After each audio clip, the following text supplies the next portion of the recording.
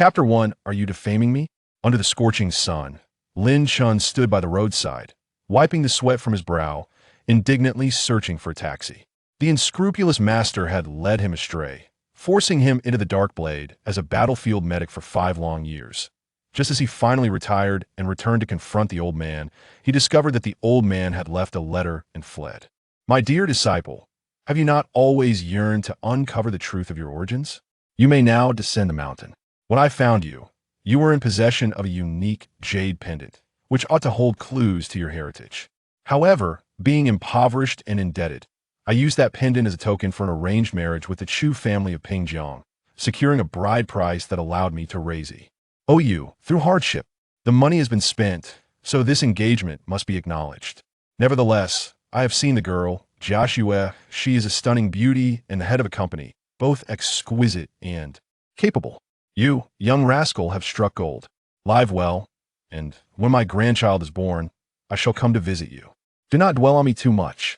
Recalling his master's message, Lin Chin could not help but grit his teeth. Bride price? I am a man. How can you shamelessly accept the bride price? Are you selling your disciple? Forcing me to marry into the family as a son-in-law? From childhood to adulthood, I have washed clothes, cooked meals, and made beds, all in service to you, while you spent your days drinking. How can you claim to have endured hardships? You secretly trapped me in the dark blade, with my salary card in your possession, under the guise of saving it for my future wife. For 5 whole years, I have never even seen what my salary card looks like. Excessive. Dad, what time is it? Grandpa is still saying this, Didn't I mention before that I have a boyfriend? How could you say I am neglecting my responsibilities? All right, I won't say more. A crisp and impatient female voice echoed behind Lin Chun as a young woman, engrossed in her phone conversation, hurriedly passed by him on the right, intending to cross the street.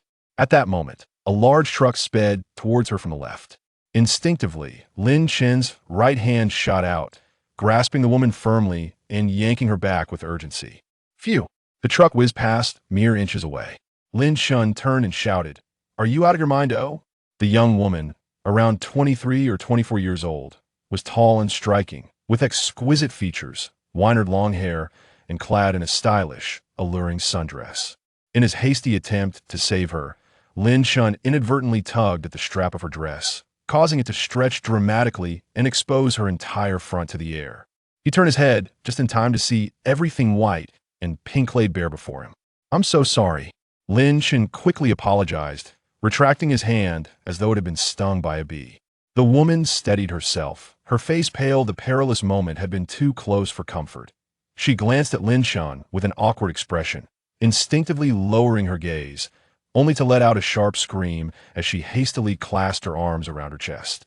Feeling quite embarrassed, Lin Chun awkwardly advised, "Next time you cross the street, pay attention and avoid texting. It's unsafe." Having spoken, Lin Chun turned and walked away, intending to hail a taxi elsewhere. However, he had not gone far when the sound of high heels striking the pavement echoed behind him. "Stop." Lin Chun halted, glancing back at the approaching woman. "Is there something you need?" The woman stood before him, her gaze scrutinizing him from head to toe. "From your accent, I gather you are not a local." Lin Chun nodded. "Indeed." She averted her gaze. "You're not bad looking. Since you saved me earlier, could you do me a favor? I'll ensure you earn a little money." Lin Chun frowned. "What do you need?" The woman huffed. "Pretend to be my boyfriend for 2 hours and accompany me to meet my parents." Lin Chun instinctively declined. "That's not possible." The woman scoffed. 10,000 that Lin Chun was slightly taken aback. This woman seemed quite affluent, yet he had no desire to engage in such a charade. The awkwardness from earlier still lingered. Noticing Lin Chin's lack of response, the woman boldly raised the offer. 50,000. Lin Chun frowned and explained, "It's not about the money. I have other matters to attend to." The woman interrupted him. "You looked at my chest."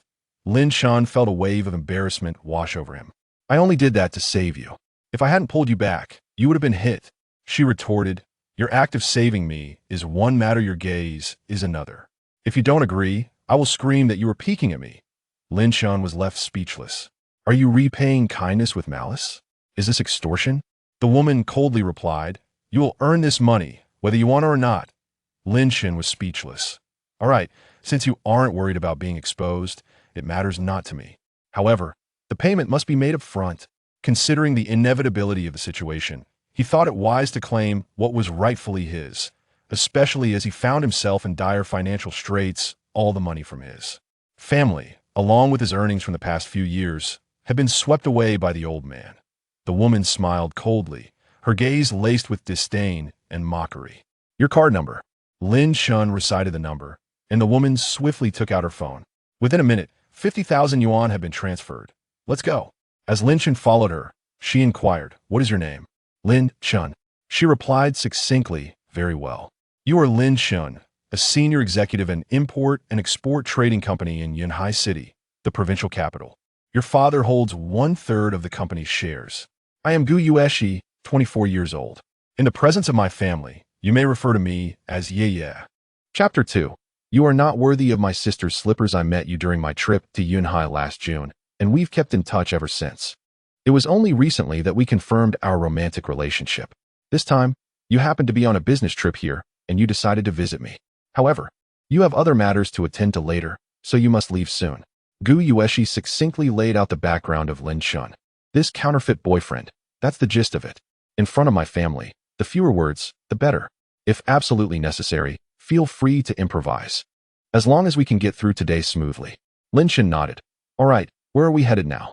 "Your home?" "The hospital," Gu Yueshi replied decisively. "My grandfather is hospitalized. He has been urging me to date and marry soon. Please pretend to be my boyfriend to cheer him up a bit." "How filial of you." Lin Shun mused silently, but remained silent. After walking for a while, they arrived at the parking lot. Gu Yueshi retrieved her car, a striking red Porsche Macan. She started the engine and casually asked, "Do you work around here?" Lin Shun settled into the passenger seat and fastened his seatbelt, replying nonchalantly, "Just arrived, handling some matters." "What matters?" Gu Yueshi prodded. Lin Shun responded candidly, "My family has arranged a marriage for me, and I came to have a look." Gu Yueshi turned her head to glance at him. "Have a look? Haven't you seen the person before?" Lin Shun shook his head. "I heard she is quite beautiful." Gu Yueshi scoffed. "What era is this? Sending a photo should be simple. If they haven't shown you a picture, I suspect she must be ugly.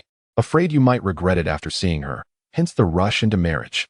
Lin Shun blinked, wondering how dire the situation could be. While he could tolerate losing money, he hoped this wouldn't be a lifelong commitment gone awry. After all, whether or not to marry was of little importance. The girl might not even be interested. He thought of ways to retrieve the jade pendant and decided to just see how it went. If it didn't work out, he could always escape. Gu Yueshi chuckled, "Men." Suddenly, a phone rang in the car.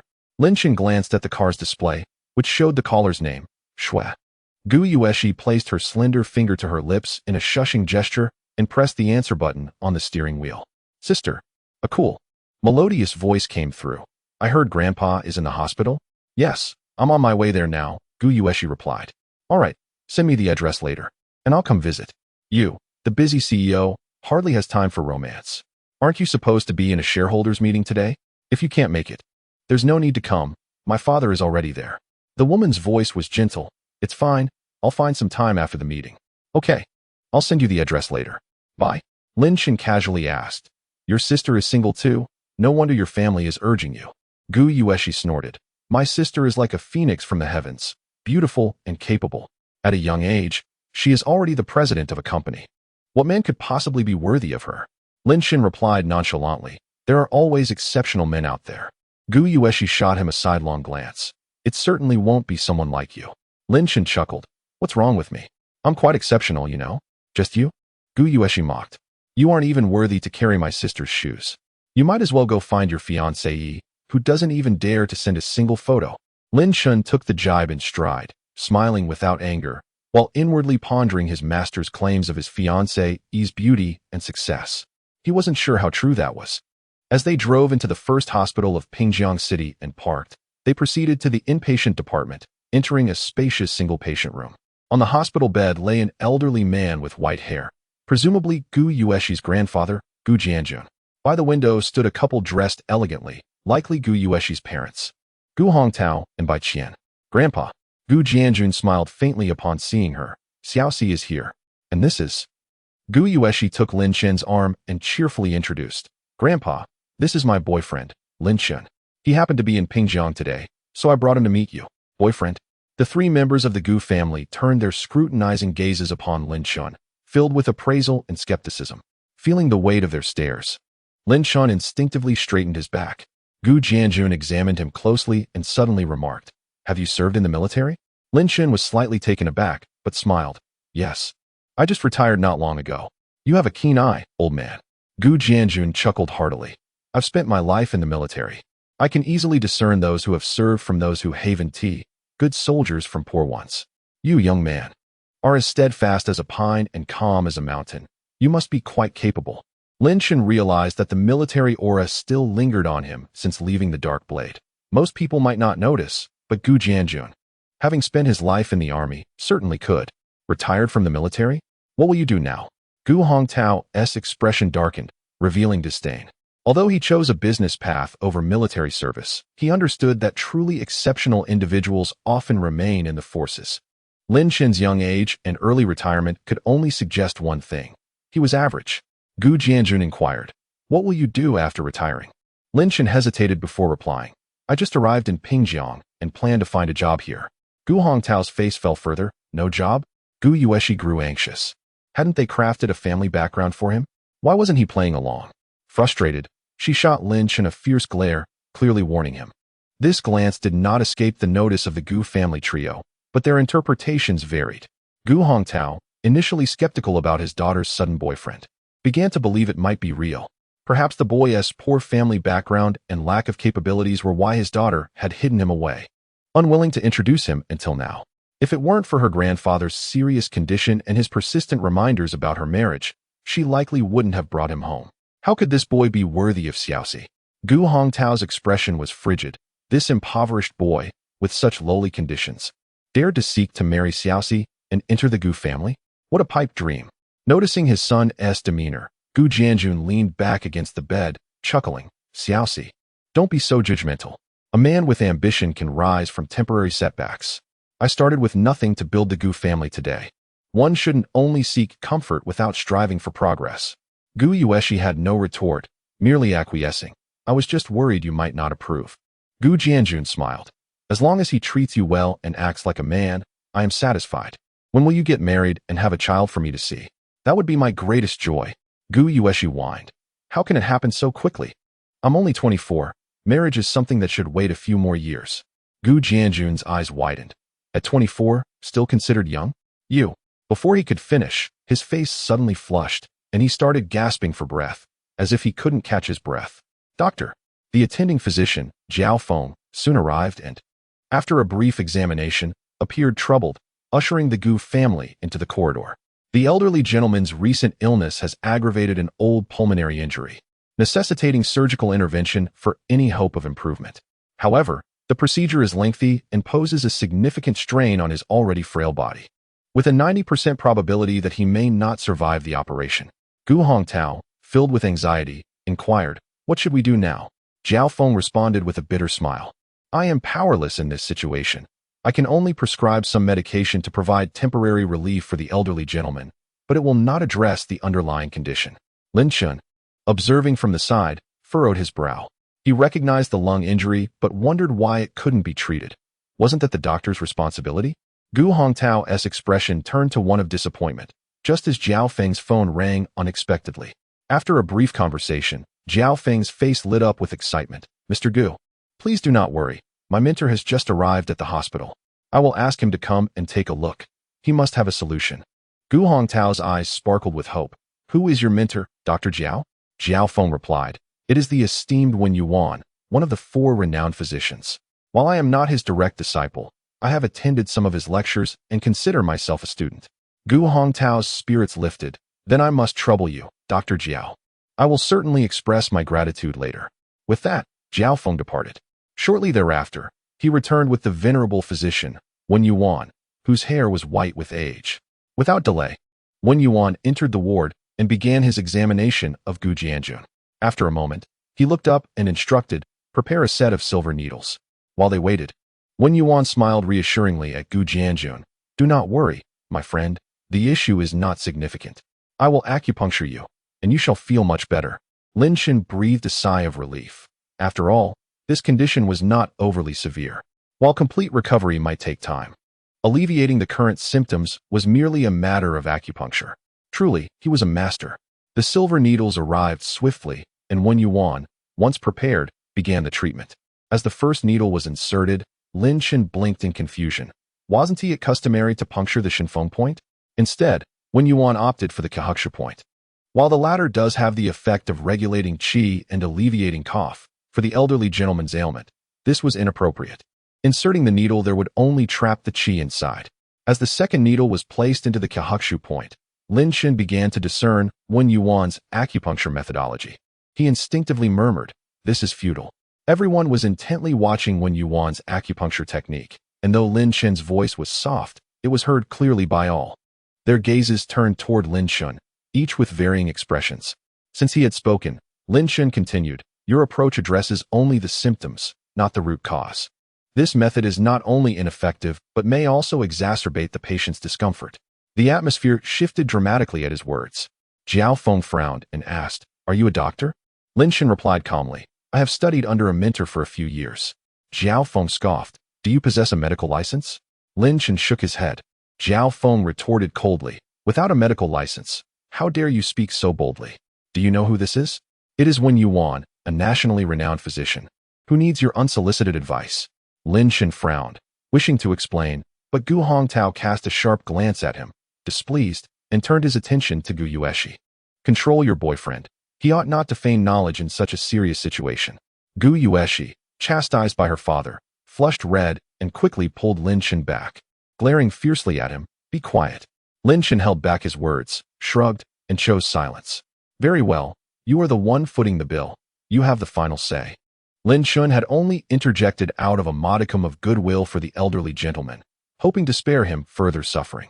Since his advice was unwelcome, he chose to withdraw his input. Wen Yuan turned back to his task, continuing to insert needles.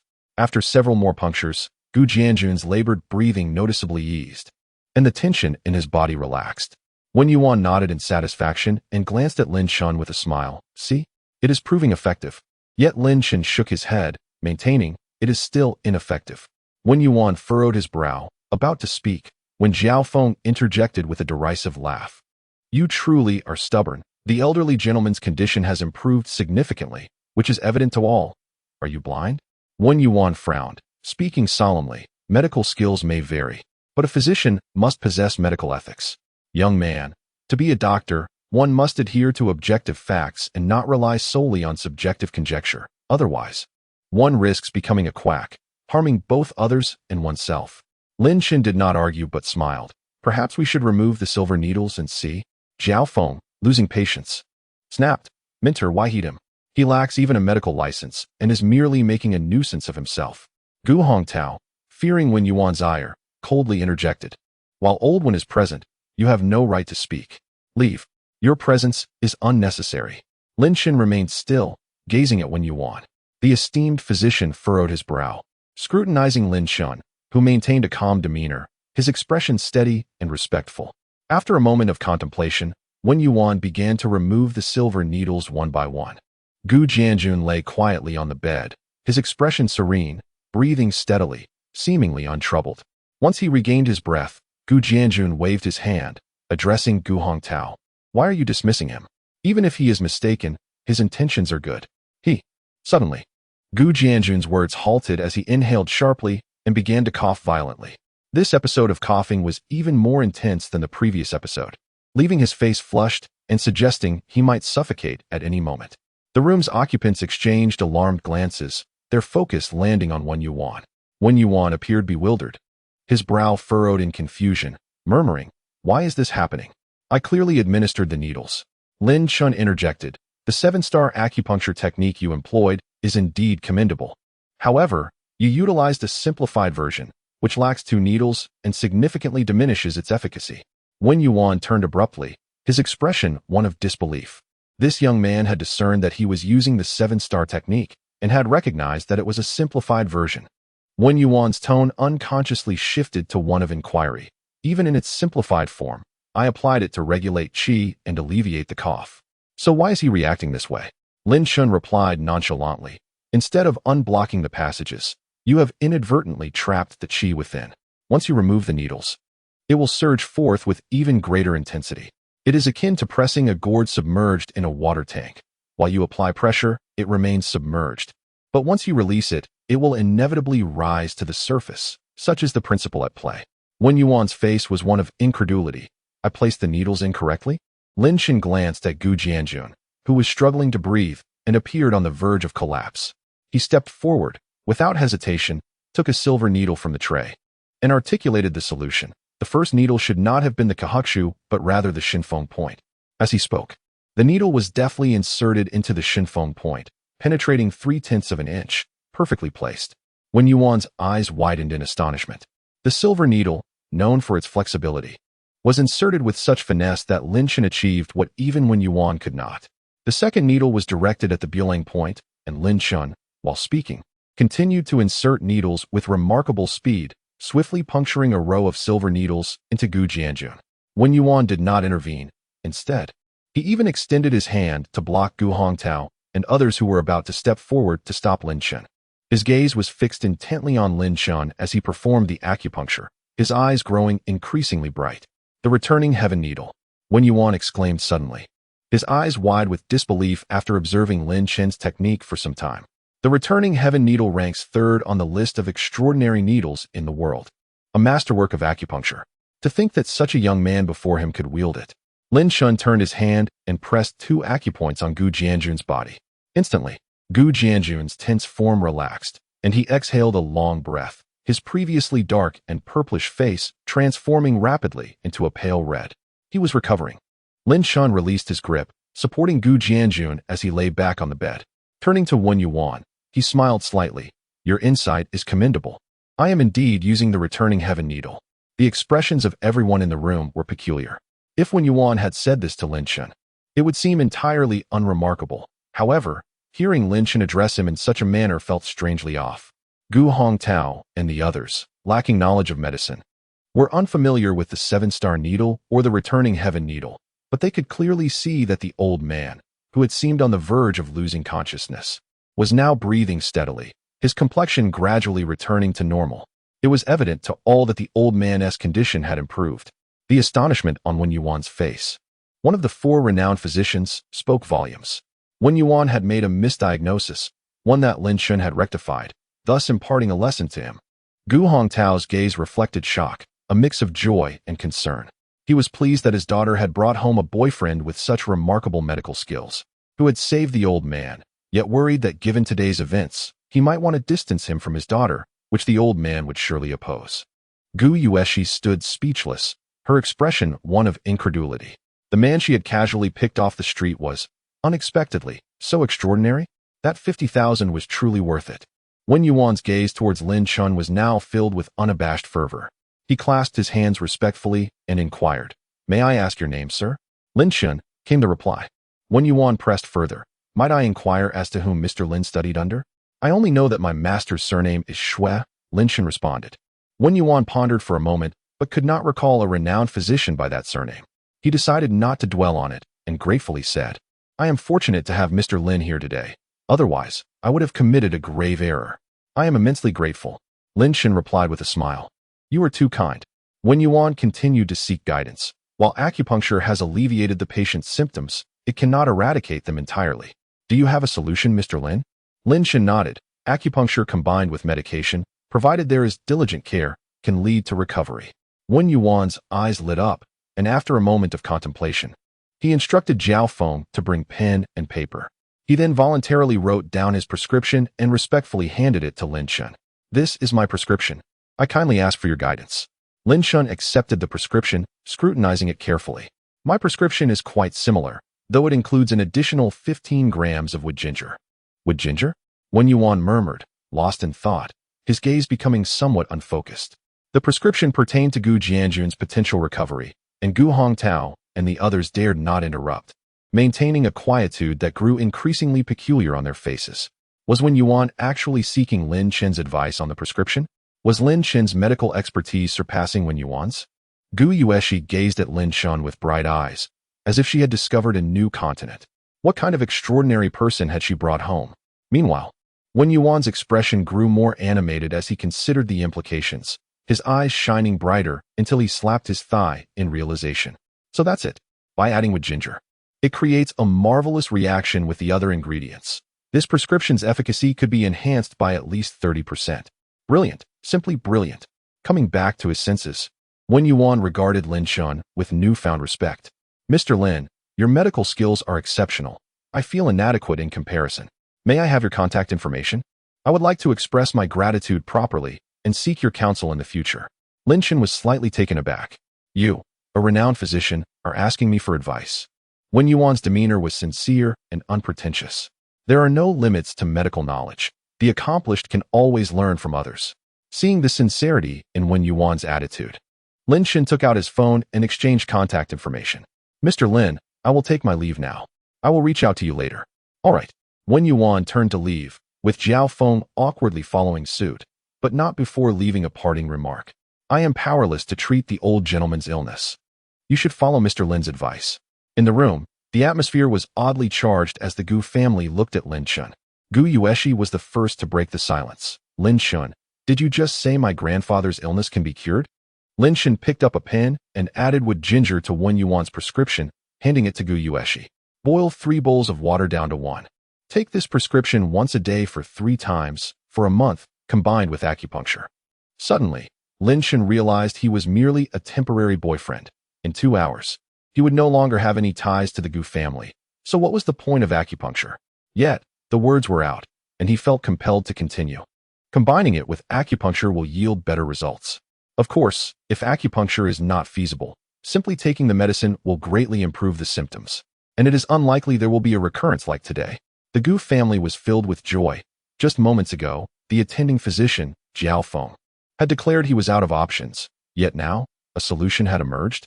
If there were no recurrences, it was akin to a cure.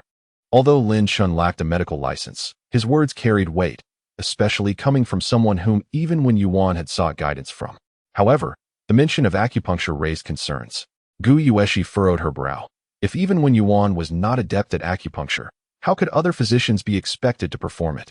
A month of medication along with acupuncture meant she would have to continue this charade with her faux boyfriend. Would it never end? Gu Jianjun, exhausted from the ordeal, lay down weakly as Gu Yueshi's mother, Bai Qian, stayed behind to watch over him while the others exited the sick room.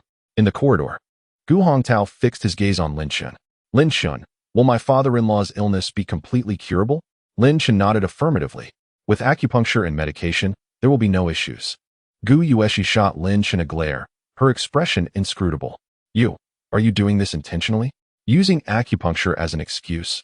Are you trying to turn this charade into reality? Dream on. Noticing Gu Yueshi's look, Lin Shun smiled and added, if acupuncture is not an option, no problem. Just extend the medication period by a month. I have work commitments, so my availability may not align. Gu Yueshi breathed a sigh of relief. At least he was being sensible. As if I would ever be interested in you. A toad wanting to eat swan meat. She scoffed. Gu Hongtao pondered for a moment, then pulled out a bank card from his pocket and handed it to Lin Shun. Today, you saved my daughter's grandfather, and our family is immensely grateful. To ensure the old gentleman does not suffer such torment again, I ask that you take extra care in his treatment during this time, including acupuncture. We hope for a full recovery without any lingering effects. This card contains 500,000. Please accept it as compensation for the time you will invest. 500,000. Quite a generous family.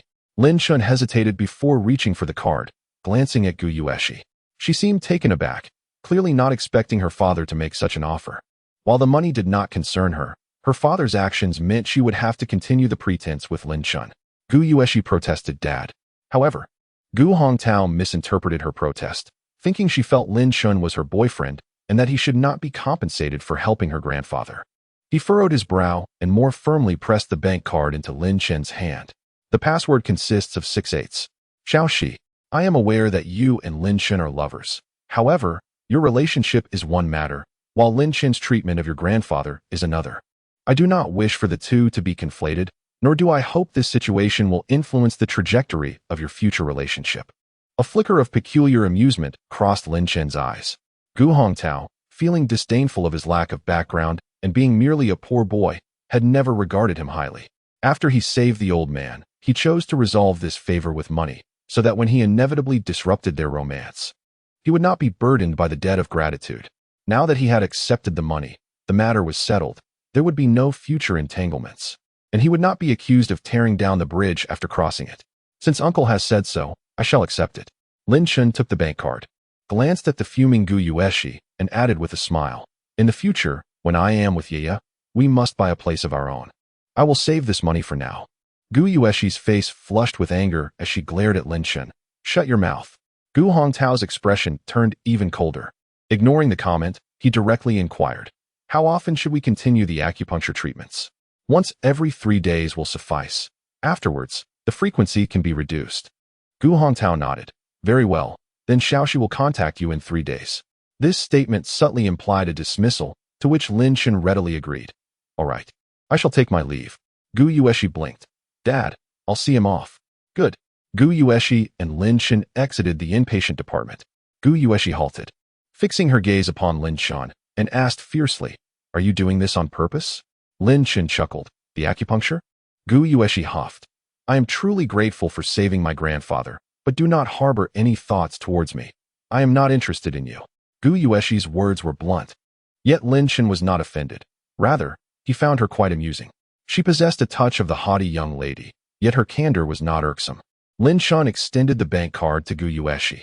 The acupuncture will yield quicker and better results. If you prefer not to proceed with it, you may keep the money. Find some excuse, and I shall vanish from this realm. Is that acceptable? Gu Yueshi expressed surprise. 500,000. Are you really willing to part with it? Lin Chun replied with a smile. Haven't I already earned 50,000 from you? Consider the treatment as complimentary service. Gu Yueshi hesitated, not taking the card, but instead pulled out her phone. You keep the money. Just ensure you treat my grandfather well, and let us exchange contact information. Sure. After exchanging contact details, Lin Chun glanced around and waved his hand. All right, I'll contact you later. I need to use the restroom. I've been holding it for a while. Lazy cows and horses produce a lot of waste. Gu Yueshi scoffed, preparing to return upstairs when her phone suddenly rang. Sister Joshua. Oh, I forgot to send you the location. The parking lot. I'm downstairs at the inpatient department. I'll wait for you. All right. Soon. A tall, stunning woman approached from the parking area, clad in a blue, collarless short-sleeve suit and black high heels, her exquisite features bearing a striking resemblance to Gu Yueshi. With an air of cold elegance, Gu Yueshi stepped forward to link arms with the beautiful woman, admiring her. You look stunning. You can really pull off the professional look. The beautiful woman smiled faintly. Why are you complimenting me? Don't we look almost identical? Others say we could be twins. Gu Yueshi laughed. We do resemble each other. But my temperament pales in comparison to yours. The beautiful woman took a step. How is Grandpa? Gu Yueshi quickly held her back. He is fine now. Don't worry. I need to share something with you. I hired a fake boyfriend today, heh? Gu Yueshi explained her antics. And the woman couldn't help but chuckle. You're quite the troublemaker, but by a twist of fate, you've done something good. Otherwise, Grandpa Gu's illness wouldn't have been so easily resolved. Gu Yueshi, linking arms with the woman, walked toward the accommodation building, cheerfully responding, I've always had good luck. Meanwhile, Lin Chun exited the restroom and turned to see Gu Yueshi entering the inpatient department, her arm linked with that of the woman. Oh, that woman is incredibly tall, with long legs. So, beautiful women do tend to gather together? Lin Chun internally scoffed before turning to leave the hospital. He checked the navigation and discovered a bus route available, heading toward the bus stop. Chapter 7. Scoundrel. That was merely an unintentional act, and it was for your rescue, after all. You may not appreciate it, but why are you now entangled with me? I have told you before, I have a fiancée. Scoundrel. Before Lin Chun could finish his sentence, the beautiful woman's expression abruptly changed, coldly dismissing him with 2 words before accelerating her vehicle, zooming past him and into the community. Lin Chun was left bewildered. Scoundrel? Did she just call me a scoundrel? As he gazed at the rear of the white BMW X7, realization struck him. Gu Yueshi drove a Porsche Macan, while this woman was in a BMW X7. Gu Yueshi wore a halter dress, and this woman donned a professional suit. Gu Yueshi was quirky and proud yet approachable, while this woman exuded an imposing presence and an icy demeanor. Gu Yueshi sported wine-red hair, whereas this woman's hair was black. Oh no, I truly mistook her for someone else. I commented on the appearance of a stranger, and any woman would be furious. No wonder she called me a scoundrel. I completely deserve it. Yet, this woman looks remarkably like Gu Yueshi. Having just parted ways with Gu Yueshi, It was only natural that he failed to immediately process this encounter. What an embarrassing mix-up. Lin Chun felt utterly mortified, his face tinged with shame, and he sensed the security guard's disdainful gaze from a distance. Never mind, I'll slip away, this is too humiliating. Just as Lin Chun prepared to make his exit, his phone rang, an incoming call from the previously missed number. Hello, is this Shaolin? I am Chu Bosun. I was just tending to my vegetable garden and forgot my phone. Are you still at the entrance? The security guard answered the call, performed a brief identity check, and allowed Lin Chun entry, though his gaze remained somewhat strange. Upon entering the community, Lin Chun found Villa A16. As he approached the door, he spotted an energetic elderly man waiting at the entrance, smiling warmly at him.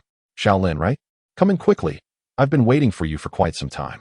Chu Bosun's voice was robust, and his tone earnest as he pulled Lin Chun inside, easing some of Lin Chun's apprehension. Not bad. He lacked the aloofness typical of wealthy families. Otherwise, Lin Chun would have truly turned around and fled.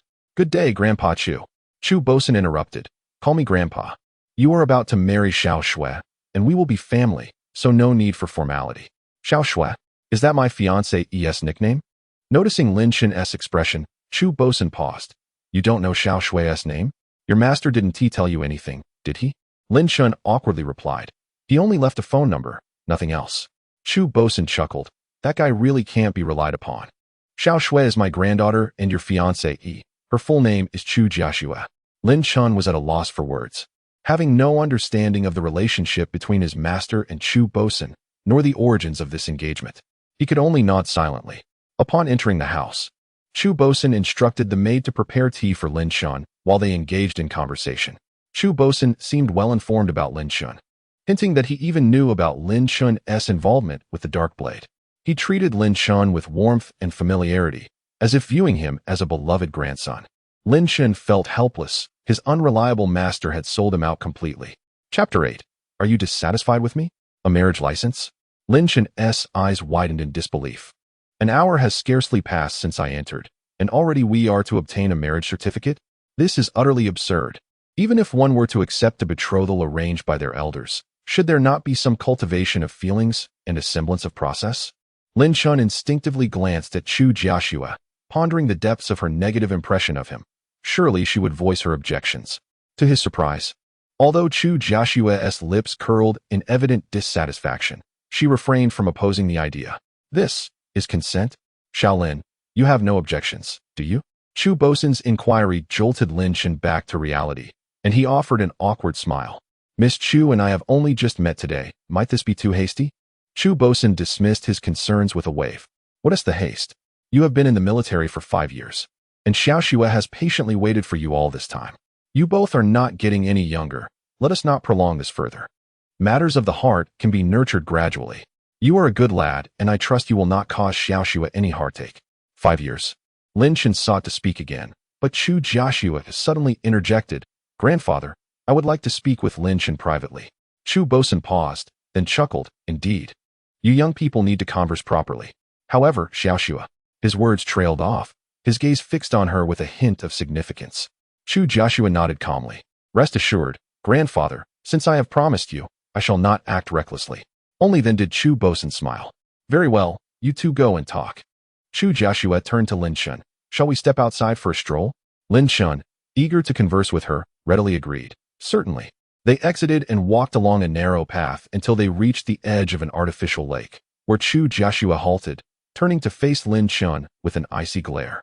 I do not wish to marry you. Lin Chun was taken aback, but maintained his composure, nodding naturally. I understand. Perhaps Lin Chun's calm response alleviated some of Chu Jiaxue's animosity, as her tone softened slightly. You can accept this?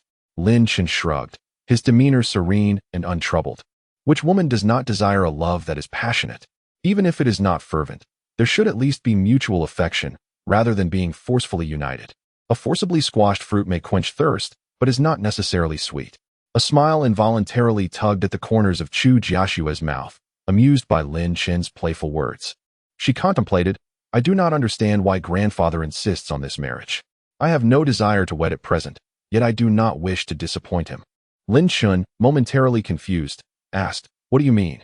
Are you suggesting I should reject this engagement? Chu Jiaxue shook her head. No. Lin Chun, perplexed, Candidly expressed, Miss Chu. I must admit, you are stunning, more beautiful than I anticipated. To marry you would indeed be a great fortune. However, finding a partner should not solely hinge on beauty. What matters most is mutual affection and compatibility, wouldn't you agree? Now it was Chu Joshua's turn to be bewildered. What do you mean by that? Are you implying you are dissatisfied with me? Lin Shen quickly added, I have no intention of coercing you into a marriage against your will. My visit to the Chu family was primarily to retrieve the jade pendant that my master entrusted to your grandfather. Chu Joshua's eyes widened. Jade pendant? Lin Shen tentatively inquired. Yes, my master mentioned it was a token of engagement. Are you aware of this? Chu Joshua nodded. Yes, that pendant. My grandfather gave it to me. Lin Shen's heart soared. Miss Chu, given your reluctance to marry me, would you consider giving me that pendant? I could simply take the pendant and leave. Chu Joshua was taken aback, then inexplicably vexed. What did that gleeful expression on his face mean? He did not wish to marry her? He simply wanted the pendant? Did she possess no allure for him whatsoever? Observing her irritation, Lin Shen quickly added, I am aware that when my master gave the pendant to your grandfather, he received a sum of money from your family. This is a debt we owe, and I am willing to repay it. Just name your price, and once I earn enough, I shall repay you. Money? Chu Joshua suddenly felt an unaccountable anger swell within her. Am I angry because of money? She silently ground her teeth and coldly retorted, No, you must marry me. You, who just declared your unwillingness to wed, particularly to me. Lin Shen was utterly perplexed. Had he misinterpreted her words? Or had he misheard? Chu Joshua was engulfed in a mix of embarrassment and indignation. In her view, the man before her was a rogue, a peeping Tom. He did not wish to marry her, yet now she was to insist on this union. My parents passed away early, and my grandfather raised me. I do not want to disappoint him or see him sad, hence I will marry you. In name only. Lin Shen finally grasped her intent, his eyes widening. You mean, a sham marriage? Chu Joshua gently nodded. Precisely, a fade. Lin Shen instinctively protested, that won't do. I still wish to marry for real. Once our union is official, I would be considered a married man, and that would ruin my chances. Miss Chu, it is your duty to fulfill your filial obligations. I am not obliged to partake in any charade of marriage, am I? Chu Joshua's voice turned frosty. Do you not desire the jade pendant? After 3 months, I will divorce you and return the pendant. Lin Shen's eyes brightened. 3 months? Yes. Lin Shen pressed further. And no money involved? Chu Joshua clenched her jaw. No money. Lin Shen murmured. 3 months is not an excessively long time, but pretending to be married will label me as a divorced man. What if I wish to date afterward? People might assume I am a scoundrel, or worse, an abuser. Chu Joshua's fists clenched, her frustration mounting. She felt a strong urge to strike Lin Shen. A divorced man? Am I not a divorced woman? I, a pristine beauty, fear nothing. Why should a rogue like you worry about your reputation? Chu Joshua coldly stated. I will give you an additional 1 million. This should suffice. Lin Shen waved his hand dismissively. Forget the money. May I inquire why 3 months? A flicker of sorrow crossed Chu Joshua's eyes before her expression hardened. 3 months is a reasonable time for 2 people to understand each other. Afterward, we can inform grandfather that our personalities are incompatible and that we are both unhappy together. By then, he will have no grounds to prevent our divorce, having witnessed our marriage and the efforts we made. That makes sense. Without marriage, grandfather would surely argue that they could not know if it would work without trying. A few months of marriage would fulfill their commitment. If they truly were incompatible, what could be done? At that point, grandfather would indeed have no reason to insist they remain together. Lin Shen contemplated this. 3 months was not a long duration. He could acquire the pendant and uncover the clues to his origins within that time. He raised his gaze. Since this is a sham marriage, aside from our pretense at home, you cannot interfere with my other activities. A flicker of disgust passed through Chu Joshua's eyes. This rogue truly cannot change his nature. Can he not endure for 3 months? Is he planning to pursue other women? Chu Joshua coldly replied, You only need to cooperate with me in front of grandfather. What you do outside is your own affair. Whether you choose to socialize or flirt, it is of no concern to me. As long as you do not reveal anything in front of him. Lin Shen breathed a sigh of relief. I have no objections then. It is settled? Chu Joshua also relaxed, nodding. I will draft a contract later, and you can sign it. With a faint smile, Lin Shen responded, A contract? Are you afraid I'll try to swindle you later? Fine, you prepare it, and I'll sign. Chu Joshua pursed her lips, not denying it. She indeed had some concerns.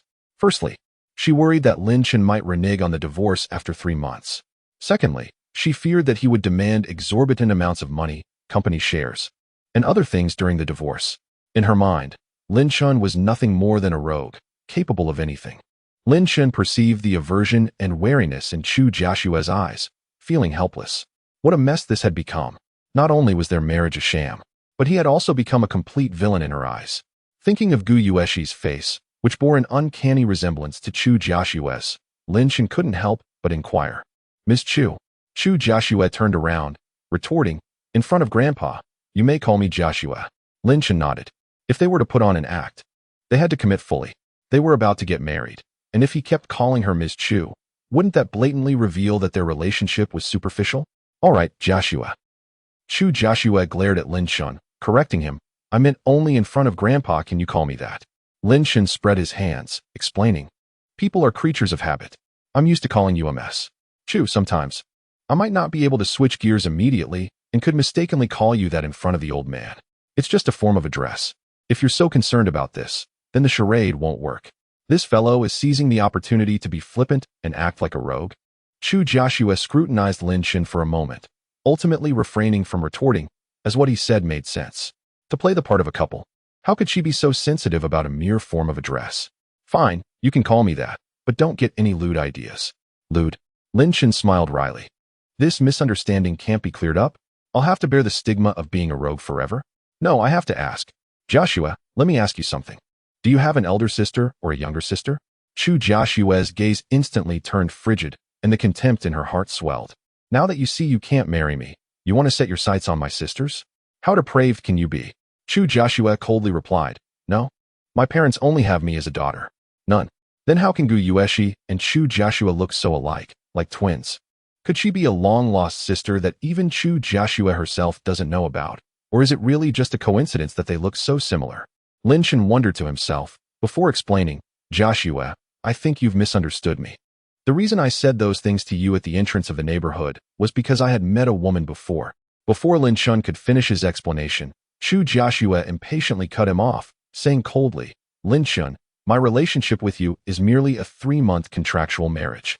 After 3 months, you'll be you, and I'll be me. It's impossible for me to fall for you or love you. We're destined to be strangers. So you don't need to explain your affairs with other women to me. I'm not interested in hearing it, and I don't want to hear it." Lin Chen frowned, abandoning any intention of explaining further. "Fine, if you think I'm a rogue, then so be it. You're a celestial maiden, and I'm not worthy of you. Think whatever you want.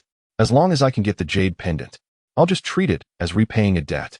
This jade pendant was personally given to Grandpa Chu by my master as a token of betrothal, and the Chu family provided a substantial sum of money, incurring a great debt of gratitude. Therefore, if I want to retrieve the jade pendant now, I must do so with the Chu family's consent. I can't resort to underhanded means, even if it means enduring some grievances. Otherwise, wouldn't that be a great act of ingratitude? If I were to forcefully retrieve the jade pendant, hurting the Chu family's feelings, my master would surely break my legs." "All right." Chu Jiashue said nothing more and turned to go home, her figure slender. Because she was wearing a t-shirt and shorts, her long, fair legs were even more striking. Lin Chen gazed at Chu Jiashue's legs and couldn't help but mutter, "Gu Yueshi is like that, and the woman Gu Yueshi was holding in the hospital is like that. And now Chu Jiashue is like that too. TSK, there are so many fair-skinned beauties, but it seems like none of them have anything to do with me." Back in the house, Chu Bosun sat on the sofa, his gaze shifting between the two of them, filled with anticipation. "How did your conversation go?" Chu Jiashue sat next to Chu Bosun, linking her arm with his, and said with a soft smile, "It went well." Chu Bosun was instantly overjoyed. "Then you'll get the marriage certificate tomorrow?" Chu Jiashue readily nodded. "All right." Chu Bosun stared at Lin Chen. "Little Lin, you don't have any objections, do you?" Lin Chen smiled. "Jiashue is so beautiful. I'm overjoyed to be able to marry Jiashue." Chu Bosun looked at Chu Jiashue with loving eyes. "Little Shue's parents passed away early, and I'm getting on in years. I don't know when I'll close my eyes and never wake up. I don't care about anything else. The only thing I'm concerned about is little Shue. If I were to leave, she wouldn't even have someone to look after her. Now that's settled, with you taking care of her, little Lin, I can finally rest assured and have no more worries." Chu Jiashue's eyes turned slightly red. "Grandpa, what nonsense are you talking about? You'll definitely live to be 100. Chu Bosun laughed. Yes, I still want to see you get married and have children. Haha. Little Lin, I only have this one granddaughter. You're a capable person. The old man doesn't have any other requests, only that you protect little Shui. No matter what storms you encounter in the future. Why does he sound so strange, like he's delivering his last words from his sickbed? Lin Shan thought. To play the part completely, Lin Shan naturally agreed with a smile. Since we're married, Joshua is my wife, and I will naturally protect her.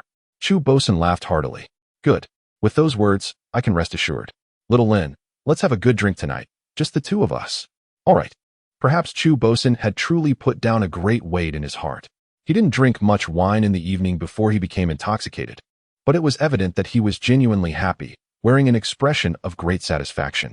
Lin Shan slept in the guest room and was just about to rest when Chu Joshua knocked on the door, holding 2 printed copies of the contract. Sign it. Lin Shan took the contract and glanced through it roughly. It was mostly the content they had discussed during the day. Lin Shan didn't waste any words and directly signed one copy, pressing his fingerprint on it. Chu Joshua frowned and handed the other copy to Lin Shan. This one is yours. Lin Shan took it and then casually tore it up. Chu Joshua's expression changed. What are you doing? Lin Shan smiled. Just keep your copy. I don't need it. Chu Joshua thought that made sense. Whoever raises the issue has to provide evidence.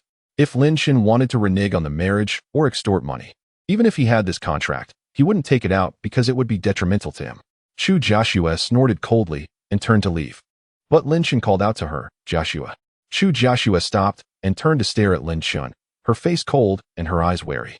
Lin Shan smiled wryly. I just wanted to remind you that after we get the marriage certificate tomorrow, we'll be legally married. If you continue to treat me like this every day, then we definitely won't be able to keep up the act. Also, it's fine for me to sleep in the guest room today, but after we get the marriage certificate, it's impossible for me to keep sleeping in the guest room, right? Chu Joshua's expression changed drastically. Oh, that's right. I had forgotten about that. How could newlyweds sleep in separate rooms? Did she have to sleep in the same room with this scoundrel for 3 months? Chu Joshua placed the 2 marriage certificates in Chu Bosun's hands. And Chu Bosun looked at them with a face full of smiles. Great. Now that you've gotten your certificates, you'll have to find a date for the wedding banquet. Chu Joshua smiled. Grandpa, let's not hold the banquet for now. After all, this matter is too sudden. Firstly, it's easy to be criticized, and secondly, you have to give us some time to get to know each other and cultivate our feelings, right? Chu Bosun blinked and turned his gaze to Lin Shan. Little Lin, what's your opinion? Lin Shan chuckled. I concur with Joshua's opinion. Besides, I have no idea where my master has gone. I don't even have an elder to attend the wedding. Chu Bosun nodded in agreement, realizing that since they had already obtained the marriage certificate, hosting a banquet was merely a formality and not of paramount importance. Very well, we shall postpone it and wait for a more opportune moment, he declared. Chu Joshua sighed in relief, glancing at Lin Shan. Though he was a rogue, he was surprisingly accommodating. Chu Bosun set down the marriage certificate and inquired, Shaolin, now that you have returned from the military, what are your plans for the future? Lin Shan nonchalantly replied, I suppose I will look for a job. Chu Bosun laughed. Our family has a company. Why would you need to seek employment elsewhere? Xiao Shui arranged for Shaolin to take up an executive position in the company. Chu Joshua widened her eyes in disbelief. The mere thought of having him around at work was exasperating. What if he spoke indiscriminately and tarnished her reputation? Unable to voice her objections outright, she merely shot Lin Shan a glance, urging him to refuse. Lin Shan smiled and said, Grandfather, I was just a soldier and have no knowledge of corporate management. If you appoint me as an executive, it would be quite embarrassing, and I would surely become the subject of ridicule. Chu Joshua chimed in. You are well aware of the situation in the company, Grandfather. Those individuals are already seeking to make my life difficult. If I hastily promote Lin Shan to an executive position, they will undoubtedly exploit it to attack me. Chu Bosun frowned. It is precisely because your situation is precarious that I wish for Shaolin to help alleviate the pressure. The company is vast. It cannot be managed by one person alone. Not every position requires specialized skills. Let us not dwell on this matter. It is settled. Lin Shan, exasperated, spread his hands in a gesture of helplessness, conveying a sense of I have done my best. Chu Joshua felt frustrated but found herself unable to oppose him. After dinner, under the old man's direct influence, Lin Shan moved into the master bedroom. Once the elder left, the atmosphere in the room grew awkward. Chu Joshua sat on the edge of the bed, her fists lightly clenched, her expression visibly uncomfortable. She had never been alone with a man like this before. After a brief silence, Lin Chun took the initiative to speak. The room is quite spacious. I can just sleep on the floor. Chu Jiaxue ignored him, stood up, opened the wardrobe, and pulled out a blanket, laying it on the floor. She stated coolly, "You sleep on the bed, and I shall take the floor." After saying this, she laid down on the makeshift bedding, turning her back to Lin Chun and presenting him with an enchanting silhouette. Lin Chun raised an eyebrow, deciding not to make a fuss. "All right, I'll take a shower. May I use the master bathroom?" After a few seconds of silence, Chu Jiaxue replied with a soft Lin Chun entered the bathroom with his change of clothes, but suddenly stopped in his tracks. His gaze caught by a black lace bra hanging openly on the rack. Clearing his throat awkwardly, he called out, "Jiaxue, your garment." Chu Jiaxue, lying on the floor, felt a mix of embarrassment and discomfort. The bedroom had always been her personal sanctuary, and now a man was intruding, sleeping in her bed, using her bathroom, and possibly Chun Hai was momentarily taken aback. What was wrong with this lad? Hadn't he been obedient just this morning? Was he attempting a rebellion? With a stern expression, Chun Hai remarked, "You've just arrived, and you still wish to play the role of a boyfriend?" Lin Chun diverted his gaze from the phone screen, locking eyes with Sun Hao, his glance laced with mockery. "The clients within are all tough nuts to crack, aren't they? You merely wish for me to fail at securing business so you can send me packing. Yet, with such blatant hostility, you expect my utmost respect? That is quite absurd." Lin Chun's words landed like a resounding slap across Sun Hao's face, leaving his countenance ashen and his cheeks aflame. "Indeed, I am targeting you. I am making things difficult for you. I want you gone. But can we express such sentiments openly? There are two subordinates watching us." Sun Hao inhaled deeply, attempting to salvage the situation. "This is a test. If you have the capability, our sales team will naturally welcome you. If you merely wish to lounge about, then you are not welcome in our team." Lin Chun smirked lazily. "Do you genuinely believe such grandiloquent falsehoods?" Sun Hao instantly felt as though he had been slapped again, the peculiar gazes of his subordinates further exacerbating his discomfort. "If you can secure orders, you stay. If not, you leave. Even if it escalates to the attention of President Chu, that will remain the case. Our company does not sustain idlers." Without waiting for Lin Chun to respond, Sun Hao turned and departed. He lacked the courage to endure any further of Lin Chun's words. This fellow seemed to thrive on chaos, disregarding all workplace decorum and ready to overturn the table at the slightest disagreement. How could he continue to maintain authority as a team leader when faced with such a defiant individual? After Sun Hao left, Lin Chun picked up a folder, glanced through it briefly, and handed it to a bespectacled young man beside him. "Gao Feng, could you assist me in assessing the difficulty level?" The bespectacled youth stole a glance at Sun Hao's office before accepting the folder. After reviewing it briefly, he returned it, his gaze tinged with faint sympathy. "I've only recently joined. I'm not entirely familiar with this list. However, a few clients are ones I've previously pursued, and the difficulty is quite high. I doubt I can secure them." Gao Feng's words were cautious, but Lin Chun understood. His initial suspicion was confirmed. These were indeed tough clients, or perhaps entirely unattainable. If they were manageable, they would still be in the hands of the sales team, not funneled to Sun Hao and subsequently passed to him. Lin Chun felt no anxiety. He retrieved a cigarette and tossed one to Gao Feng. "Thanks, I could use one." The sales department was indeed quite liberating. Evaluated purely on performance, no one monitored daily activities, but failure to deliver results would lead to dismissal. Sun Hao's animosity towards Lin Chun was a calculated exploitation of this principle. Gao Feng caught the cigarette, expressed gratitude, yet did not smoke it, choosing instead to set it aside. He did not wish to become too entangled with Lin Chun, who was evidently a troublemaker likely to be short-lived in the company.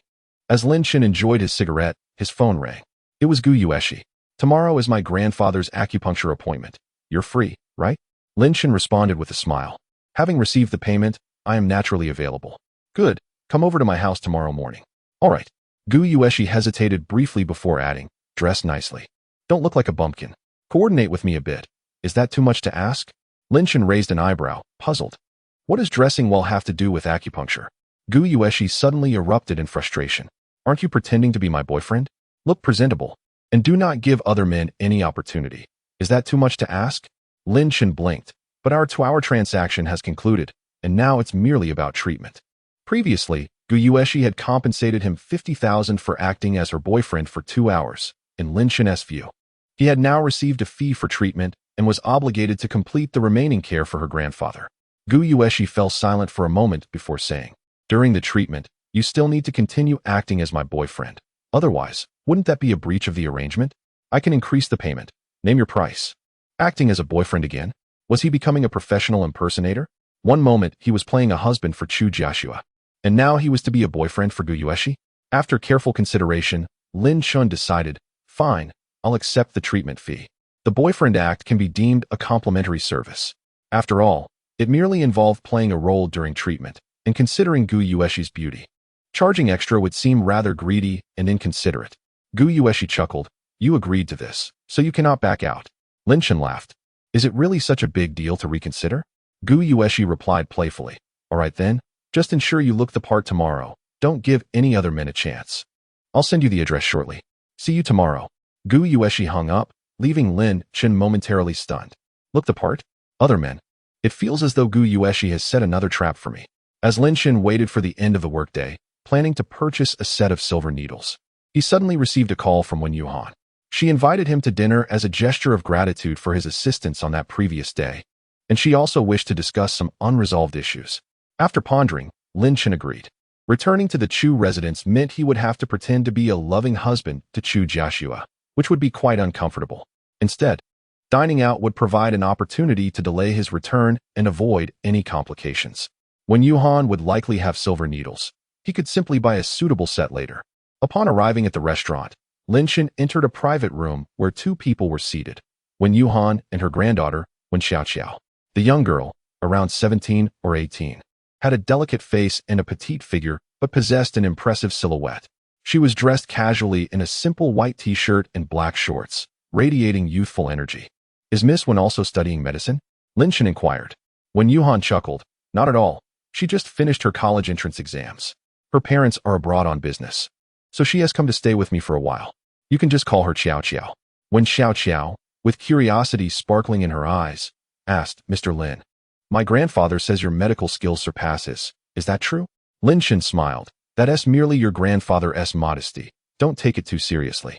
When Yuhan interjected with a grin, "I am not being modest, though I have only witnessed Mr. Lin perform acupuncture once and prescribe medicine once. It is enough to demonstrate that he is far superior to an old man like me." When Xiao Qiao's eyes widened with admiration. She had never seen her grandfather hold anyone in such high regard regarding medical expertise, let alone a young man. During the meal, when Yuhan presented a prescription she had prepared for severe varicose veins. "Mr. Lin, this is a new prescription I've formulated. Please offer your insights."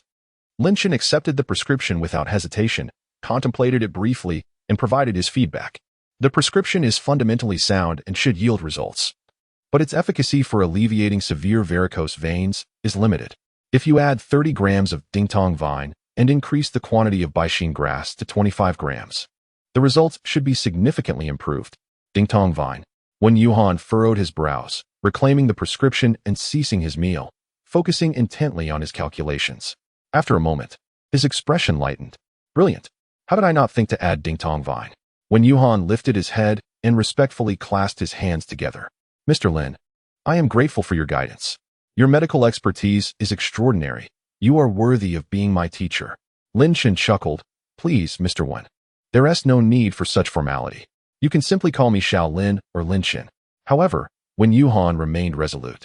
"Mr. Lin, your guidance has been invaluable. You are indeed a teacher in every sense. Were it not for my existing apprenticeship, I would have gladly changed my mentor to you, and it is entirely appropriate to address you as Mr." When Xiao Qiao gazed at Lin Chun with wide-eyed admiration. "To be your grandfather's teacher, you must be incredibly talented."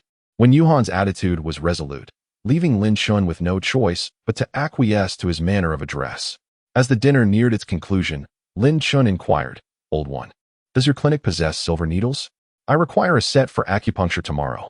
When Yuhan smiled, "Of course, I have a plethora of fine specimens in my collection. Allow me to gift you a set, Mr. Lin." Lin Chun, unpretentious, replied with a smile, "Thank you."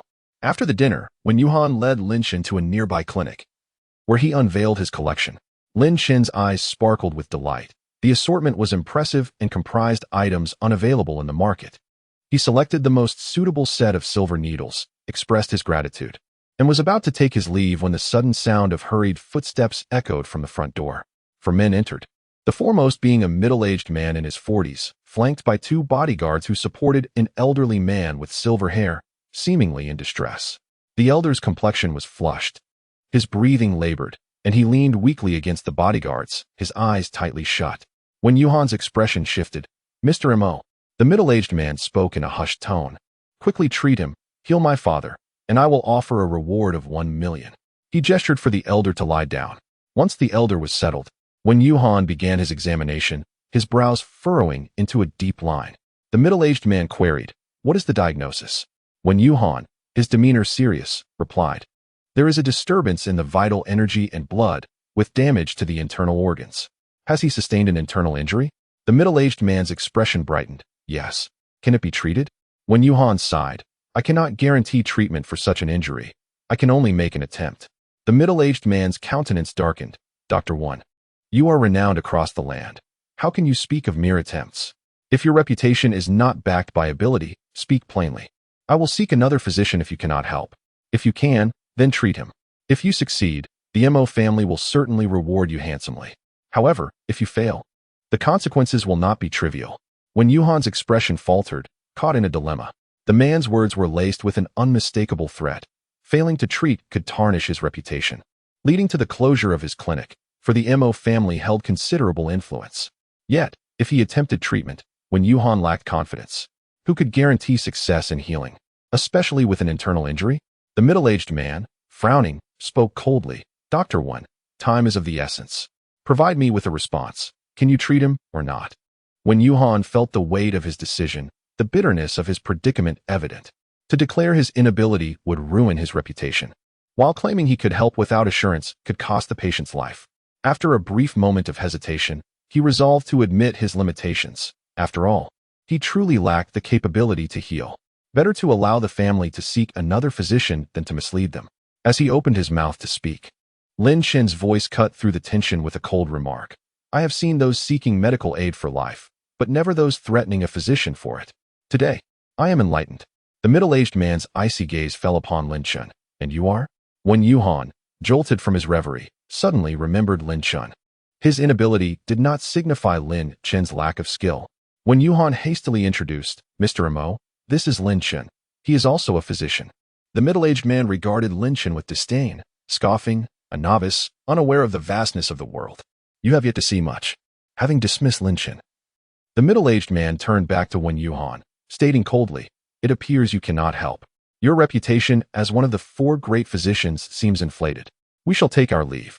He began to turn away, and the bodyguards moved to assist the ailing elder. Lin Chen calmly interjected, "He likely has only 15 minutes left to live." The middle-aged man halted abruptly, turning back to glare at Lin Chen. "Are you trying to intimidate me?" Lin Chen gestured towards the door. "The exit is there. No one will stop you. You are free to leave." When Yuhan quickly intervened, "Mr. M.O., Mr. Lin's medical skills far surpass mine." The middle-aged man hesitated, eyeing Lin Chen with skepticism. "Just him?" When Yuhan continued, "The elder's condition is grave. If you delay further, not only will you struggle to find a capable physician, but time is also against you. Although my skills may not match Mr. Lin's, I fear for the elder's life if we do not act swiftly." At last, the middle-aged man regarded Lin Chen with newfound seriousness. "Can you save my father?" Lin Chen, his expression impassive, replied, "Yes." Though the middle-aged man remained uncertain, he swiftly resolved, "Then please, help my father. If you succeed, 5 million. It was evident he sought to placate Lin Chen after his earlier affront, substantially increasing his offer without mentioning the prior consequences of failure. Lin Chen offered a cold smile, but remained silent, moving to the bedside. He deftly unbuttoned the elder's clothing and retrieved the silver needles he had only just acquired. With the speed of the wind, he inserted the needles into the elder's body. As the needles were placed, the elder's skin appeared strangely flushed, and his countenance turned more vibrant, though he gasped, struggling to cough without success. After approximately 30 seconds, Lin Chen supported the elder upright, placing his palm against the elder's back and applying upward pressure. He repeated the motion twice before shifting his technique and delivering a sharp clap that echoed in the room. The elder gasped, his body lunging forward as he expelled a large volume of stagnant air. As the breath escaped, the redness in his face and skin faded, and his breathing became noticeably easier. Lin Shan gently laid the elder back down, checked his pulse, then retrieved the needles and swiftly penned a prescription, placing it on the table. The elder's condition was stabilized. He required rest, and the prescribed medicine, taken 3 times a day over the course of 2 days, would ensure full recovery. Joy illuminated the middle-aged man's face as he leaned closer to the bed, asking, "Father, how do you feel?"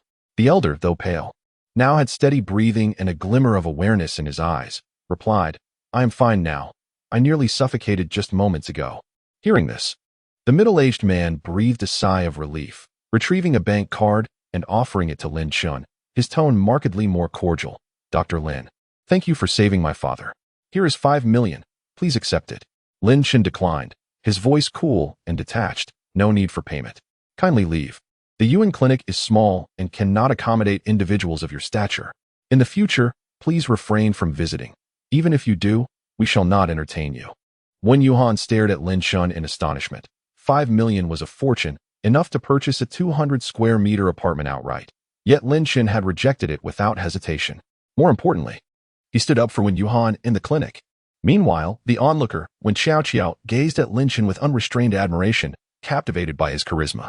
The middle-aged man frowned, taken aback by Lin Chun's rejection of the generous offer, and even more so by Lin Chun's unyielding rebuke.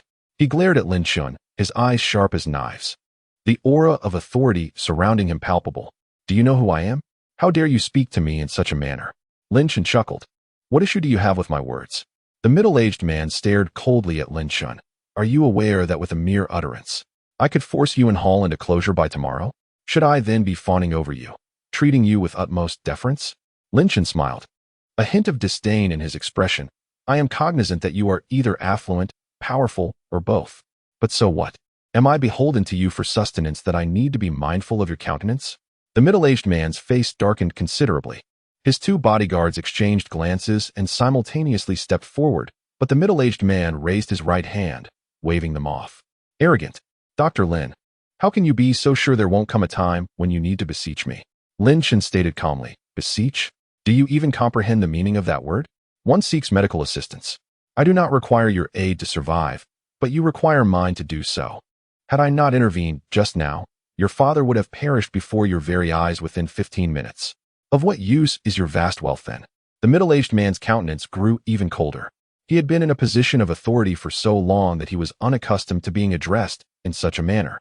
As he was about to speak, the elderly man behind him suddenly took a deep breath and said weakly, "Junwoo, apologize." The middle-aged man paused, turning his head in astonishment. "Dad." The elderly man glared at the middle-aged man. "Mr. Lin is my savior. Is this how you address your benefactor? Dr. Wen is a renowned physician who has saved countless lives. Even if he couldn't cure my ailment, that is my fate. How can one pressure a doctor to guarantee a cure? If every patient were like you, which doctor would dare to treat anyone?"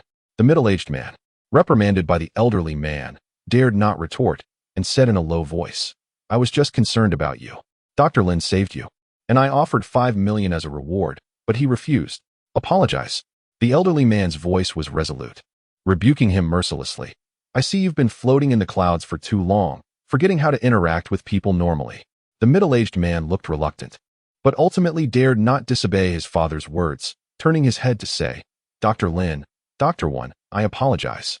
Today, I was anxious about my father's condition and my words were offensive. Please forgive me." Lin Chun replied with a placid expression, "You may leave." The elderly man gestured for the bodyguard to steady him, insisting on bowing to Lin Chun. "Mr. Lin, please forgive my son's offense. I am deeply grateful for you saving my life. Once I recover, I will certainly pay you another visit." Lin Chun's expression softened slightly. "Old sir, there's no need to be so polite, and there's no need to visit again. I am not affiliated with Yuan Hall. I simply came to purchase a box of silver needles and happened to be in the right place at the right time." The elderly man's expression showed a hint of surprise. He then turned to take the card from the middle-aged man's hand, presenting it with both hands in a respectful manner. "Mr. Lin, today's intervention may have been effortless for you, but it was a genuine act of salvation for me. Please accept this card. It's just a small consultation fee. Doctors should be compensated for treating and saving lives, shouldn't they?" The elderly man's words were respectful, and it was clear that his gratitude was sincere. Seeing him present the card so respectfully with both hands, Lin Chun felt it would be impolite to refuse. He then accepted the card. He had saved the elderly man's life, and he accepted the money with a clear conscience. Very well, I'll accept the card. The elderly man breathed a sigh of relief, turning to Wen Yuan and saying, Dr. Wen, once I recover, I will visit to express my gratitude, and there will be a generous gift. Wen Yuan waved his hand. Mr. Mo, you're too kind. I did nothing and don't deserve such thanks. The elderly man smiled. If it weren't for Dr. Wen, how would Mr. Lin be here? If Mr. Lin weren't here, I would be dead by now. Although I am 65 years old, I still wish to live a few more years. The elderly man turned his head, took out a business card, and handed it to Lin Shun with both hands. Mr. Lin, I am Mo Dong, chairman of Hongxiang Group. This is my son, Mo Junwu. If Mr. Lin encounters any trouble or needs in Pingjiang in the future, please feel free to call me. Even though Lin Shun was very displeased with Mo Junwu, he had to admit that the old man's social skills were so well honed that it was difficult to harbor ill feelings. All right. Wen Yuan personally took the prescription and helped Mo Diehong prepare the medicine. After Mo Diehong thanked them again, he was helped out of Yuan Hall. Lin Shen glanced at the card in his hand. Old one, is this Hongxiang Group very powerful? That Mo Junwu is so arrogant. Wen Yuan explained, Hongxiang Group is involved in multiple fields such as medicine, biology, and pharmaceuticals. It is considered a leader in these industries. They control several hospitals. In Pingjiang, Hongxiang Group has a very large influence. Lin Shen smiled, including closing Yuan Hall. Wen Yuan smiled. Yes, he's not exaggerating. With his status and power, even if I have the reputation of a famous doctor, he can still make it impossible for me to survive in Pingjiang with just a word. Lin Shen shook the card in his hand. Half for each of us? Wen Yuan quickly waved his hand in refusal. I did nothing. You even saved my reputation. How can I accept it? Mr. Lin, please don't embarrass me. Lin Shen chuckled. Then I'll take it all. I'm leaving. Call me if anything happens. When Xiao Qiao, who had been quietly standing by without speaking, suddenly said, Wait, Mr. Lin, Lin Shun turned his head, looking at Wen Xiao Qiao, whose face was slightly flushed. Is there something wrong? Wen Xiao Qiao asked shyly, Can I add you as a contact? Lin Shen smiled, of course. Wen Xiao Qiao's eyes lit up, and she quickly took out her phone, adding Lin Shen, looking excited and delighted. Thank you, Mr. Lin. Lin Shen smiled. We're all young people. No need to be so formal. Just call me by my name. Wen Xiao Qiao thought for a moment. Then I'll call you Brother Lin. Lin Shen smiled. That's fine too. Wen Yuan hesitated when he saw this scene, but ultimately didn't say anything. He respected Lin Shen as a teacher. That was his business. It wasn't necessary to force his relationship onto Wen Xiao Qiao and Lin Shen's friendship. Moreover, it would be great if Wen Xiao Qiao and Lin Shen could have a good relationship. In a speeding Mercedes-Benz, Mo Junwu raised a question that had been lingering in his mind for a long time. Dad, I admit that Lin Shen's medical skills are very impressive, but is it necessary to go this far? Mo Diehong leaned back in his seat, staring at Mo Junwu, his eyes showing a hint of disappointment. Let me ask you, how did I get injured? Mo Junwu replied, injured by enemies. Mo Diehong continued to ask, what did he say? Mo Junwu hesitated before replying, said to let me prepare your funeral arrangements. Mo Diehong sighed. I was injured by internal palm force, and the injury was very serious. Ordinary doctors couldn't treat it at all. As for going to the hospital for surgery, I'm afraid I would have died before even entering the operating room. That's why he told you to prepare my funeral arrangements. He wanted me to experience the pain of death during this time. Wen Yuan is known as one of the 4 famous doctors, and that's definitely not an overstatement. He was helpless, but Lin Shen easily cured me. What does that mean? Mo Junwu subconsciously replied. It means Lin Shen's medical skills are higher than Wen Yuan's? Idiot. Mo Diehong scolded, saying with disappointment. Wen Yuan couldn't treat me, not only because his medical skills weren't high enough, but also because he's just an ordinary person. He's not a cultivator. He doesn't have internal energy, so he can't resolve the internal injuries in my internal organs. Mo Junwu suddenly widened his eyes, shocked, and said, Lin Shen is a cultivator.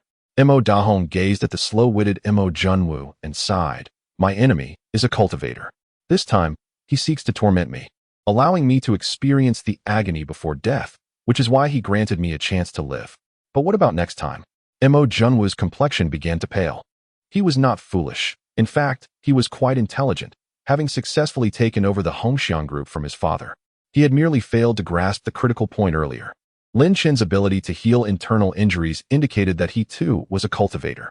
His youth, combined with his inner energy, suggested either exceptional talent or formidable mentorship. If the enemy failed today, he would surely strike again. As long as you remain alive, he will not relent. Mo Dahong nodded. Lin Shen saved my life today. This is a favor and an opportunity.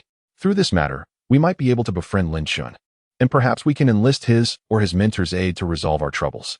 Yet you, foolishly, not only failed to seize this chance to cultivate goodwill, but instead offended him gravely.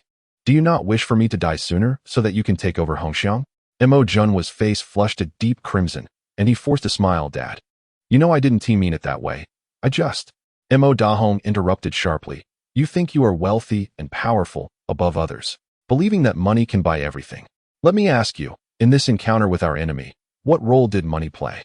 With such a mindset, you will inevitably face significant losses. Cold sweat broke out on Mo Junwa's forehead as he sincerely apologized. Dad, I was wrong. Mo Dahong sighed.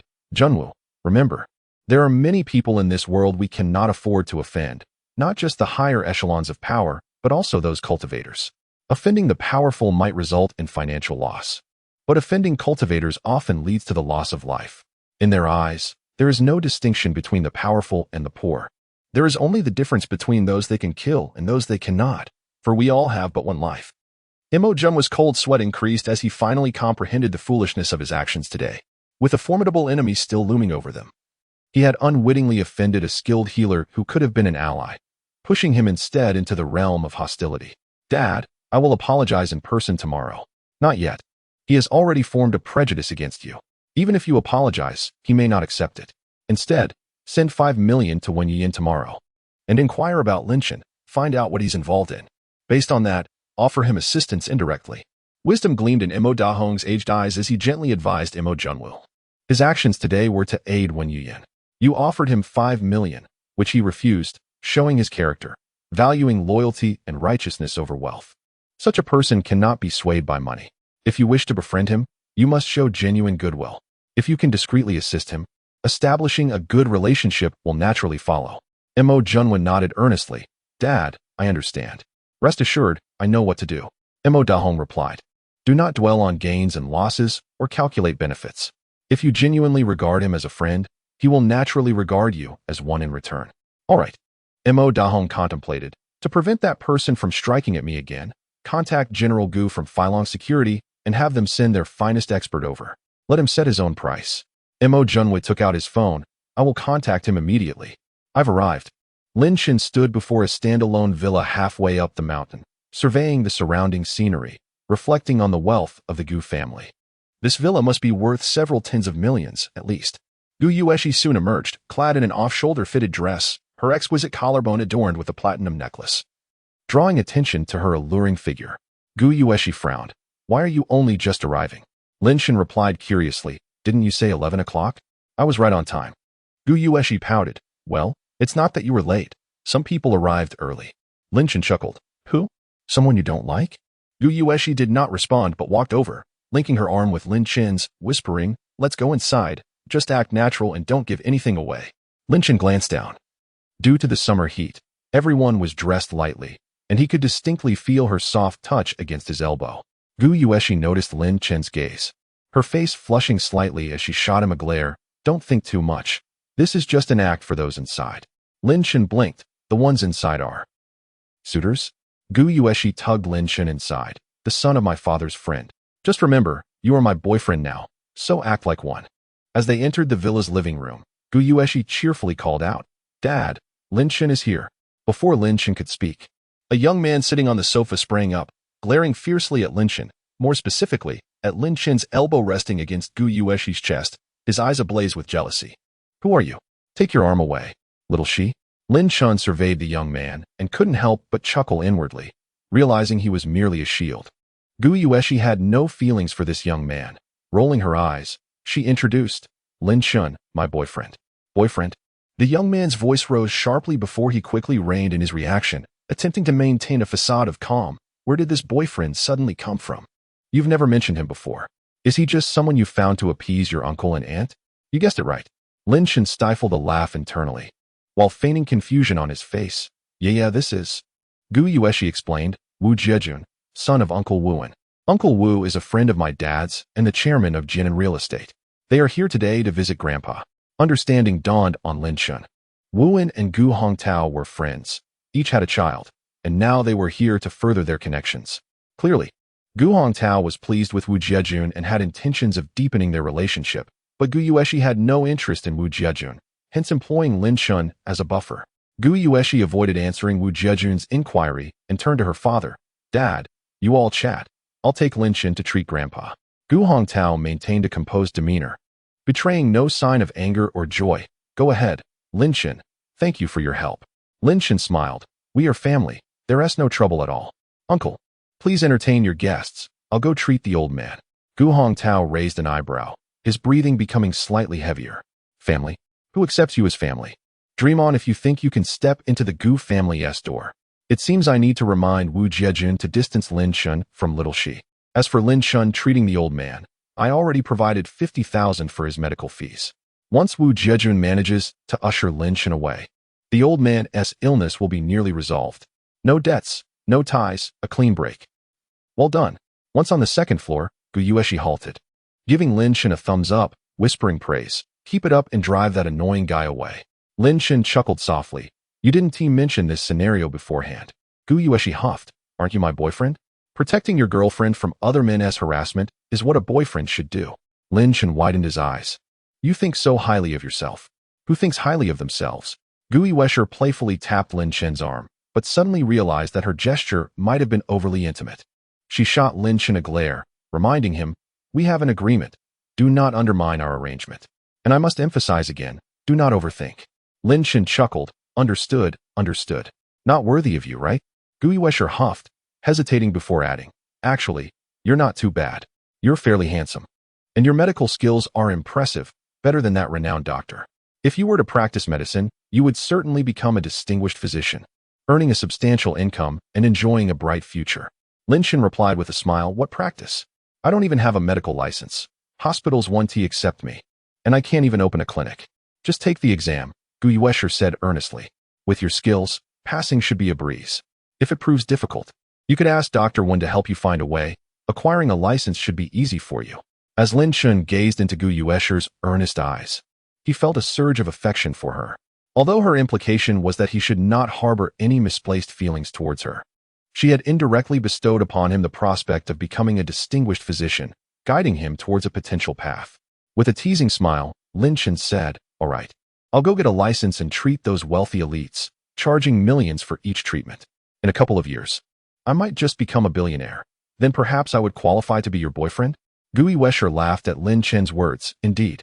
Once you become a renowned physician and a billionaire, my father will surely no longer disdain you as he does now. If you work hard, who knows? I might actually end up marrying you. Lin Shun grinned. All right, I'll work hard. You just wait. Gu Yueshi playfully pushed Lin Shun. Who's waiting for you? Are you daydreaming? Hurry up and go give my grandfather acupuncture. Lin Shun chuckled as he followed her into Gu Jianjun's room. Gu Jianjun, reclining on the bed, looked delighted to see Lin Shun, wearing an expression akin to that of a proud grandfather. After conducting an examination and performing acupuncture on Gu Jianjun, Lin Shun engaged in light conversation before he and Gu Yueshi exited the room. All done. I'm heading back now. Gu Yueshi abruptly seized Lin Shun's arm. What's the rush? Isn't at mealtime? You must stay and eat before leaving. Lin Shun looked at Gu Yueshi with amusement. Do you want me to shield you from danger? With your beauty, you shouldn't be so concerned. Seeing Lin Shun attempting to flee, Gu Yueshi grew anxious. How can you do this? We had an agreement. You, look at my chest, you can't just walk away. Lin Shun chuckled in disbelief. Don't be unreasonable. That was an accident, and it was to save you. You've already pulled that trick once. You can't keep using it on me. Suddenly, Gu Yueshi flashed a flirtatious smile, grasping the edge of her clothing at her chest. How about another look? Another look? Lin Shun chuckled, meeting her gaze without flinching. If you insist, then let us proceed. I'm prepared. Gu Yueshi froze, her intentions clear. She had anticipated Lin Shun's embarrassment at her boldness, allowing her to find an excuse to keep him around. However, Lin Shun's reaction defied her expectations. He was unabashedly staring. Her cheeks flushed crimson as she muttered, pervert.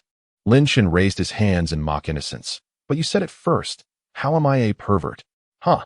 Trying to trick me, huh? Women should know better than to compete with men in such matters. You'll only end up losing. Gu Yueshi perceived Lin Shun's smile as nothing short of mockery, and his final words ignited her temper. Mocking her reluctance to act, she resolved to show him. After all, he had seen once before. What was the harm in another glance? In a moment of impulsivity, she boldly pulled open her shirt. Lin Chun's smile faltered, shock replacing his amusement. This woman had truly lost her mind. In that instant, he found himself captivated by her beauty. But before he could gather his thoughts, Gui Wesher hastily closed her shirt again, concealing the stunning view.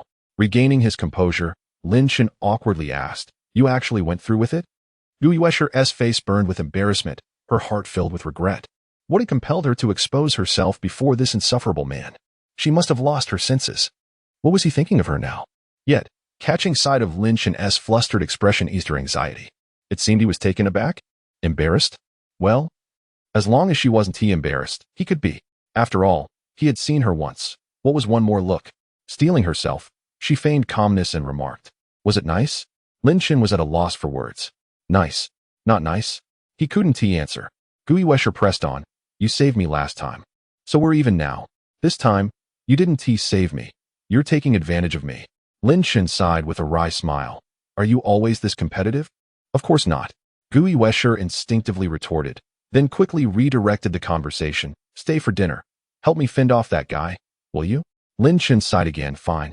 I'll help you, but please refrain from such antics in the future. My heart can't handle it." "Can't handle the excitement?" Gui Wesher mused. A strange thought crossing her mind. Was it too exciting? "All right, let us go down." Lin Chun remained still, pointing at Gui Wesher's face. "Your face is as red as a tomato. Even your neck is flushed. Let us wait a moment before heading down." Gui Wesher bit her lip. Suddenly taking Lin Chun's hand, "Let us go down like this. Let them speculate. It'll be more effective." Lin Chun considered her reasoning and realized it made sense. As Gui Wesher led him down the stairs, the sounds of their footsteps drew the attention of those in the living room, who turned to look. Gui Wesher's face was still flushed, her shyness apparent as she held Lin Chun's hand. Witnessing this scene, the expressions of those in the hall darkened, particularly Wu Jiejun, whose eyes blazed with fury, his fists clenched tightly.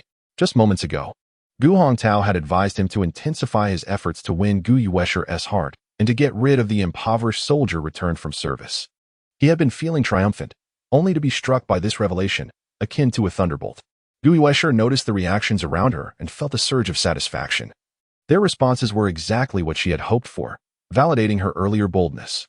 As she recalled the earlier incident, a hint of bashfulness crept into her gaze, making her appear like a lovesick girl, radiating happiness and embarrassment. Gu Hongtao felt quite awkward, having just encouraged Wu Jiejun. His daughter's actions were a direct slap to his face. Quickly diverting the conversation, he asked, "How is the old man doing?" Lin Chun confidently stepped into the living room, replying, "He is improving significantly. Just continue with the medication." Gu Hongtao let out a sigh of relief. Although he held a certain disdain for Lin Chun, he was genuinely concerned about his father's health. Gu Yueshi, with a beaming smile, remarked, "We must be quite hungry now. Shall we proceed to dinner?" Gu Hongtao glanced at Lin Chun, noting that he showed no intention of taking his leave. He scoffed internally, thinking how thick-skinned the young man was. "Staying, are you? Then allow me to humiliate you a little, to remind you of your insignificance." Those who appreciate the prowess of the female CEO's personal bodyguard are encouraged to take note. The female CEO's personal bodyguard. Chapter 20. Your salary barely covers a bottle of wine. Shaolin, please, take a seat. Gu Hongtao's demeanor towards Lin Chun was lukewarm. Yet his wife Bai Qian exhibited a warm and amiable disposition towards Lin Chun, greeting him with a gentle smile. Naturally, Lin Chun chose to sit beside Gu Yueshi, while Wu Jiejun, initially intending to sit next to her, was pulled by Wu to occupy a seat opposite Lin Chun. The table was adorned with an array of sumptuous dishes, complemented by fine liquor, a 30-year-old aged Fei Tian, brought by the Wu father and son duo. As Gu Hongtao uncorked the bottle, he chuckled, 30 years, and still in such fine condition, quite a rarity. Wu chimed in. "A friend of mine is in the wine business. He has a substantial cellar and stocks up on quality wine every year. The last time I visited, I brought back 2 cases. If you enjoy it, I can certainly procure more for you." Gu Hongtao replied with a smile, "If I can't appreciate such fine wine, what else could I possibly enjoy?" Wu laughed heartily. "Then it's settled. I'll bring you a few cases." As the 4 men raised their glasses, each filled with approximately 2 ounces, the first bottle of baijiu was swiftly consumed. Wu Jiejun handed a cup to Lin Chun and casually inquired. I heard you were in the military? Lin Chun nodded, indeed. Wu Jiejun continued with a grin. What branch? The army, Lin Chun replied, preemptively cutting off further inquiries. Just an ordinary soldier, served my time, and then retired. Wu Jiejun chuckled. You've served a few years only to retire? Quite a waste of time. Considering soldiers earn only a few thousand a month, barely enough to buy a bottle of this wine. And upon leaving the service, finding work is not guaranteed.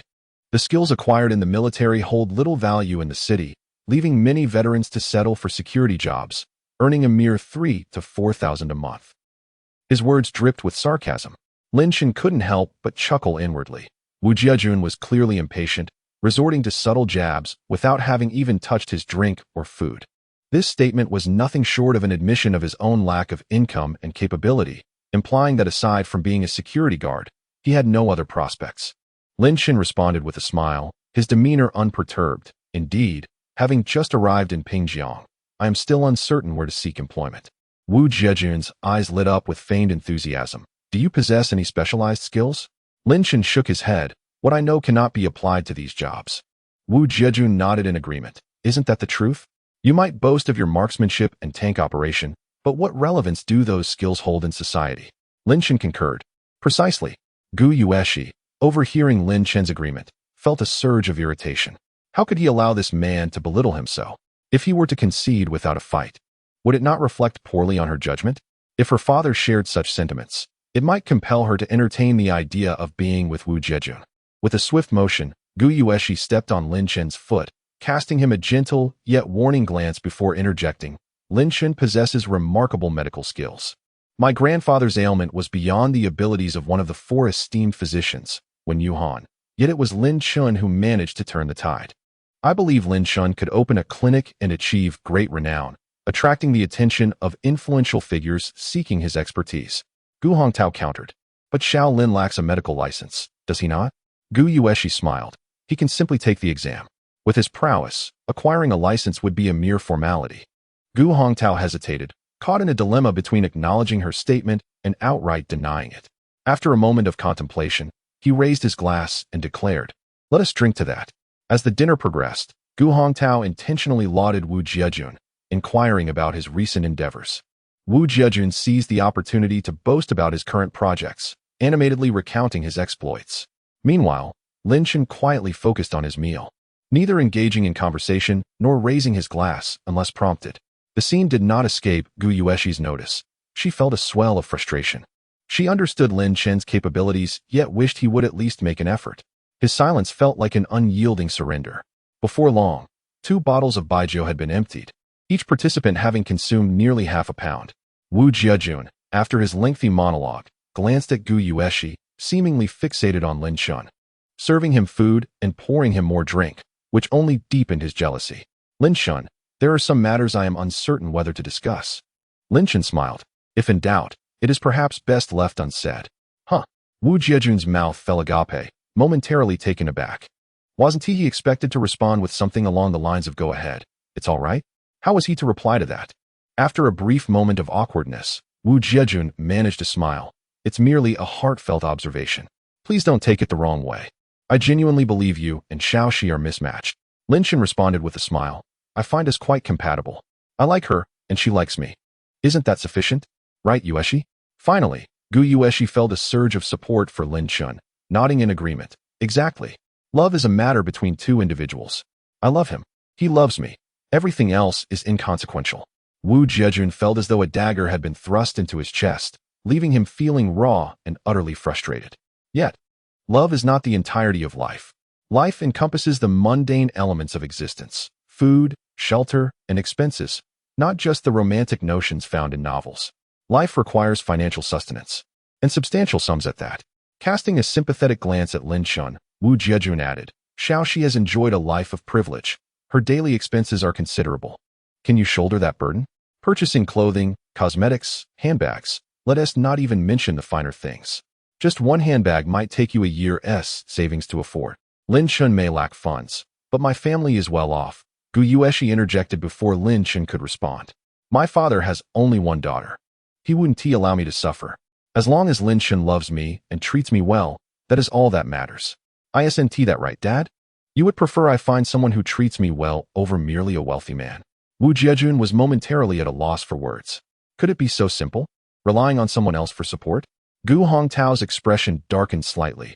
His daughter's words left him in a quandary, unable to refute or agree.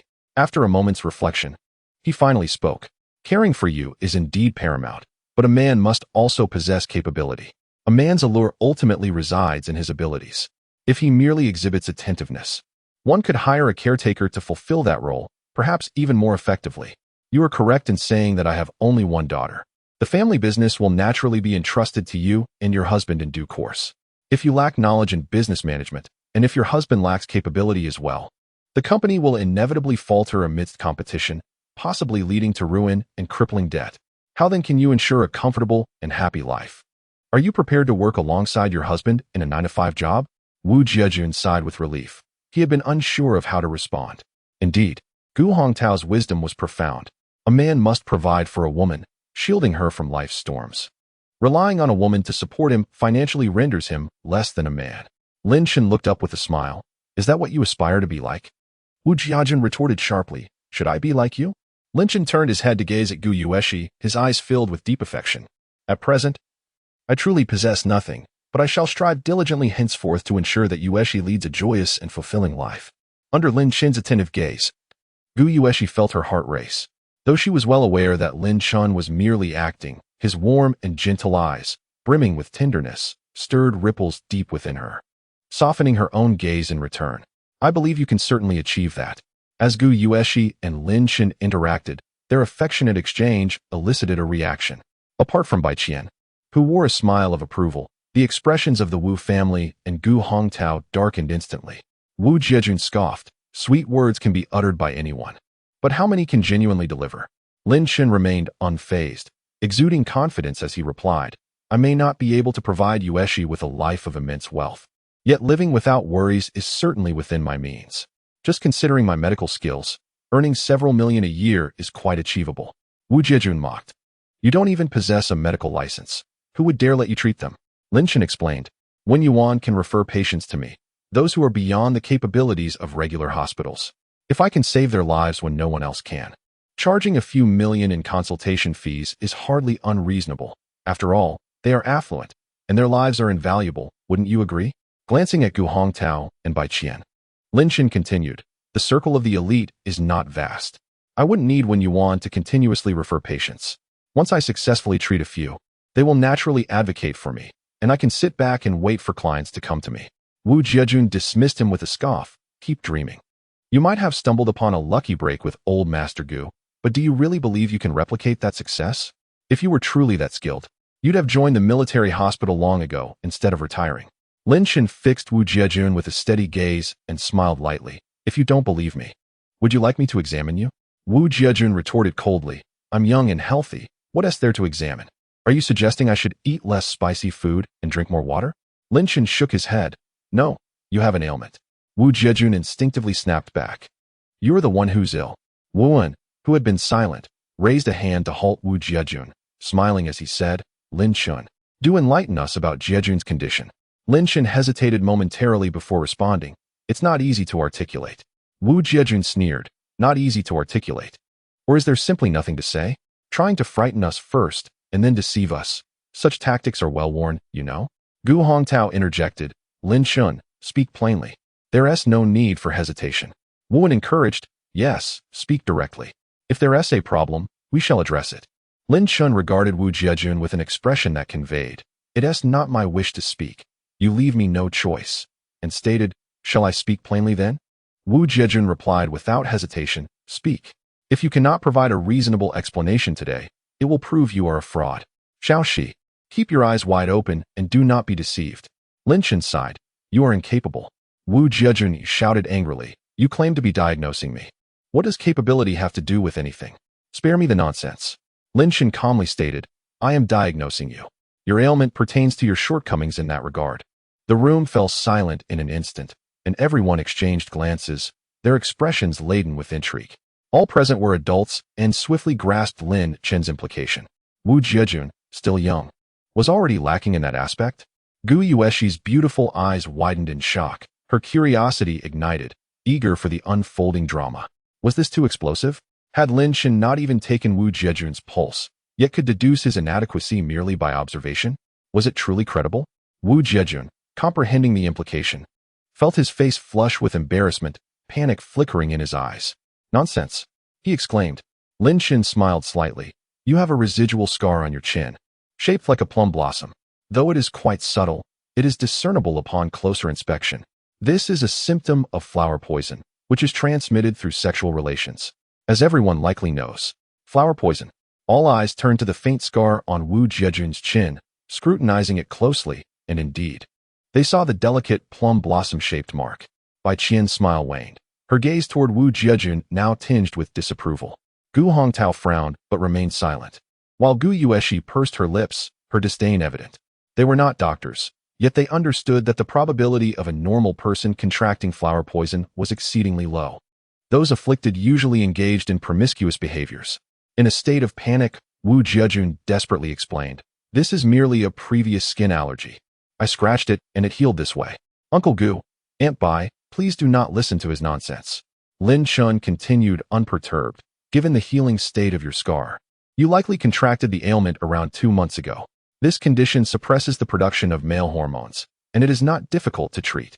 Though abstaining from alcohol and indulgences during the process is essential, it is clear that you have failed to adhere to this regimen. Your eyelids are darkened, and the area beneath your eyes is slightly red. This indicates you have recently indulged in excesses of alcohol and pleasure. Doctors typically recommend abstaining for 2 months, but judging by your appearance, it seems you have only managed a month at most. Your indulgence has undermined the treatment's effectiveness, exacerbating the suppression of male hormones. Have you noticed a decline in your capabilities lately?" Wu Jiejun vehemently denied. "You're talking nonsense. I've merely been staying up late a bit more than usual. That is all. My eyelids are dark and my eyes bloodshot. It's not as you claim. Be careful, or I shall accuse you of defamation." Though he denied it, the undeniable panic in his eyes inadvertently validated Lin Chen's assertions. Gu Yueshi grimaced, her expression one of disgust. Gu Hongtao remarked, "Young people may be full of energy, but they must remember to rest and not frequent nightclubs or similar venues. Prioritize your health." Wu Jiejun exhaled in relief and quickly feigned humility. "Uncle Gu, you are absolutely right. I will be more mindful in the future." Gu Hongtao raised his glass. "Come, everyone, let us toast." His gesture was clear. He sought to smooth over the situation for Wu Jiejun.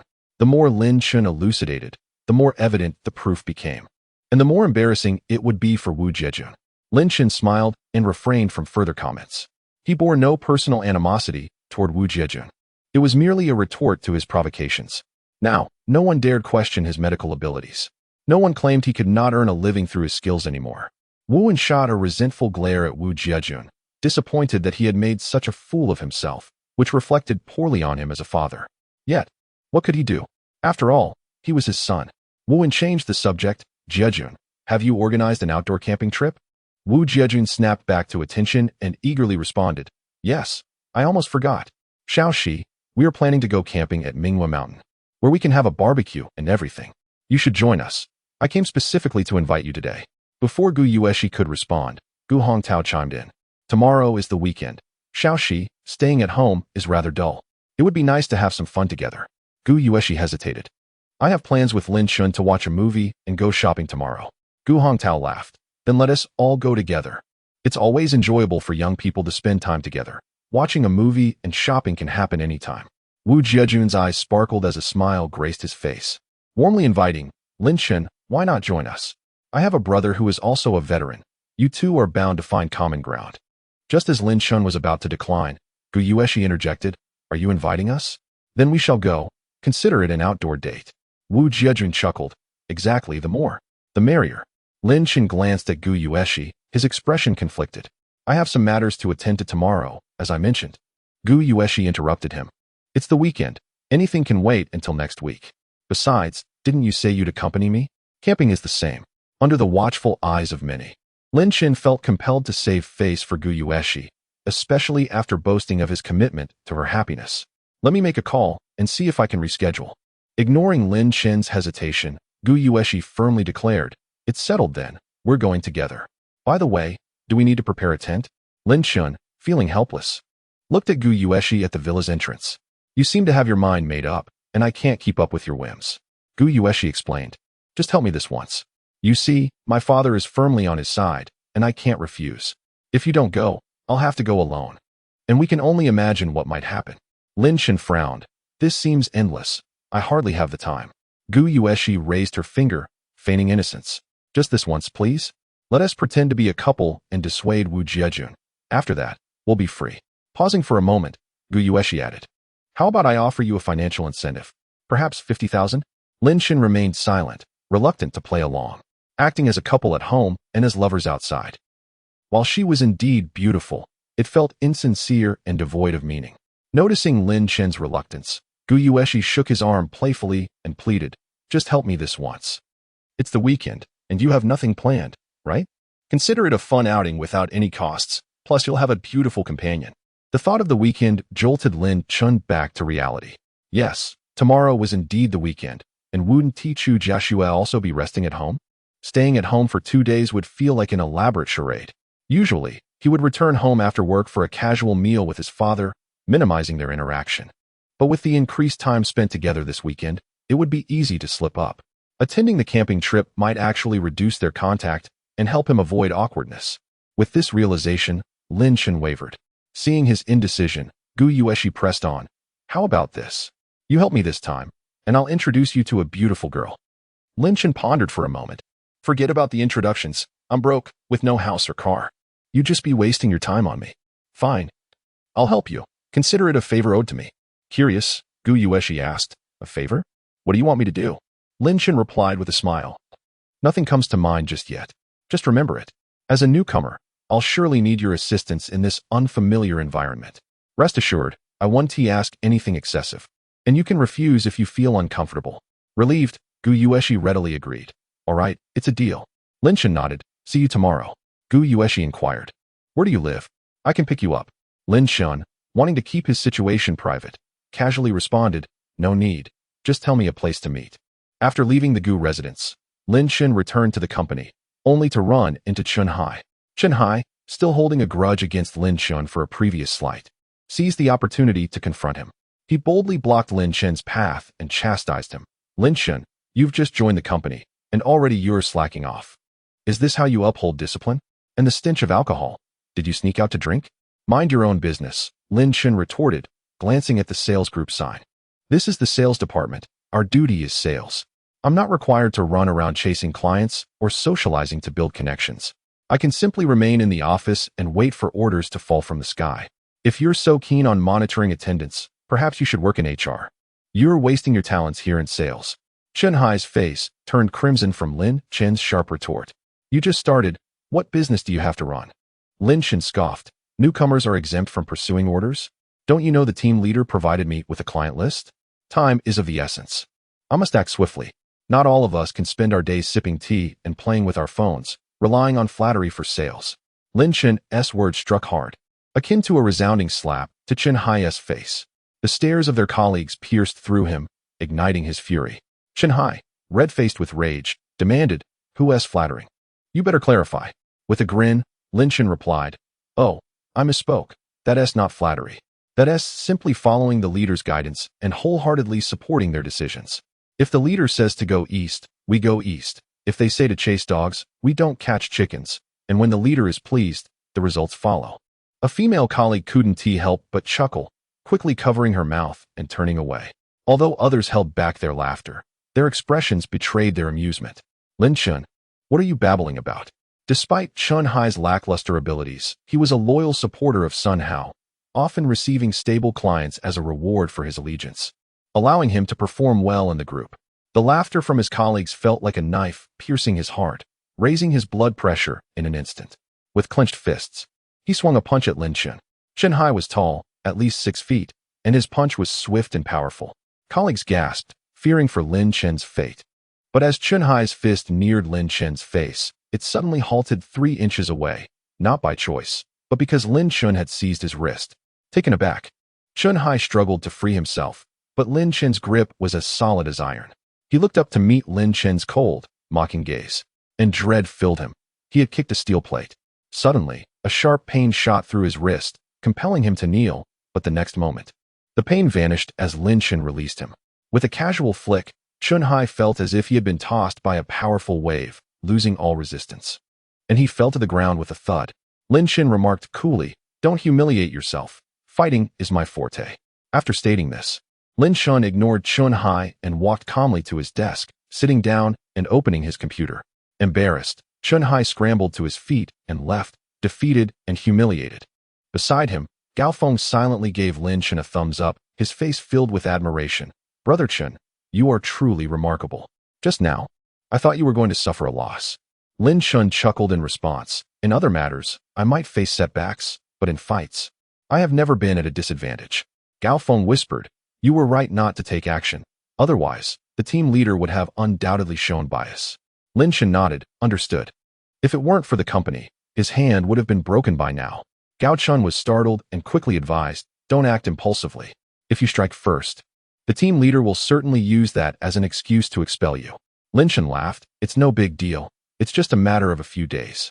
Gao Chun hesitated before saying, "On that list you have, there are some clients I've dealt with before. Let's go together and see if we can secure a deal."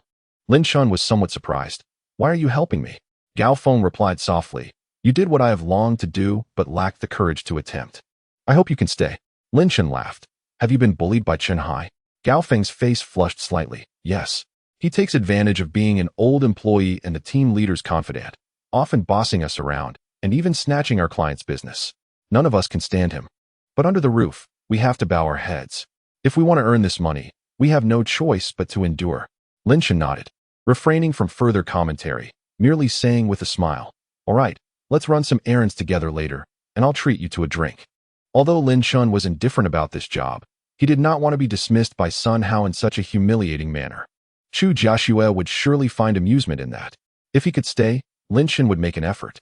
Not for any other reason but to avoid being ridiculed by Chu Jiaxue in front of the elder. After all, he represented his master. Failing to handle this would be a disgrace. Gao Feng readily agreed. "Sure." Lin Shan curiously asked, "Aren't you worried about them making things difficult for you?" Gao Feng smiled. "Watching you confront them over the past few days has been quite satisfying. I've come to terms with it. It's just a sales job. If it doesn't work out, I can always find another." Lin Shan chuckled. "All right then, it's settled." As the workday ended, Lin Shan stood by the roadside hailing a taxi when he suddenly spotted Chu Jiaxue's X7 exiting the company gates. As the car slowed down noticeably before him and then resumed its normal speed, he wondered if she had seen him. Lin Shan smiled and dismissed the thought. This was the company entrance, bustling with people. How could Chu Jiaxue possibly stop here to let him in? They were merely a fake couple, truly strangers. He might as well take a taxi. Just as he was thinking this, his phone rang. Glancing at the screen, Lin Shan smiled. "What is it?" Chu Jiaxue's cool voice came through. "I saw you." Lin Shan replied, "I know. It's not convenient to pick you up at the company entrance. Walk a bit further, and I'll wait for you up ahead." Lin Shan was slightly surprised. Despite her icy demeanor, she had a good heart. Never mind, he thought. If someone sees us, it might lead to unwelcome gossip. "You go ahead. I'll take a taxi." Chu Jiaxue was silent for a few seconds before casually saying, "Do as you wish," and hung up. Was she upset?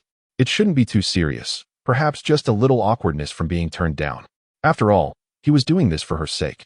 And he hadn't even asked her to reimburse his taxi fare, which was quite considerate. When Lin Shan returned home, he found Chu Jiaxue already changed into loungewear, sitting cross-legged on the sofa, engrossed in her tablet.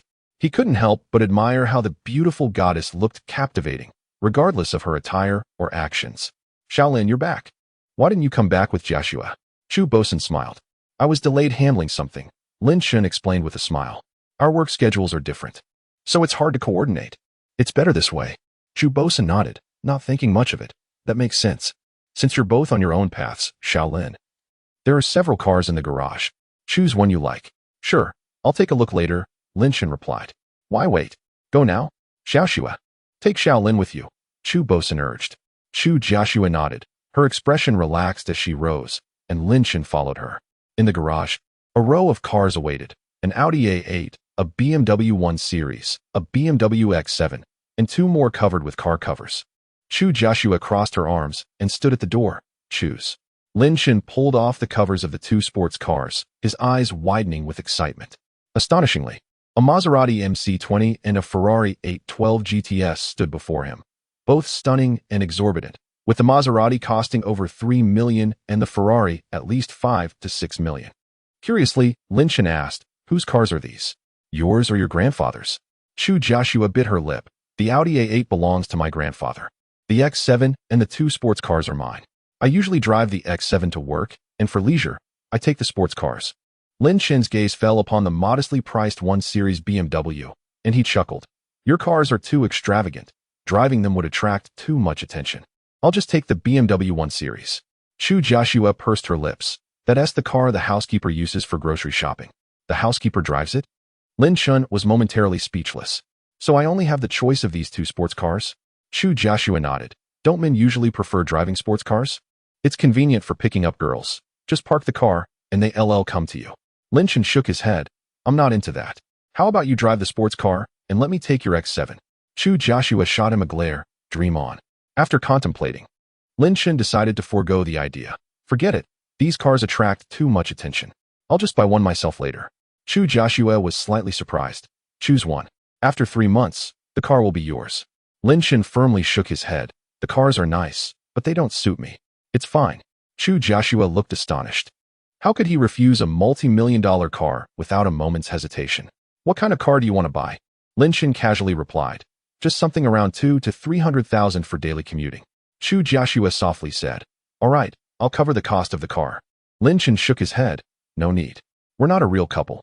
It's better to keep things clear. I don't want to take advantage of you." Chu Joshua asked, "Do you have the money to buy it?" Lin-Shan nodded. "I've earned a bit by helping others with their ailments recently." Chu Joshua looked surprised. "You can treat illnesses?" Lin-Shan replied, "Yes, I've learned from my master. Although I'm not as skilled as him, I'm better than most doctors." Chu Joshua responded with an "oh" and casually inquired, "Do you earn enough from treating illnesses to buy a car?" Lin-Shan smiled. "Yes, it's enough." Chu Joshua asked in disbelief, "You charge quite a bit, don't you?" Lin-Shan replied nonchalantly, "Well, wealthy people tend to value their lives more." Though Chu Joshua was curious about Lin-Shan's healing abilities, she refrained from probing further, instinctively avoiding too much interaction to prevent entanglements that would be hard to untangle in 3 months. Turning away, she said, "Since you aren't choosing, you can discuss it with grandfather." "All right," Lin-Shan agreed. "By the way, I have some matters to attend to tomorrow, so I want to be home this weekend." Chu Joshua paused for a moment. "Okay." Watching her retreating figure, Lin-Shan smiled. She must have felt relieved, as she wouldn't have to act in front of him over the weekend. The next day, after breakfast, Lin-Shan left home and arrived at the meeting point. A few SUVs were parked by the roadside, Land Rovers, Hummers, etc. Gu Yueshi leaned against an open Mercedes G-Class, while Wu Jiejun stood nearby, speaking to her. However, Gu Yueshi appeared to be somewhat distracted. Gu Yueshi raised her head, and, upon seeing Lin-Shan, her eyes brightened instantly as she waved at him. Wu Jiejun turned to see Lin-Shan and smiled. "You're here. Did you take a taxi?" Lin-Shan nodded, "Yes. Without a car, it's indeed quite inconvenient." Wu Jiejun chuckled knowingly and clapped his hands. "The last person has arrived. Everyone, get in the car, let's set off." Just as Lin-Shan was about to head for the passenger seat, Gu Yueshi pulled him back. "You drive, all right?" Lin-Shan smiled, "Sure." As they got into the car, Lin-Shan started the engine while glancing sideways at Gu Yueshi, who was dressed in sporty attire today, a t-shirt, shorts, and sneakers, her hair tied in a ponytail, topped with a cap, exuding an invigorating charm mixed with youthful energy. Gu Yueshi grinned. "Do I look good?" Lin-Shan replied casually, "Not bad. You certainly match my style." Amused, Gu Yueshi raised her fist playfully. "If you weren't driving, I'd punch you." Lin-Shan shook his head. "I wouldn't believe it. Your punch couldn't even crack a watermelon, let alone hurt someone." Gu Yueshi huffed. "A watermelon? Just you wait. I could easily knock your skull open." As they bantered, the lead car suddenly accelerated, and Wu Jiejun's voice crackled over the intercom. "All right, everyone, as per tradition, let us race. Whoever arrives last is responsible for barbecuing for everyone." "A race?" Before Lin-Shan could speak, Gu Yueshi suddenly became excited. "Lin-Shan, go for it. Overtake them." Wu Jiejun, in the lead Hummer, spoke into the intercom with a smug expression. "I've shared the location in the group. The first to arrive gets to be the boss today. No chores for them, but the last one will be punished with barbecue duty. However, a case of beer will be provided as consolation. They can drink while they grill." The burly man in the passenger seat of Wu Jiejun's vehicle, wearing a black tank top, chuckled. You want him to be the barbecue worker today? Wu Jiejun grinned. Exactly. That poor guy doesn't even own a car.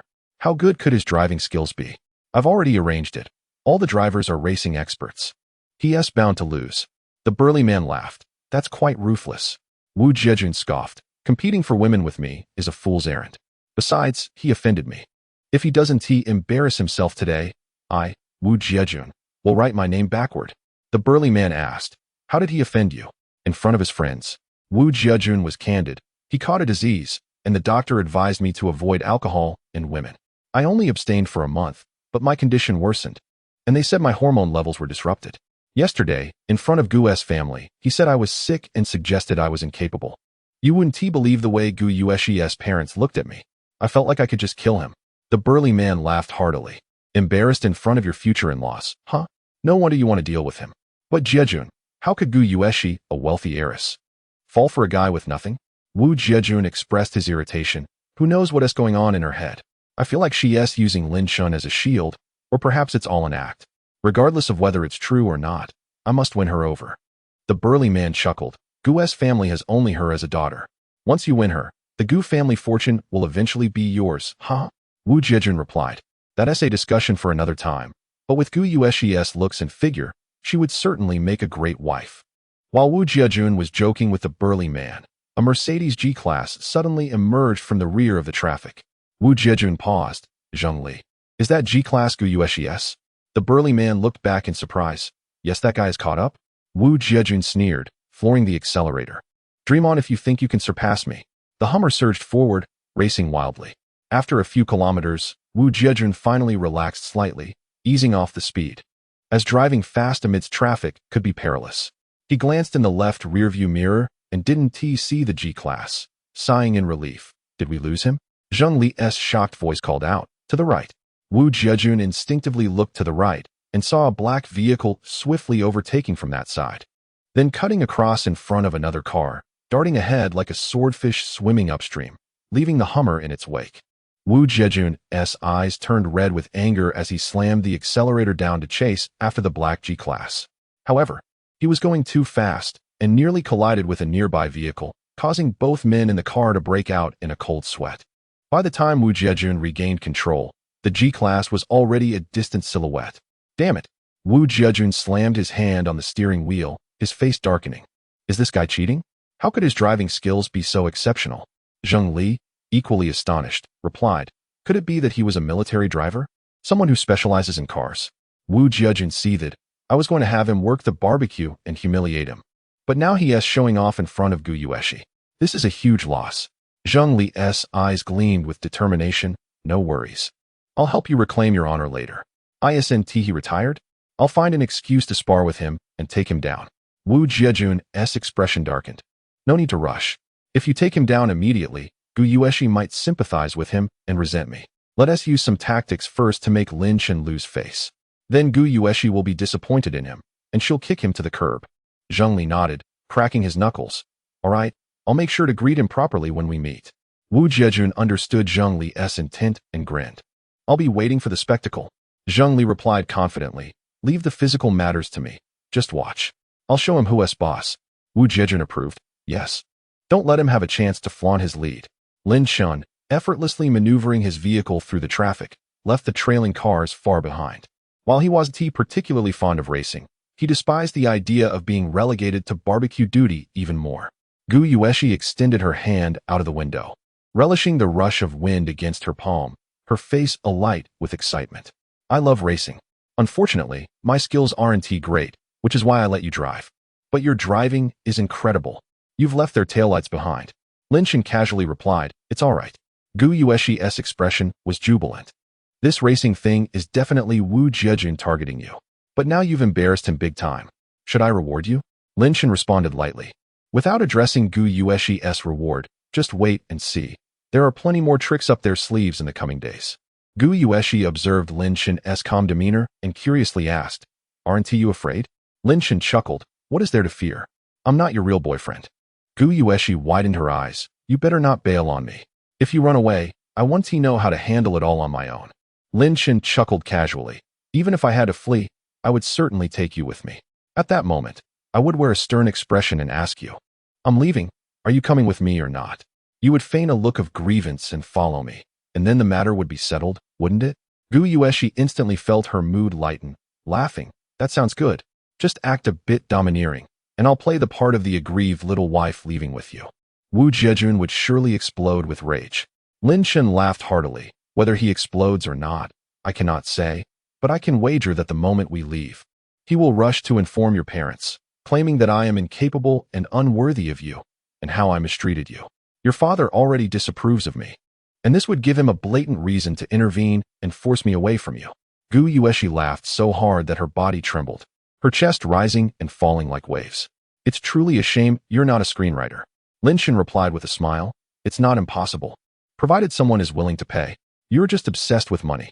Gu Yueshi teased, then added seriously, if they target you, just don't engage with what you can't handle. I will help you out. All right. Mount Mingwe lies 200 kilometers north of Pingjiang City, an untouched mountain range with dense forests and rampant weeds, through which a river flows. Upon reaching the foot of the mountain, Lin Chen stopped the car and remarked, There's south, no road ahead. Impressive, Lin Chen. You've left them far behind. Gu Yueshi got out of the car, retrieved 2 bottles of drinks from the trunk, and handed one to Lin Chen, her face filled with admiration. With driving skills like yours, you could be a race car driver. Lin Chen accepted the drink with a smile, but did not respond. He noticed that although Gu Yueshi possessed a hint of the haughty demeanor typical of a rich young lady, she was not as difficult to deal with as he had imagined. She did not act superior or commanding. Their pretense of being a couple felt more like a pleasant friendship. Gu Yueshi had chosen Lin Chen as her faux boyfriend of her own accord, accepting the role willingly. Moreover, her gratitude for saving her grandfather added a layer of acknowledgement to their relationship, contrasting with Chu Jiashua, who had been forced into her situation without any choice. Though they shared a room that night, Chu Jiashua always dressed in long sleeves and pants, covering herself meticulously as if fearing exposure, and she was extremely alert while sleeping. The slightest noise would rouse her, indicating she had never truly let her guard down. After resting for a while, the convoy led by Wu Jiejun finally arrived. Gu Yueshi, brimming with pride, remarked, You're finally here. We've been waiting for you forever. I've already finished a bottle of water. Wu Jiejun stared rigidly at Lin Chen. Nice driving skills. Were you a military driver before? Lin Chen smiled. No, I've just practiced a bit in my spare time. Wu Jiejun's expression darkened further. Are you implying we're not even as good as amateurs? Brother, that's quite impressive. Which unit were you in? Zheng Li approached, extending a hand as large as a fan. Zheng Li, formerly served in the Sky Eagle Special Forces, retired due to injury. Lin Chen shook his hand. Just a small unit, not worth mentioning. As their hands clasped, Lin Chen felt a tight grip, as if Zheng Li's hand were a vice. Was this a show of intimidation? Lin Chen shook his head with a smile. You might want to ease up a bit. It feels awkward for 2 grown men to grip hands so tightly. Zheng Li was taken aback, having exerted 80% of his strength. Yet the other party still managed to smile. He was determined not to be outdone. Zheng Li tightened his grip fully, laughing, We're all veterans. It's only natural to feel camaraderie upon meeting. We must celebrate properly today. Feeling Zheng Li's grip intensify, Lin Chen's eyes glinted with an icy glimmer. Indeed, we should definitely share some camaraderie. Zheng Li laughed boisterously. Absolutely, we. Suddenly, Zheng Li felt as if he were grasping an iron block. No matter how hard he tried, the shape remained unchanged, leaving him feeling utterly defeated. Just as he was puzzled, Lin Chen's hand transformed into a vice-like grip, crushing his fingers in an instant. The pain was excruciating. Zheng Li let out a yelp, catching everyone's attention. Lin Chen shook Zheng Li's hand with enthusiasm. What is that saying? Oh, it's like meeting an old friend for the first time. This is how I feel about Brother Zheng. Veterans recognize one another. Don't you agree? The crowd erupted in laughter as Gu Yueshi could no longer contain herself, bursting into laughter. She had sensed something was off. After all, how often do 2 unfamiliar men shake hands so tightly for so long?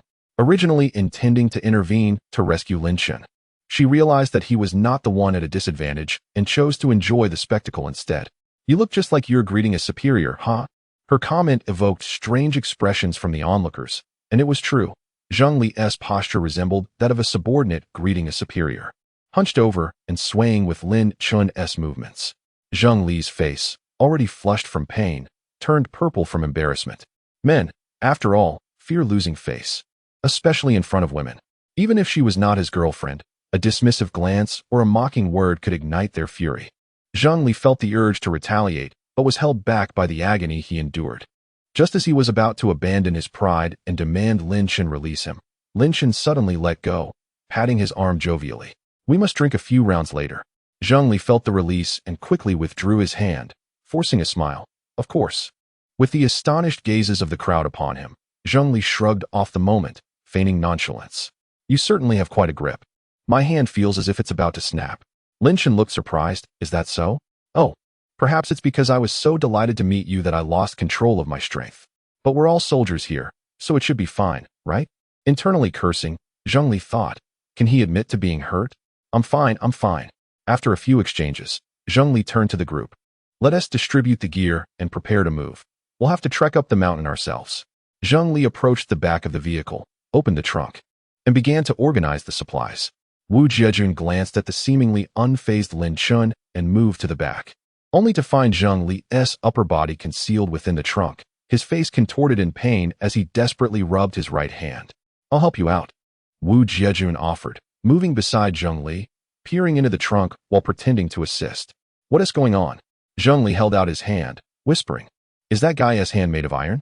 Wu Jiejun's eyes widened in shock upon seeing Zhang Li's hand, which was already bruised and marked with distinct fingerprints. "Wow, that's strong?" Zhang Li's expression darkened. "This is no longer just about you and him. He made me lose face, and I intend to ruin him." Wu Jiejun nodded. "All right, let us find an opportunity." The group divided their belongings, each carrying their share as they ascended the remote mountain path. In the past, this place was frequented by many campers, but since the bear attack incident, the number of campers has dwindled, and the area has gradually fallen into disrepair. Gu Yueshi was startled. "Are there still bears here?" Wu Jiejun chuckled. "The mountains connect to the forests behind, so it's only natural for wild beasts to wander out. I heard there are not just bears, but also wolves." Gu Yueshi, astonished, inquired, "Isn't that dangerous? Campsites are everywhere. Why choose such a perilous place?" Zhang Li interjected with a laugh. "Miss Gu, don't worry, I brought a crossbow. If a bear comes, we'll have a feast, roasted bear paw." Wu Jiejun added with a grin. "Xiaoxi, Zhang Li is an elite member of the Sky Eagle Special Forces. He is quite capable and will ensure our safety. Besides, Lin Chun is a veteran too. He is certainly skilled. What do we have to fear from beasts?" The group followed the mountain path until they reached a water pool beneath a small waterfall, which was their intended campsite. The pool was teeming with fish, known for their delectable flesh. They brought fishing gear, planning to grill meat while fishing in the afternoon, hoping to catch enough for a dinner of grilled fish and fish soup.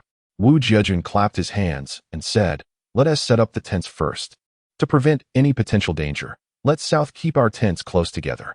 Lin Chun, while assembling the tent that Gu Yueshi had brought, asked in confusion, "Just one tent?" Gu Yueshi nodded naturally yes. Lin Shen pointed to himself. "Where will I sleep?" Gu Yueshi replied, "This is a two-person tent. Can't we fit?" Lin Shen was taken aback, whispering, "Are we sleeping in the same tent?" Gu Yueshi nodded matter-of-factly and replied in a hushed tone, "We're lovers. Isn't it only natural? Besides, if we don't act a bit closer, how will Wu Jiejun ever get the hint?" Setting up tents was a routine task for Lin Chun. He swiftly secured their tent beneath a shady spot. The weather was quite hot, and as beads of sweat formed on his brow, he prepared to wipe them away when Gu Yueshi approached, holding a pristine white towel. "You're sweating. Let me help you." Gu Yueshi stood almost too close, wiping the sweat from Lin Shen's brow, the faint scent of her perfume wafting through the air. Lin Shen chuckled softly. "You're quite the actress." With a playful smile, Gu Yueshi responded, "Just enjoy it." After drying him off, she handed Lin Shen a bottle of water, saying, "Drink some." He accepted it with a grin, stealing a glance at Wu Jiejun, who seemed to be fuming. "It's working. He looks like he is about to explode." Gu Yueshi scoffed. "Good riddance. I've told him I'm not interested, but he insists on clinging to me like a stubborn gum. It's infuriating. What shall we do next?" Gu Yueshi suggested, pointing to a small hill above the waterfall. "They'll be barbecuing for a while. Let us go sit up there." Lin Shen laughed. "You're not satisfied with just a little excitement. You want to amp it up." Gu Yueshi smirked. "Let us get it done in one go, to avoid any further annoyance." She then called out to Wu Jiejun, "We're going for a stroll. Let us know when the barbecue is ready." Wu Jiejun gritted his teeth and forced a smile. "Where are you going?" "Be careful of the wild animals." Gu Yueshi casually linked her arm with Lin Chen's. With Lin Chen here, I'm not afraid. He'll protect me. Wu Jiejun's expression soured, but he held back his frustration. Go ahead, I'll call you when it's ready. As soon as they left, Wu Jiejun angrily kicked over a nearby stool. The surrounding youths and maidens were not surprised by this display. Rather, they exchanged sympathetic glances. Wu Jiejun's intention for this camping trip was to invite Gu Yueshi, aiming to deepen her affection for him through outdoor activities, followed by drinking and games to advance their relationship. However, he never anticipated the emergence of Lin Chen, who was now openly displaying affection with Gu Yueshi. Much to Wu Jiejun's chagrin, the two meandered along a secluded path, with Lin Chen casually snapping a twig and brushing aside the grass ahead. Gu Yueshi curiously asked, "What are you doing?" Lin Chen replied, "I'm scaring off snakes. The likelihood of encountering one in the summer jungle is quite high. If we walk straight into their territory, they might bite. By rustling the grass, I can scare them away first." Gu Yueshi exclaimed, "You know so much." Lin Chen smiled. During his 5 years in the Dark Blade, mastering survival skills in the wild was essential. This was nothing compared to what he had experienced. As they crossed the waterfall and approached the hill, a vibrant 2-meter-long snake suddenly sprang from the grass with a flick of Lin Chen's stick. Even though the snake was a good 2 meters away from Gu Yueshi, she screamed in terror and instinctively jumped aside. Her sudden movement caused her to lose her balance on the slope, and Lin Chen, quick as lightning, caught her. In her sheer fright, Gu Yueshi clung to Lin Chen, her voice trembling. "There's a snake." With her body pressed against him, the moment became undeniably intimate and suggestive.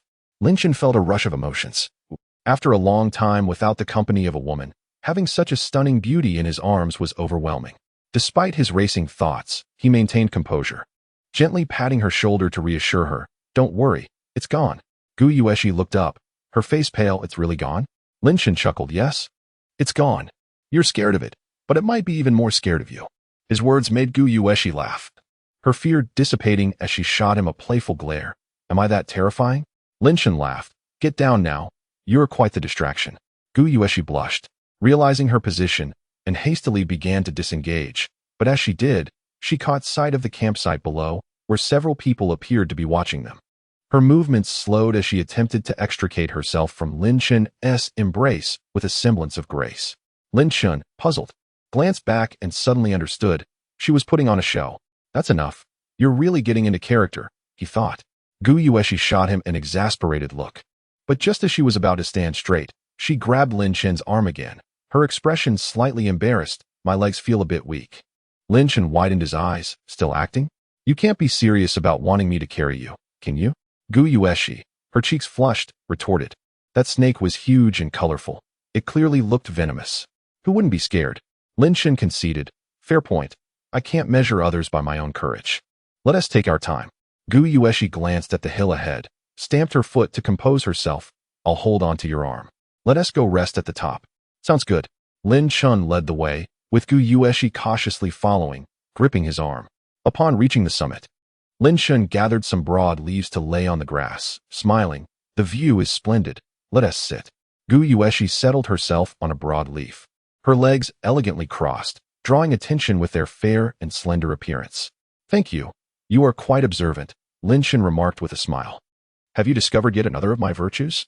To take care not to fall for me because of it." Gu Yueshi scoffed. "What a delightful thought." After a brief pause, she suddenly inquired, "By the way, have you met your betrothed fiancée?" Lin Chen nodded. "I have."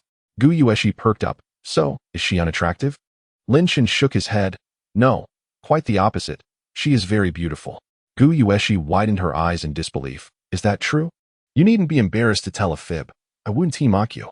Lin Chen chuckled. "I assure you, it is no lie. She is indeed beautiful. Rather reminiscent of you." Curiosity sparked in Gu Yueshi's eyes. "Similar to me? Beautiful, and from a well-off family?" Lin Chen was referring to her looks. But Gu Yueshi's interpretation seemed valid enough, so she nodded. With a teasing glint, Gu Yueshi pressed on. "So, your fiancé, he has no qualms about you?" "She does." Lin Chen replied candidly. Out of respect for her grandfather, she refrains from voicing her thoughts. But privately, she has expressed her lack of interest in me. Gu Yueshi burst into laughter, quickly apologizing. "I'm sorry, I'm not mocking you. I just find the situation rather amusing." Lin Chen, unfazed, nodded. "I understand." Gu Yueshi gazed into Lin Chen's eyes, seemingly searching for signs of disappointment, yet found only serenity and composure. So what is your current situation? Lin Chun casually plucked a blade of grass, placing it between his lips, leaning back on his hands, and gazing into the distance. In front of her grandfather, we feign being a couple. Privately, we ignore one another. We have all agreed to maintain this charade for 3 months, after which we shall part ways. Gu Yueshi giggled. Pretending to be a couple? Lin Chun understood her amusement and shot her a playful glare. Now you see why I'm reluctant to pretend to be your boyfriend. Gu Yueshi nearly toppled over with laughter. I understand. At home, you must act like a husband, and outside, like my boyfriend. 2 beautiful women, visible yet unattainable. Isn't that infuriating? Lin Chun showed little interest in correcting her, as long as you understand. Gu Yueshi laughed heartily. I suddenly feel a bit of sympathy for you. You have it tough. Lin Chun widened his eyes. You dare mock me? Do you believe I won't turn and leave? Informing Wu Jiejun that our relationship is merely a fade? Please, please. Gu Yueshi quickly pleaded. I was just joking. Don't flip the table. Besides, even though you're pretending to be my boyfriend, look at how well I treat you. It's as if it's real. I've never treated any other man this way. Lin Chun casually remarked. That's mere pretense. Best not to dwell on it. But speaking of which, you're not a child anymore. Why not find a proper boyfriend? Gu Yueshi pouted, twisting a blade of grass around her fingers. Finding someone suitable is not that easy. They either pursue me for my looks or my family's wealth. I'm not interested in such people. Lin Chun scoffed at her reasoning. That sounds like a case of princess syndrome. You need to address it. If your family were poor and you looked like a toad, not only would Wu Jiejun not pursue you, but even if you paid me to pretend to be your boyfriend, I'd refuse. Gu Yueshi huffed. Is it impossible to have pure love? Can't someone simply like me for who I am? Lin Chun, unyielding, retorted, pure love? If he does not cherish your beauty or your wealth, what draws him to you? Your delicate nature, your adeptness, your nurturing spirit, or your haughty demeanor? Gu Yueshi was momentarily taken aback by Lin Chun's words, her face flushed with indignation. Am I really that unappealing? With no burden of guilt, Lin Chun continued his verbal onslaught. Consider it carefully. Aside from your background and appearance, do you possess any captivating qualities? Kindness, competence, or domesticity? Fuming, Gu Yueshi grasped Lin Chun's arm, revealing her perfect, aligned teeth. You mock me. Do you dare believe I one-tea bite you? To all those who appreciate the intimate companion of the female CEO, please remember to collect the intimate companion of the female CEO. Lin Chun, grinning, regarded her without a hint of fear. After a moment, Gu Yueshi opened her mouth several times, but ultimately refrained from biting down, defensively stating, I do have a job. I'm not merely a layabout. Lin Chun, intrigued, asked, what kind of work do you do? Gu Yueshi replied, I run a beauty salon, catering to mid to high-end clients. And the business is quite good. Lin Chun chuckled. Well, I stand corrected. You do have your merits. Though his words were not particularly flattering, Gu Yueshi found herself unexpectedly pleased by the recognition. Humph. Facing Gu Yueshi's prideful demeanor, Lin Chun smiled without retorting. This woman was quite entertaining. Most wealthy young ladies would have been furious by now, yet here she was, unfazed. A gentle breeze caressed them, the sun casting a warm glow. Alone together, the atmosphere was just right. Meanwhile, Wu Jiejun at the foot of the mountain was seething with rage. He witnessed Gu Yueshi clinging to Lin Chun in fright, saw her affectionately grasping his arm, and observed their animated conversation. The person who should have been by Gu Yueshi's side was him, yet here he was, an outsider, reduced to a spectator. This could not continue. Otherwise, even if he ultimately won her over, the events of this afternoon would remain a thorn in his heart. Zheng Li. Provoke him later and take him down. Zheng Li nodded. Understood. As the barbecue approached completion, Wu Jiejun began calling out to others, prompting the 2 leisurely individuals atop the mountain to descend. What a leisurely time you've had, while we've been working ourselves to the bone. And you just enjoyed the view. Gu Yueshi cheerfully responded, Isn't that what you said? Whoever runs ahead gets to be the master and does not have to lift a finger. Wu Jiejun's face stiffened, nearly slapping himself for his own thoughtlessness. What a blunder. He had unwittingly brought this upon himself. Right, you deserve it. Come, enjoy some barbecue and drinks. The group gathered for lunch, and Gu Yueshi, ever the dramatist, eagerly poured wine for Lin Chun, served him skewered meat, and maintained a friendly demeanor, even as Lin Chun subtly signaled her to tone it down. The atmosphere shifted, with the wealthy young men and women exchanging expectant glances toward Wu Jiejun. Fury simmered within Wu Jiajun as he exchanged glances with Zheng Li. Zheng Li nodded. Lifting a beer can, Lin Shun, let us share a drink.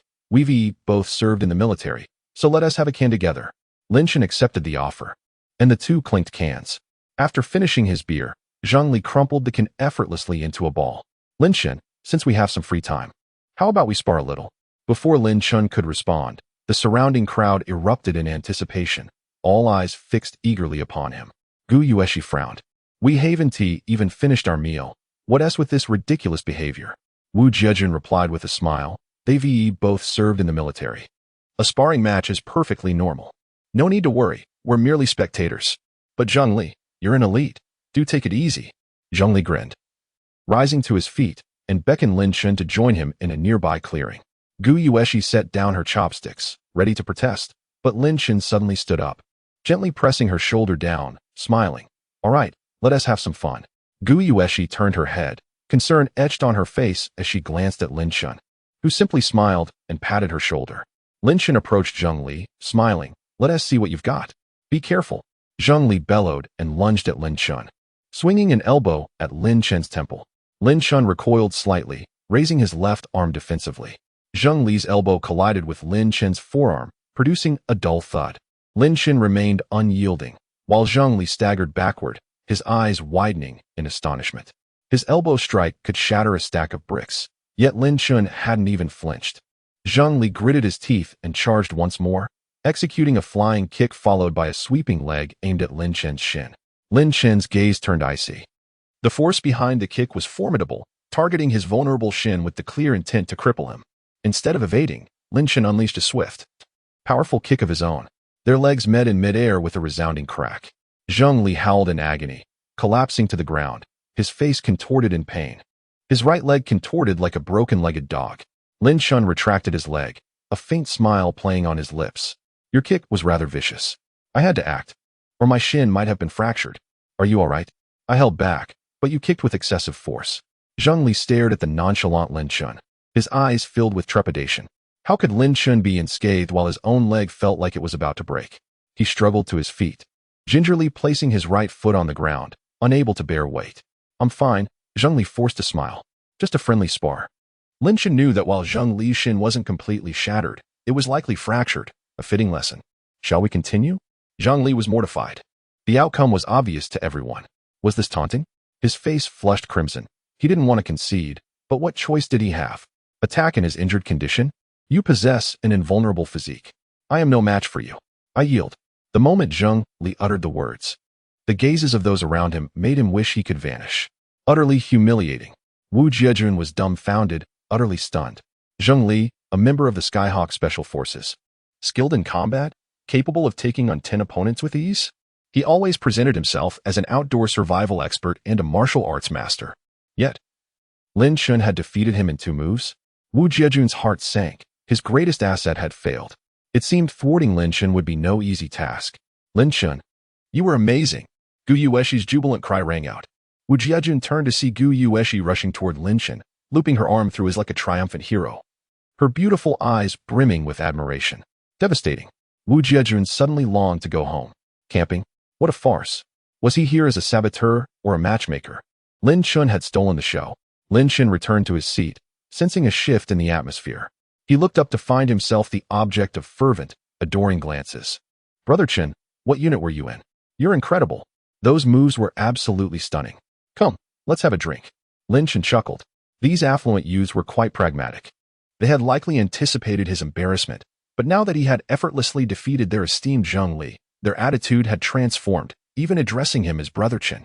Gu Yueshi sat beside Lin Shun, watching him drink with the others, her eyes filled with admiration and a hint of something more.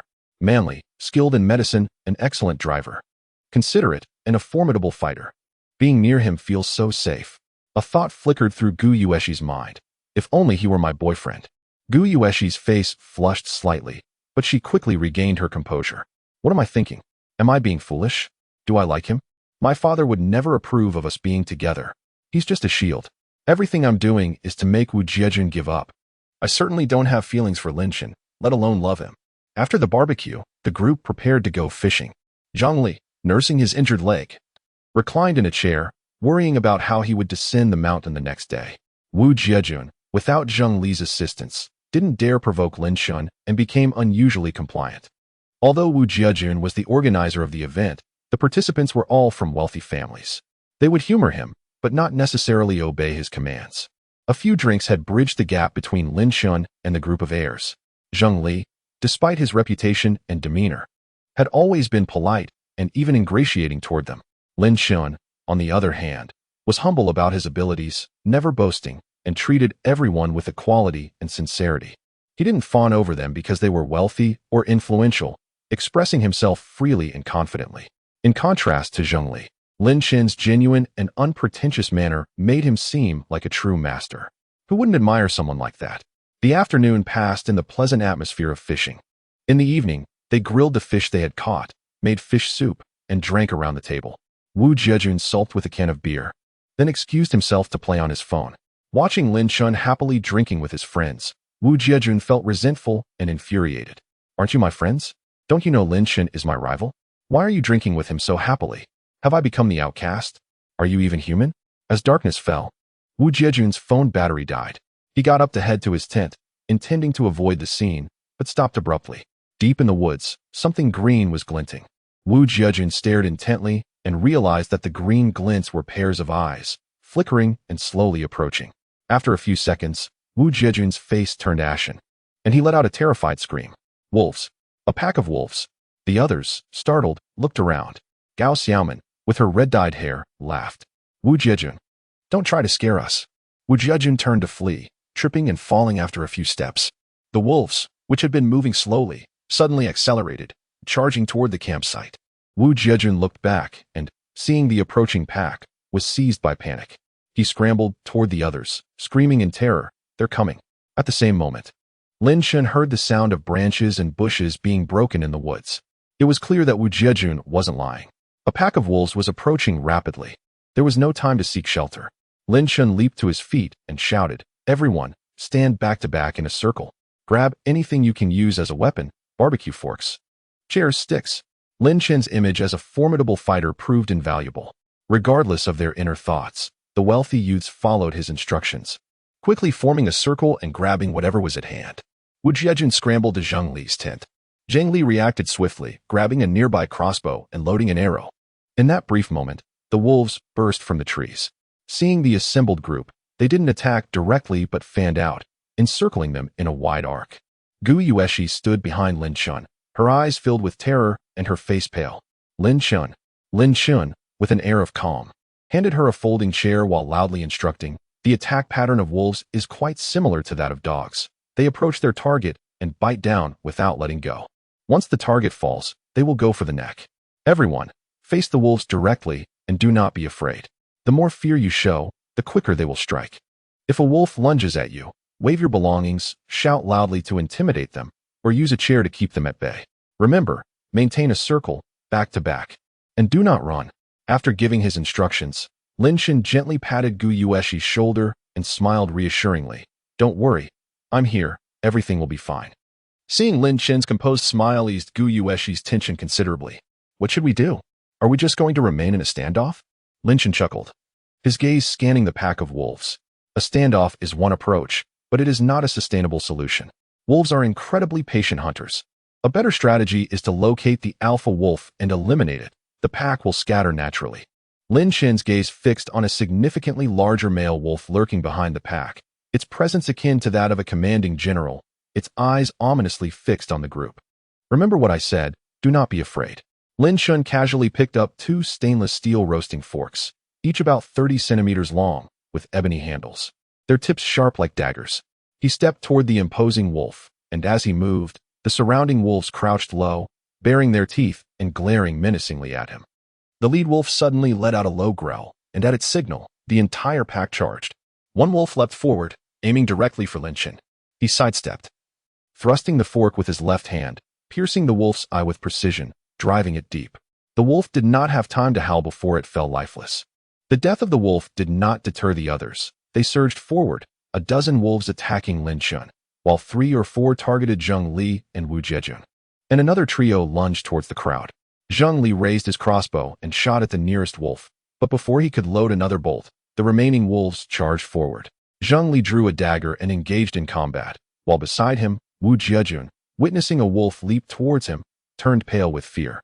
His body going limp as he collapsed onto the ground. Lin Chen glanced back at Gu Yueshi, smiling. I can handle this myself. However, Gu Yueshi remained silent. Reaching out to take the towel from Lin Chen's hand and gently pushing him, turn around. Lin Chen's expression showed a hint of surprise, yet he obediently turned his back. Gu Yueshi, holding the towel, began to carefully wipe Lin Chen's back. Her movements were slow and meticulous, but upon closer inspection, one could see the tension in her grip on the towel and a faint blush graced her cheeks. This was her first time being so close to a man. Her heart racing like a young deer, filled with an inexplicable mix of anticipation and sweetness. The blood on Lin Chen's back was not excessive, and it was soon clean after a few wipes. Gu Yueshi's gaze fell upon the scar on Lin Chen's back. Such a long scar must have been excruciating when he was injured, she thought, a wave of compassion rising within her. Her fingers traced the scar gently, gliding along its length. Does it still hurt? Feeling Gu Yueshi's fingers lightly caress the scar on his back, Lin Chen experienced a strange sensation and cleared his throat. Turning to take the towel from her. It's healed now, so it doesn't hurt anymore. Gu Yueshi's fingers fell away, and she felt a fleeting pang of disappointment. As Lin Chen crouched to wash the towel, Gu Yueshi stood behind him, biting her lip. Lin Chen, thank you. Lin Chen chuckled softly, winking at her. Aren't I your boyfriend? Protecting my girlfriend is only natural. But isn't that fake? Gu Yueshi whispered. Lin Chen replied with a smile. It's because I have the ability to protect you. If I didn't, I would be the first to run away, so there's no need to feel touched. Gu Yueshi pouted slightly. Do you always like to belittle yourself? Are you afraid of taking on responsibilities? Lin Chen paused for a moment before replying with a relaxed smile. Perhaps. I don't like to burden myself with responsibilities. I prefer freedom, a bit of humility, and less trouble. Gu Yueshi fixed her gaze on Lin Chen. But aren't men supposed to boast about themselves in front of women? While wiping the blood from his chest, Lin Chen responded, there are many capable people. Boasting can easily backfire. Gu Yueshi's expression was complex. You saved my life. How should I repay you? Lin Chen turned to gauge her expression, understanding her complicated feelings. He smiled. Want to repay me? Gu Yueshi nodded affirmatively. Yes, if you hadn't followed me, I would have definitely died today. Lin Chen grinned mischievously. Then let us be direct. Gu Yueshi nodded. Go ahead. Lin Chen leaned in slightly, grinning. How about you offer yourself to me? Gu Yueshi's face flushed crimson, indignantly retorting. Dream on, you scoundrel. Lin Chen feigned disappointment. Ah, it seems I misunderstood. Then, just treat me to a nice meal later. Gu Yueshi, realizing Lin Chen was teasing her, suddenly snapped to attention. He had seen through her feelings of gratitude mingled with complex emotions, so he made such an extreme joke to lighten her mood. She playfully slapped his bare back. Stop your nonsense. Lin Chen laughed heartily, wringing out the towel. Don't overthink it. Even if we're not lovers, we can at least be friends. Protecting friends requires no reason. Let us go. We need to continue drinking. We hardly had any barbecue earlier. I'm still hungry. Oh, and help me find some clothes. I didn't bring a change. After changing, Lin Chen returned to the barbecue grill, surrounded by a group of excited rich second-generation youths. Brother Chen, you saved our lives today.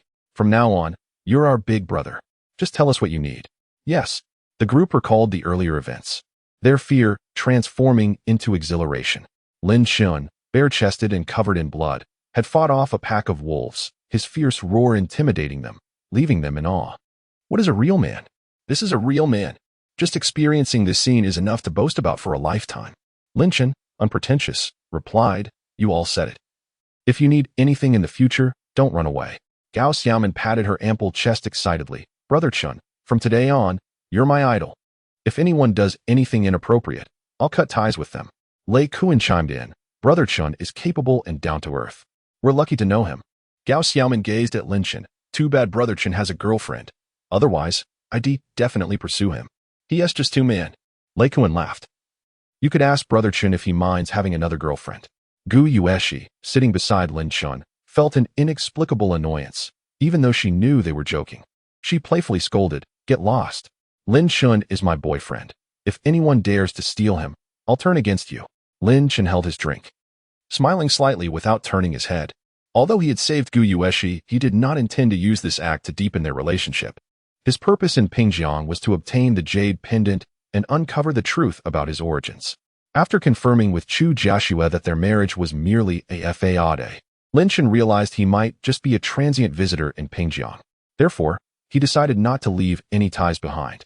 As the drinking session continued into the night, everyone eventually rested, and Lin Chen and Gu Yueshi entered their shared tent. The tent was dark, devoid of light, and they lay side by side, their breaths clearly audible. Gu Yueshi, wide awake, turned slightly to gaze at Lin Chen's silhouette, her emotions complex. Suddenly, a commotion arose from a nearby tent, a sound that stirred the atmosphere.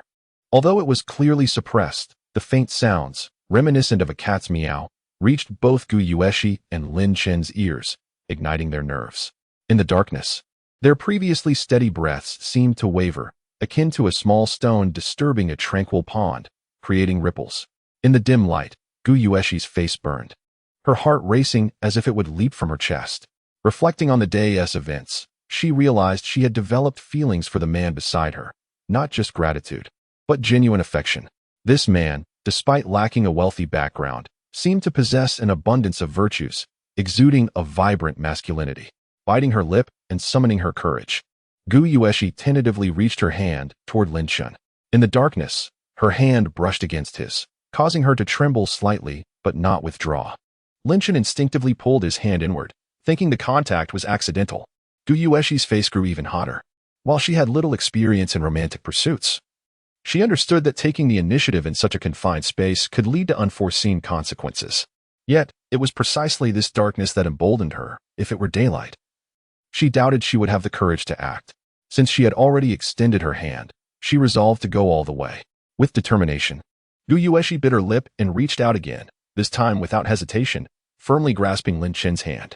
Seemingly taken aback, Lin Chen appeared to hesitate, as if instinctively wanting to withdraw his hand. Gu Yueshi, seizing the moment, interlaced her fingers with his, creating an intimate clasp. Lin Chen's hand remained still. Gu Yueshi felt a flush of warmth spread through her, yet she maintained her grip, her fingers intertwined with his. Lin Chen's breathing quickened slightly, but he didn't move. Gu Yueshi's initial nervousness subsided, replaced by a sense of bewilderment. Why wasn't he reacting? Was her intention not clear enough? Could he be shy? But he didn't strike her as someone easily flustered in the presence of women. Then, a realization dawned upon her. Of course, he had a fiancée, albeit a fictitious one. That must be the reason for his reticence. Resolving to be bolder, Gu Yueshi reasoned that since he had already seen her twice, a little more intimacy wouldn't hurt. She gently pulled Lin Chen's hand closer, changing their position, and nestled her head on his arm.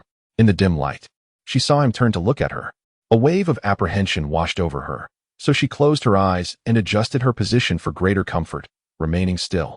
Lin Chen didn't pull away, not wanting to hurt her feelings, but he refrained from making any further advances, simply holding her loosely and closing his eyes.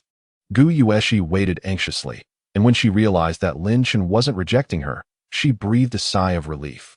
If he had rebuffed her outright, she would have been mortified. Although she couldn't decipher his thoughts, their current arrangement fulfilled her desires. If Lin Chen had responded more passionately, she wouldn't have known how to proceed. This was perfect. Cradled against Lin Chen's side, Gu Yueshi felt an unprecedented sense of security. The combined effects of the wine and fatigue soon lulled her into a deep slumber.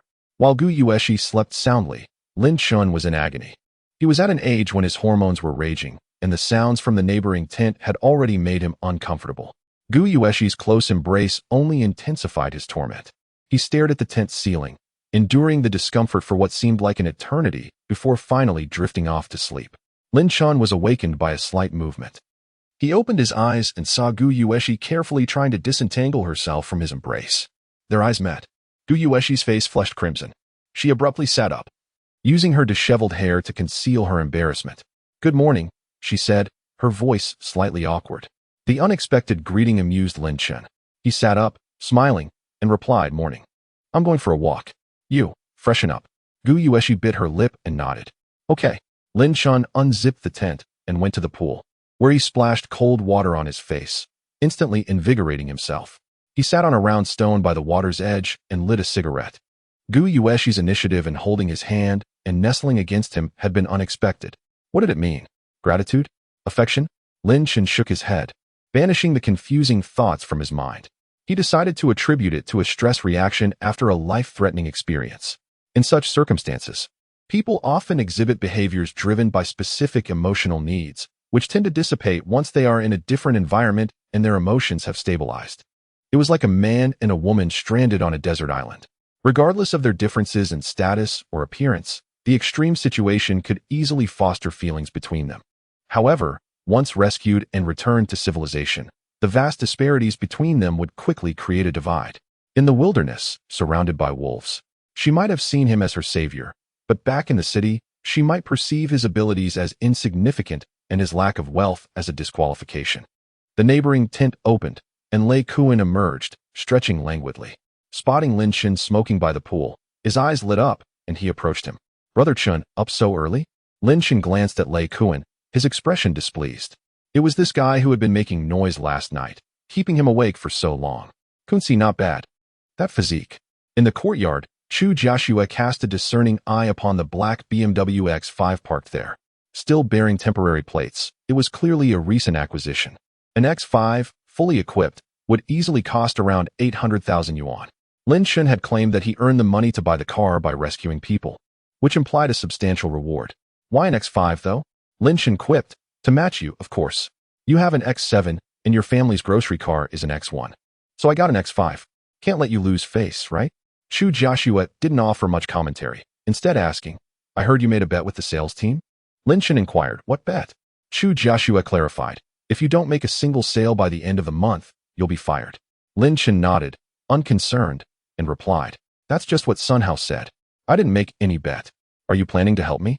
Chu Jiashue flatly refused.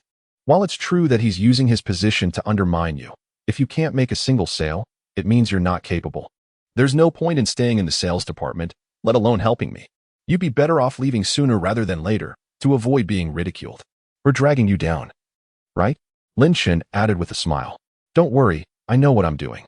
I'll start making calls tomorrow." Chu Jiashue pursed her lips. "Then good luck." Chu Jiashue's attitude was lukewarm, but Lin Shin didn't mind. After all, their marriage was a sham, and she owed him nothing. There was no reason for her to be enthusiastic. The next day, Lin Shin sauntered into work at a leisurely pace. Around noon, Gao Feng returned in high spirits. Lin Shin teased, "So happy, did you close a deal?" Gao Feng wiped sweat from his brow and replied happily, "Yeah, it's not a big one, but it's enough to meet my quota for the month." Lin Shin congratulated him. Gao Feng took a few sips of water, sat down, and said in a low voice, "Brother Chen, are you free this afternoon? I'll take you out and introduce you to some purchasing managers. Then you can follow up later, which will save you some trouble." Lin Shin readily agreed. "Sure, it's almost lunchtime. I'll treat you to a simple meal, and you can tell me about the ins and outs of this business." "Deal." Gao Feng handled the contract follow-up, and the two left the office together. Chen Hai, who had been watching, immediately went to the team leader's office. "Brother Hao." Lin Shin pulled Gao Feng out. "Looks like Gao Feng is going to help Lin Shin make a sale." Sun Hao frowned. "Gao Feng has too much free time. Has he met his quota for the month?" Chen Hai replied, "He closed the deal today, just enough." Sun Hao scoffed. "Lucky bastard. He's a troublemaker too. I'll find an opportunity to fire him later." Chen Hai grinned. "Okay, Brother Hao. What about Lin Shin?" Sun Hao dismissed him. "That list is full of leads that every salesperson has tried countless times. It's impossible to close a deal. Gao Feng has tried before, and it was useless. Let them waste their time. It doesn't matter, there are only a few days left. When he fails to make a sale, we can kick him out." Chen Hai cautioned. "I heard that kid knows President Chu." Sun Hao sneered. "So what if he knows President Chu? We're on President Qian's side. As long as we have evidence. What can President Chu do? President Chu is beautiful, but as for managing the company, Chen Hai fawned, "That's right. I think President Qian should be in charge of the company. Mr. Chu, still too young and a woman, would be better suited to find someone to marry." Sun Hao was quite pleased with Chen Hai's attitude. "Work hard. The sales department manager, Old Dong, is nearing retirement. As long as I achieve results in Group 8, the manager's position will be mine, and I shall not neglect you." "Chen, is this your car?" "Yes, I just bought it yesterday." Gao Feng gazed in astonishment at the sleek black X5 before him, realizing why Lin Shin seemed utterly indifferent to Chen Hai and Sun Hao. It was evident that someone who could afford an 800,000 yuan vehicle must possess considerable means. After all, it was merely a salesperson's role. How could he possibly regard them with any seriousness? Perhaps he was merely here to experience life. Lin Shan drove to a nearby upscale hot pot restaurant, treating Gao Feng to a sumptuous meal. When the bill arrived, after rounding off, it amounted to exactly 1,000 yuan. Gao Feng couldn't help but be astonished. 500 per person for a hot pot meal was indeed extravagant. It seemed he also needed to put in some effort. Let us first head to Honghe Hospital. It's a new facility with a significant demand for medical equipment. However, many contracts have already been finalized, and we don't expect to secure a large share. We'll aim to capture a small portion. Closing even one deal would suffice. And then Chun, you'll be in the clear. Lin Chun, unfamiliar with this domain, naturally followed suit, entrusting professional matters to those with expertise. As they entered the parking lot of Honghe Hospital, Gao Feng made a phone call. Hey, Director Zhao. This is Xiao Gao from Chua Medical Sales. A few moments later, Gao Feng hung up with a wry smile. I got hung up on, but in sales. This is quite normal. Let us go inside and find someone. In sales, one must have thick skin and not fear rejection. Lin Shan readily agreed. All right. Just as they stepped through the entrance, a group approached from the side, led by Mo Junwoo, who had a fleeting acquaintance with Lin Chun at Yuan Pavilion. Mo Junwoo was listening to the hospital's president, Hu Mingsheng, report on the hospital's conditions when his gaze inadvertently swept across the lobby. Suddenly, he halted, his eyes brightening. Lin Chun.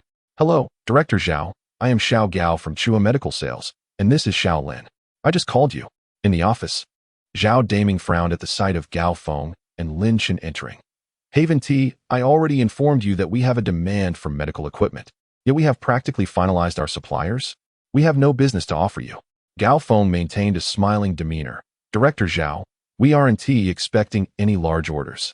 Could you perhaps consider any smaller ones, just a slight opening? Rest assured, we at Chua Medical are a well-known supplier in Pingjiang, with excellent quality and reliable prices. Zhao Daming's expression turned cold. No, you may leave. Gao Feng remained undeterred, persisting with his pleasantries. Director Zhao, I understand you're busy. Would you have time for a meal tonight? I'd like to properly introduce the advantages of our products to you. Zhao Daming impatiently retorted. I'm not available. Don't attempt that with me. Our procurement follows standards and processes. If you don't leave, I'll be forced to call security. Gao Feng sighed in resignation. All right. Director Zhao, you carry on. I'll reach out to you later. Zhao Daming, clearly disinterested, waved his hand dismissively, signaling for them to exit. As Gao Feng and Lin Shan walked away, he finally sighed. It's tough. Lin Shan expressed his regret. This was my responsibility. I'm sorry for dragging you into this. Gao Feng chuckled. Who said we are the subordinate party while they are the superior? For us in sales, if we wish to earn, we must bend low and sometimes even kneel. Initially, it may feel frustrating or awkward, but one gets used to it. Lin Shan nodded. What is the significance of inviting him to dinner? Gao Feng explained. If he is willing to join us, it indicates there's room for negotiation. The product must meet the bidding standards. Essentially, it comes down to red envelopes and discussing kickbacks, matters not suitable for the office. Lin Shan inquired. He declined. What should we do now? Gao Feng pondered. We can visit another place and later catch him after work to invite him for dinner. If he still doesn't budge, then we've likely exhausted our chances with Honghe Hospital. All right. Meanwhile, in the president's office, Hu Mingxing was enjoying tea with Mo Junhua. Hu Mingxing found it puzzling that Mo was about to leave, but suddenly returned, instructing the secretary to investigate those two young men without disturbing them. Did Mo know those two? While he was contemplating this, the secretary entered, whispering something into Mo Junwu's ear. A strange expression crossed Mo Junwu's face. Chua Medical Sales Department? Lin Shan is actually a salesperson? With his remarkable medical skills and even being a practitioner, he chose to become a salesperson, promoting medical equipment? A smile crept into Mo Junwu's eyes. His father had asked him to find an opportunity to discreetly assist Lin Chun to establish a favor first, paving the way for a better relationship later. Was this not an opportunity presented to him? Mo Junwu looked up and instructed, Lao Hu. Two salespeople from Chua Medical came by earlier. Arrange for the business to go to Lin Chun. Allocate whatever business you can. Just ensure it's handled normally. But no kickbacks. Hu Mingxing tentatively asked. Mo, what about Lin Chun? Mo Junwu replied candidly. Mr. Lin saved my father's life a few days ago, and I wish to befriend him. Mo Junwu articulated his intentions clearly, not wanting his subordinates to misinterpret his message and ultimately handle matters poorly, thus missing out on establishing a favor while also offending someone, an avoidable loss. Mo Junwa's statement revealed several crucial pieces of information. The most significant being that Lin Chun was the chairman's benefactor, and addressing him as Mr. Lin indicated respect. Furthermore, Mo Junwoo expressed a desire to befriend Lin Chun. The word hope carried profound implications.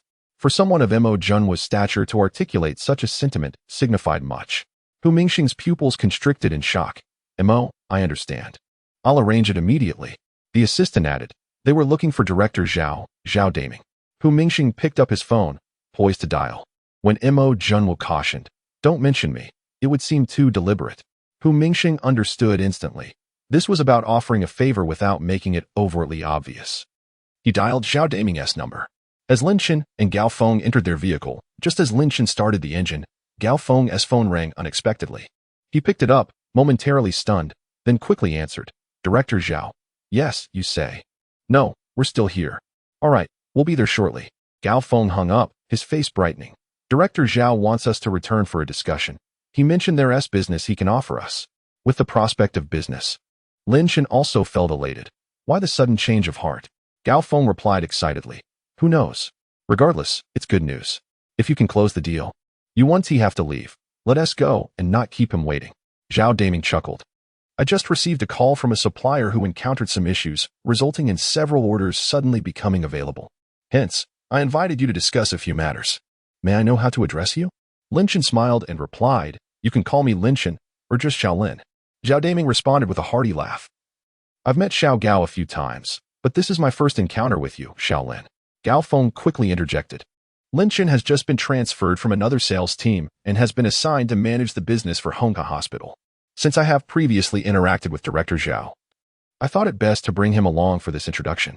Gao Feng's words were quite skillful. He carefully omitted mentioning that Lin Chen was a newly recruited employee, as such information might lead the buyer to feel undervalued. Who would want a novice with no experience handling their business? Gao Feng clarified that Lin Chen was responsible for the orders, and since he had prior dealings with this area, he was merely facilitating the introduction to avoid any disputes regarding the order's ownership.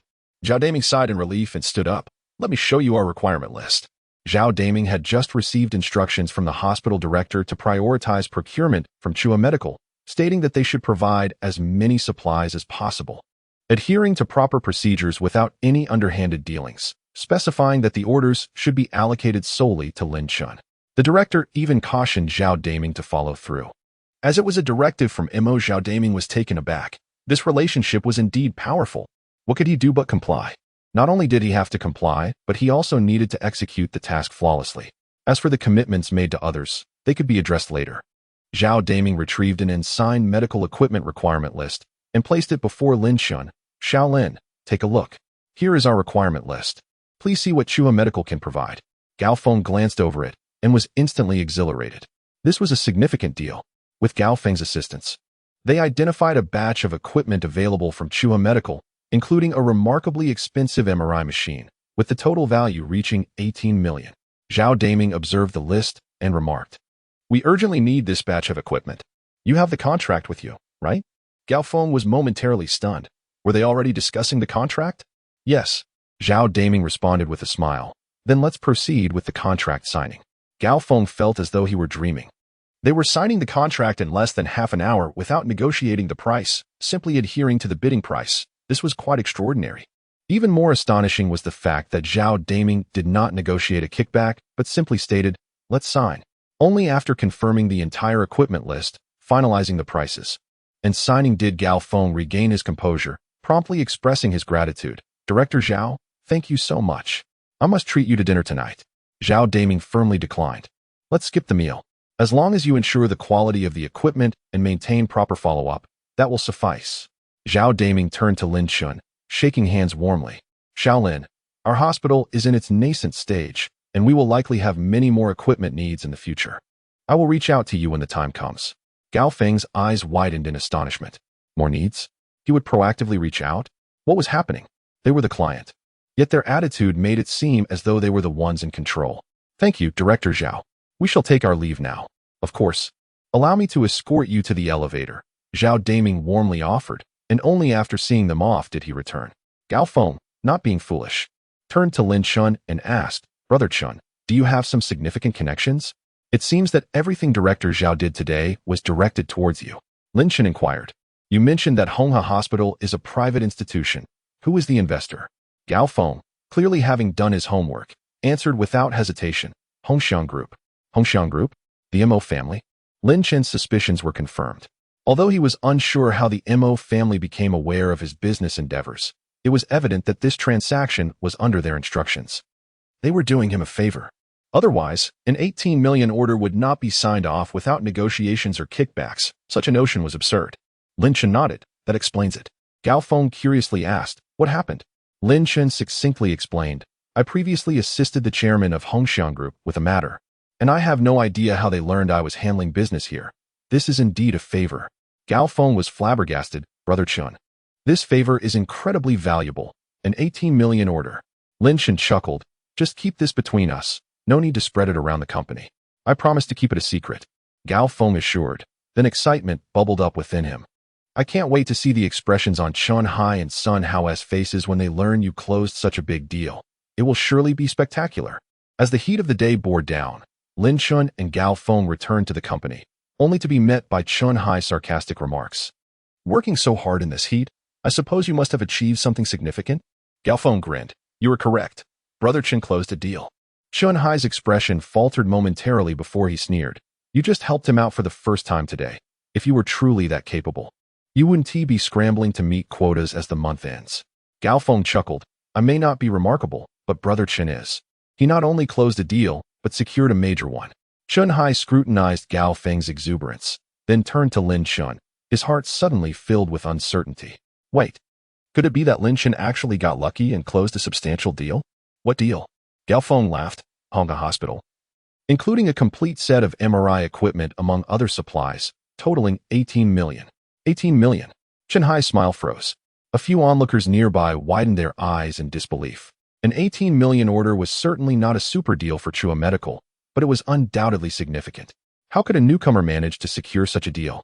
Moreover, Honghe Hospital had been a difficult client for everyone. Lin Chen had actually managed to win them over. Incredible. Chen Hai scrutinized Lin Chen. Is what he said true? Lin Chen shook the folder in his hand. The contract has been signed. It can't be false. Chen Hai snatched the folder from Lin Chen, scrutinizing the contract. The figure of 18 million stung his eyes. It was indeed real. Lin Chen had genuinely secured Honghe Hospital, an 18 million contract. Chen Hai felt a sharp pang in his heart. Sales commissions ranged from 3 to 5, with larger deals yielding higher commissions.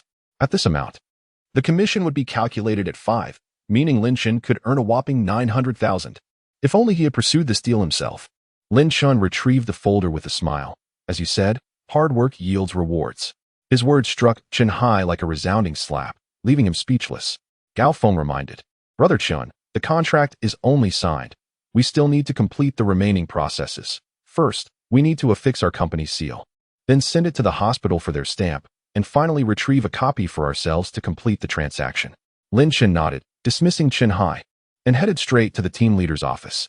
Sun Hao was engrossed in flirting online when he noticed Lin Chen's arrival and asked coolly, what do you need? Lin Chen placed the contract on the table. I secured a deal, but we still need to get the company's seal. You secured a deal? Sun Hao's eyes widened. But he quickly recognized his reaction was overly enthusiastic. He cleared his throat to regain composure before picking up the contract. Honghe Hospital? Sun Hao was internally astonished. Honghe Hospital was indeed a tough nut to crack. What kind of luck had this guy stumbled upon to land such a deal?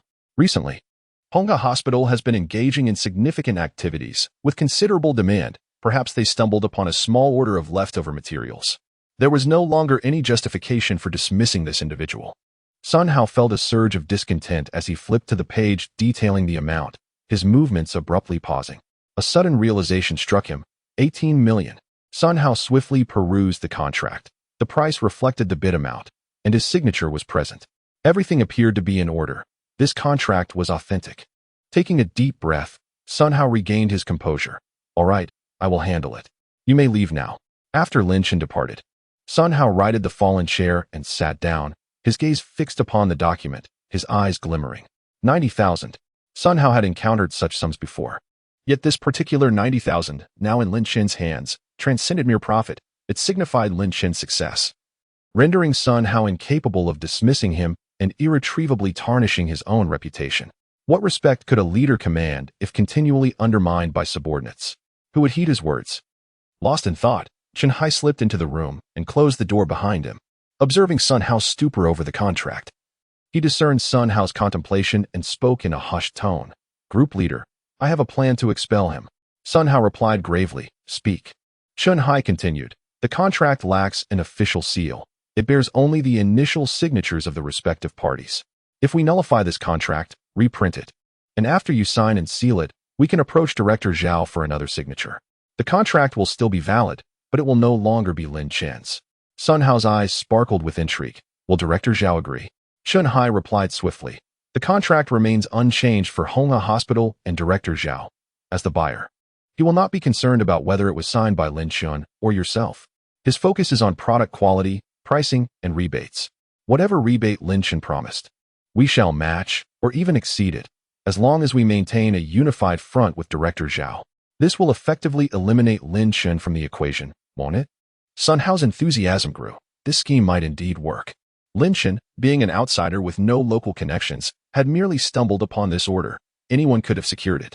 Given that Lin Chen was still in his probationary period, we could claim he had not passed it, and that, in light of this, you would personally liaise with the client to oversee the order. Director Zhao would be unlikely to advocate for an inconsequential figure like Lin Chen, opting instead to agree to the arrangement, as who wouldn't he desire a little extra benefit. Chen Hai had evidently devised every detail.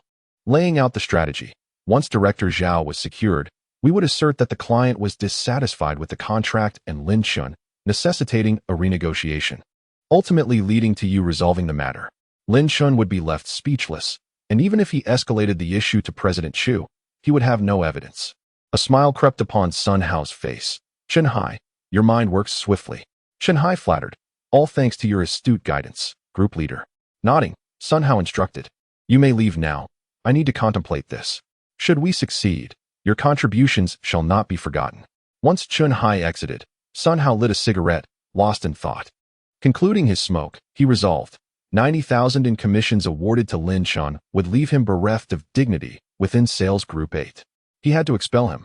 Resolutely, Sun Hao opened his computer, reorganized the contract according to the equipment list, and printed a new copy. After verifying its accuracy, he took out a bottle of ink, measured the placement, and accidentally tipped it over, staining Lin Chen's signed contract beyond repair. Using a tissue, he absorbed the ink, rendering the contract null and void.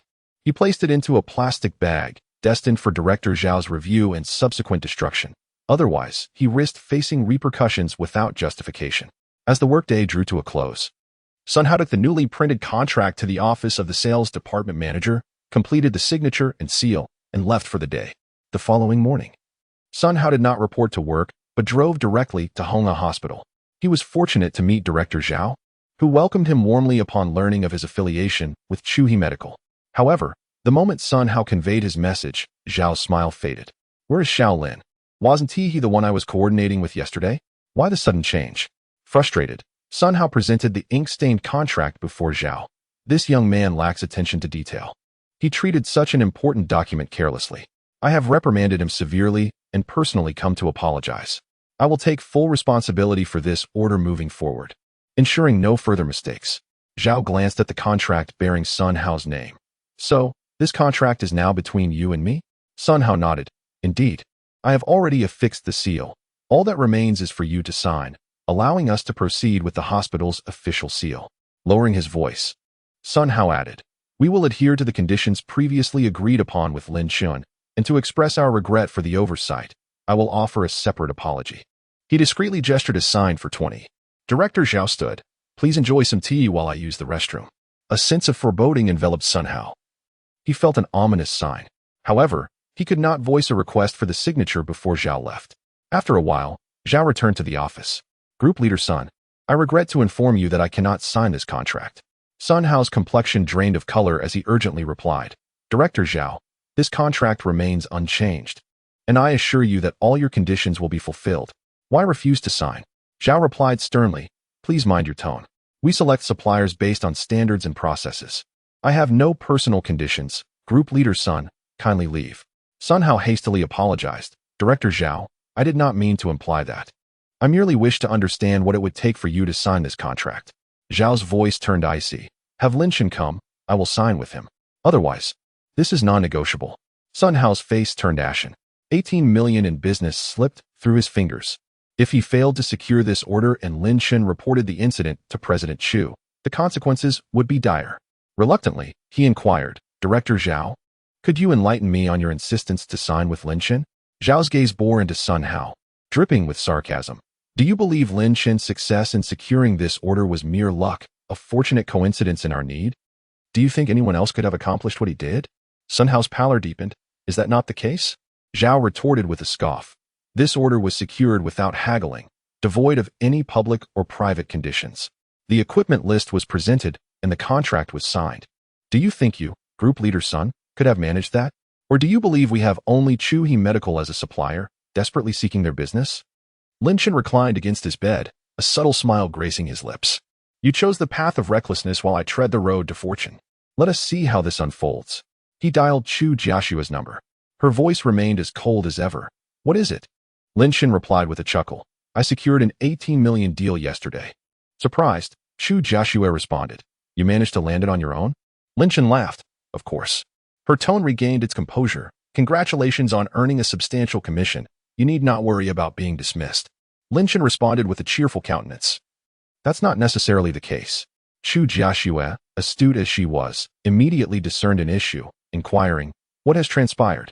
Lin Shan recounted the incident of Sun Hao's nullification of their agreement and his clandestine endeavor to secure a contract with Zhao Daming, even divulging the specifics of their discourse. Chu Jiashua voiced her astonishment. Director Zhao divulged this to you? Affirmative. Director Zhao is amenable to an agreement solely with you, and not with other representatives from the Chuhe Corporation? Precisely. Chu Jiashua, perplexed, queried, how did you accomplish this? She found it difficult to comprehend why Director Zhao would extend such preferential treatment to Lin Shan, a newcomer with no established connections. Lin Shan jested, because my capabilities are unparalleled. Chu Jiashua, losing interest, retorted, that response lacks sincerity. Can you procure additional orders from Red River Hospital subsequently? Presumably. Chu Jiashua declared decisively. Await my intervention. I shall furnish you with a resolution. Understood. Upon terminating the call, Lin Shan languidly arose to commence his workday.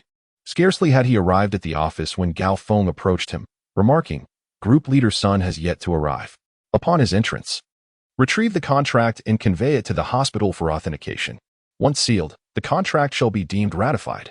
Lin Shan quipped, he is presently occupied. Gao Feng, puzzled, inquired. Occupied with what? Lin Shan chuckled, occupied with attempting to usurp my order. Gao Feng's countenance underwent a drastic alteration. What is the meaning of this?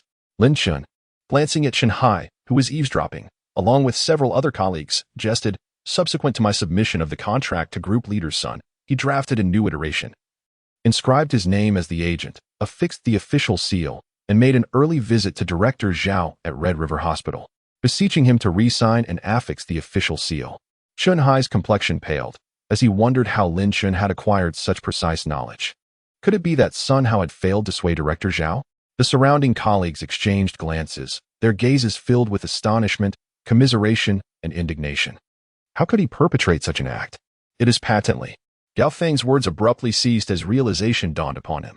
Director Zhao was merely adhering to the chairman's directive to extend a favor to Lin Shan. Sun Hao's intervention would be futile, tantamount to self-inflicted humiliation. It was no wonder Lin Shan appeared so unperturbed, possessing such an intimate understanding of the situation. Who else but Zhao Daming could have provided Lin Shan with such intelligence? Gao Feng's anticipation surged, anticipating a spectacle. As Chunhai prepared to discreetly contact Sun Hao, the latter entered. His eyes betrayed a hint of disquietude. Lin Shan, a word in my office. Lin Shan remained stationary, retorting with a smile.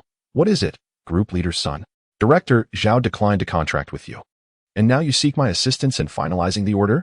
Sun Hao's visage underwent a radical transformation, his eyes reflecting an escalating sense of disarray. Lin Shan was privy to his machinations. Sun Hao's gaze rapidly traversed the office, noting the scrutinizing gazes of his colleagues, and a chilling realization descended upon him. Everyone was aware. Panic seized Sun Hao's heart. Lin Shan, the interests of the corporation take precedence. Sign the contract, and I shall promptly expedite your regularization. You shall receive every penny of your due commission. Lin Shan, reclining in his chair, nonchalantly propped his feet upon the desk. I have had a change of heart. Await the end of the month and terminate my employment. Sun Hao erupted in fury, insubordination, utter disregard for the corporation's interests. Do you dare me to terminate you forthwith? Lin Shun retorted with a smile. Group leader Sun, were I in your position, I would not be contemplating my dismissal, but rather strategizing how to respond to the leadership's inquiries. Sun Hao's heart plummeted. This individual has escalated the matter. The CEO is already cognizant. Sun Hao's mind teemed with disarray as he contemplated the potential ramifications. His former arrogance dissipated, and he implored, Lin Shun, I offer my sincerest apologies. My actions were excessive. My sole intention was to bolster my performance. I intended to remit all commissions to you. Lin Shun inquired with a smile, Are you soliciting my forgiveness? Sun Hao's face flushed crimson.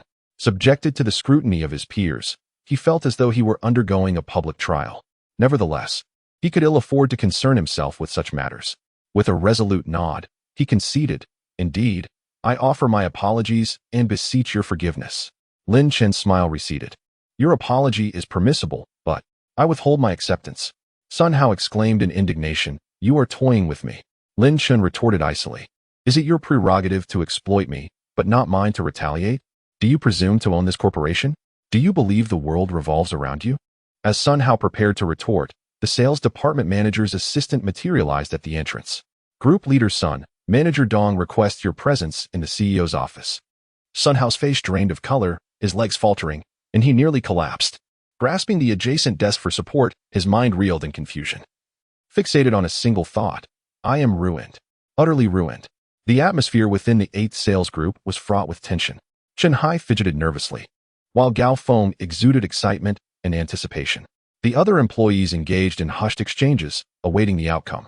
Lin Shun, in contrast, remained unperturbed, engrossed in a game. He was impervious to pressure. He was there to coast, and he feared no one. Respect was conditional upon reciprocation. Sun Hao returned, his face ashen, his demeanor vacant, as though his soul had departed. Chen Hai hastened to greet him. Group leader, are you well? Sun Hao raised his head, his eyes gradually focusing upon Chen Hai, before transforming into rage and fury. With a sudden surge, he delivered a kick to the unsuspecting Chen Hai, sending him sprawling. He then pounced upon Chen Hai, raining blows upon him. It is all your fault. Had you not proposed this insidious scheme, I would not find myself in this predicament. I provided you with orders and performance, allowing you to leisurely sip tea in the office. Is this how you repay my generosity? I shall beat you to death. Chen Hai, stunned by the assault, dared not retaliate, shielding his head as Sun Hao's blows rained down upon him. More than physical pain, he feared the consequences of Sun Hao's actions. His comfortable existence was predicated upon Sun Hao's assistance, and if Sun Hao were to fall, so would he. Group leader, I erred. It is entirely my fault. Henceforth, I shall heed your counsel and refrain from offering unsolicited advice. Sun Hao's eyes blazed with renewed fury. Henceforth? There shall be no henceforth.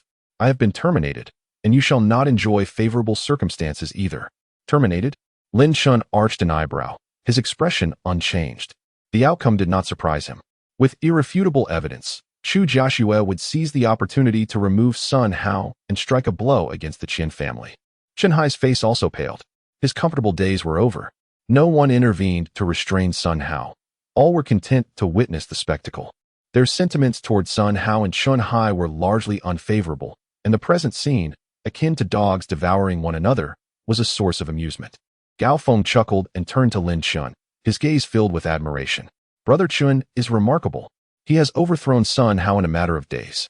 Sun Hao continued to assault Chen Hai, but Chen Hai, no longer willing to endure the abuse, mustered his strength and flung Sun Hao aside, causing him to collide with a chair. Sun Hao stared in disbelief. You dare to assault me? Chen Hai's face flushed crimson. The idea originated with me, but the decision to adopt it was yours. You sought to oust Lin Shun and seize the commission for yourself. All of those decisions were yours. Now, you seek to place the blame upon me? Do you presume that I lack a temper? Sun Hao, unable to withstand the rebuke, lunged at Chen Hai once more, and the two engaged in a chaotic brawl. Halt! Dong Yunjiang, the sales department manager, appeared at the entrance, frowning and exclaiming, What is the meaning of this? Having quelled the altercation, Dong Yunjiang announced Sun Hao's suspension and dismissal to all present, and proceeded to declare the appointment of a new group leader. Lin Chen. Lin Chen's expression conveyed surprise. Me? Dong Yunjian's gaze was complex. Indeed. President Chu personally selected you to temporarily assume the position of team leader for the 8th group for a period of 3 months. A successful tenure will lead to a formal appointment, while failure will necessitate a replacement. Furthermore, you must secure the Honghe Hospital contract, both present and future. 3 months? Chu Joshua's calculations were meticulous. Their sham marriage was only for 3 months, after which they would part ways. This would allow him to legitimately resign, while also satisfying the old man's requirement for a management position within those 3 months. Sales Team 8 was a newly established, peripheral group, making the team leader position relatively insignificant. She was leveraging his acquisition of the Honghe Hospital contract to elevate herself, and any dissent would be muted, given his temporary status. Besides, without offering him some incentive, the Honghe Hospital contract might slip away. Sun Hao's face was ashen. His eyes filled with resentment as he glared at Lin Chun. You have guts. Just you wait. Shen Hai's expression was wooden. He knew his position in Team 8 was untenable. Regardless of whether Lin Chun sought retribution, simply having his contracts taken away would render him unable to function. Better to resign, he thought. It's better to leave voluntarily than be forced out. Gao Feng's face lit up with delight. With Lin Chun as the team leader, his fortunes were about to change. Even if he wasn't given special treatment, at least he wouldn't be subjected to petty harassment or have his contract stolen. The other employees in Team 8 were shocked, but largely indifferent. After all, Lin Chun had secured an 18 million contract that they couldn't, demonstrating his competence. Moreover, in the few days they had known him, Lin Chun had shown himself to be straightforward, unlike the petty Sun Hao. His leadership seemed promising. Lin Chun smiled. All right, Manager Dong, I'll go and secure the Honghe Hospital contract. Soon, the formalities were completed, and Lin Chun became the acting team leader of Sales Team 8, moving his office into the separate team leader's office. He picked up the phone and dialed Zhao Daming's number. Director Zhao, thanks a lot. Thanks to you. I've replaced Sun Hao as team leader. Let's have a drink tonight. Over drinks, the contract was signed, and the situation was clarified. It turned out that Mo Junwa's inspection of the hospital the previous day had coincided with Lin Chen's presence, leading to the subsequent events. After parting ways with Zhao Daming, Lin Chen called Mo Junwa. He had already received 5 million in medical expenses and an apology for saving Mo Dahong's life, so the matter was settled. Now, he owed a favor and felt compelled to acknowledge it. The phone connected, and before Lin Chen could speak, Mo Junwa greeted him warmly. Mr. Lin, hello? Lin Chen chuckled. Mr. Mo, you orchestrated this so quietly. I owe you a favor, having been enlightened by his father. Mo Junwa realized his previous short-sightedness and harbored no resentment towards Lin Chen. As he had said before, he now hoped to befriend Lin Chen. Mr. Lin, it's a trivial matter, not worth mentioning as a favor. The hospital's procurement of equipment is the same regardless of who we buy from. Chua Group is a well-known enterprise in Pingjiang, with reliable product quality. Buying locally also makes future maintenance more convenient. In the future, all medical-related equipment and drugs needed here will be purchased from Chua Medical, which will require Mr. Lin's assistance. Despite being the client and essentially offering money, his courteous demeanor left Lin Chen speechless. Thank you. Consider it me owing Mr. Mo a favor. Mo Junwa was delighted. Regardless of the favor, the relationship had been naturally established. Mr. Lin, you saved my father's life. It's too formal to talk about favors. By the way, my father's condition has greatly improved since taking the medicine you prescribed. He would like to invite you to a meal to express his gratitude. At the same time, I would like to ask Mr. Lin to give my father a follow-up consultation. After all, he's getting old and has many ailments, which worries me as his son. Lin Chen smiled. All right. Mo Junwa said happily. My father has 2 days' worth of medicine left. He'll finish it tomorrow. How about tomorrow evening, Mr. Lin? Would that work for you? Good. Mo Junwa's tone was joyful. Then I'll pick you up after work tomorrow. Lin Chen hung up the phone and headed towards the parking lot. As he approached his car, the door of a nearby black van slid open, and 7 or 8 men emerged, quickly surrounding him. Each man carried a machete or iron bar. Lin Chen stopped, casually pulled out a cigarette, and struck a match. He slowly lit the cigarette, took a deep drag, and exhaled a puff of smoke. Who hired you? The young man standing by the van, holding a handheld DV camera, said coldly, You're quite bold. I heard you're a good fighter. It seems it's true. Lin Chen narrowed his eyes slightly. So, it's Wu Jiejun.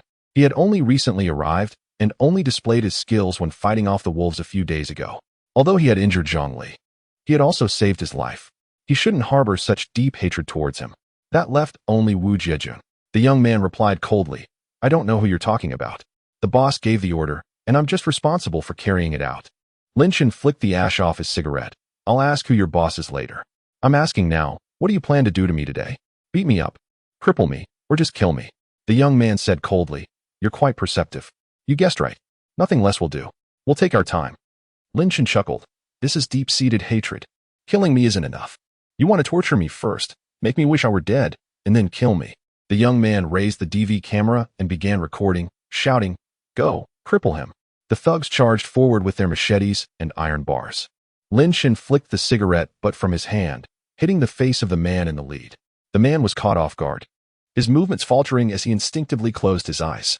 When he opened them again, he found Lin Chen standing in front of him, one hand gripping the steel pipe he was holding, and the other foot kicking his leg. Crack! Lin Chen's kick broke his leg bone, and the iron bar fell into Lin Chen's hands. Now armed, Lin Chen was like a fierce tiger descending from the mountains, swinging the iron bar wildly. The surrounding area was filled with screams. Lin Chen showed no mercy towards these ruthless thugs. With each swing, someone's arm or leg would break, while the machetes and iron bars wielded by the others couldn't even touch Lin Chen's body. The middle-aged man, who had been coldly observing next to the young man holding the DV camera, suddenly drew the horizontal saber he was carrying and lunged forward, instantly closing in on Lin Chen's back, slashing down with the saber as fast as lightning. Lin Chen didn't turn around, but as if he had eyes in the back of his head, he sidestepped, the blade passing by him. Lin Chen smiled coldly, not pretending anymore. The middle-aged man didn't say a word, wielding the saber towards Lin Chen, his moves as swift as the wind, the blade light as continuous as waves. Clearly, this man was a trained fighter. Lin Chen moved his feet, his figure graceful, easily dodging the blade light. As the middle-aged man's slash missed, Lin Chen suddenly took a step, closed in on the man, and smashed the iron bar directly onto the man's hand holding the saber. The crisp sound of bones breaking echoed. Before the man could scream, Lin Chen swung the iron bar again, hitting him directly on the head. The middle-aged man fell to the ground without a sound. Lin Chen turned around, twirling the iron bar in his hand, staring at the young man holding the DV camera. Aren't you going to show off your skills? The young man's face turned pale. He knew Lin Chen was a good fighter, but he didn't know he was this good. The ordinary thugs who only knew how to fight were nothing. But the last one to attack was Ma Ding, the quick saber, one of the Black Bamboo trio, born into a martial arts lineage. Ma Ding had honed his skills with the blade since childhood. It was said that his swift swordsmanship was so precise that water could not penetrate it. In the blink of an eye, he could leave 8 cuts on a person's body. He was one of the top 3 enforcers under the Black Bamboo Company's boss. The seemingly invincible Ma Ding was felled by Lin Chen with a single iron rod, his fate uncertain. Just like that, he had been defeated. The youth knelt down with alacrity. Esteemed sir, I was merely following orders. Ask me anything you wish to know, but I beg for mercy. Lin Chen retorted with a sneer. You are quite the pragmatist. He then inquired, Tell me, what is going on? Without hesitation, the youth began, My name is Lai Ilyong, and I am from the Black Bamboo Company. On the surface, the Black Bamboo Company is a labor service provider, undertaking various construction projects. However, it also engages in lending, debt collection, and other unsavory activities for a fee. The company's boss is named Li Liangwen, known as Brotherwen. I am the boss's assistant. Yesterday, Brotherwen instructed me to handle this matter and record the process with a DV camera, as the client requested. They wanted to ensure your demise was not too swift. However, I genuinely do not know who hired Brotherwen for this task. After all, he is the boss, and I am merely a subordinate. Lin Chen pointed the iron rod in his hand at the unconscious Ma Ding. This man wields his blade with skill. Lai Liang explained, that is Ma Ding, one of the 3 masters of Black Bamboo. Together with Iron Fist, Zhou Mingho, and Evil Spirit Tao Kuan, they are known as the 3 heroes of Black Bamboo. And they have quite a reputation in this circle. The boss said you were quite capable, so he sent Ma Ding to complete this mission. I am the executor and recorder of this event. Lin Chen's gaze landed on the DV camera in Lai Liang's hand. Lai Liang promptly opened the DV, extracted the storage card, and snapped it in 2 with a crisp sound. Esteemed sir, we have never met you today. They were merely drunk and got into a fight, resulting in this outcome. It has nothing to do with you. Lai Liang extended his arm. If esteemed sir still feels aggrieved, then feel free to break my arm. Just like theirs. I cannot bring myself to do it, so I will trouble you. Lin Chen could not help but chuckle. You would think this fellow is bold. Yet he was the quickest and most decisive to kneel, without any hesitation. And you would think he is timid, yet he recounts these events with such clarity. His tone urgent, but not flustered, methodical and coherent. He even dares to offer his arm for me to break. Lin Chen dropped the iron rod and said with a smile, "For being so cooperative, I will spare you this time. However, you must return and deliver a message to your boss for me." Lai Yiliang's eyes lit up. "Esteemed sir, please instruct." Lin Chen stated calmly. "Someone has put a price on my head, and he has taken action. Logically, I should go and eliminate him now. However, I am willing to give people a chance to redeem themselves. Within 3 days, if he eliminates the person who hired him to kill me, then today's events will be considered over. If, after 3 days, the employer is still alive, then I am afraid he will have to die." Lai Yiliang's face became solemn. "Esteemed sir means that the boss and the employer can only live, only one?" Lin Chen smiled. "Full marks for comprehension. Now be gone." Lai Yiliang breathed a sigh of relief and repeatedly expressed his gratitude. "Thank you, esteemed sir." Lin Chen ignored the group and drove straight home. Upon his return, Chu Jiaxue had already taken a shower and was sitting in a chair reading a book. Her slender figure, even in loose cotton pajamas, could not conceal her beauty. Lin Chen first took a shower, a daily habit, ensuring he was clean before entering the bedroom, as he was sleeping in Chu Jiaxue's bed. "Now that you have appointed me as the acting team leader, has Qianbai been targeting you?" The Qian family is the second largest shareholder in the Chuha Group and has been vying for power with the Chu family. Qianbai is the group's vice president and Chu Jiaxue's biggest rival. Chu Jiaxue kept her eyes on the book and did not look up. "Your evidence is irrefutable." So he has nothing to say.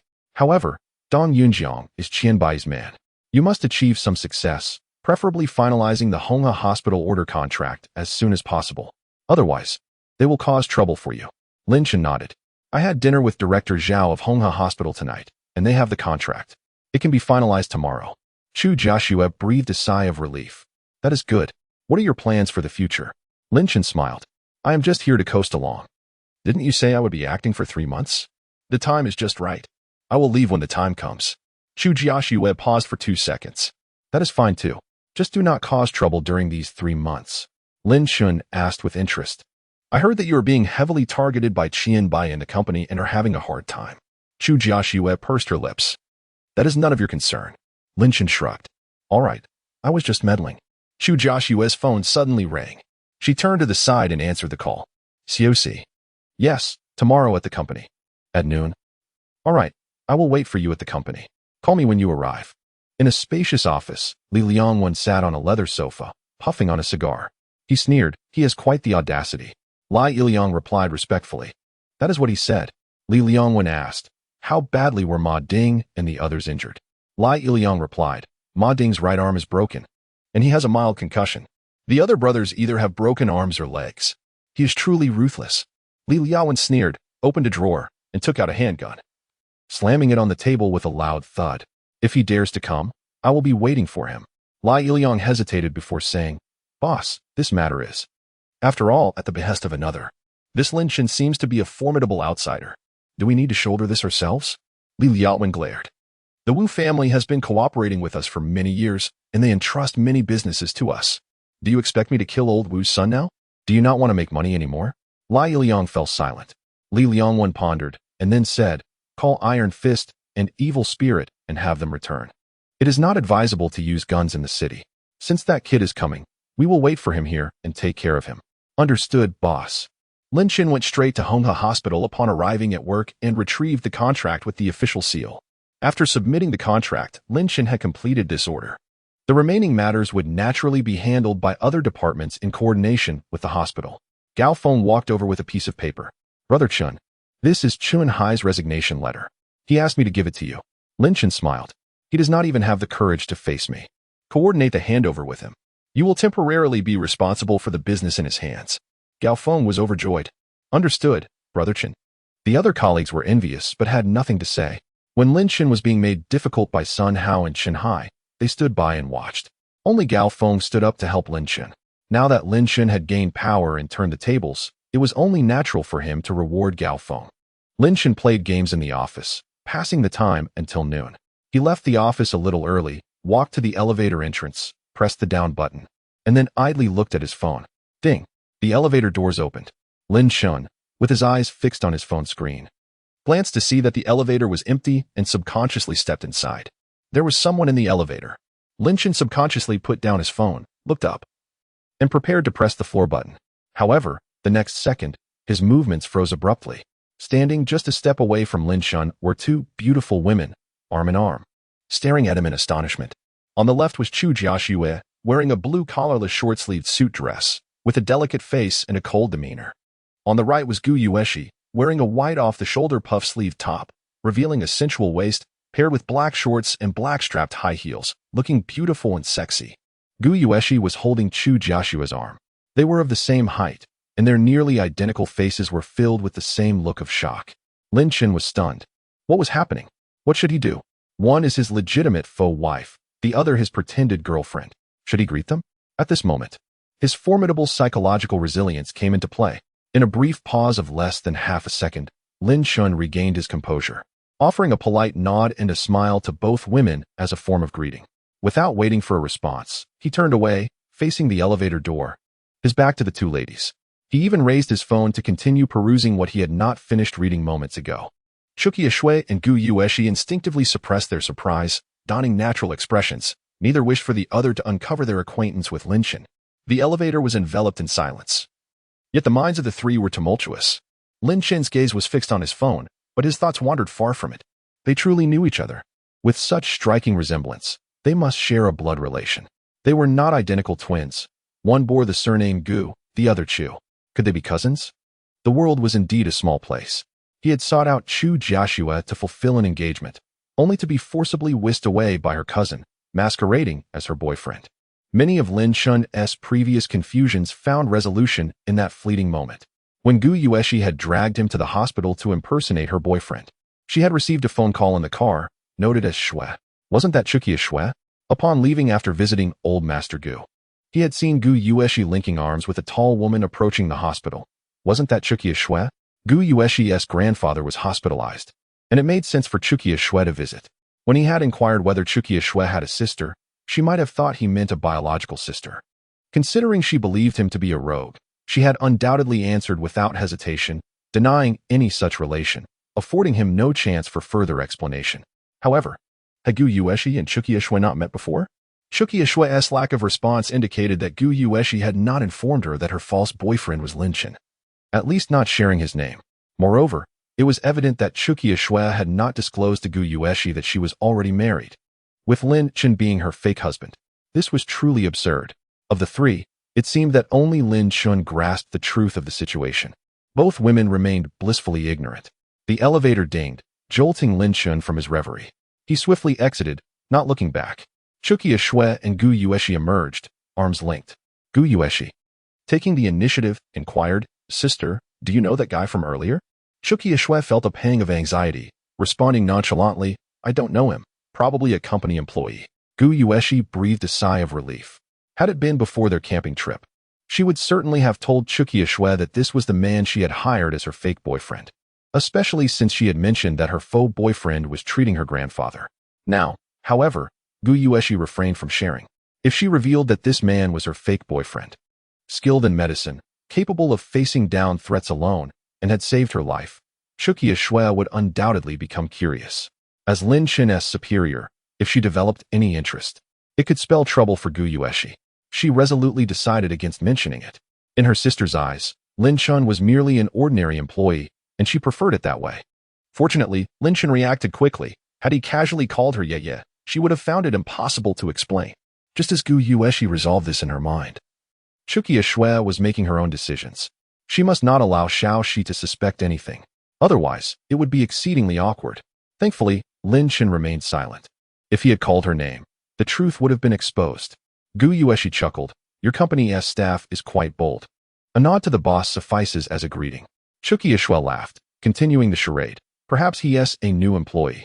Nowadays, the youth regard you as a leader during work hours, yet who cares after hours?" Both women laughed. But as Chu Jiaxue gazed at Gu Yueshi's almost identical smiling face, a thought suddenly struck her. Was it possible that when Lin Chen first saw her, he mistook her for Xiao Shi, commenting on her appearance?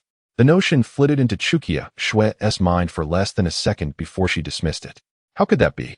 If he had truly seen Xiao Shi in such a manner, She would certainly not let it slide. Upon seeing him earlier, she would have recognized him. Regardless, it mattered little. In 3 months, he and she would be strangers. Let him think as he likes, as long as it does not implicate her. Come, I know of a place with exceptional beef soup. Let me take you to try it. Sure. As Lin Chen exited the hospital, he turned back for a moment, exhaling a sigh of relief. Goodness, how awkward. How frightening. Such coincidences could occur. Should he clarify things to the two women? After some contemplation, he resolved against it. With all three having crossed paths, and neither woman offering explanations, it was clear they wished to keep their relationships with him concealed from each other. Why should he assume the role of the villain? A faux husband, a faux boyfriend. After all, they were all illusions. In 3 months, he would likely depart, and all would vanish. He decided to let nature take its course. After lunch, Lin Chen returned to the office, receiving a message from Gu Yueshi. I can't believe you work at my sister's company. What a coincidence. Lin Chen chuckled to himself. You have no idea how much more fortuitous it is. Indeed, it is quite the coincidence. I never anticipated that General Manager Chu would. The family banquet was not held at a hotel, but rather at the Mo family residence. The Missouri estate, located in Donghua Garden, lauded as the premier villa community in Pingjiang, boasted a standalone mansion, expansive lawn gardens, and a swimming pool, all of which exemplified wealth and status. As the vehicle entered the Missouri estate, Lin Chen observed security personnel patrolling the premises. Truly, this was a luxurious residential area, exhibiting remarkably high security standards. Mo Junwoo explained. These are not community security. They are personnel from Filong Security Company, hired at a premium. Lin Chen casually inquired, why hire so many security personnel? Is someone posing a threat to you? Mo Junwoo smiled wryly. It's an old enemy of my father's. Previously, he was the one who harmed my father. Had he not aimed to torment my father, letting him die slowly in despair, my father would have likely died on the spot. This is also why we have invited Mr. Lin for a family banquet today. I fear for my father's safety when he is out. Lin Chen smiled. It's no trouble. The family gathering was intimate, comprising only Mo Dahong and his wife, along with Mo Junwoo and his spouse. However, the level of the banquet was anything but lowly. The Mo family had even invited their chef to prepare the meal. After a week of recuperation, Mo Dahong had regained his health. No longer the frail figure he once was. Before dining, Lin Chen conducted a follow-up examination on Mo Dahong, prescribing a regimen to restore his health. The Mo family treated Lin Chen with great courtesy, with Mo Junwoo as the host. They consumed a fair amount of wine during the meal, and the atmosphere was jovial. However, as the guests sipped tea and engaged in conversation afterward, an alarm suddenly blared from outside. Be cautious, there is an enemy. The voice abruptly ceased, followed by the shouts of security personnel and the sounds of a struggle at the entrance. A burly man clad in camouflage burst into the living room. He was Chun Feng, the head of security, his expression one of urgency. An enemy is attacking. Initial assessment indicates one individual, highly skilled. We may not be able to withstand them. I will lead you to evacuate through the back door. The Mo family members turned pale, quickly rising to follow Chun Feng. Mo Junwoo grabbed Lin Chen's arm. Mr. Lin, I apologize for dragging you into this peril. Come with us. They swiftly exited through the back door, where a black business sedan awaited, evidently prepared in advance. Once everyone was inside, Chun Feng took the driver's seat and started the vehicle, speeding across the lawn and onto the community road. As the vehicle was about to depart from the villa, a figure suddenly emerged from the adjacent darkness, bracing their shoulder for a forceful side impact, precisely against the front right wheel arch. The impact was so severe that the car's front end was violently deflected to the left. Due to the vehicle's high speed, there was insufficient time to brake, causing it to veer off the road and plunge down the embankment on the left, colliding with a tree trunk. The engine died. Instinctively, Lin Chen gripped the handhold and extended his arm to shield Mo Dahong and his wife, who were thrown forward by the impact. However, Lin Chen's arm, as sturdy as forged steel, intercepted their momentum, preventing a direct collision. Lin Chen opened the car door and alighted, followed by the others. An elderly man of diminutive stature stood by the roadside, his gaze fixed on them with a malevolent intensity. Without hesitation, Chun Feng exited the vehicle, shook his head to clear his senses, drew a dagger, and charged towards the old man, shouting, I'll hold him off, you guys get away. The old man sneered.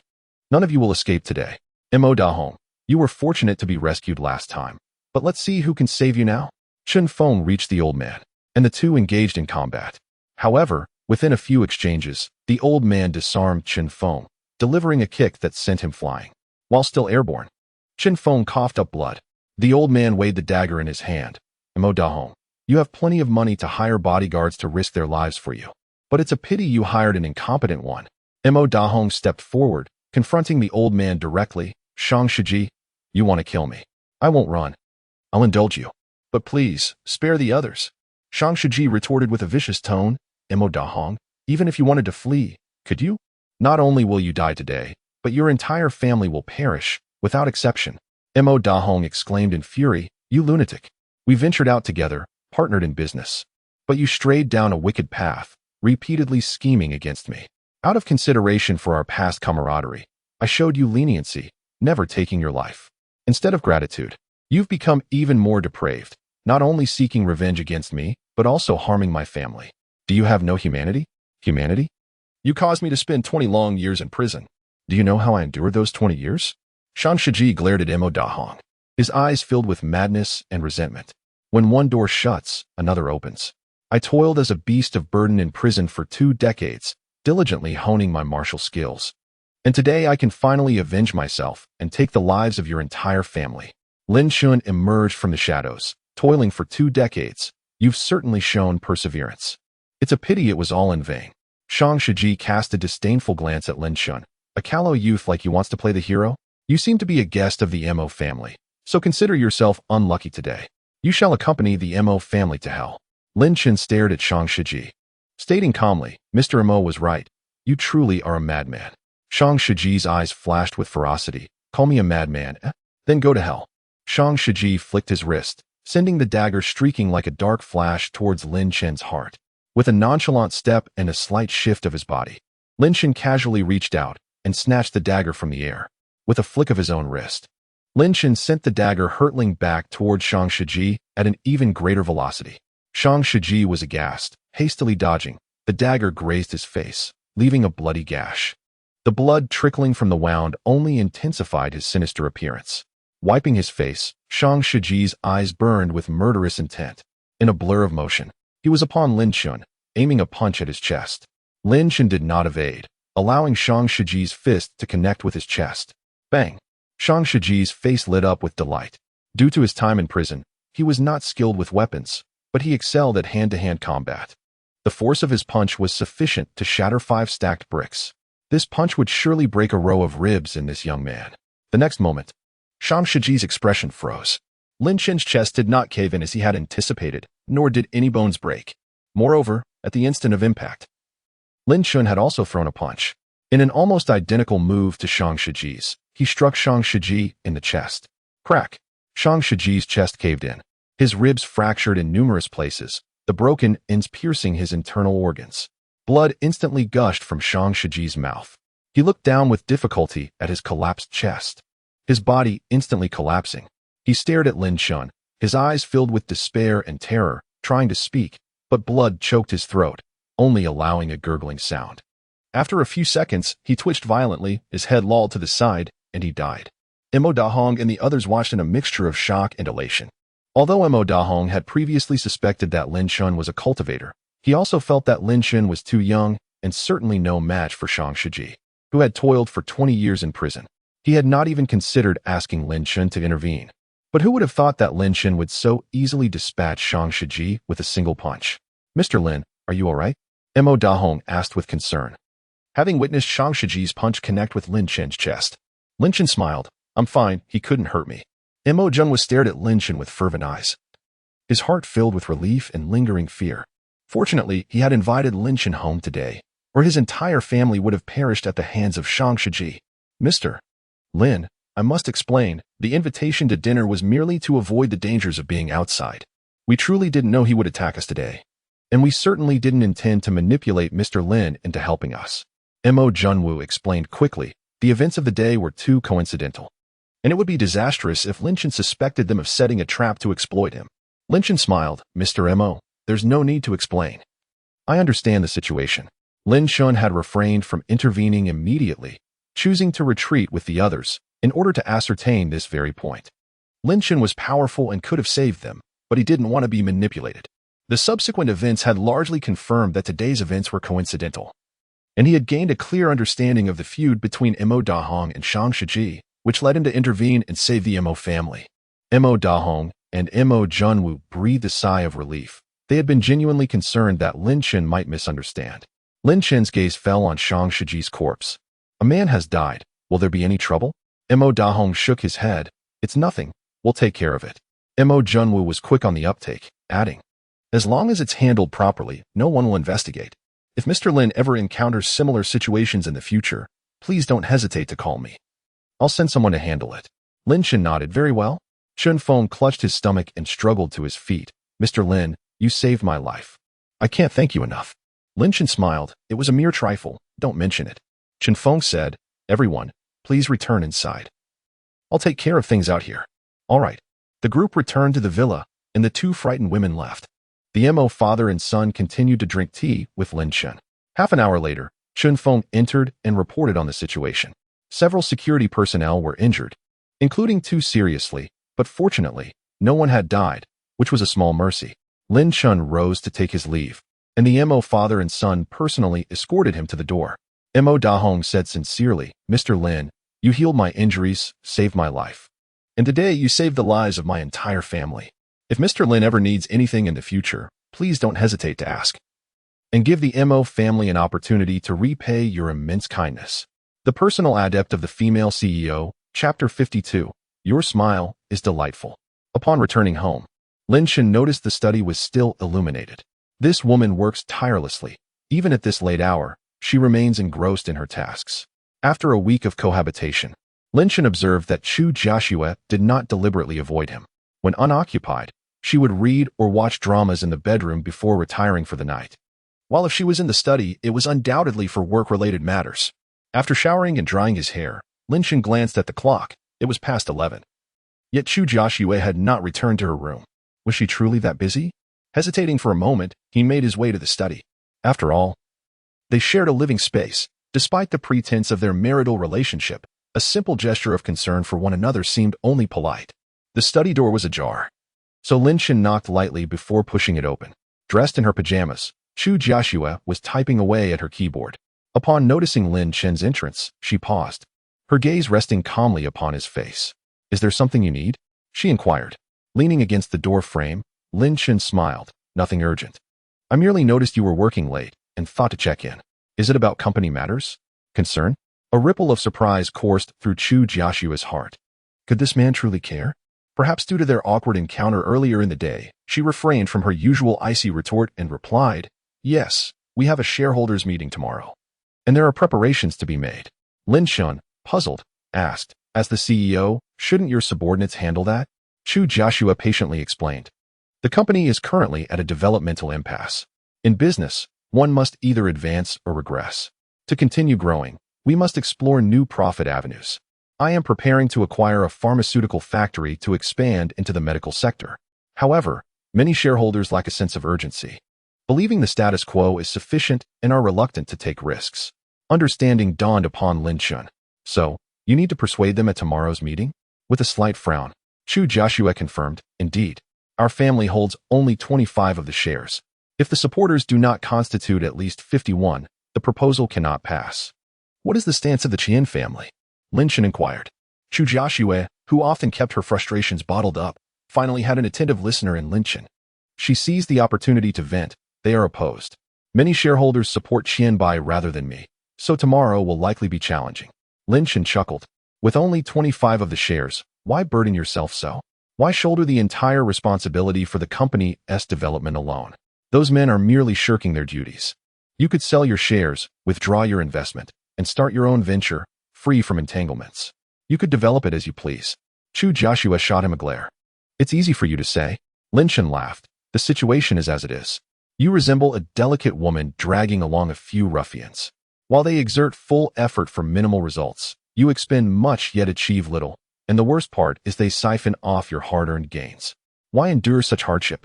Lin Chen's words pierced through Chu Jiaxue's long-held frustrations, evoking an unexpected sense of gratitude and the weight of unexpressed grievances.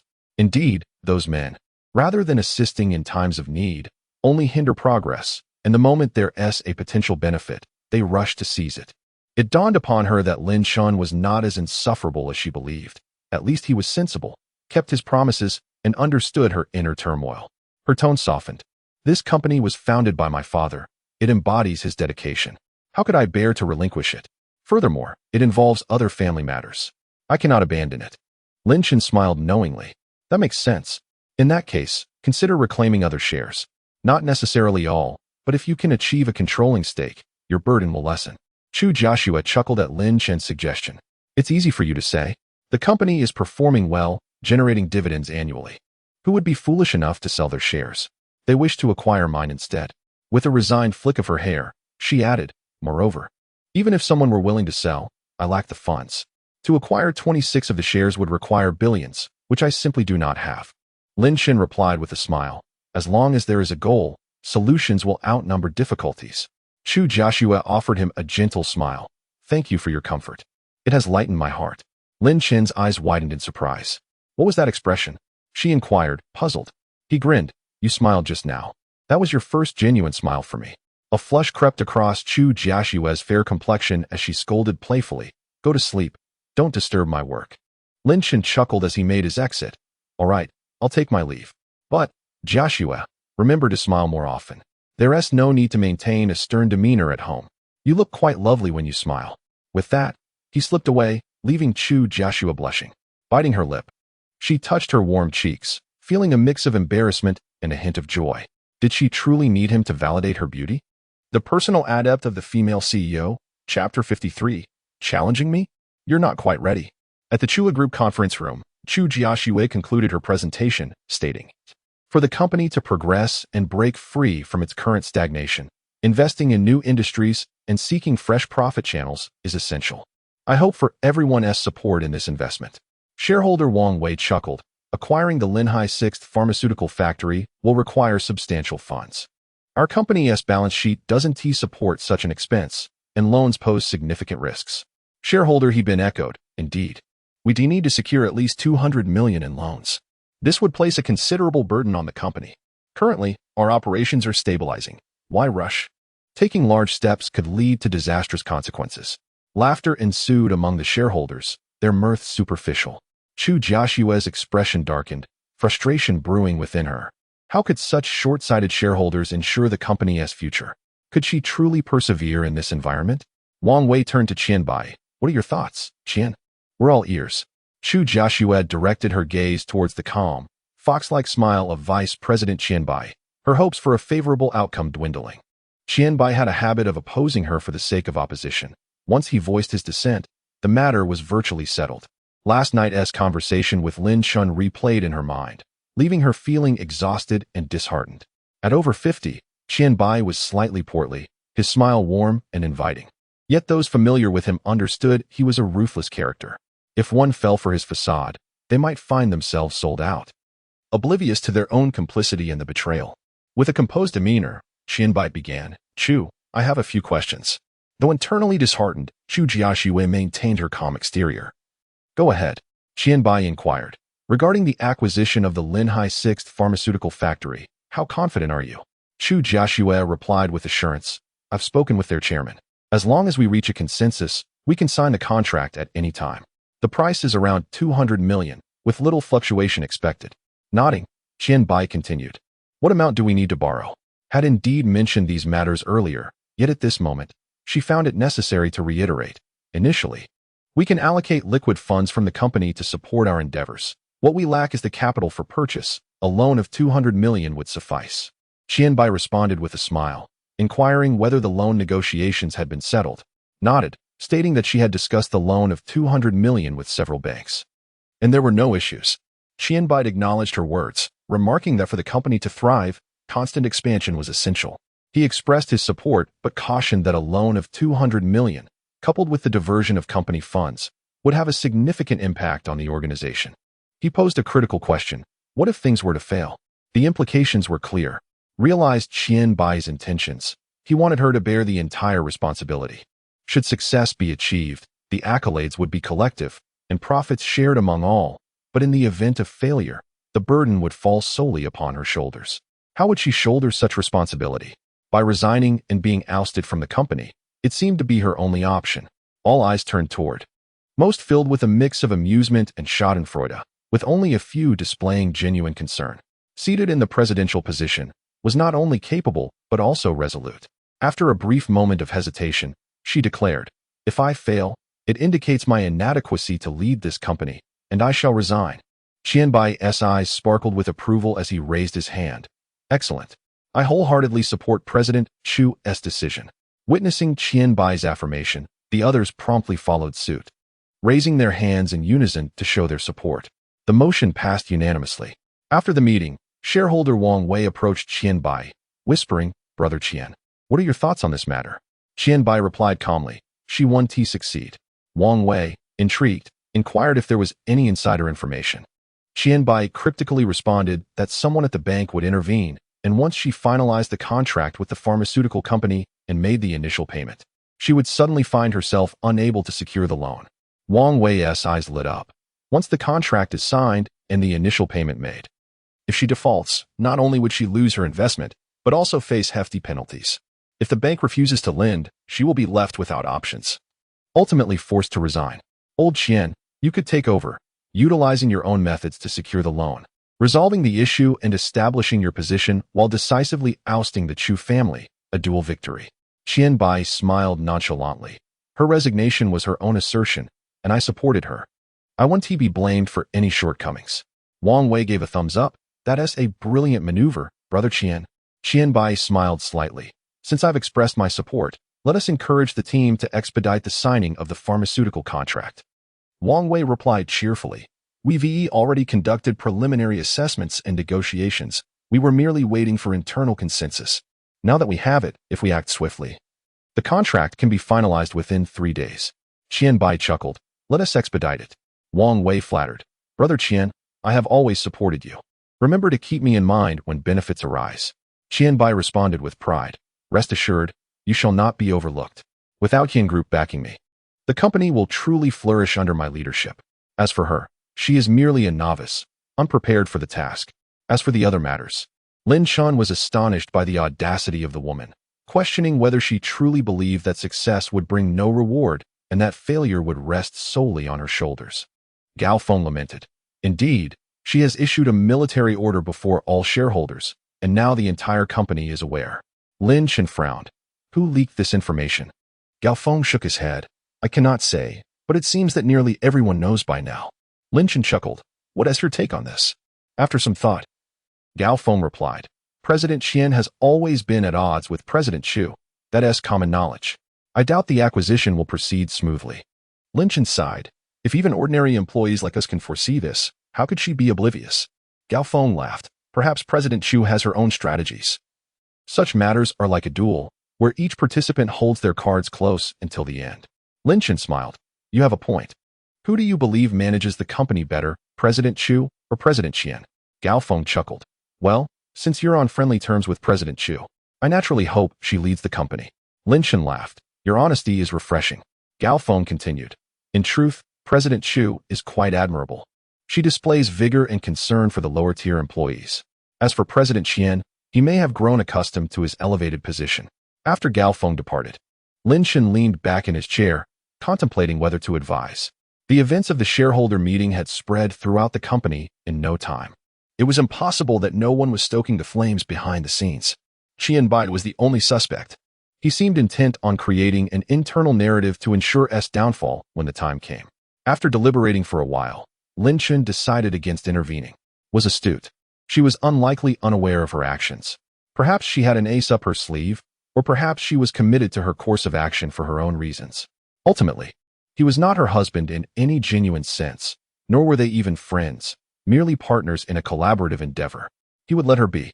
A woman bearing such heavy burdens was indeed commendable. Even if she were ousted, it could serve as a form of liberation.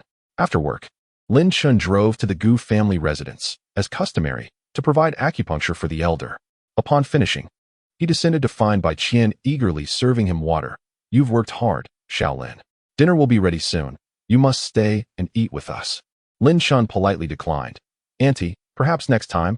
I have some matters to attend to." Bai Qian playfully chastised. "Last week, You encountered a pack of wolves during your camping trip. If it weren't for you, Xiaoxi might have perished. You have no idea how terrified I was upon hearing this. You simply must stay for dinner today, so Auntie can express her gratitude. Lin Chen glanced at Gu Yueshi for assistance, and she smiled brightly. It's after work. What could possibly require your immediate attention? Just have dinner before you leave. Lin Chen was exasperated, feeling as though her attempt to assist had backfired. With the conversation at this point, he had no choice but to agree. All right, Andy, I shall impose. Bai Qian beamed with delight. You silly boy, why act so distant? From now on, consider this your home. Come over whenever you can. And Auntie will prepare delicious meals for you. As Bai Qian headed to the kitchen, Lin Chen turned to Gu Yueshi, choosing silence.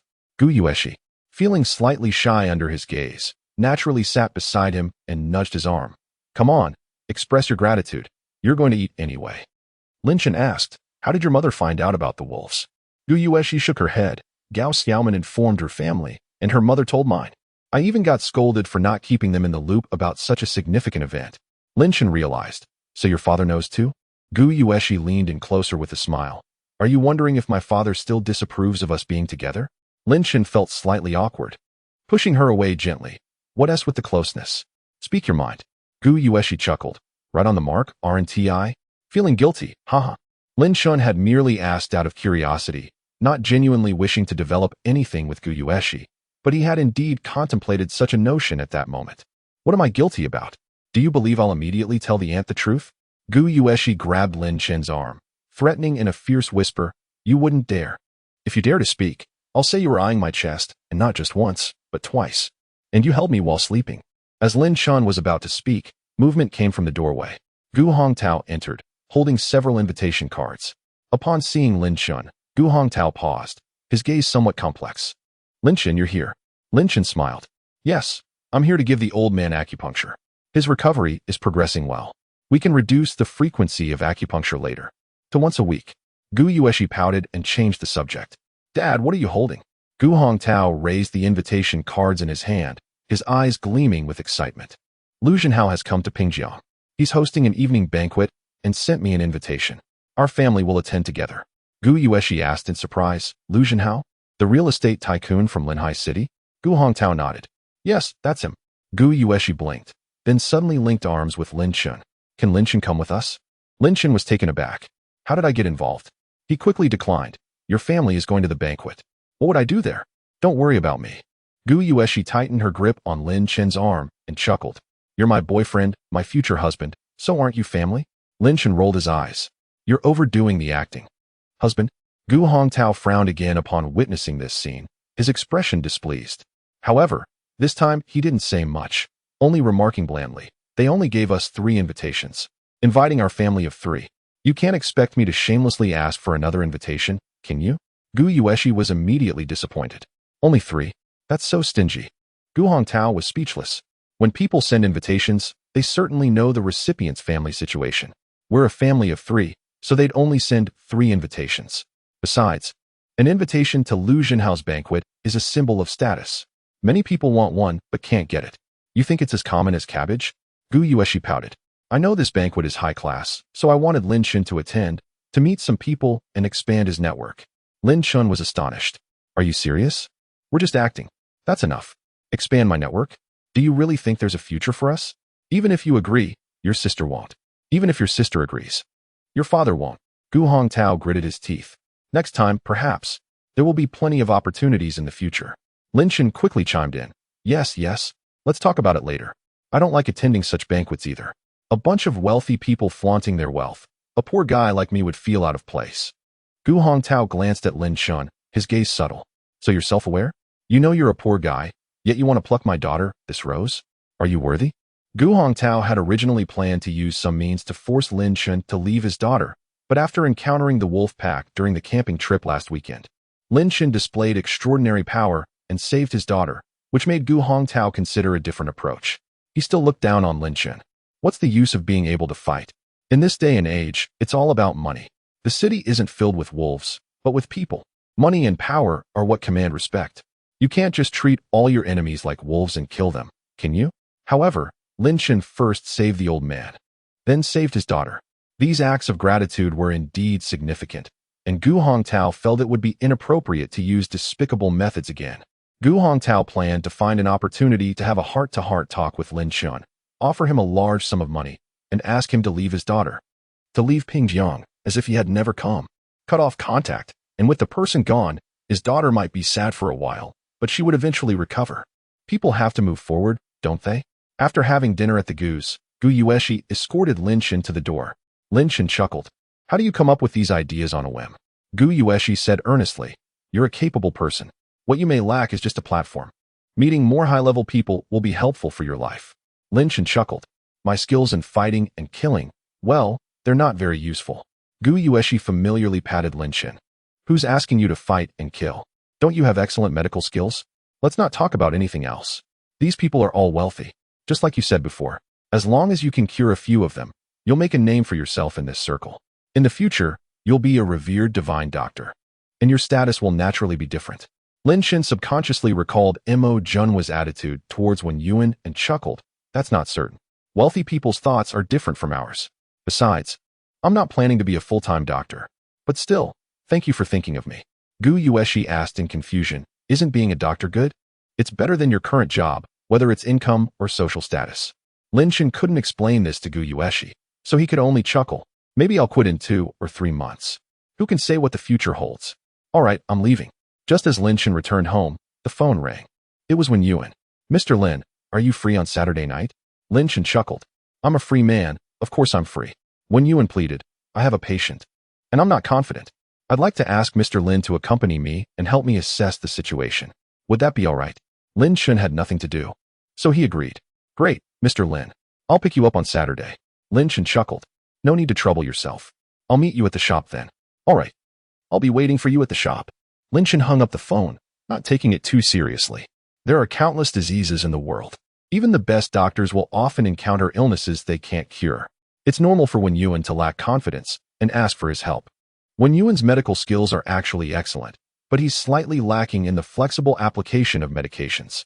His grasp of prescriptions is relatively rigid, which is why he always prescribes the right medicine for difficult and complicated diseases, but often misses the mark by just a little bit. After taking a shower, Lin Shun lay in bed. Suddenly remembering that tomorrow should be the deadline, he gave the boss of the Black Bamboo Company, right? There's still no movement. It seems like they didn't take his threat seriously. He'll pay them a visit tomorrow. Black Bamboo Company was easy to find. Lin Shun searched on the map and found it. Lin Shun parked his car and walked towards the 6-story building in front of him. Sir, who are you looking for?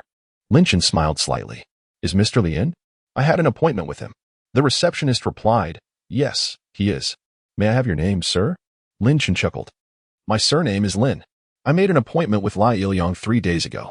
You can give him a call. Okay. The receptionist made a call, then smiled sweetly. Mr. Lin, please take the elevator to the 6th floor. Mr. Li is waiting for you in his office. Thank you. Lin Shun politely thanked her and leisurely took the elevator straight to the 6th floor. The elevator door opened, and Lin Shun stepped out, looking around and immediately smiling. In the wide corridor, there were many tables, with at least 30 or 40 men surrounding them, playing cards. At this moment, all of them simultaneously stopped their actions and turned to look at Lin Shun, their gazes fierce. It's quite lively. Lin Shun smiled, casually took out a cigarette, lit it, and then walked over naturally.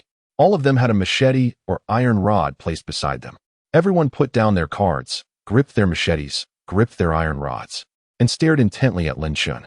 Lin Shun walked up to the crowd, and a man with a large tattoo on his chest stood in the middle of the passage. Arms crossed, blocking Lin Shun's path forward. Lin Shun stopped, smiled slightly at the man. I'm looking for Mr. Li. Excuse me. The man sneered. This road is blocked. Get lost. Lin Shun chuckled. Such a wide road. I believe it leads somewhere. The man laughed heartily. I'll stand right here. If you're capable, go ahead. Lin Shun took a drag from his cigarette, the ember glowing fiercely. He removed the cigarette from his mouth and exhaled a cloud of smoke that enveloped the man's face. Damn! The man instantly fumed, ready to retaliate. But Lin Shun had already let the cigarette drop, the burning tip making intimate contact with the man's chest. A faint sizzling sound emerged, accompanied by the man's agonized scream. He recoiled several steps, then, in a fit of rage, charged at Lin Shun, prompting everyone around to rise in alarm. The atmosphere tense. You're looking for death. The man cursed as he approached Lin Shun, raising his fist. Yet, before the blow could land, Lin Shun extended his right hand, pressing against the man's left cheek and exerted force. The man felt an overwhelming power surge from his cheek, causing his body to tilt uncontrollably, his head twisting at a sharp angle as the table loomed closer. Boom! His head crashed heavily onto the table, producing a deafening sound. The man let out a muffled groan and collapsed, akin to a noodle sliding to the ground. Everyone was stunned by the scene. Is this guy really that formidable? He dares to act in front of so many people? Kill him! Someone shouted, quickly followed by others echoing, kill him, just as everyone raised their weapons. Preparing to swarm Lin Shun, the office door at the end of the corridor swung open. Stop! Lai Yiliang stepped out, halting everyone, his gaze complex. Chapter 57. Lai Yiliang kneels again today. The display set up by Mr. Li was quite impressive. Lin Shun's eyes fell on the two men flanking him. Just Iron Fist and Evil Ghost? They might scare children, but they can't protect you. Lin Shun's words provoked Iron Fist and Evil Ghost, who began to curse vehemently. You arrogant brat, do you believe I can smash your head with one punch? You've got guts. I hope your bravado holds up. Don't beg for mercy later. Lin Shun paid no heed to their taunts, advancing toward Li Liangwen. Leaning on the desk, Mr. Li, I'll ask you this. Did you receive my message relayed by Lai Liang? Li Liangwen sneered. Yes, I know. Only one of us can survive. Lin Shun nodded. It seems you don't quite believe that. Li Liangwen coldly replied. I've thought of a better solution. Lin Shun smiled, though. Pray tell. Li Liangwen fixed a menacing gaze on Lin Shun. That you should die. If you're dead, everyone will be happy. And all conflicts will cease.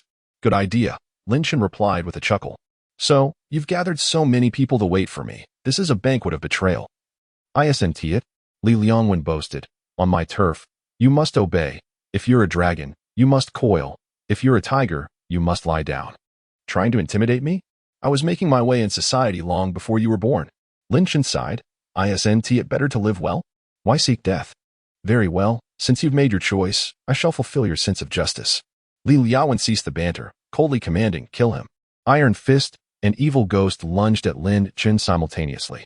Iron Fist threw a punch at Lin Shun's head, the wind from the blow fierce, while Evil Ghost swiftly produced two knives from his waist, aiming for Lin Shun's abdomen with a sinister angle.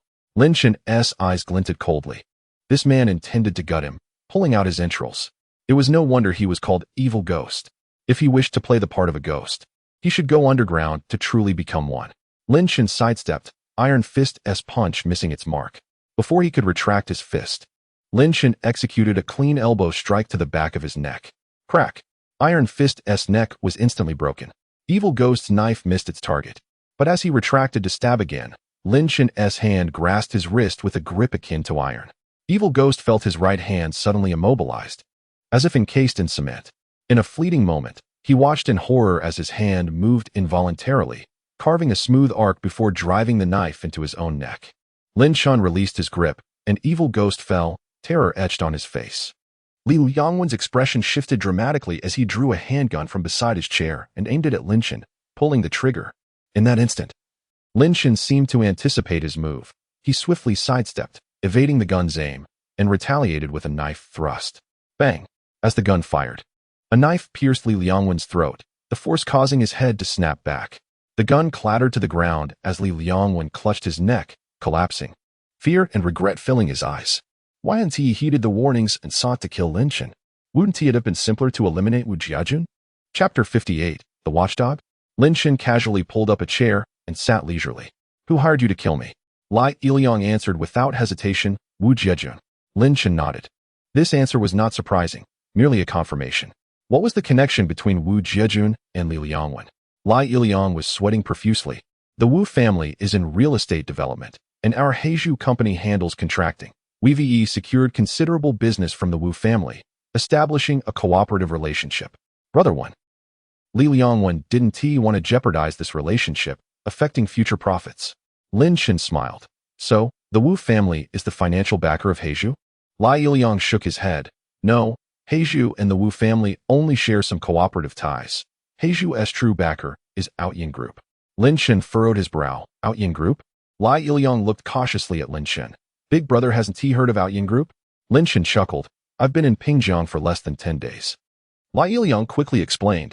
Outyin Group is the premier real estate company in Pingjiang. While the Wu family also operates in real estate, they pale in comparison to Aodian Group. Much like a child next to an adult, Heiju is nominally a labor company, but in essence, it serves as Aodian's private enforcers, handling various inconvenient matters for Aodian, such as demolitions, debt collection, intimidation of competitors, and so on. Lin Shen frowned. So, Li Liang-1 is Aodian Group's watchdog? Yes, Lai Iliang replied without hesitation. Li Liang-1 originally mingled with Aodian Group's chairman, Zhao Yiheng.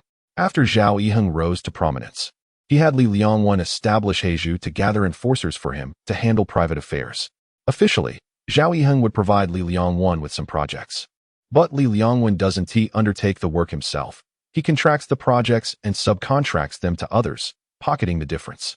Li Liang-1 was indeed Zhao Yiheng's watchdog, fighting whoever he was told to, and his relationship with the Wu family was one of cooperation. He helped the Wu family resolve many troubles, and in return, the Wu family entrusted him with some contracts. Zhao Yiheng was a generous benefactor, while the Wu family was a transactional partner. Lin Shen fixed his gaze on Lai Iliang. When beating a dog, one must consider its master. If I kill Zhao Yiheng's dog, won't ye seek revenge for Li Liang-1? Lai Iliang grimaced, big brother. I'm not sure about that. After all, only Zhao Yiheng knows his true thoughts regarding Li Liang-1. Lin Shen did not press Lai Iliang further, recognizing his honesty. Lin Shen inquired, are you planning to kill Wu Jiejun? Lai Iliang gritted his teeth. 3 days, big brother. Give me 3 days, and I will definitely eliminate Wu Jiejun. Chen acquiesced. Very well. Since you put it that way, I shall grant you a reprieve. 3 days hence, the ultimatum remains. Either you perish, or he does. Of course, you could also purchase a plane ticket and flee to the farthest reaches of the earth tomorrow. I have no time to pursue you. Lai Iliang breathed a sigh of relief. At least he would not meet his end today. Eminent sir, my entire life is rooted in Pingjiang. Unless I am deceased, I shall not depart from this city. Lin Shen arose, smoothing his attire, and recited his telephone number. Inform me when you have news. Lai Iliang hastily assented, certainly. Eminent sir. Lin Shen advanced towards the portal, which Lai Iliang promptly flung open, standing guard with utmost deference, akin to a doorman. The scores of henchmen in the corridor cast curious glances. How had this fellow emerged unscathed? Had not the sound of gunfire reverberated from within? What sorcery was this? Had Master Wen shown mercy? Lai Iliang, observing the throng obstructing the path, sternly commanded, clear the way, all of you. The throng parted, creating a thoroughfare. Lin Shen proceeded forthrightly, while Lai Iliang escorted him into the elevator with obsequious attentiveness. Eminent sir, I shall not see you off further, as I must return to salvage what remains. Lin Shen nodded, depressing the button for the ground floor. The elevator doors glided shut. As the elevator descended, Lai Iliang's shoulders slumped, perspiration beading on his brow, his heart pounding erratically, a wave of stark terror washing over him. This man was a force to be reckoned with. Iron Fist and the ogre had been vanquished in mere moments. A true master, who dispatched lives without a second thought. Lai Iliang mopped his brow, turned, and singled out several confidants. You remain, the rest of you disperse.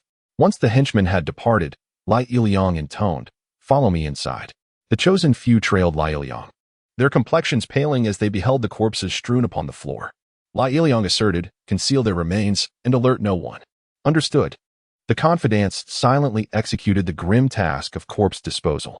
Lai Iliang retrieved his cellular device, first noting Lin Shen's number, then dialing Zhao Yiheng, the chairman of Aodian Group. Chairman Zhao, this is Lai speaking. I must apprise you of a matter. Zhao Yiheng's voice resonated with authority. Proceed. Lai Iliang recounted the events, omitting the 3-day compact with Lin Shen, and concluded by seeking guidance. Chairman Zhao, what course of action should I now pursue? Zhao Yiheng responded icily. Awen has served me faithfully for years. His death shall not go unanswered. I shall dispatch someone to eliminate that whelp. Furthermore, Black Bamboo must not crumble. You have assisted Awen for years and are familiar with the operations. You shall temporarily oversee Black Bamboo and report directly to me. Lai Iliang's tone was deferential yet jubilant. Thank you, Chairman Zhao. I shall perform to the best of my abilities. Upon terminating the call, the elation on Lai Iliang's visage vanished, his eyes narrowing. After a prolonged contemplation, he dialed another number. Brother, I require a favor. I need you to monitor an individual and provide me with his precise whereabouts. Master One, where are we headed? Lin Shen, having collected Wen Yuan from the Jade Peace Pavilion, drove as directed, ultimately arriving at a 5-star resort hotel. The patient is visiting from out of town. Tonight, the patient's grandfather is hosting a banquet at the hotel, to which he has invited me and, purportedly, the esteemed physician He Qinggang. Lin Chen chuckled. Are we to witness a conclave of medical luminaries? Wen Yuan's expression was complex. He Qinggang is also one of the 4 great physicians. We have clashed on numerous occasions due to academic disputes, and we are hardly amicable. I had initially intended to abstain, but I am indebted to the patient's grandfather for a past favor, which I could not readily decline. Lin Chen chuckled. Attending to the sick is well and good, but when titans of medicine converge, each convinced of their own infallibility, whose counsel shall prevail in the event of dissenting opinions? When Yuan lamented, that is precisely my concern. The patient is a child, not yet 2 years of age, and unable to articulate. Therefore, I have requested Master Lin's presence, lest any untoward incident occur. Adults may engage in petty squabbles, but the innocent child should not suffer as a consequence. Lin Chen acquiesced. Very well. I shall offer my insights. 30 minutes later, the vehicle arrived at the hotel. Wen Yuan presented an invitation, but Lin Chen was barred entry due to the absence of one in his name. Wen Yuan was visibly displeased. You summon me to treat your kin, yet you deny entry to my companion? You might as well bar me as well, for I was not particularly eager to attend in the first place. Despite his ire, he hesitated to turn back, having already arrived. Wen Yuan patiently made a call, and a secretary-like figure emerged, whereupon the gatekeeper relented. Master One, the child has been fretful and has only just fallen asleep. The proprietor wishes for him to rest, and requests that Master One attend the banquet first, followed by the consultation. Wen Yuan frowned, but ultimately nodded. Very well. The secretary departed, and Wen Yuan and Lin Chen secured a seating arrangement. Lin Chen surveyed the surroundings, noting the opulent decor. Who is this individual, with such an inflated sense of self-importance, summoning physicians and then keeping them waiting, without even deigning to show his face? Wen Yuan sighed. In the eyes of the powerful, physicians are mere servants. Even if they feign courtesy, how much genuine regard do they truly possess? Lin Chen smiled. Indeed, they likely view it as a mere matter of cost. If one sum is insufficient, they will offer 5 million, enticing physicians with exorbitant rewards, expecting them to spare no effort. Wen Yuan chuckled. The lure of wealth is potent, and few possess Master Lin's detachment. Some days prior, Mo Junwu personally paid a visit, expressed his gratitude, and presented 5 million. When I declined, he instead offered an ancient ginseng root, dating back at least 2 centuries. It was impossible to refuse, and I was compelled to accept it. To receive such a lavish gift, despite my imperfect medical skills, is a source of deep shame. Lin Chen responded casually. If you have accepted it, then so be it. There is no need to dwell on it. Guests began to arrive, the men impeccably attired, the women adorned with shimmering jewels, vying for attention. Wen Yuan's ensemble was acceptable, a white tang suit befitting his age and exuding an air of refinement. However, Lin Chen's attire, consisting of a black t-shirt and jeans, appeared incongruous, drawing curious and disdainful glances, as if he were a rustic peasant who had stumbled into a royal feast. Wen Yuan apologized. Master Lin, it was my oversight. I had assumed that it would be a direct consultation, followed by a swift departure, and thus neglected to remind you to change your attire. Lin Chen waved his hand dismissively. A person of inner fortitude remains unperturbed by the gaze of the common man. Even had you reminded me, I would have remained in these garments. I am not of their ilk, and I see no reason to demean myself to conform to their expectations. Wen Yuan paused, his gaze fixed on Lin Chen's clear eyes, and an expression of remorse washed over his face. My judgment was superficial. As they spoke, a group entered, consisting of 2 middle-aged couples, as well as a young man and woman. Lin Chen's eyes paused, fixated. Gu Yueshi. Gu Yueshi was resplendent in a blue, off-the-shoulder evening gown, her fair neck adorned with a diamond necklace, the pendant nestling within her cleavage, drawing the eye. Wu Jiajun accompanied Gu Yueshi, clad in a white suit, his appearance not unappealing, but exuding an air of flamboyance. Wu Jiajun spoke to Gu Yueshi with obsequious attentiveness, but Gu Yueshi wore a frosty expression, as if wishing him to depart and cease his attempts at conversation. Lin Chen turned, smiling. Master One, is the patient's grandfather none other than Lu Jinhao, the real estate magnate of Linhai? Wen Yuan's expression betrayed surprise. How did you surmise that? Lin Chen gestured towards the individuals entering. When I performed acupuncture on Master Gu, the Gu family mentioned it. Wen Yuan exclaimed, indeed, it is he. Lin Chen smiled. What a coincidence. Gu Yueshi had reluctantly attended the event tonight. Upon entering, she aimed to find a quiet corner to settle in. As her gaze wandered, she spotted Lin Shen sitting in a secluded nook, clad in a black t-shirt and jeans. He stood out conspicuously amidst the elegantly dressed crowd. Gu Yueshi's eyes widened in surprise, her expression lighting up with joy, her smile blooming like a radiant flower upon her exquisite face. Lin Shen, the couples of Gu Hongtao and Wu En simultaneously turned their heads, following Gu Yueshi's gaze to the striking figure of Lin Shen. Gu Hongtao wore a look of astonishment. How did he end up here? As he noticed Wen Yushan beside Lin Shen, understanding dawned upon him. He had heard that Lin Shen and Wen Yushan had grown quite close. Perhaps he had asked her to bring him along? It was only natural for a renowned doctor to have an assistant by his side. Was he here to see Gu Yueshi? Disgust bubbled within Gu Hongtao as he recalled Lin Shen's previous assertions of disinterest in the soiree. How hypocritical to feign indifference only to seek a way to be present, hoping for a chance encounter with her. The excuse would surely be that Wen Yushan had brought him, and he would claim ignorance about this being Lu Zhenhao's banquet. What a convenient coincidence. Wu Jiejun's smile faltered. Lin Shen, how could he be here again? Wu Jiejun instinctively turned, only to see Gu Yueshi's radiant smile. The stark contrast to her earlier indifference towards him left Wu Jiejun feeling as if he had swallowed a fly. How could Li Liangwen be so ineffective? It had been nearly a week, and Lin Shen still roamed free. He needed to be reminded about the task. Suddenly, the thought of Lin Shen's impending demise filled Wu Jiejun with a sense of glee. Let him revel. Let us see how long that lasts. Gu Yueshi had already dashed to Lin Shen, exclaiming in delight, "How are you here?" With a smile, Lin Shen replied, "I came with Old One to see a patient." "Hello, Old One," Gu Yueshi greeted sweetly. Wen Yushan chuckled as he stood up, saying, "You two catch up. I'll go mingle with some old friends." Gu Yueshi plopped down beside Lin Shen, grinning. "It's wonderful that you're here. Otherwise, tonight would be terribly dull." Lin Shen chuckled. With so many wealthy young gentlemen around, all handsome and capable, how could it be dull? Gu Yueshi pouted. "Please, I'm not interested in them, regardless of their capabilities. They all act insufferable and repugnant." Just as Lin Shen was about to respond, Wu Jiejun approached, sneering. "Oh, if it isn't Lin Shen. What else with the attire? A t-shirt and jeans? You must be joking. Your entire outfit can't even be worth 500. At such a high-class banquet, your appearance is utterly embarrassing. Had you informed me, I could have lent you a proper suit to save face." Gu Yueshi retorted angrily. "What my boyfriend wears is his choice. It's none of your concern." Wu Jiejun, caught off guard by Gu Yueshi's comment, felt an acute embarrassment, his face reddening as he stammered. "I just think he is being disrespectful to the host of this banquet. His attire is so out of place." Lin Shen chuckled. "I think today's outfit looks rather good. Wouldn't he want you to embarrass yourself again, would we?" Wu Jiejun's face flushed a deep crimson. Lin Shen's words felt like salt poured into an open wound. Angrily, he retorted, "In moments of life and death, one may act out of character. What of it?" Lin Shen laughed lightly. "Oh, it's nothing really, except that you seem to have forgotten who saved your life. Without me, you would have become wolf fodder by now, perhaps even turned into mere waste. Faced with your savior, you show no gratitude but instead offer mockery.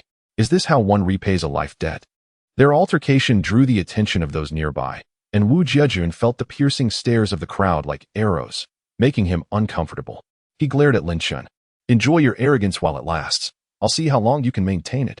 Lin Shen smiled subtly, his expression enigmatic. "I see darkness gathering over your brow. You may soon encounter misfortune. Be cautious." "Me? Encounter misfortune?" Wu Jiejun scoffed. "What a coincidence. I can read faces too. And I see clouds looming over you. Perhaps you won tea last 3 days." "Jiejun." Wu En approached, her demeanor stern. "What are you arguing about with him? Don't drag down your reputation. Come with me. I'll introduce you to some elders." Wu Jiejun smirked, raising 3 fingers, repeating, 3 days. Lin Shen chuckled, not bothering to reply. Once Wu Jiejun departed, Gu Hongtao approached Lin Shen, saying, "Lin Shen, you mentioned you didn't have an extra invitation, yet here you are." Lin Shen smiled. "Old One brought me to see a patient. I had no idea this was the banquet uncle mentioned. Quite a coincidence."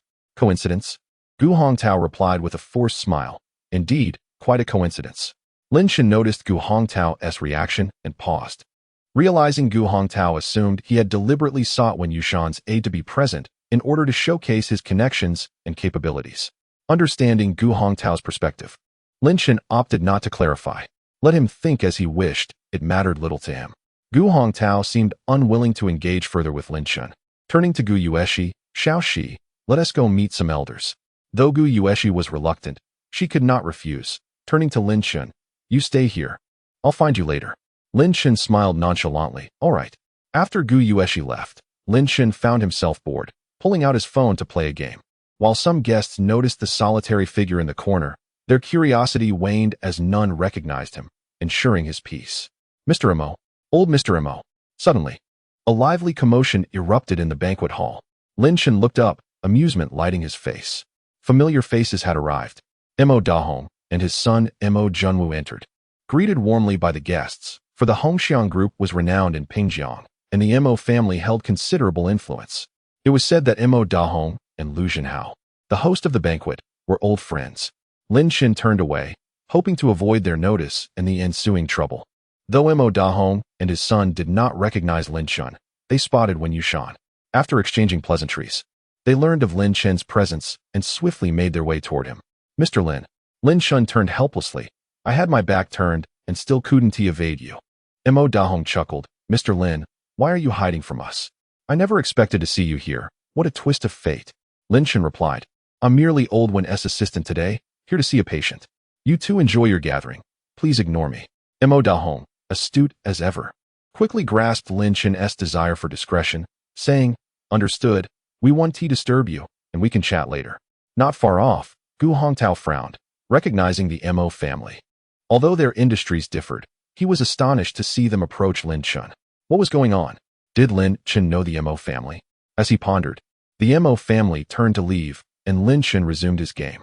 Gu Hongtao let out a sigh of relief. Perhaps it was due to something Wen Yuan had said that the Mo family had shown him a measure of respect, allowing them to exchange a few words with Lin Chun. It was astonishing that Lin Chun sat there so boldly in the presence of the Mo family, not even bothering to stand. Such a display of rudeness was truly unbecoming. What a pity that he did not cherish the rare opportunity to engage with the Mo family.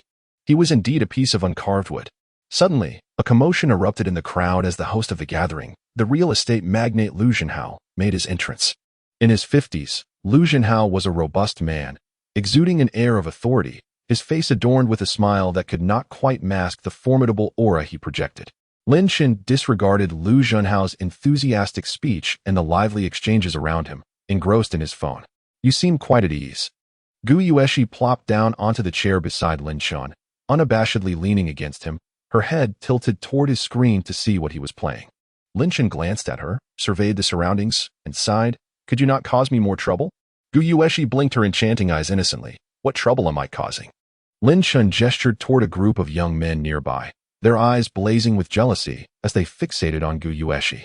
Those gentlemen's envy could incinerate me. If this continues, someone might end up hurt. Gu Yueshi giggled. You're so fierce. If anyone suffers, it will surely be them. As long as you're safe. I want to shed a tear. Lin Chun chuckled. If I were to perish, would you truly mourn for me? With a serious nod, Gu Yueshi replied. Not only would I mourn, I would weep endlessly, perhaps even to the point of blindness, becoming an unwanted blind girl. Lin Chun grimaced. You are quite the dramatist. Gu Yueshi smiled sweetly. Life is but a play. What is real and what is false often intertwine. Is it not splendid to be my boyfriend? I am beautiful. With long legs and a captivating figure, I would certainly be a source of pride. Enough of your flattery. Lin Chun dismissed her. Don't linger here and attract ill will. Go where it is cooler. Pouting, Gu Yueshi huffed, but remained unfazed. Her smile growing brighter as she rested her chin on her hand, gazing dreamily at Lin Chun. I adore your manly demeanor. Those other men look as if they wish to snatch me away and toss me onto a bed. Lin Chun was left speechless. You are quite persistent. Gu Yueshi laughed. You are my boyfriend. Of course, I'll cling to you. Ignoring her, Lin Chun continued playing his game, while Gu Yueshi leaned closer, offering unsolicited advice on his gameplay. Step left. Attack him. In the midst of their playful banter, Wen Yuan approached. Mr. Lin, the child has awoken. Shall we proceed? As the door creaked open, Lin Chun was greeted by the heart-wrenching cries of a child, wailing with a fervor that tugged at the heartstrings. Inside, on the sofa, lay a toddler, barely over a year old, thrashing and crying, his face flushed as if he were suffering from a fever. It was evident that something was amiss. A man in his 50s was examining the child, while a beautiful young woman, her eyes red from tears, stood nearby, presumably the mother. Lu Zhenhao sat in a chair, his face stern, harboring a simmering anger. Upon seeing them enter, Lu Zhenhao rose. Dr. Wen. Doctor He is currently examining the child. I would appreciate it if you could take a look as well. Dr. He? Was this the renowned physician He Chenggang, who had a contentious history with Wen Yuan? Wen Yuan nodded, remaining silent. He had come today to repay a favor from years past, and although he felt wronged, he knew he must endure. Lin Shen's gaze roamed over the child's face, body, and hands, ultimately resting on the child's arm, his expression growing grave. This was no trivial matter. Who could be so cruel as to inflict harm upon such a small child? Moments later, as He Chenggang straightened up to speak, Lu Zhenhao waved him off. Dr. He, please hold your remarks for now. Dr. Wen, if you would also conduct an examination. He Chenggang hesitated but then smiled. Old one, why don't you take a look first? Let us confirm our findings. Wen Yuan approached the sofa and began a thorough examination of the child. Lin Shen seized the opportunity to verify his previous assessment. Lu Zhenhao gestured toward a stack of documents on a nearby table. These are the comprehensive test results from the hospital, Dr. Wen. Perhaps you would like to review them as well. Wen Yuan, not one for pleasantries, accepted the report. Although he had already examined the child, corroborating the findings would enhance the accuracy of his diagnosis. Yet, after reviewing the report, a look of confusion crossed Wen Yuan's face. All signs indicated the child was indeed unwell, hence the frantic cries. But the report contradicted his initial conclusion, revealing the child to be in perfect health. As Wen Yuan set the report down, Lu Zhenhao inquired, Gentlemen, can you enlighten me on what afflicts my grandson? He Chenggang fixed his gaze on Wen Yuan, exuding confidence. Old one, why don't you share your thoughts first? Wen Yuan hesitated. I initially believed it to be a case of heat and blood deficiency, but the test results indicate otherwise. Lu Zhenhao furrowed his brow, and the conclusion? After careful consideration, Wen Yuan ultimately shook his head. I cannot ascertain a specific diagnosis. If I were to prescribe a remedy, it would be for heat reduction, but I doubt it would be effective. Disappointment flickered in Lu Zhenhao's eyes as they turned toward He Chenggang. And you, Dr. He? Seeing that Wen Yuan was at an impasse, He Chengang's demeanor shifted to one of smug satisfaction.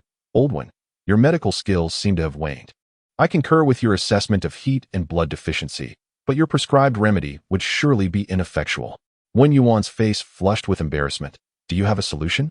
He Chenggang declared with pride. Of course, I have a method. By employing the spiral needle technique to release the excess heat, I am certain it will cure the ailment. A glimmer of hope appeared in Lu Zhenhao's eyes. You can treat it?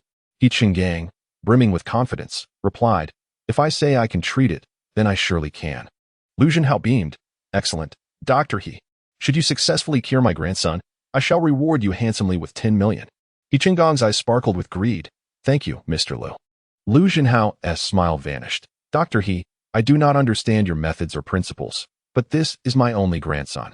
If you cure him, I will generously compensate you. However, should you fail and deceive me, I trust you understand the consequences. He Chengang's face paled. He knew Lu Zhenhao's reputation, having built his fortune through ruthless means, and his words were not mere threats. After a moment of hesitation, tempted by the lure of 10 million, he gritted his teeth. Mr. Lu, I am confident. Lu Zhenhao relaxed visibly. Very well, commence the treatment. If you require anything, do not hesitate to ask.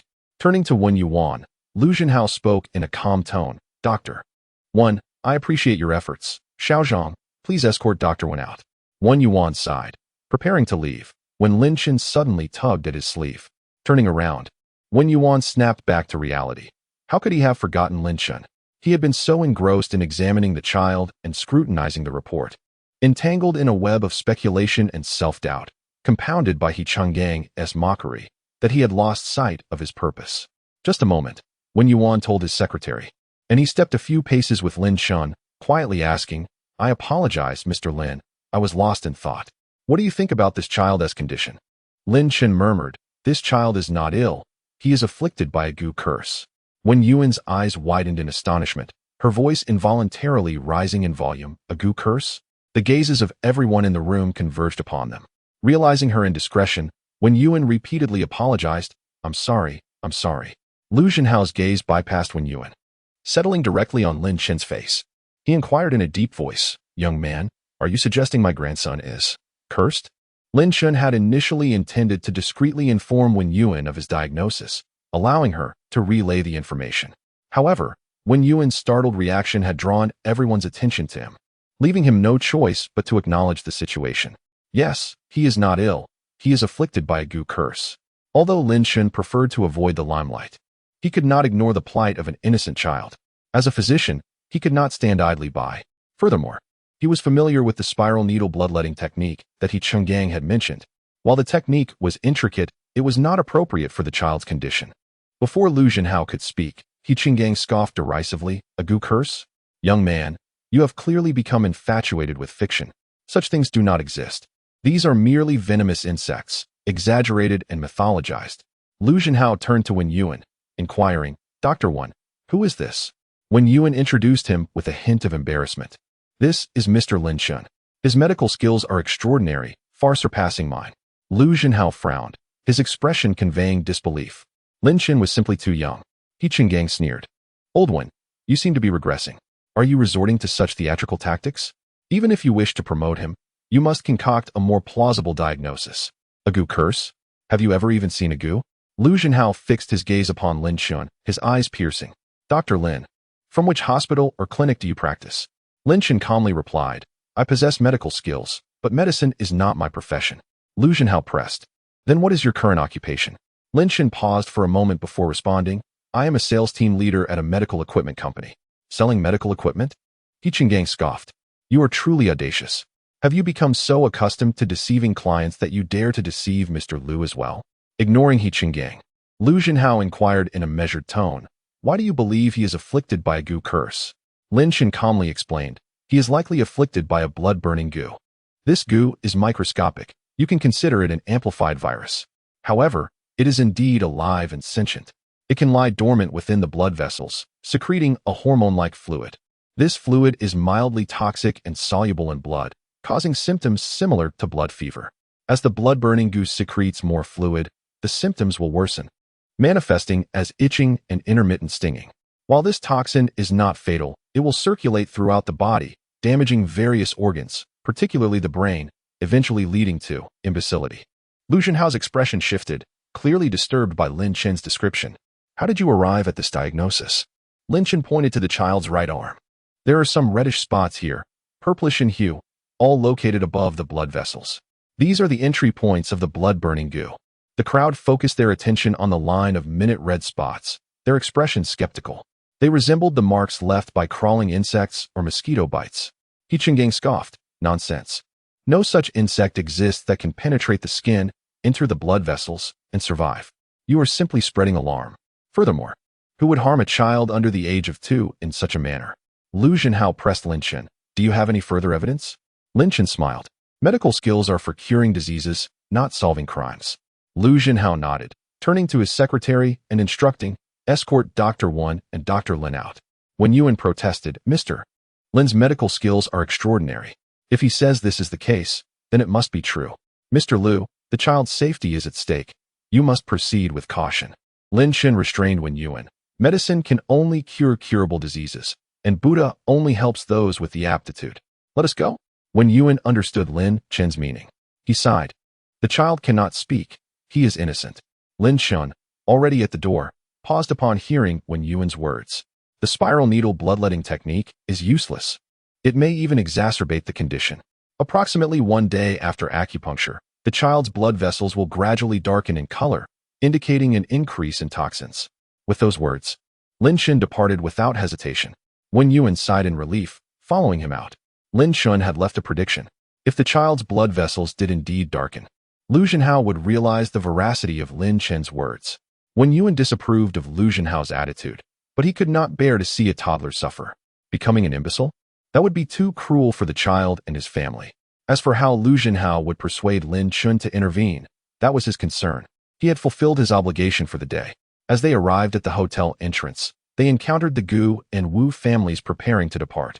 Gu Yueshi, seeing Lin Shun emerge, excitedly rushed over, linking her arm with his in an intimate gesture, disregarding the gazes of those around them. Wu Jiejun, witnessing this, gnashed his teeth in resentment. Without waiting for his parents, Wu Jiejun stormed into his Ferrari sports car, roaring away from the hotel. Fuming, Wu Jiejun dialed Li Liangwen's number, intending to inquire about when Lin Chen would be eliminated. The call connected, but a woman's voice answered. Hello, who is this? Wu Jiejun was taken aback. I'm looking for Director Li. Director Wen passed away unexpectedly last night. What did you need to speak with him about? Wu Jiejun's heart skipped a beat, his pupils constricting.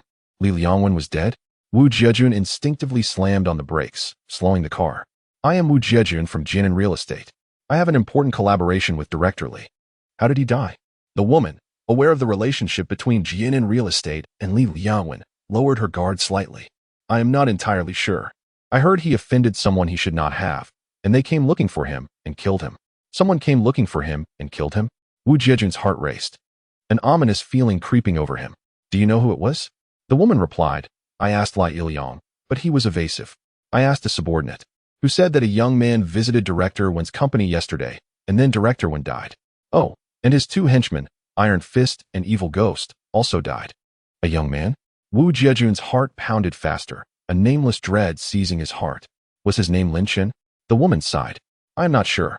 They only said he was in his late 20s, with an accent suggesting he was not local. They would not tell me any other details. Lai Iliang has taken over the company now. Wu Jiejun, no longer interested in the woman's words, hung up the phone. He pulled the car over to the side of the road, his mind in turmoil. Late 20s, non-local accent? That had to be Lin Chen. He had hired Li Liangwen to kill Lin Chen, but Lin Chen had gone to Black Bamboo Company and killed Li Liangwen, as well as Iron Fist and Evil Ghost. Two formidable fighters? Yesterday? If it was indeed Lin Chen, then he must know that he was the one who commissioned Li Liangwen to kill him. Li Liangwen was dead. Was he next? Wu Jiejun's heart pounded in his chest, recalling Lin Chen's earlier words. A dark complexion, a bloody calamity? Did Lin Chen know that he was the mastermind and was now preparing to cause him trouble? Even kill him? A bead of cold sweat trickled down Wu Jiejun's forehead.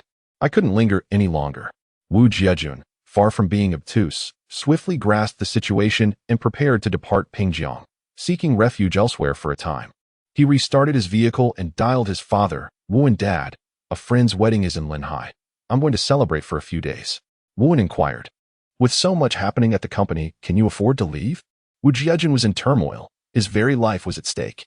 What did he care about the company? He feigned nonchalance. I'll arrange everything. Even if something comes up, I can handle it remotely. Honk, honk, honk. Before Wu Jiejun could finish, a cacophony of horns erupted behind him, and an intense white light enveloped his sports car. What's with all the honking? Wu Jiejun retorted, turning to see a massive truck, bathed in blinding light, bearing down on him like a runaway train. The Ferrari, in the path of the heavily laden, speeding truck, was like a child's toy.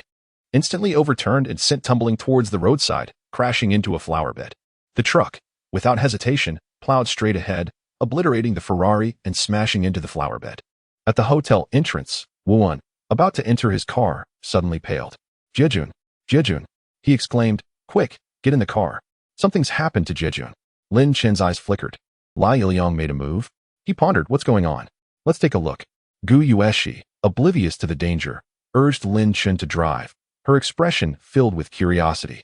She had declined a ride with her parents, preferring to remain in the passenger seat of Lin Chen's car. Lin Chen started the car, and they soon encountered a traffic jam, reduced to a single lane. Before long, they arrived at the accident site. A runaway truck laden with cargo, a shattered Ferrari in pieces, and a dazed, bloody truck driver sitting nearby painted a gruesome scene. Lin Chen didn't spot Wu Jiejun, but amidst the mangled wreckage, he noticed a leg clad in white trousers. Blood seeped from the twisted metal, staining the ground a crimson hue. Gu Yueshi gasped, her eyes wide with horror. Is that Wu Jiejun? Lin Chen didn't stop, but slowly maneuvered the car through an opening, continuing forward. It would seem so, Gu Yueshi murmured, her voice barely audible. He's dead? Lin Chen nodded. In that state, not even a deity could survive. Gu Yueshi turned, her gaze fixed on Lin Chen. You said earlier that he had a dark aura and was destined for a bloody end. It actually came true.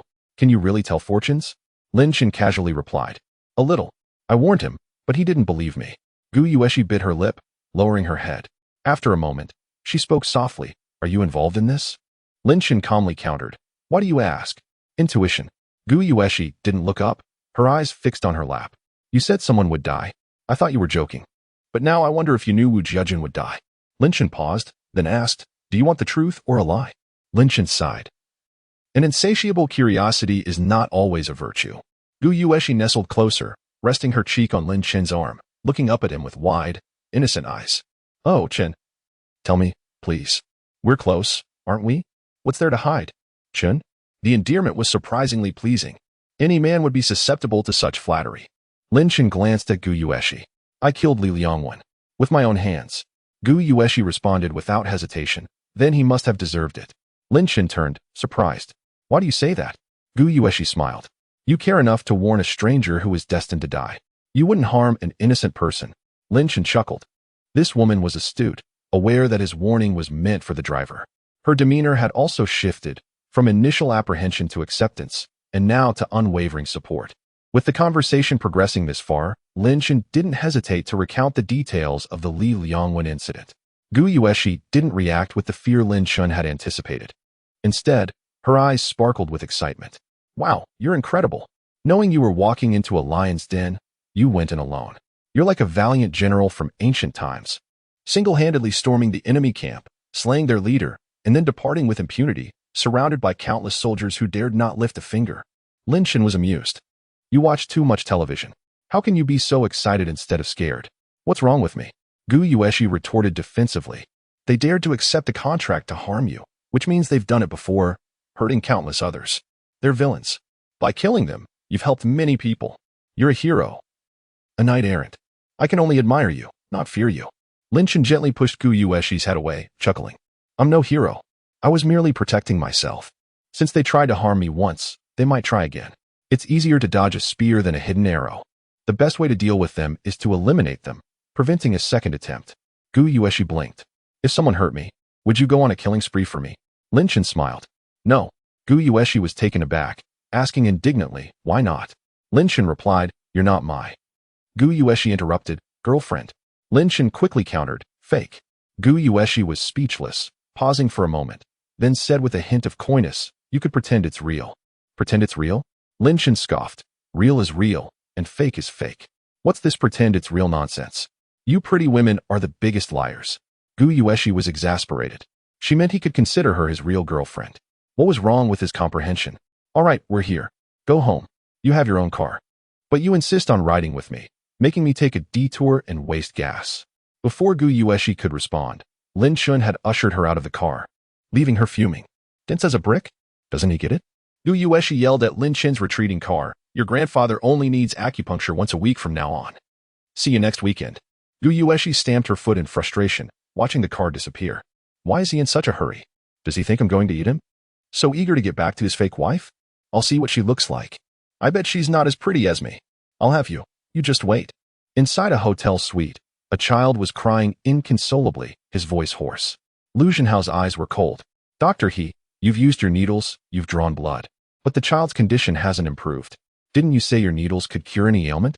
Dr. He Chung was sweating profusely, his eyes filled with terror. Mr. Lu, perhaps the blood is too congested, and it can't be cleared completely at once. I've used acupuncture to dispel the heat. It should gradually improve after a night's rest. As they say, sickness comes like a mountain, but recovery is like pulling silk.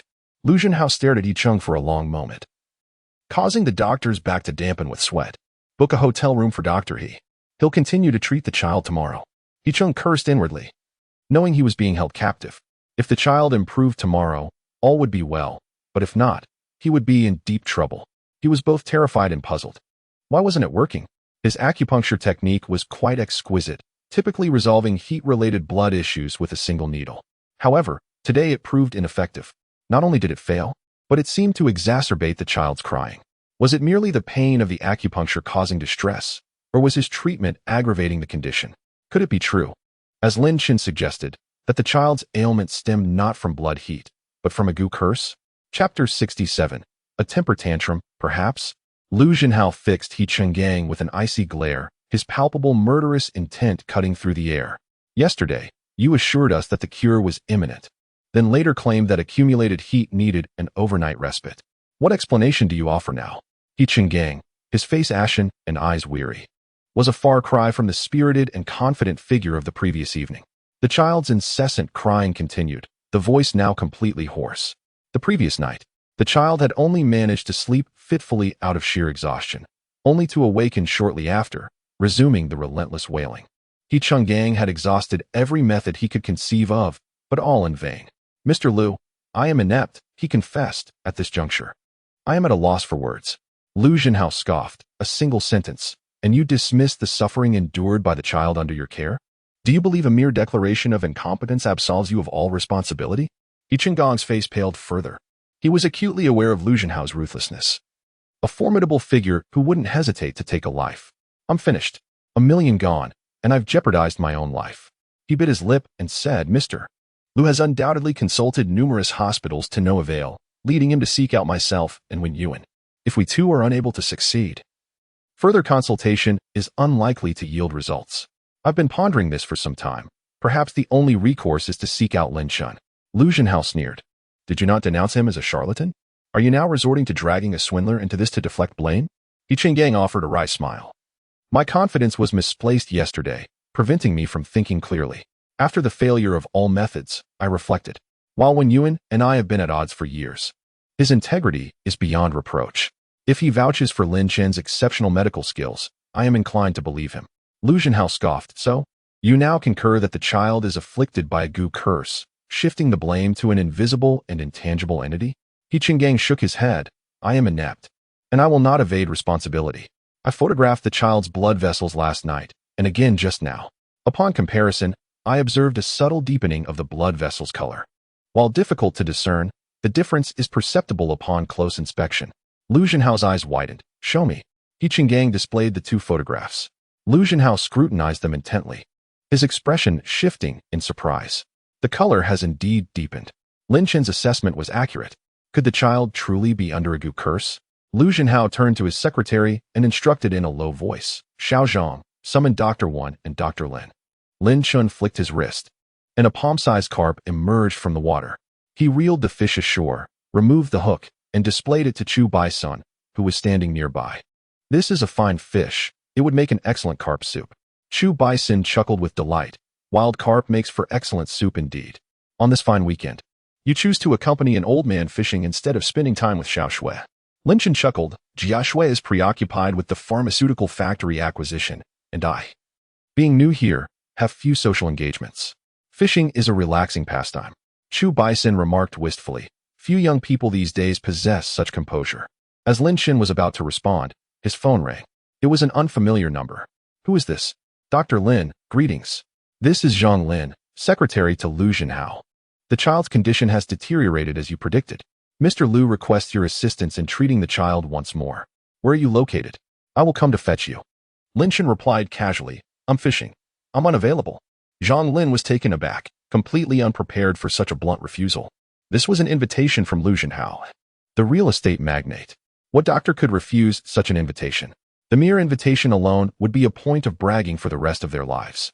If one were to cure Lu Jinhao's grandson, the reward would be enormous, and the favor earned would be invaluable. With a single word from Lu Jinhao, any problem would vanish. Zhang Lin suddenly realized. A temper tantrum, perhaps? A wounded ego from yesterday's neglect?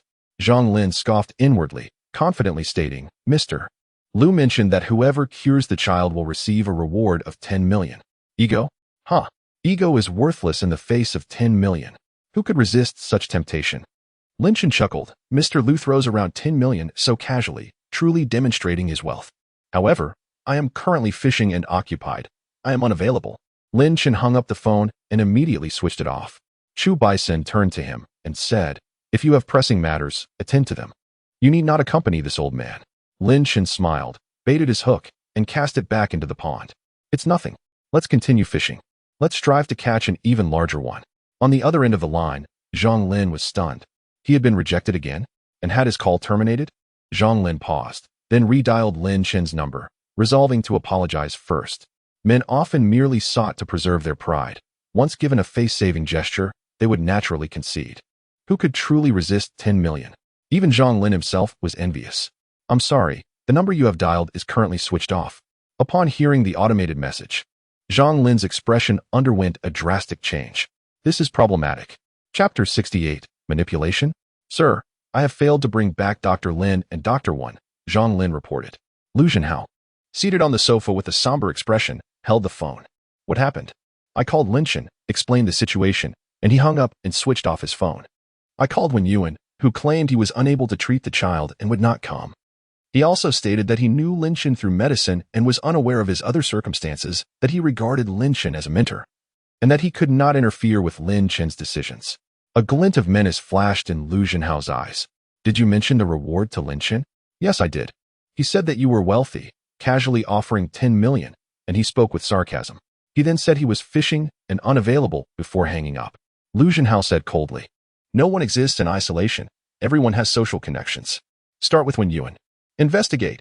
After hanging up, Lu Zhenhao sat on the sofa, his face hard and cold. He was known as the real estate magnate, a man of influence and power, yet he was unable to save his grandson. He was well aware that his distrust and arrogance last night had left Lin Chen disgruntled. For Wen Yuan to regard him as a mentor indicated considerable skill, and those with skill were often arrogant, hence his defiance. A twinge of regret arose in Lu Zhenhao's heart, but his resolve quickly hardened. Everyone had vulnerabilities. Lu Zhenhao refused to believe that he could not manipulate a young man in his 20s. Zhang Lin soon called back, his tone slightly surprised. Sir, Wen Yuan said he knew Lin Shun because of a rescue. The person rescued was Mo Dahong, chairman of Hongxiang Group. Mo Dahong. Lu Zhenhao's face lit up with delight.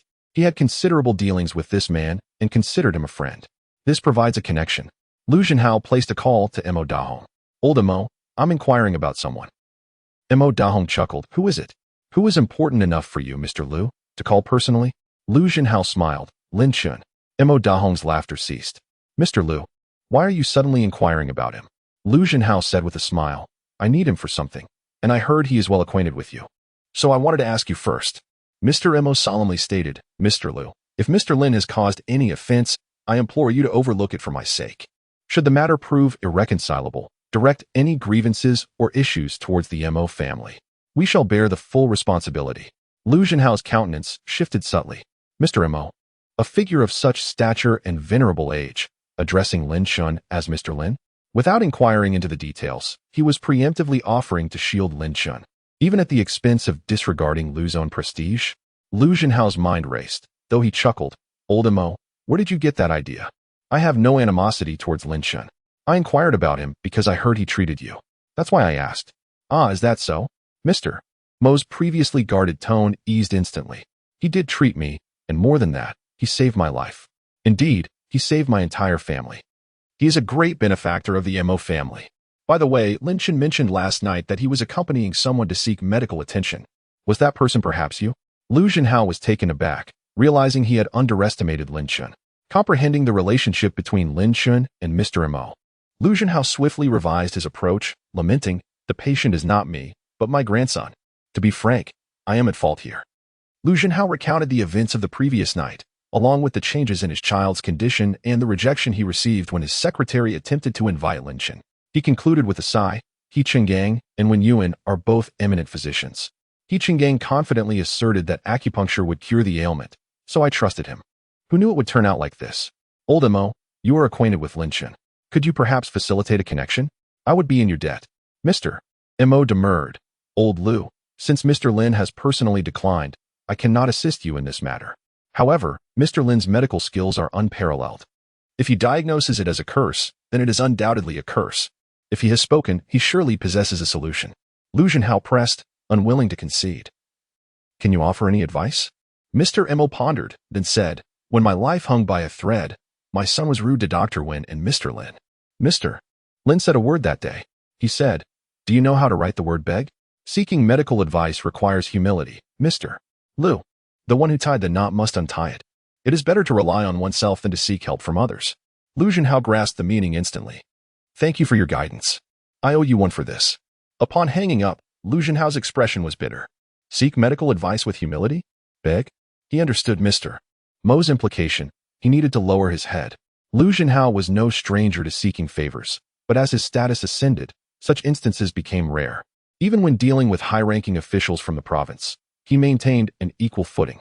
Even if he had needs, they were often met through mutually beneficial exchanges, not genuine requests. But now, he had no choice but to humble himself. What else could he do? It was his beloved grandson. Not only did he cherish his grandson, But his son and daughter-in-law would resent him for life if they knew he had rejected their grandson's only hope for the sake of his pride. Damn it. I was just about to assert my dominance, and now this slap in the face comes too swiftly. Chu Joshua had barely descended the stairs when she detected an intense aroma of fish. How delightful. Aunt Lu, your culinary skills are becoming increasingly impressive. The housekeeper, Aunt Lu, chuckled. This isn't my doing. Mr. Lin prepared it himself. I can't compare to his cooking. Lin Shun. Chu Joshua's face registered surprise. He can cook? Lin Shun, donning an apron, emerged from the kitchen carrying a basin of spicy fish slices. Upon spotting Chu Joshua on the stairs, he offered a natural smile. Finished with work? Wash your hands and let's dine. Chu Joshua's mood was peculiar as she silently washed her hands and took a seat at the table. Grandpa, did you catch all this fish? Chu Basen beamed. That large grass carp was caught by young Lin. Without him today, we wouldn't have this evening's meal. Lin Chen actually went fishing with Grandpa? Chu Joshua was astonished and couldn't help but glance at Lin Chen. Is he that free? Lin Chen untied his apron and sat down next to Chu Joshua, smiling.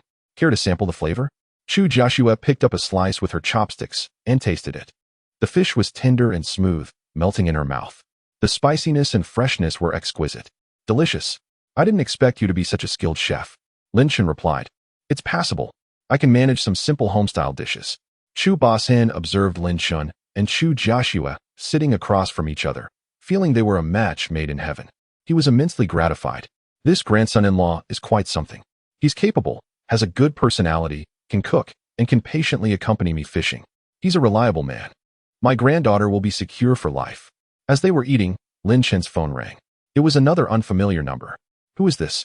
Young Lin, it's your Uncle Gu. What are you busy with? Gu Hongtao? Lin Chen paused, surprised. Why would he call him?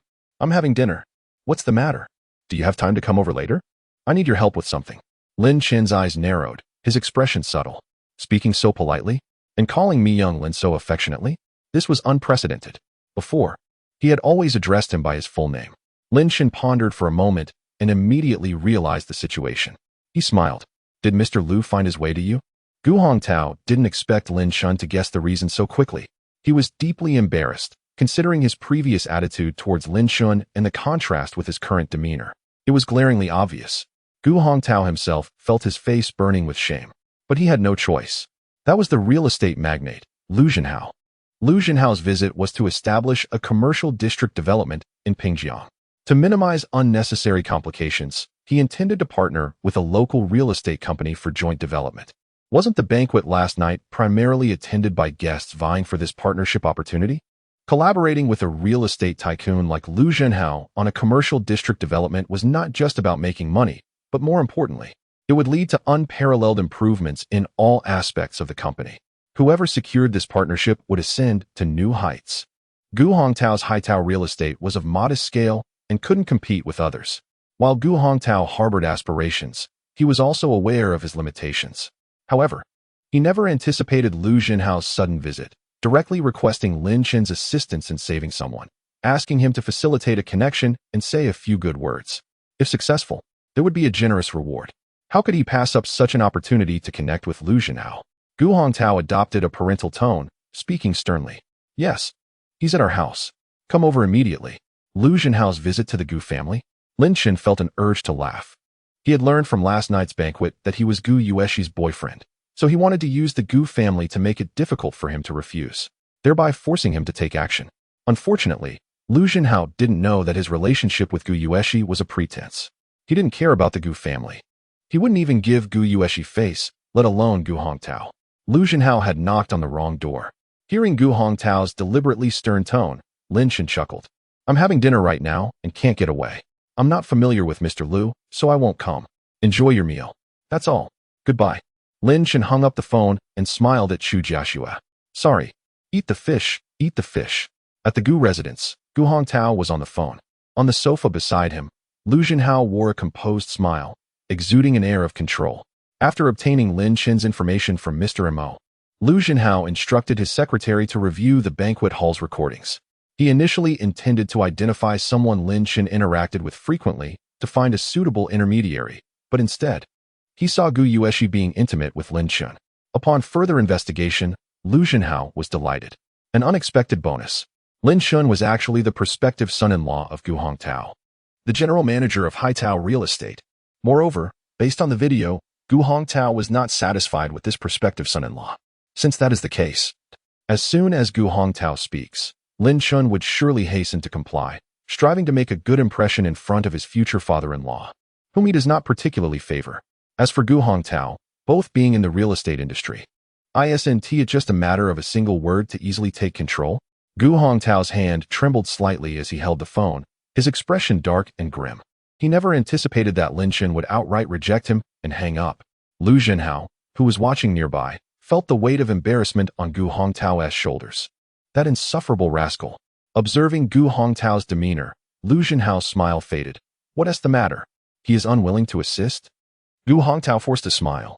He is a bit occupied at the moment. Lu Zong, please, have a seat. I will call him again and urge him. Lu Jinhao felt a jolt in his heart. This young man Lin Shun was disregarding even his prospective father-in-law's reputation. The situation seemed to deviate from expectations, and Lu Jinhao began to feel uneasy. If Lin Shun determined that he was trying to exert pressure through Gu Hongtao, and if he disregarded the pressure from Gu Hongtao, he would only grow to despise Lu Jinhao more. Old Gu, you must clarify with Mr. Lin that I am here to apologize. Please do not let him misunderstand. Lu Jinhao, being astute, took this opportunity to leave himself an escape route in front of Gu Yueshi. I am not here to pressure you through Gu Hongtao. It is merely a misunderstanding on his part. Gu Hongtao was secretly astonished. Has this young man's medical skills reached such a level? Even a figure as influential as Lu Jinhao sought his assistance, wearing a smile and even proactively apologizing. Lu Zong, rest assured, I understand. Gu Hongtao reassured his guest. Turning to Gu Yueshi, who was sitting aside counting her fingers. Xiaoxi, come to the study for a moment. Gu Yueshi blinked her eyes, obediently rising, though a hint of cunning glimmered in her gaze. Earlier, when Lu Jinhao visited and clarified his intentions, Gu Hongtao had instructed Gu Yueshi to call Lin Shun. But she had refused to make the call. Since she declined, there must be a reason behind it. She thought, if you wish to call, then go ahead. Don't involve me. Gu Hongtao, fuming, made the call himself only to be rejected by Lin Shun. Gu Yueshi chuckled inwardly. She had anticipated this outcome. She had been waiting for this moment. Upon entering the study and shutting the door, Gu Hongtao, who had been holding back his anger, could no longer contain himself and slammed his palm onto the table. What on earth does he want? What does he intend to do? He actually hung up on me. How dare he think he can enter my Gu family's door and marry you? He must be dreaming. Gu Yueshi whispered. You never intended to agree to his marriage proposal in the first place, did you? Now it's just about helping Grandpa with his illness. After the treatment, I reckon you will find a way to make him leave me. Probably just a man-to-man conversation followed by a check. Gu Hongtao pointed at Gu Yueshi, his expression one of utmost embarrassment, yet he found himself speechless. For Gu Yueshi was indeed correct. He had planned to do just that. Gu Hongtao, feeling a bit cornered, retorted angrily. Even if I had such thoughts, it is for your own good. Gu Yueshi pursed her lips, remaining silent. Gu Hongtao paced back and forth in the room, contemplating Lu Jinhao outside, and gritted his teeth. You call him and tell him that Lu Zong's grandson's treatment is something he must handle. If he cannot do it, then let him leave and never come back to seek you again. Gu Yueshi sighed. He would be quite pleased to hear that. Gu Hongtao froze, his expression blank. What do you mean? Gu Yueshi wore an expression of resignation. Now that things have come to this point, I'll tell you the truth. He never said he wanted to marry me, let alone enter the Gu family. That was all in your imagination. Gu Hongtao was taken aback. Then what is the nature of your relationship? Aren't you two in a romance? Gu Yueshi chuckled bitterly. We met on the street. I was crossing without paying attention, and he pulled me back. Had he not done so, I might have been hit by a truck. I was grateful and exchanged contact information. Slowly, I fell for him and became utterly infatuated. She covered her face with her hands, looking quite bashful. In truth, it has always been me pursuing him, asking him to be my boyfriend. He reluctantly agreed to give it a try, but he had no intention of it. He is quite capable, and my family's business is trivial to him. Gu Hongtao stood there, dumbfounded, feeling as if his worldview had been turned upside down. He had always looked down on Lin Shun, believing him unworthy of his daughter. Yet, it turned out that it was not Lin Shun pursuing his daughter, but rather his daughter persistently clinging to him, insisting on being together. Gu Hongtao exclaimed angrily. He is just a poor boy, with nothing to his name. What right does he have to look down on you? Gu Yueshi nodded toward the exterior. The real estate mogul Lu Zong. Does he have plenty of money and a formidable identity? Yet, has Lin Chen paid him any heed? Lu Zong still has to find a way to indirectly appeal to Lin Chen. Lin Chen is capable, with lofty aspirations. If he desires wealth, it is an effortless endeavor. Just consider helping Lu Zong save his grandson. The hospital is at a loss. The renowned doctors are clueless, yet he alone can save him, asking for $1 billion. Is that excessive? There are many wealthier and more powerful individuals than Lu Zong. Every family has its ailing members. Should he speak? Countless people would scramble to offer him money. Gu Hongtao was rendered speechless. $1 billion to save a life? Is that too much? Wealth has a price, but life does not. Would Lu Zhenhao be willing to spend $1 billion to save his grandson? Even if it pains him, he would surely agree. In other words, even if Lin Chen did not demand payment, merely the favor of saving a life would be enough to catapult him to greatness. Yet did he agree? He refused. Gu Hongtao felt dizzy, finally comprehending why Lin Chen dared to reject him. The young man simply did not care. While he himself was still clinging to the airs of a senior, often displaying disdain, and now barking orders at him from a lofty position. What a disgrace. Such a humiliation. After finishing his meal, Lin Chen was preparing to step out for a stroll when Gu Yueshi's call came through. Upon answering, Lin Chen chuckled. What is this? Are you also going to act as a mediator for Lu Zhenhao? Gu Yueshi replied cheerfully. Of course not. What kind of relationship do we have? Others may not know, but I certainly do. I have no right to ask you for anything. Moreover, if I truly intended to mediate, I wouldn't have let my father call you first. Lin Chen laughed. I just didn't give your father any face. Gu Yueshi giggled. I had already guessed you would refuse. Well done. Gu Yueshi's words left Lin Chen perplexed.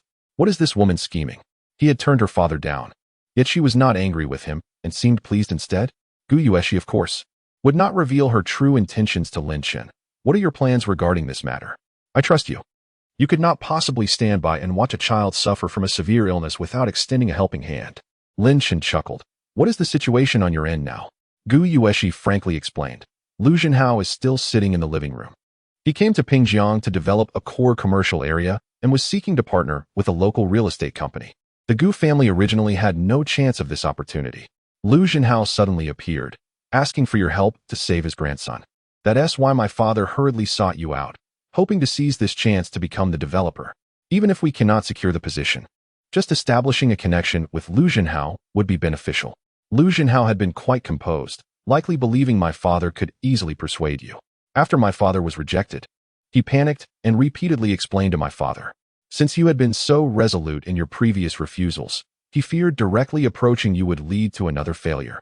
Hence seeking my father as an intermediary to ask you to meet him in person and apologize. Gu Yueshi's voice brimmed with admiration. Lin Chen, you are truly remarkable. A figure like Lu Zhenhao, who can shake the province with a stomp of his foot, is easily handled by you. Listening to Gu Yueshi's account, Lin Chen could roughly imagine the scene at that time. He chuckled. I never intended to manipulate him. It was merely a way to vent my frustration.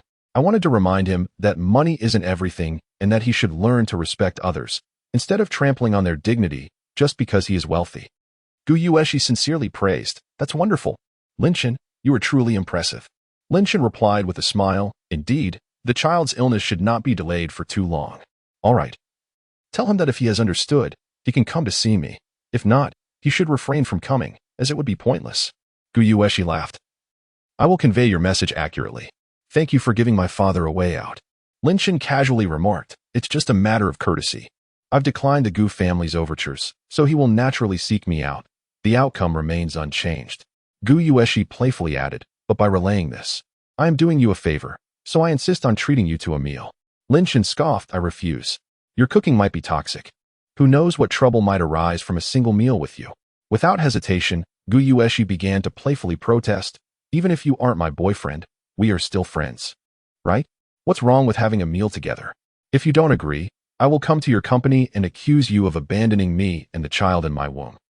Lin Chen was taken aback. You, a young lady, would actually go that far? Gu Yueshi's laughter was bright and clear. Oh, I was just kidding. How could I dare to threaten you? I would be begging you instead. Please don't refuse me, all right? Lin Chen shook his head helplessly, thinking that this woman must have been a fox in her past life. We'll talk about it later. All right then. I'll hang up now. Love you. Love you? Nonsense. Whoever believes that is a fool. Soon after, A call from Lu Zhenhao came through. His tone was polite. "Mr. Lin, I apologize for my poor attitude yesterday. I sincerely request an opportunity to apologize to you in person." Lin Shen replied, "I am at the Qingyu Zhai community. Come over and call me when you arrive at the entrance." "Understood, Mr. Lin. I will be there shortly." Half an hour later, Lin Shen received a call indicating that Lu Zhenhao had arrived. He strolled leisurely to the entrance, spotting a large black Mercedes parked roadside, with Lu Zhenhao waiting quietly. As Lin Shen approached, Lu Zhenhao bowed deeply without hesitation. "Mr. Lin, I disrespected you last night due to your youth, and I sincerely apologize for my offenses. Today, I foolishly attempted to bribe you with money and then sought to pressure you through the Gu family. Truly a series of mistakes. I apologize and accept any punishment. I only hope you might show mercy for the sake of my innocent grandson." Lin Shen replied in a calm tone, "Mr. Lu, you are a significant figure whose every stomp resonates throughout the provincial capital. Apologizing to an insignificant person like me must feel quite constraining, wouldn't it?" Lu Zhenhao straightened up. Sincerity etched on his face. "I have never encountered someone like you, who regards fame and fortune as mere refuse, which led to my offense. I willingly apologize." Lu Zhenhao, having emerged from the rough and tumble of life, had indeed proven himself adept at navigating social intricacies. His words not only flattered himself, but also served as an apology while rationalizing his past actions, rather than blaming his methods. He attributed his missteps to the nature of the world, where people are driven by fame and profit, thus justifying his attempts to manipulate them with wealth. "You are a superior being, unlike the rest. I treated you as I would a commoner, hence my error. I apologize with all my heart." Since Lu Zhenhao had humbled himself, Lin Shen chose not to press further, having vented his frustrations. The child afflicted by the burning blood curse could not be delayed any longer, lest complications arise. "Do you have paper and pen?" Secretary Zhang Lin swiftly produced a notebook and pen. Lin Shen took them and hastily wrote down a list of medicinal ingredients and their quantities, handing it to Lu Zhenhao. "These are the required herbs. Additionally, prepare a large pot for boiling the medicine, a covered large bathtub for bathing, and a substantial amount of ice, along with a high-precision thermometer. I will come over early tomorrow." Lu Zhenhao accepted the list with both hands, asking cautiously, "Mr. Lin, can my grandson's illness be cured?" Lin Shen nodded. "It can be cured in one session, but the process may be somewhat uncomfortable." Lu Zhenhao sighed in relief.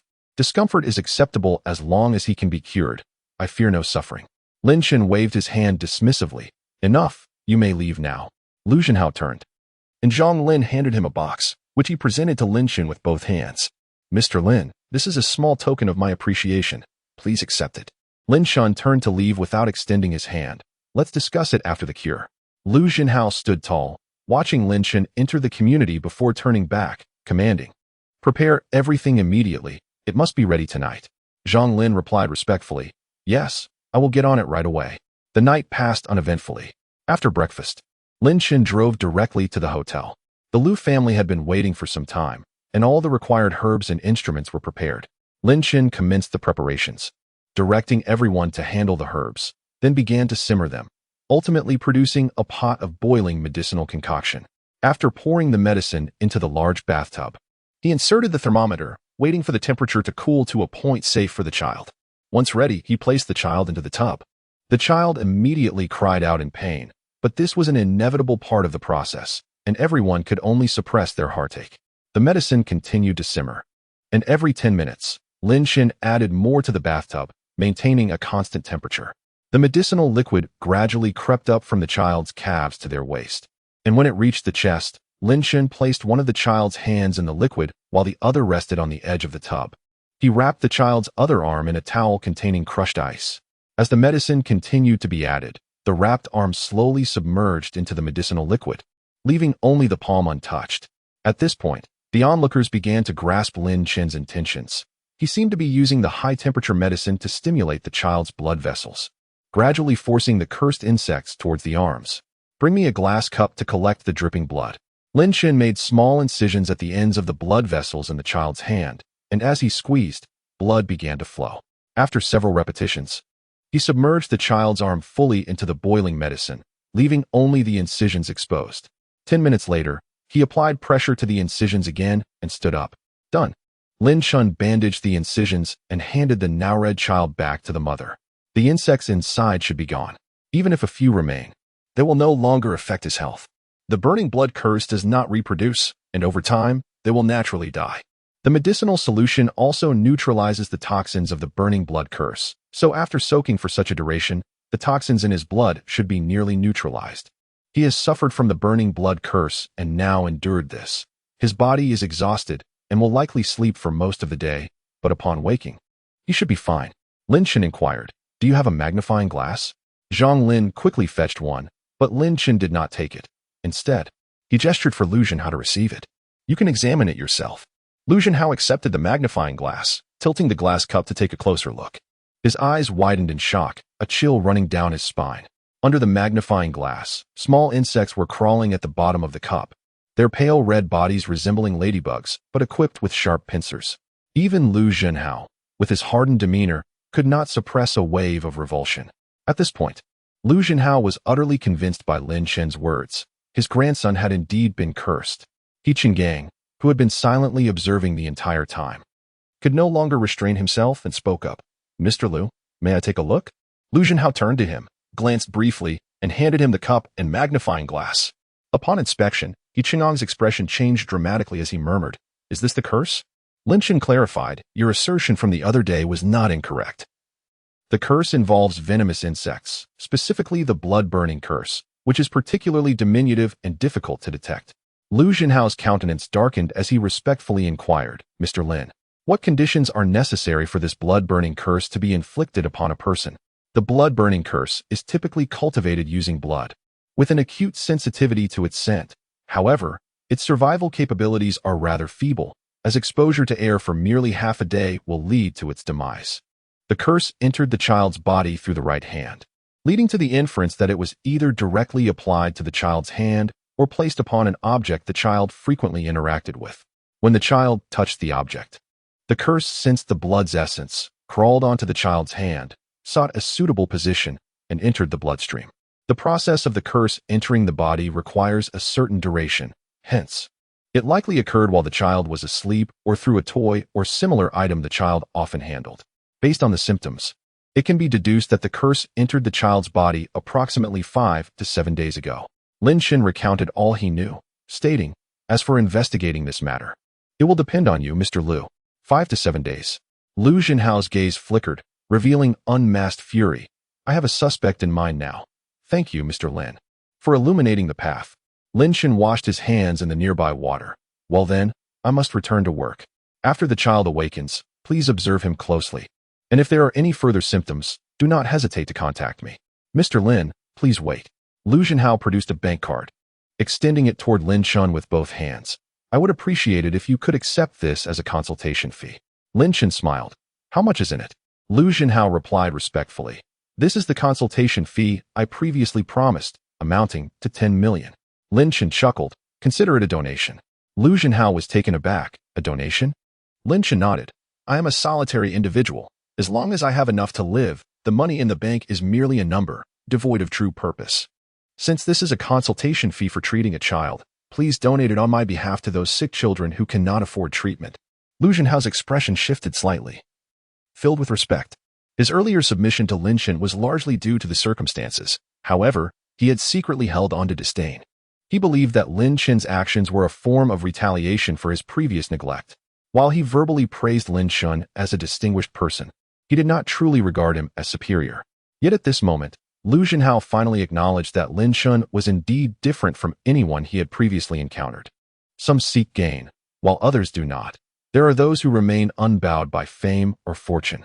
A billionaire donating 10 million is merely a fraction of their wealth, almost inconsequential, whereas Lin Chen's 10 million came from a place of genuine sacrifice. Lu Zhenhao, who had risen from humble beginnings and now held a high position, felt profound admiration for such a person. In an instant, any prior resentment vanished. "Mr. Lin, you are truly a miraculous healer, a genuine gentleman. I am sincerely impressed," Lu Zhenhao declared, lifting the bank card. "With Mr. Lin's donation of 10 million, I shall contribute another 10 million, totaling 20 million, to assist those children in need of medical care but lacking the means. I will ensure this is carried out appropriately." Lin Chen replied with a smile, "Mr. Lu, your kindness is noted, but it seems that your earlier admiration was somewhat feigned." Lu Zhenhao laughed heartily. "I was indeed impressed before, albeit with some lingering reservations. Now, however, I am wholeheartedly convinced. Most people, including myself, are driven by worldly desires, ensnared in the pursuit of fame and fortune, unable to extricate themselves. Yet there are a select few, like Mr. Lin, who transcend such trivialities, living with clarity and integrity, truly admirable. Liu Zhenhao reached for a box from his secretary. Since you refused the consultation fee, please accept this old ginseng. In the hands of a miraculous healer like you, it will surely reach its full potential. Old ginseng. Do wealthy individuals often gift such items? The Mo family had previously offered 1 yuan apiece as well. This time, Lin Chen did not decline. The elder of the Chu family genuinely cared for him, treating him like a beloved grandson. Although he and Chu Jiaxue had deceived the elder, Lin Chen felt a pang of guilt. The elder was aging and in poor health. With this ginseng, along with some other herbs, it would likely have significant benefits. All right, I shall accept this. As Lin Chen prepared to leave with the box, he noticed He Chenggang nearby and halted. Dr. He, would you like to join me? He Chenggang, feeling anxious and uncertain about Liu Zhenhao's intentions towards him, was suddenly filled with immense joy upon hearing Lin Chen's offer. Was Lin Chen extending a helping hand in his time of distress? He Chenggang glanced nervously at Liu Zhenhao, who approached with a warm smile and shook He Chengang's hand. Thank you for your hard work these past few days, Dr. He. I will have Xiao Zhang take you home to rest, and I will express my gratitude later. He Chengang's anxiety evaporated, realizing Liu Zhenhao, out of respect for Lin Chen, would not hold him accountable any longer. A whirlwind of emotions surged within He Chenggang. He had mocked Lin Chen just days prior. Yet now Lin Chen had repaid his disdain with kindness. Comparison is the thief of joy, he thought, feeling embarrassed as he recognized that compared to Lin Chen, his own medical skills were lacking, yet he still maintained his arrogance. He Chenggang wished for a fissure in the floor to swallow him whole. Mr. Lin, thank you for helping me without holding grudges. I was arrogant and overconfident, truly a grave error for a physician. I apologize. Following Lin Chen out of the hotel, He Chenggang sincerely expressed his remorse. Lin Chen smiled. It was a mere act of kindness, no need for thanks. You are familiar with Old One. We are all doctors. Essentially family. Family. He Chenggang felt his face flush. He and Wen Yuan had previously been at odds, hardly qualifying as kin. Now, however, it was Lin Chen, brought forth by Wen Yuan, who had saved him. Mr. Lin, what is your relationship with Old One? Lin Chen replied. We are united by our medical expertise. I would consider it a friendship across generations. He Chenggang gritted his teeth. I will pay a visit to Old One to express my gratitude. Lin Chen chuckled. Gratitude is unnecessary, but it would indeed be a beautiful thing if you two could reconcile. He Chenggang stated solemnly. As long as Old One is willing to set aside differences, I have no objections. You have been at odds for so many years. You know his character well enough by now, do you not? Lin Chen concluded the conversation with a smile. I must head to work. I will take my leave first. He Chenggang watched as Lin Chen drove away, feeling a tumult of emotions. Work? Here was a man who could effortlessly donate 10 million, yet was diligently concerned with his modest salary of several thousand a month. How embarrassing. He, who bore the title of esteemed physician, had been so engrossed in the pursuit of wealth that he had forgotten the true purpose of his medical vocation. The money he earned could have ensured a lifetime of comfort, yet he remained insatiable, desiring more, ensnared in the web of fame and fortune, unable to escape. At his age, perhaps he should strive to live as transparently and purely as Lin Chen did? Not long ago, there was an invitation for a charitable event supporting children with disabilities. Initially, I dismissed the idea without a second thought, but upon reflection, I pondered that perhaps I could accept the offer. Setting aside my utilitarian mindset to engage in endeavors that would bring me solace and pride in the future seems rather commendable. I have made my decision. I shall call them back immediately. As He Cheng made his resolution, his steps appeared to lighten with newfound purpose. It seems that Chu has indeed been deceived. I have heard whispers of a connection between Hailan Bank and the Qin family.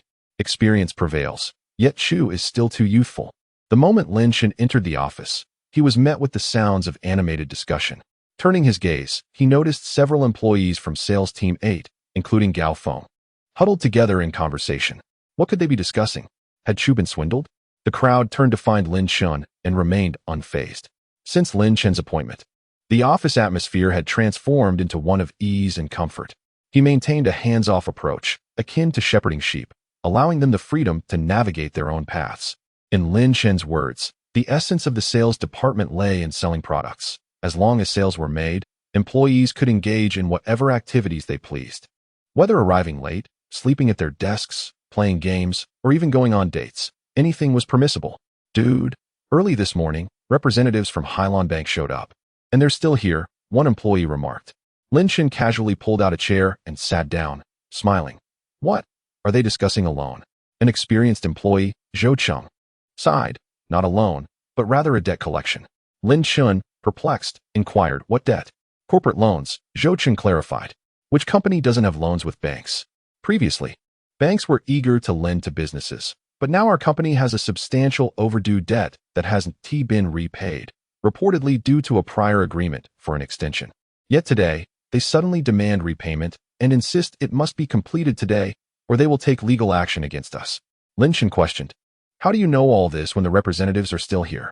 You seem to be quite the informant. Zhou Cheng chuckled, my wife works in the finance department. She relayed the information to me. It's not exactly a state secret. The representatives from Hylon Bank are rather conspicuous. Many are already aware. Conspicuous? Lin Chen's eyes narrowed slightly. Is there a connection between Hylon Bank and the Qian family? Zhou Cheng nodded. There are rumors, but I can't confirm the specifics. Lin Chen smiled wryly. It appears our visitors come with ill intentions. Gao Feng, filled with indignation, exclaimed, indeed. Our company has just signed a deal to acquire a pharmaceutical factory and made the initial payment. The loan hasn't even been secured yet. If we are forced to repay now, our working capital will be severed, and the company may not survive this pressure. Zhou Cheng added, my wife mentioned that the prior loan indeed matured, and the extension was based on verbal agreements stemming from a good partnership. No written documentation exists. Now, with the loan contract in hand, they are here demanding repayment, leaving us no room for negotiation. If the bank proceeds with legal action, the public fallout would be devastating for the company. Lin Chen furrowed his brow. So there is no way out? Zhou Cheng responded. The loan from Hylon Bank must be repaid. However, the company is in the process of securing another loan. If that goes through, we might navigate this crisis. Debt collection? Loans. Lin Chen nodded, refraining from comments. Yet inwardly he acknowledged that the bank's sudden demand for repayment, which could drain the company's liquidity, likely stemmed from the Qian family's machinations. It seemed that the challenges ahead would not be easily overcome. What cards did Chu Jiaxue hold?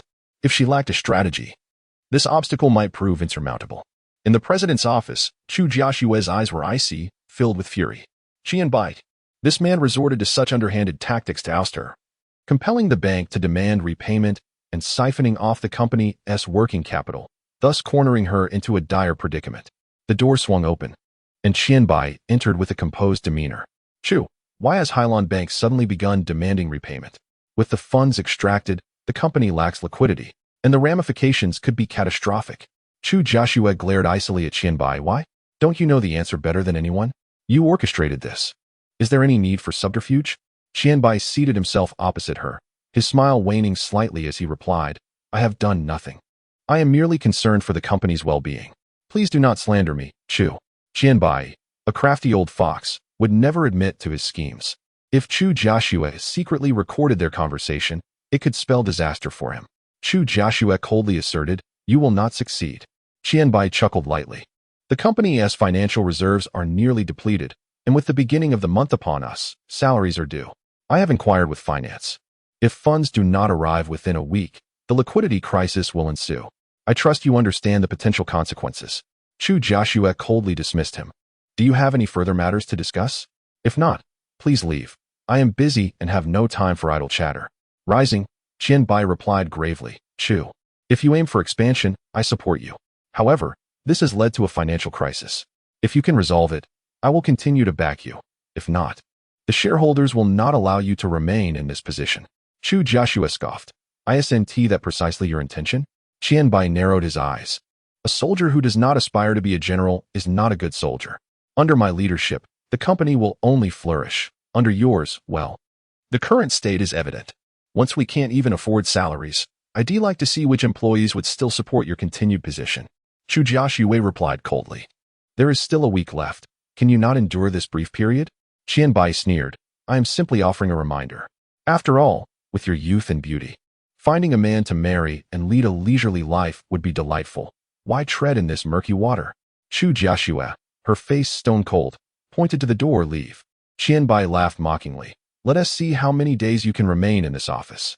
After his departure, Chu Jiaxue leaned back in her chair, her chest heaving with indignation, clearly agitated by Qianbai's words. After a prolonged moment, she composed herself and reached for her phone to contact the bank representatives she had previously communicated with regarding the loan. Meanwhile, Qianbai returned to his office and dialed the number of Zhao Yiheng, the chairman of Outyin Group.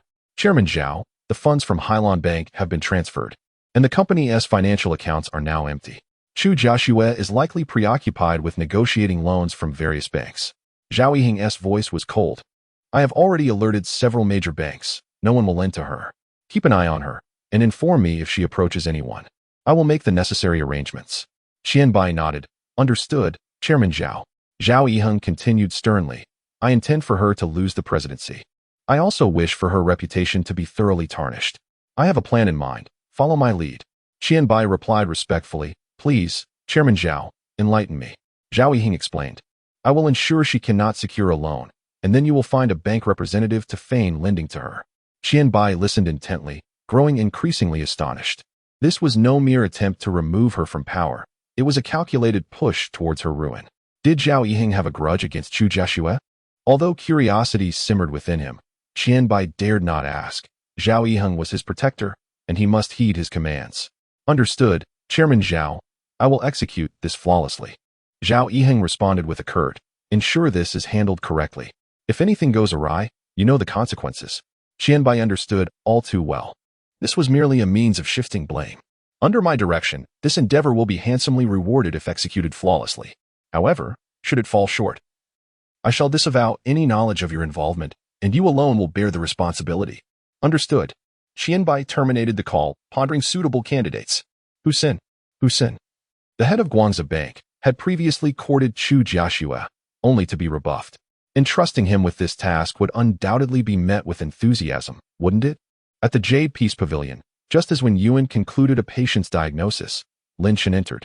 Wen Yuan promptly rose, greeting him with a smile. Mr. Lin, welcome. He and I were just discussing you. He? Lin Shen paused, then chuckled. He Chang'an? Your casual address almost eluded me. Wen Yuan chuckled. Indeed, He Chang'an. He recently called, expressing his gratitude for your assistance. Otherwise, Lu Zhenhao would have certainly dealt with him. Intrigued, Lin Shun inquired. It was merely a gesture of goodwill, Elder One. From your tone, have you two reconciled? Wen Yuan chuckled amiably. Yes, we've reached a mutual understanding.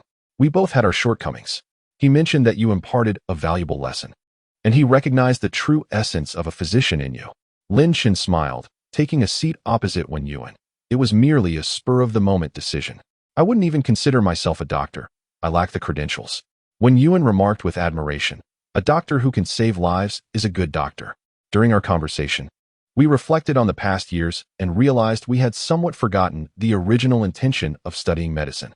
He has agreed to participate in a charitable outreach program for children with disabilities. For the next 2 years, he will be providing free medical assistance to those children. Lin Shin was momentarily taken aback, then gave a thumbs up. Good on him. Wen Yuan regarded Lin Shan with admiration. I heard from he that you donated the entire 10 million yuan consultation fee from Director Lu, which is truly commendable. Lin Shan chuckled.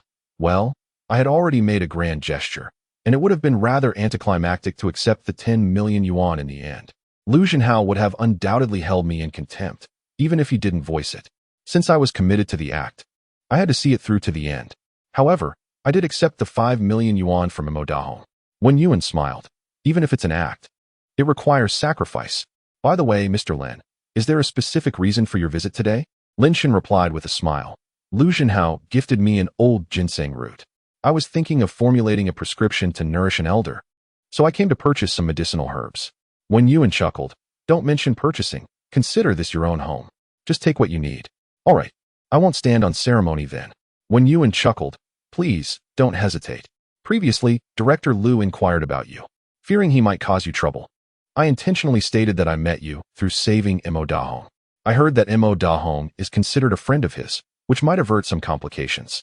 Lin Shin nodded. Elder One, I appreciate your consideration. As Lin Shin was gathering the herbs, when Xiao Qiao entered, her eyes lighting up upon seeing Lin Shin. Big brother Lin. You're here. Lin Shen turned and smiled. I'm here to pick up some herbs. Wen Xiaoqiao approached Lin Shen, observing his adeptness at gathering the herbs without even weighing them, and exclaimed in admiration, Big brother Lin, you're amazing. Are you not weighing the herbs? Lin Shen chuckled. For a nourishing prescription, precise measurements aren't necessary. And I'm accustomed to it, so the amounts will be approximately correct. When Xiaoqiao blinked, Big brother Lin, are you free tonight? Lin Shen nodded. Yes, I am. Why? Is there something? When Xiaoqiao looked at Lin Shen with anticipation, I have a classmate, also from Pingjiang, who has invited me to dinner tonight and suggested going to a bar afterward. I'd like to go, but my grandfather is concerned for my safety. Could Big brother Lin accompany me? I'll treat you to drinks. Lin Shen pondered. As long as your grandfather approves, I have no objections. Back home, Lin Shen typically spent his time chatting with the old man, playing on his phone, or watching television. He was, after all, a young man in his 20s, and few would willingly confine themselves to their homes after work. Going out with Wen Xiaoqiao would be like an older brother accompanying his younger sister. Wen Xiaoqiao was overjoyed and immediately sought permission from Wen Yuan. Upon learning that Lin Shen would be accompanying her, Wen Yuan readily agreed, as he had complete faith in Lin Shen. Moreover, Wen Yuan secretly hoped that Wen Xiaoqiao and Lin Shen would become friends. If Wen Xiaoqiao weren't only 18, Wen Yuan would have wished for Lin Shen to become his grandson-in-law.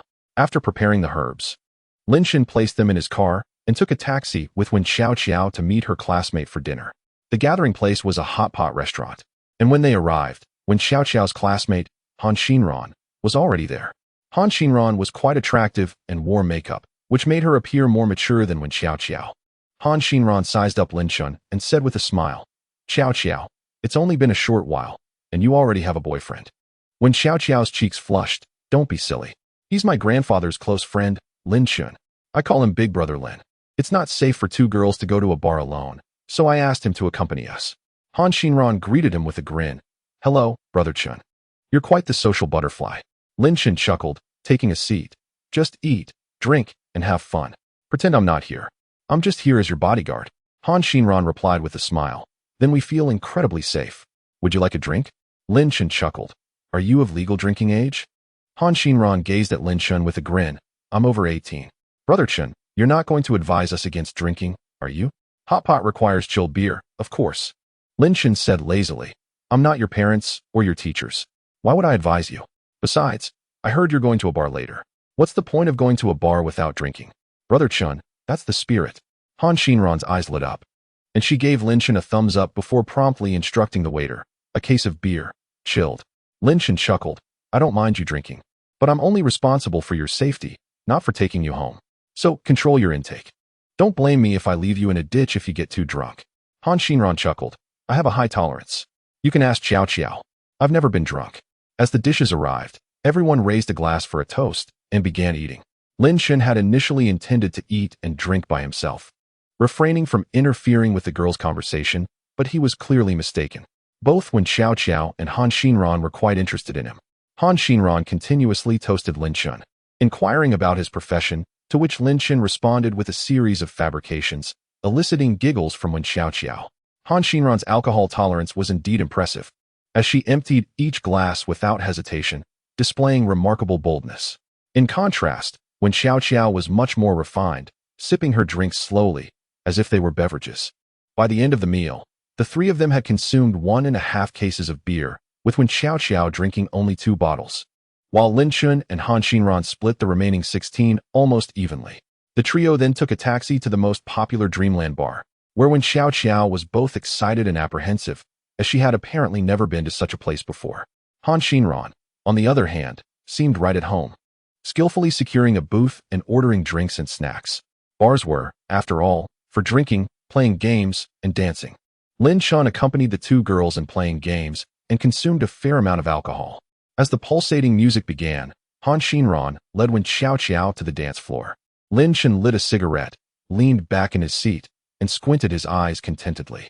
Over the past 5 years, Lin Shen had been constantly engaged in missions, teetering on the edge of life and death, his nerves perpetually on high alert.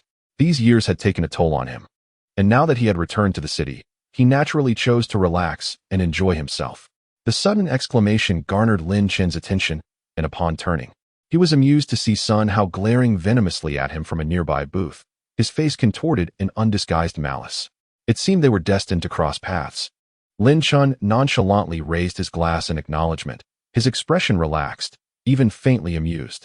Sun Hao gnashed his teeth, glowering at Lin Chun before turning to whisper conspiratorially with a group of men, occasionally gesturing towards Lin Chun, extinguishing his cigarette in the ashtray.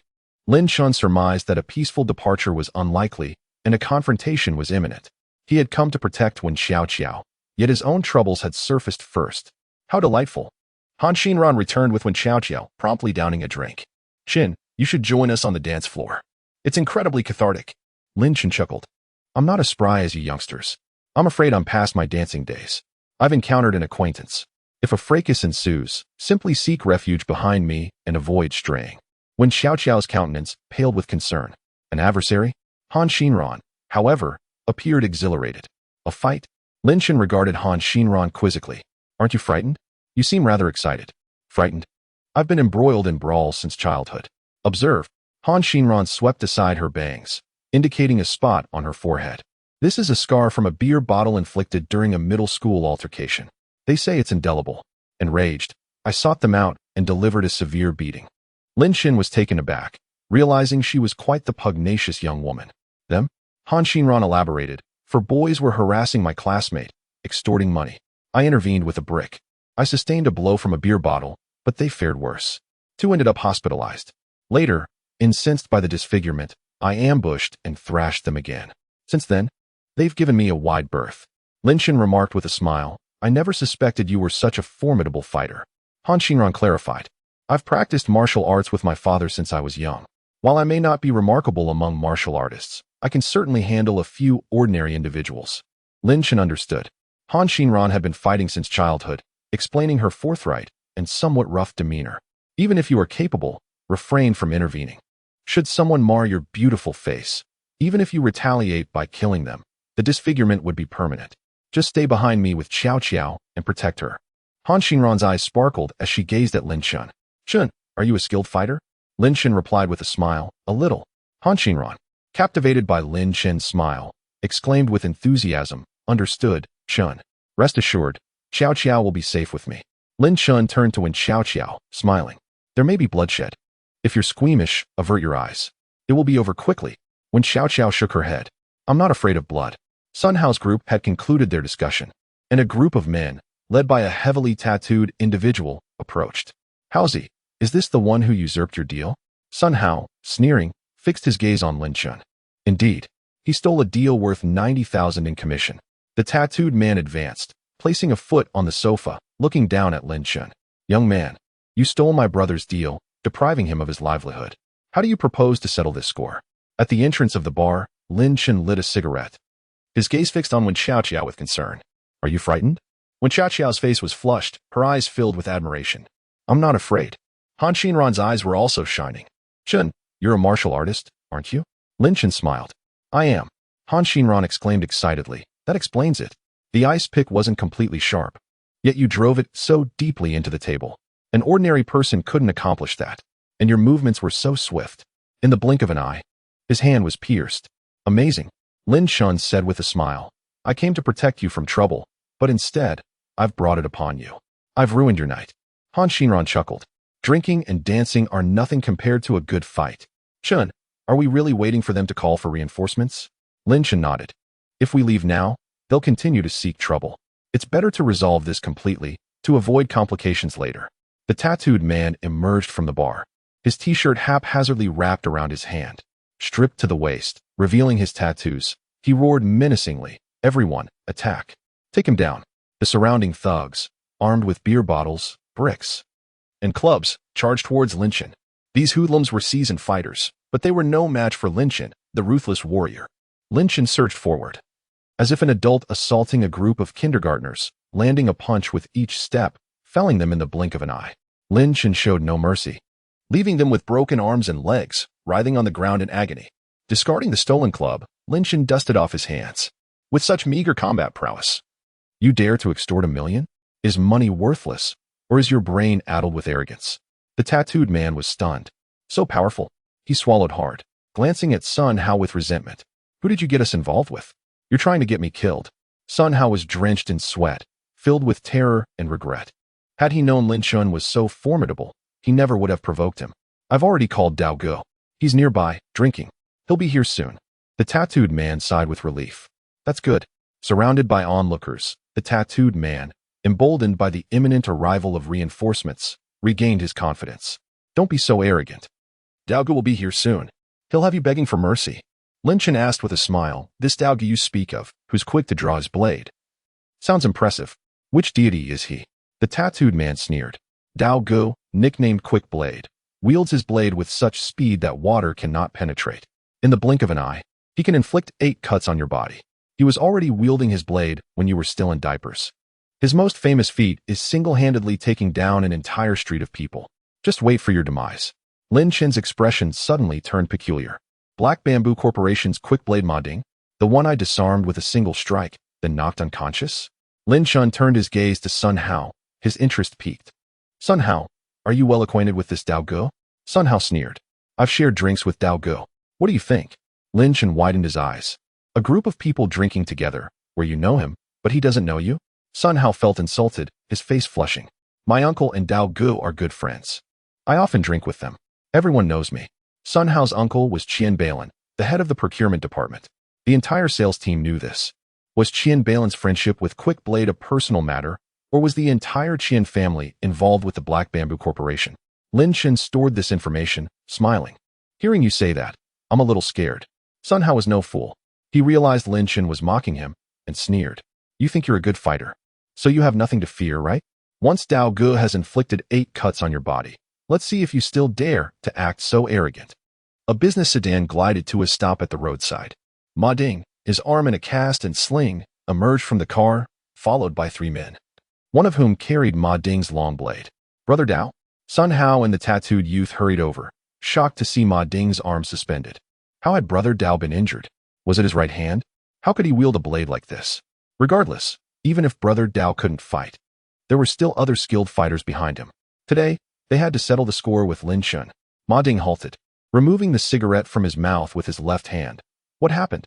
Sun Hao and the tattooed youth embellished the story, and Sun Hao emphasized Lin Chun's background, saying, Brother Dao, you must help me with this. Otherwise, my reputation will be irreparably damaged today. Ma Ding stepped toward Lin Chun, sneering. I want to see which deity dares to be so audacious, to beat someone up and not flee, but instead wait for me here. Lin Chun smiled and said, It's me, Brother Dao. It's been a few days. Has your concussion healed? You can run around with your arm hanging like that. Ma Ding's steps suddenly froze, his face transforming from arrogance to a ghostly pallor. Lin, Mr. Lin. Lin Chun smiled slightly. Indeed, it is I? It seems we are quite fated. We meet again after a few days. Sweat immediately broke out on Ma Ding's forehead. Damn it, Sun Hao. If you're going to die, do it far away.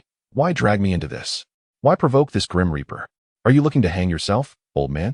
Ma Ding had been interrupted by Lin Chun, resulting in a broken right hand and a blow to the head that sent him to the hospital, where he was diagnosed with a mild concussion. After a day in the hospital, he returned home to recuperate. 2 days later, he received a call from Lai Ilyang. Iron Fist is dead. The demon is dead. Mr. Li is also dead. All 3 were directly eliminated by Lin Chun. Hearing Lai Ilyang's description of the scene, cold sweat soaked Ma Ding's back, filled with dread. Thankfully, it was he who sought trouble with Lin Chun that day, since it was their first encounter. Lin Chun had shown mercy, merely breaking his arm and knocking him out. Had it been the demon or Iron Fist, he would have been the one eliminated at headquarters. After 2 days of anxiety, Lai Ilyang advised him to recuperate, stating that the feud with Lin Chun had been resolved, allowing Ma Ding to finally breathe easy. In a celebratory mood, he gathered a few brothers for drinks, only to receive a call from Sun Hao. Sun Hao's cousin was from the Qian family, who were backed by the Outyin Group, which also supported the Heizhou Company, thus establishing a close relationship. Ma Ding had previously dealt with Qian Balin, who respected him greatly, making him eager to drink with him. When Sun Hao's cousin was bullied on Ma Ding's territory, it was only natural for him to help Sun Hao. Otherwise, he would not have good answers for Qian Balin later.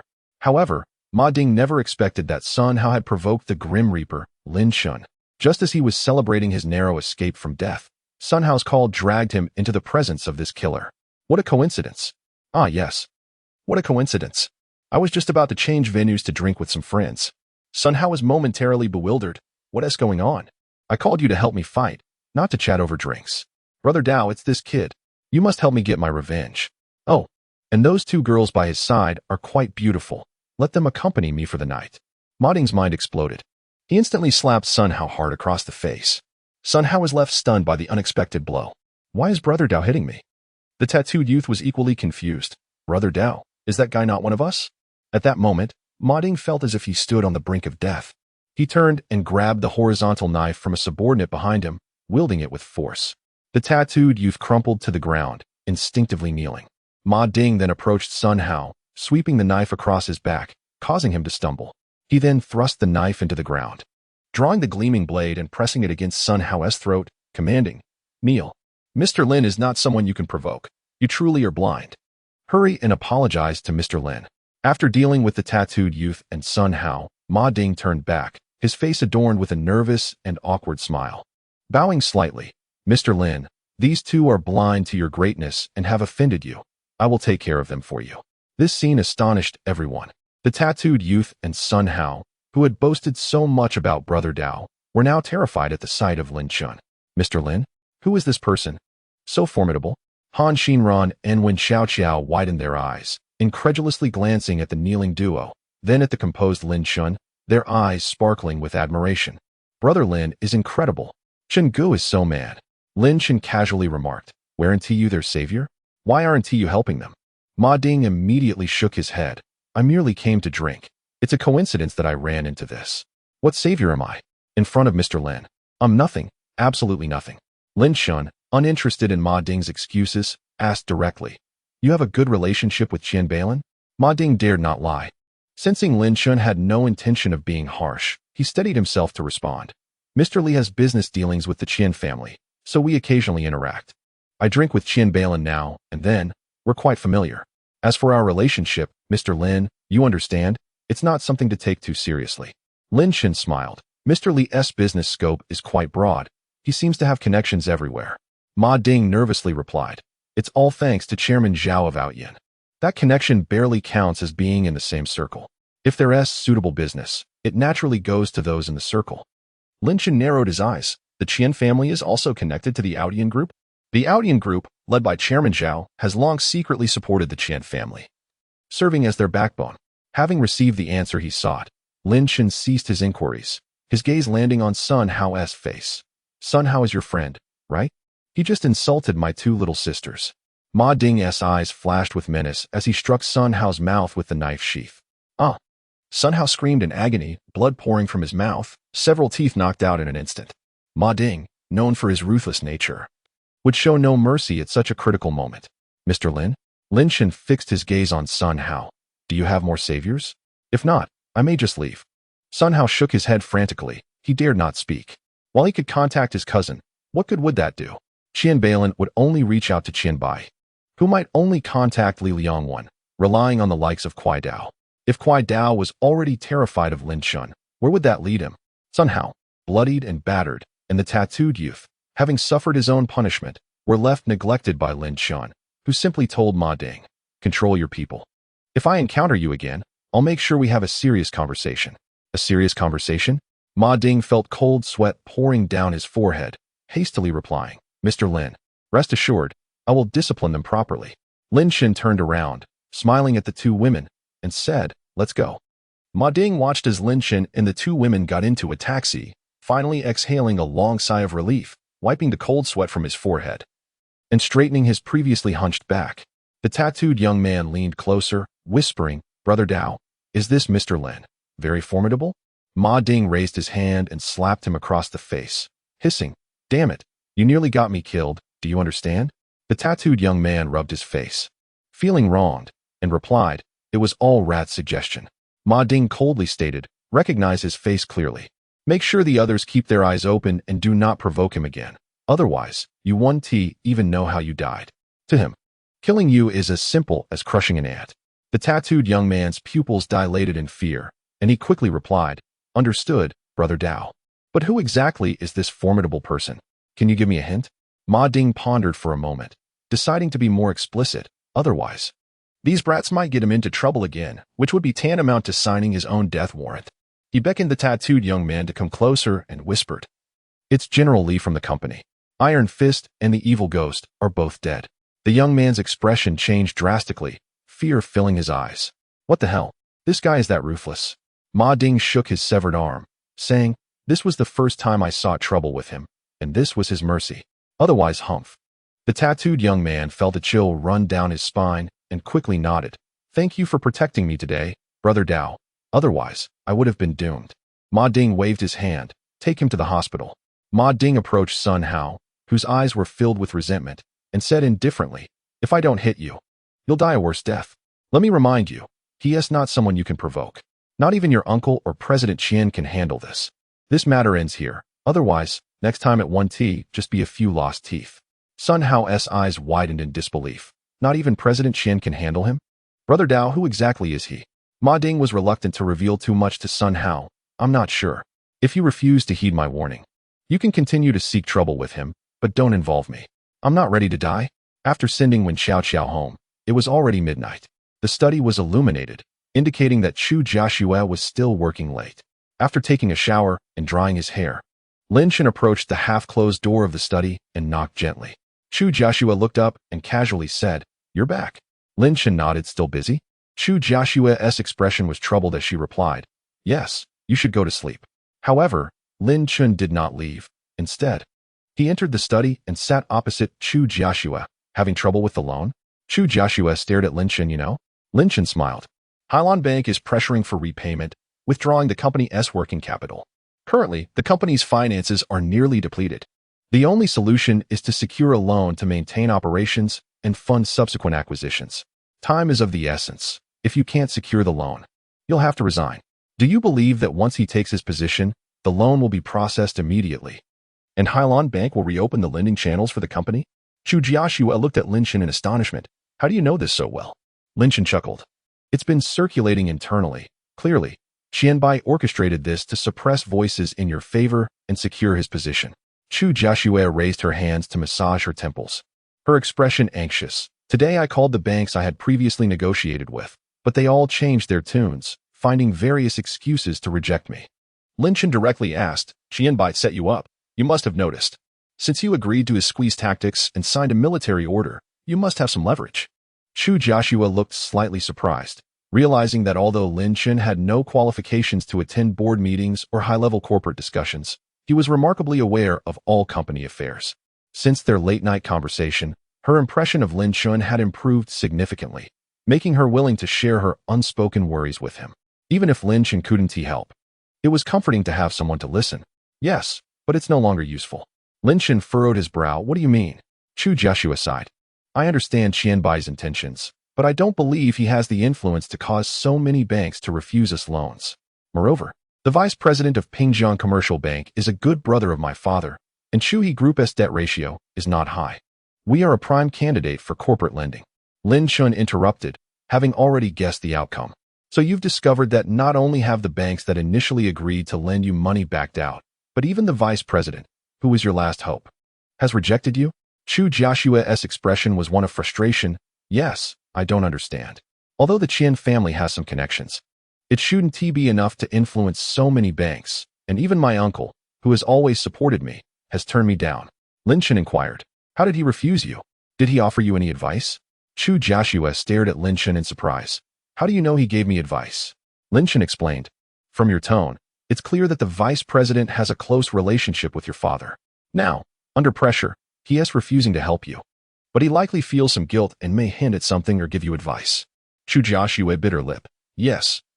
He said he had difficulties and couldn't help me, even advising me to give up, saying I couldn't compete with the Qian family. He suggested I sell my shares for a good price, exit Chuhe, and leave Pingjiang. Lin Chen nodded, suddenly asking, do you know about Outyin Group? Chu Jiaxue looked at Lin Chen with confusion. Of course, it's a financial giant that started in Pingjiang. Although its headquarters is here, its operations have already spread throughout the province. Lin Chen smiled. The Qian family is backed by Outyin Group. Chu Jiaxue's expression turned to shock. Outyin Group? Lin Chen affirmed. As you said, the Qian family cannot possess such vast influence, but Outyin Group, as a financial tycoon, certainly wields enough power in the banking sector. Chu Jiaxue's beautiful eyes widened. The banks backing out and refusing to lend to me is the doing of Outyin Group? How do you know this? Lin Chen chuckled. By coincidence. Chu Jiaxue felt a mix of emotions. Lin Chen had only recently arrived and had already unraveled the power dynamics behind the Qian family, while she, having been with the company for so long and dealing with Qian Bai, remained oblivious. A sense of defeat washed over her. Was she truly incapable of managing the entire company? Thank you for your reminder. I will think of another solution. You should go to sleep now, Lin Chen replied. You should also rest early. You need to be in good spirits for the battles ahead. After Lin Chen left, Chu Jiaxue stared at the empty door, her gaze complex. During workdays, it was often a time for idleness. Although Lin Chen was the team leader, he hardly managed anything, usually calling Gao Feng for help, making the days easy and enjoyable. Chu Jiaxue was busy every day trying to secure loans, but it seemed to yield little success. Before long, Friday arrived. And just as the workday was about to conclude, Lin Chen suddenly received a call from Chu Jiaxue. Lin Chen was somewhat surprised. This was the first time she had taken the initiative to call him. Are you off work? Do you have time? Lin Chen responded, I have time. What is the matter? Chu Jiaxue sounded a bit hesitant. I have a dinner appointment that I must attend, but I feel uneasy going alone. Can you accompany me? Lin Chen chuckled. Is it a dinner related to the loan? Chu Jiaxue affirmed, yes. Lin Chen furrowed his brows. The other party chooses to discuss matters with you outside of working hours and insists on dining privately?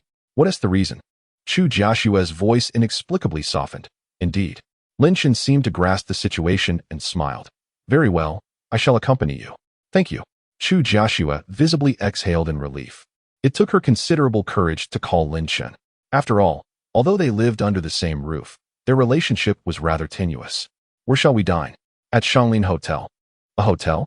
Lin Chen raised an eyebrow, but refrained from further comment. Shall we meet there, or go together? Chu Jiaxue replied, you can ride with me.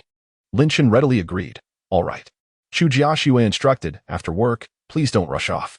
Let us meet in the garage later and head out together. Understood. After work. Lin Chen arrived at the garage and sat in his car, idly scrolling on his phone. Approximately 20 minutes later, Chu Jiaxue descended and called him. He approached her BMW X7, opened the back door, and took a seat. In the rearview mirror, he noticed Chu Jiaxue gazing at him intently and remarked, my choice to sit in the back is not to play the boss, but to avoid being seen together, thus preventing any unnecessary complications. However, if you mind, I could sit in the front or drive. I don't mind, Chu Jiaxue replied, her lips pressing together, her mood tinged with subtle complexity. Lin Chen was considerate. Yet the trouble he referred to, was it for her benefit or his own? As she drove towards the hotel, Lin Chen leaned back and casually asked, is there someone willing to lend money? Chu Jiaxue bit her lip. Vice President Hu's son from Guangzhou Bank. I've dealt with him before, but I'm not particularly fond of him. Lin Chen chuckled. Does he harbor feelings for you? Chu Jiaxue was taken aback by Lin Chen's perceptiveness, feeling a wave of embarrassment wash over her, particularly since, legally, he was still her husband. He has expressed interest in me, but I declined. Because of this, I've been trying to avoid Guangzhou Bank. Today he suddenly called, saying that friends at the bank informed him that I was seeking loans everywhere and inquired if I needed assistance. Lin Chen smirked. A damsel in distress. A knight to the rescue. Do you believe in such fairy tales? Chu Jiaxue's face flushed slightly. One must try, as I have no other options left. Lin Chen sighed. Would you like to hear a man's perspective? Chu Jiaxue softly replied. Are you suggesting he might use this situation to coerce me? If I accept his advances, he assists me. If I refuse, he turns a blind eye? Lin Chen laughed. Not entirely foolish, at least you grasp part of it. Foolish? Chu Jiaxue's expression slightly darkened with indignation. Just part of it? Lin Chen clarified, in this circle, secrets are scarce. Since Hu Xin is aware of your loan struggles, he can certainly uncover the reasons behind your difficulties. Unless Hu Xin possesses formidable connections that allow him to disregard external pressures. His offer of help now positions him as an adversary to Outyin Group.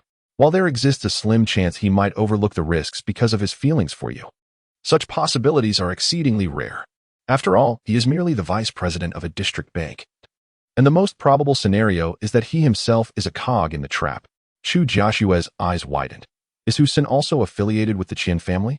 Lin Chen replied with a grin. The Qian family has instructed Hailan Bank to withdraw company liquidity, and Outyin Group has intervened, severing your loan avenues.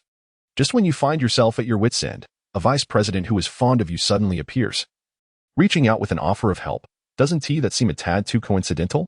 Chu Jiaxue fell silent for a few seconds. I am merely approaching this meeting with a trial and error mindset. If he makes any excessive demands, I will refuse. Lin Chen chuckled. If I'm not mistaken, once we arrive at the hotel, you will likely be barred from entering and will face him alone, or perhaps several others. Be cautious. If anything feels amiss, call me immediately. A sense of unease crept into Chu Jiashua's heart, whose son might indeed harbor ulterior motives. Yet, if she trusted him, why would she have asked Lin Chen to accompany her? Wasn't it because she too felt a lack of security? Observing Chu Jiashua's demeanor, Lin Chen chose not to press further. Some matters, until they manifest, often sound alarmist. Regardless, since he was already there, he could ensure her safety. Let her experience the treachery of human nature firsthand. He was present this time. What about next time? Upon arriving at the hotel, Lin Chen accompanied Chu Jiashua upstairs to the reserved private room. Four burly bodyguards stood at the entrance, one of whom opened the door for Chu Jiashua. Miss Chu, please. Mr. Hu has been waiting for you. As Chu Jiashua stepped through the threshold, a man immediately blocked Lin Chen's way. Please wait outside.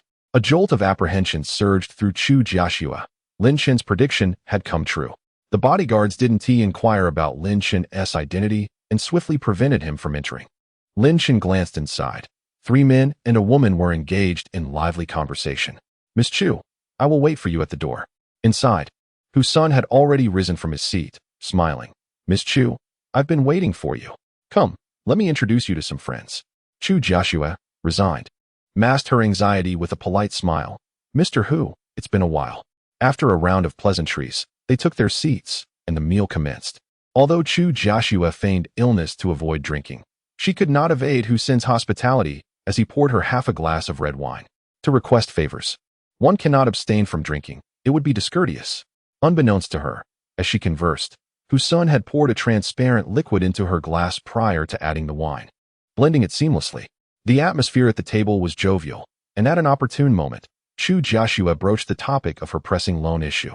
Hussein chuckled. 250 million, right? What a coincidence. I happen to have an unutilized loan quota. With Chu He Group's low debt ratio and rapid growth, it's a prime candidate for lending. By providing a loan to Chu He, we not only secure our interests but also alleviate my quota issue. Essentially, Miss Chu, you're doing me a great favor. Hussein's face turned pale as he stared at Lin Chen, panic evident in his gaze. Who are you? Lin Chen replied nonchalantly, I'm Ms. Chu's driver and bodyguard. What substance did you administer? Hussein forced composure. Young man, we all work for financial gain. If you pretend you never entered this room and know nothing, I'll give you 1 million. Lin Chen frowned and stepped towards Hussein. The latter retreated in a panic, exclaiming, 2 million, 3 million. Lin Chen swiftly seized Hussein, delivering a resounding slap that left his face swollen and crimson. He then forcefully pressed Hussein into a chair and stepped on his back, gripping his hand and seizing his index finger. What did you administer? Hussein, terrified, shouted, 5 million. I'll give it to you immediately. Lin Chen sneered. Incorrect answer. With a swift motion, he twisted and broke Hussein's finger, contorting it at a painful angle relieved. Lin Chen knew the drug would induce a state akin to intoxication, impairing motor control while preserving a hazy awareness of surroundings. Recollection would be dreamlike. Hence the name Drunken Dream. The drug posed minimal physical threat, with rest and hydration ensuring recovery. What were your intentions after drugging CEO Chu? Lin Chen inquired. A jolt of fear coursed through Hussein's mind. He knew divulging the truth would spell his doom. As he frantically sought a plausible alibi, Lin Chen decisively snapped another of his fingers. The searing agony and sheer terror shattered Hussein's resolve. He confessed everything. It was Qianbai. He lured CEO Chu with a loan offer, instructed me to drug her, book a hotel room, engage in sexual activity, record it all, and disseminate the video. Lin Chen's eyes flashed with fury. Qianbai's malice knew no bounds. Ousting Chu Jiashua from her position was insufficient. He sought her utter ruin. Lin Chen retrieved his phone and initiated recording. Repeat what you just said. Utterly defenseless, Hussein complied. Lin Chen pressed on. Why did Qianbai choose you for this task? He knew of my infatuation with CEO Chu and that I wouldn't refuse, Hussein admitted. Lin Chen, recalling the Outyin Group behind Qianbai, inquired. Did Zhao Yihong from Outyin Group contact you? Hussein appeared perplexed. No, Qianbai was my sole contact. Lin Chen pivoted, capturing the other 2 men and the woman in the video. And you? What's your involvement? The trio, crestfallen, lamented. Hussein invited us for dinner. asking us to play a role in lowering CEO Chu's guard. We only attended the dinner and were unaware of his dealings with Qianbai. We were just about to leave. Lin Chen ceased recording, scrutinized Husan, and swiftly struck his lower back with a precise strike, employing hidden force. While no external injury was visible, Husan's kidney meridian was damaged, leading to future renal complications and hematuria. It wasn't fatal, but his life would become a living hell. Death is too good for you. You'll suffer more alive. Lin Chen abandoned Husan, approached Chu Jiaxue, draped her purse over her shoulder, and carried her on his back. Halting at the doorway, he turned and commanded, "You three, come here." The trio, faces ashen, approached Lin Chen with trepidation. Lin Chen's nonchalant finger-breaking of the bodyguard, and Husan had branded him a fearsome presence, a veritable god of death. Lin Chen delivered a resounding slap to each of their faces, causing blood to trickle from their mouths and their faces to swell grotesquely. Despite their status, they dared not move. Having dealt with them, Lin Chen carried Chu Jiaxue out of the suite. In the parking lot, he gently laid Chu Jiaxue in the back seat, drove to a pharmacy, procured saline and an 4 kit, and headed home. Parking the car, Lin Chen carried Chu Jiaxue upstairs, placed her on the bed, and initiated an 4 drip. He sat beside her, engrossed in a book, maintaining a silent vigil. As time elapsed, Chu Jiaxue's consciousness gradually returned. She fluttered her eyes open to find Lin Chen seated by her bedside. Had it not been for Lin Chen, she would have been in a hotel room. Subjected to Husan's depravity, the realization filled her with dread and shame. Despite Lin Chen's warning, she had clung to hope. Now, the truth was undeniable. Lin Chen was right. Unsure how to face him, she feigned sleep. Soon, however, her face flushed with discomfort. She needed to use the restroom. Chu Jiaxue's mind was mostly clear, but her body remained weak. She desperately tried to hold it in, but the urgency was overwhelming. She instinctively clenched her legs, attempting to resist. Her subtle movements caught Lin Chen's attention. He observed her tightened legs and flushed face, and as a doctor, he instantly understood. Need to use the restroom? Chu Jiaxue, eyes still closed, murmured a mortified, "Yes." "Can you move?" "No strength," she whispered, the words seemingly draining her of all courage, her face crimson. Lin Chen hesitated. "You can't hold it in. It can damage your bladder. I doubt you want to wet the bed. Shall I carry you to the toilet?" Chu Jiaxue's face and neck turned scarlet. She was on the verge of bursting. "Yes." Lin Chen swept her up in a princess carry and carried her to the bathroom. He placed her on the toilet, noticing her limp hands, realizing she couldn't manage on her own. Needs must, though it offends propriety. Chu Jiaxue wore a dress. Lin Chen supported her with one leg, lifted the back of the skirt, and carefully pulled down her undergarments. The front of the skirt shielded her, preventing exposure. But Lin Chen's hands inevitably brushed against her waist and thighs. He maintained a professional demeanor, dismissing any untoward thoughts. He positioned her on the toilet, ensuring the front of her skirt remained in place. "I'll wait outside. Call me when you're done." Lin Chen had barely finished speaking when the sound of rushing water filled the room. Chu Jiaxue, eyes closed, was mortified and despondent. Lin Chen silently withdrew.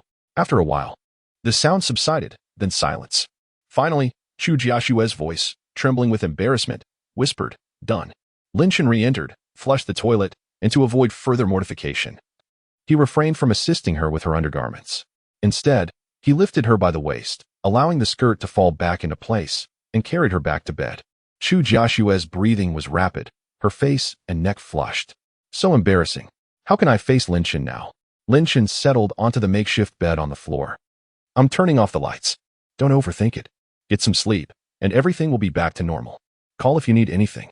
I'm a doctor. Don't be embarrassed." Darkness enveloped the room, illuminated only by the faint moonlight filtering through the window.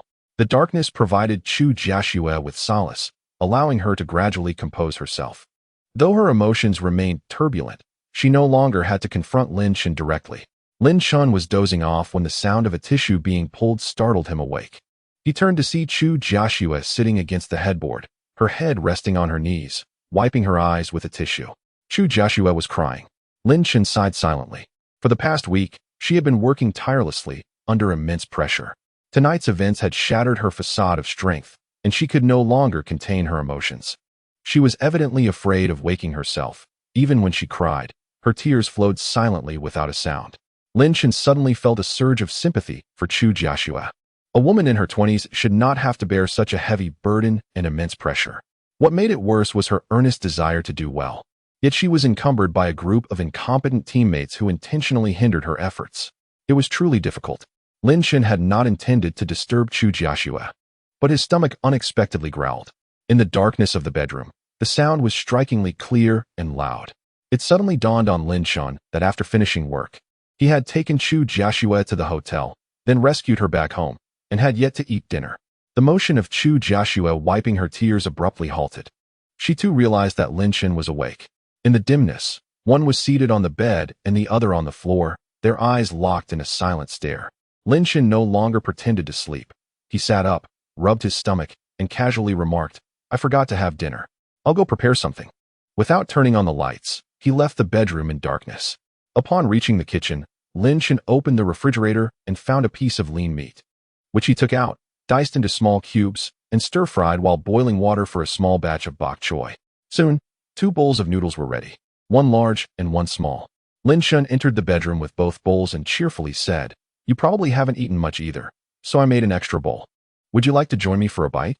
Chu Jiashue, lying on the bed, paused for 2 seconds before sitting up. With a snap, the light turned on. Chu Jiashue's eyes were slightly red, yet her expression appeared remarkably composed otherwise. Clearly, during the time Lin Shen spent preparing the noodles, she had managed to regulate her emotions. "Let us eat in the study," she suggested. "Sure." The two entered the study and sat down on either side of the desk. Chu Jiashue had hardly eaten anything that evening, and after such a fright, she was ravenous. As she savored the noodles, they tasted more delicious than she had ever experienced. Lin Shen, quick in his movements, finished his large bowl of noodles in no time, and, after relishing a big sip of broth, contentedly set down his chopsticks. With his hunger satisfied, he instinctively reached for his cigarettes and lighter, ready to light one up, but then remembered the presence of Chu Jiashue across from him. His motion paused, and he placed the lighter down. Chu Jiashue softly said, "Go ahead and smoke, it's fine." "All right." Lin Shen lit a cigarette, took a puff, and gently exhaled the smoke. "Is there truly no way out?" Chu Jiashue paused with her chopsticks. "I have exhausted every possible solution and contacted everyone I could." Lin Shen pondered, "What is the current financial shortfall?" Chu Jiashue replied, "Initially, it was just a 200 million deficit, but now the accounts have been drained. We need at least 50 million to maintain normal operations, so altogether, we require a loan of at least 250 million. And the 50 million must be secured within a few days. Otherwise, we won't even be able to pay our employees."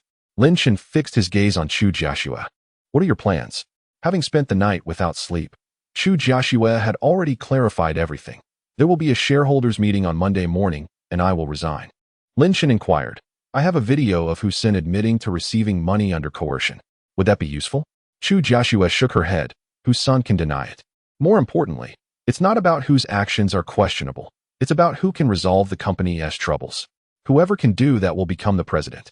If I can't secure the loan, the company cannot operate normally, and the shareholders will place all the blame on me. They only care about results, not the process." Lin Shen nodded. "Are you content with this?"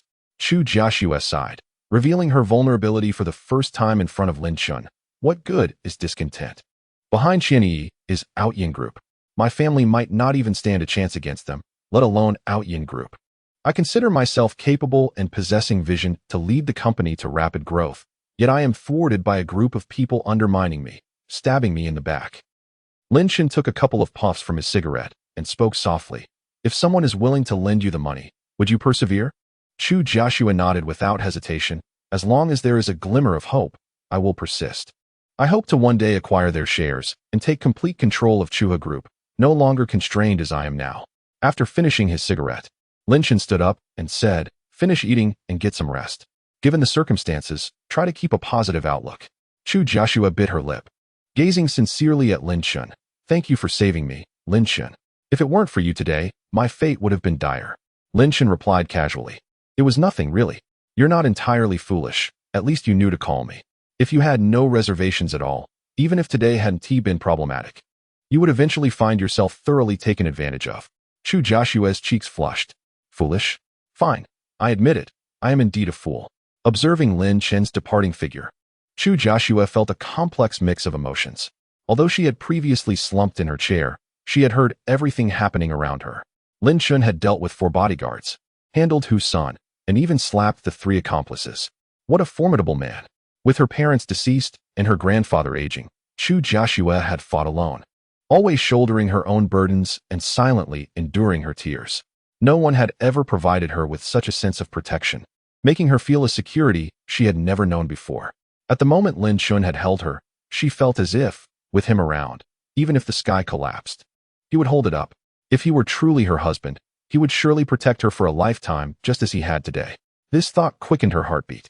However, in the next instant, she was reminded of the daunting tasks she faced, and the fleeting flutter of her heart was extinguished as if drenched in ice water. Chu Joshua's gaze gradually turned cold.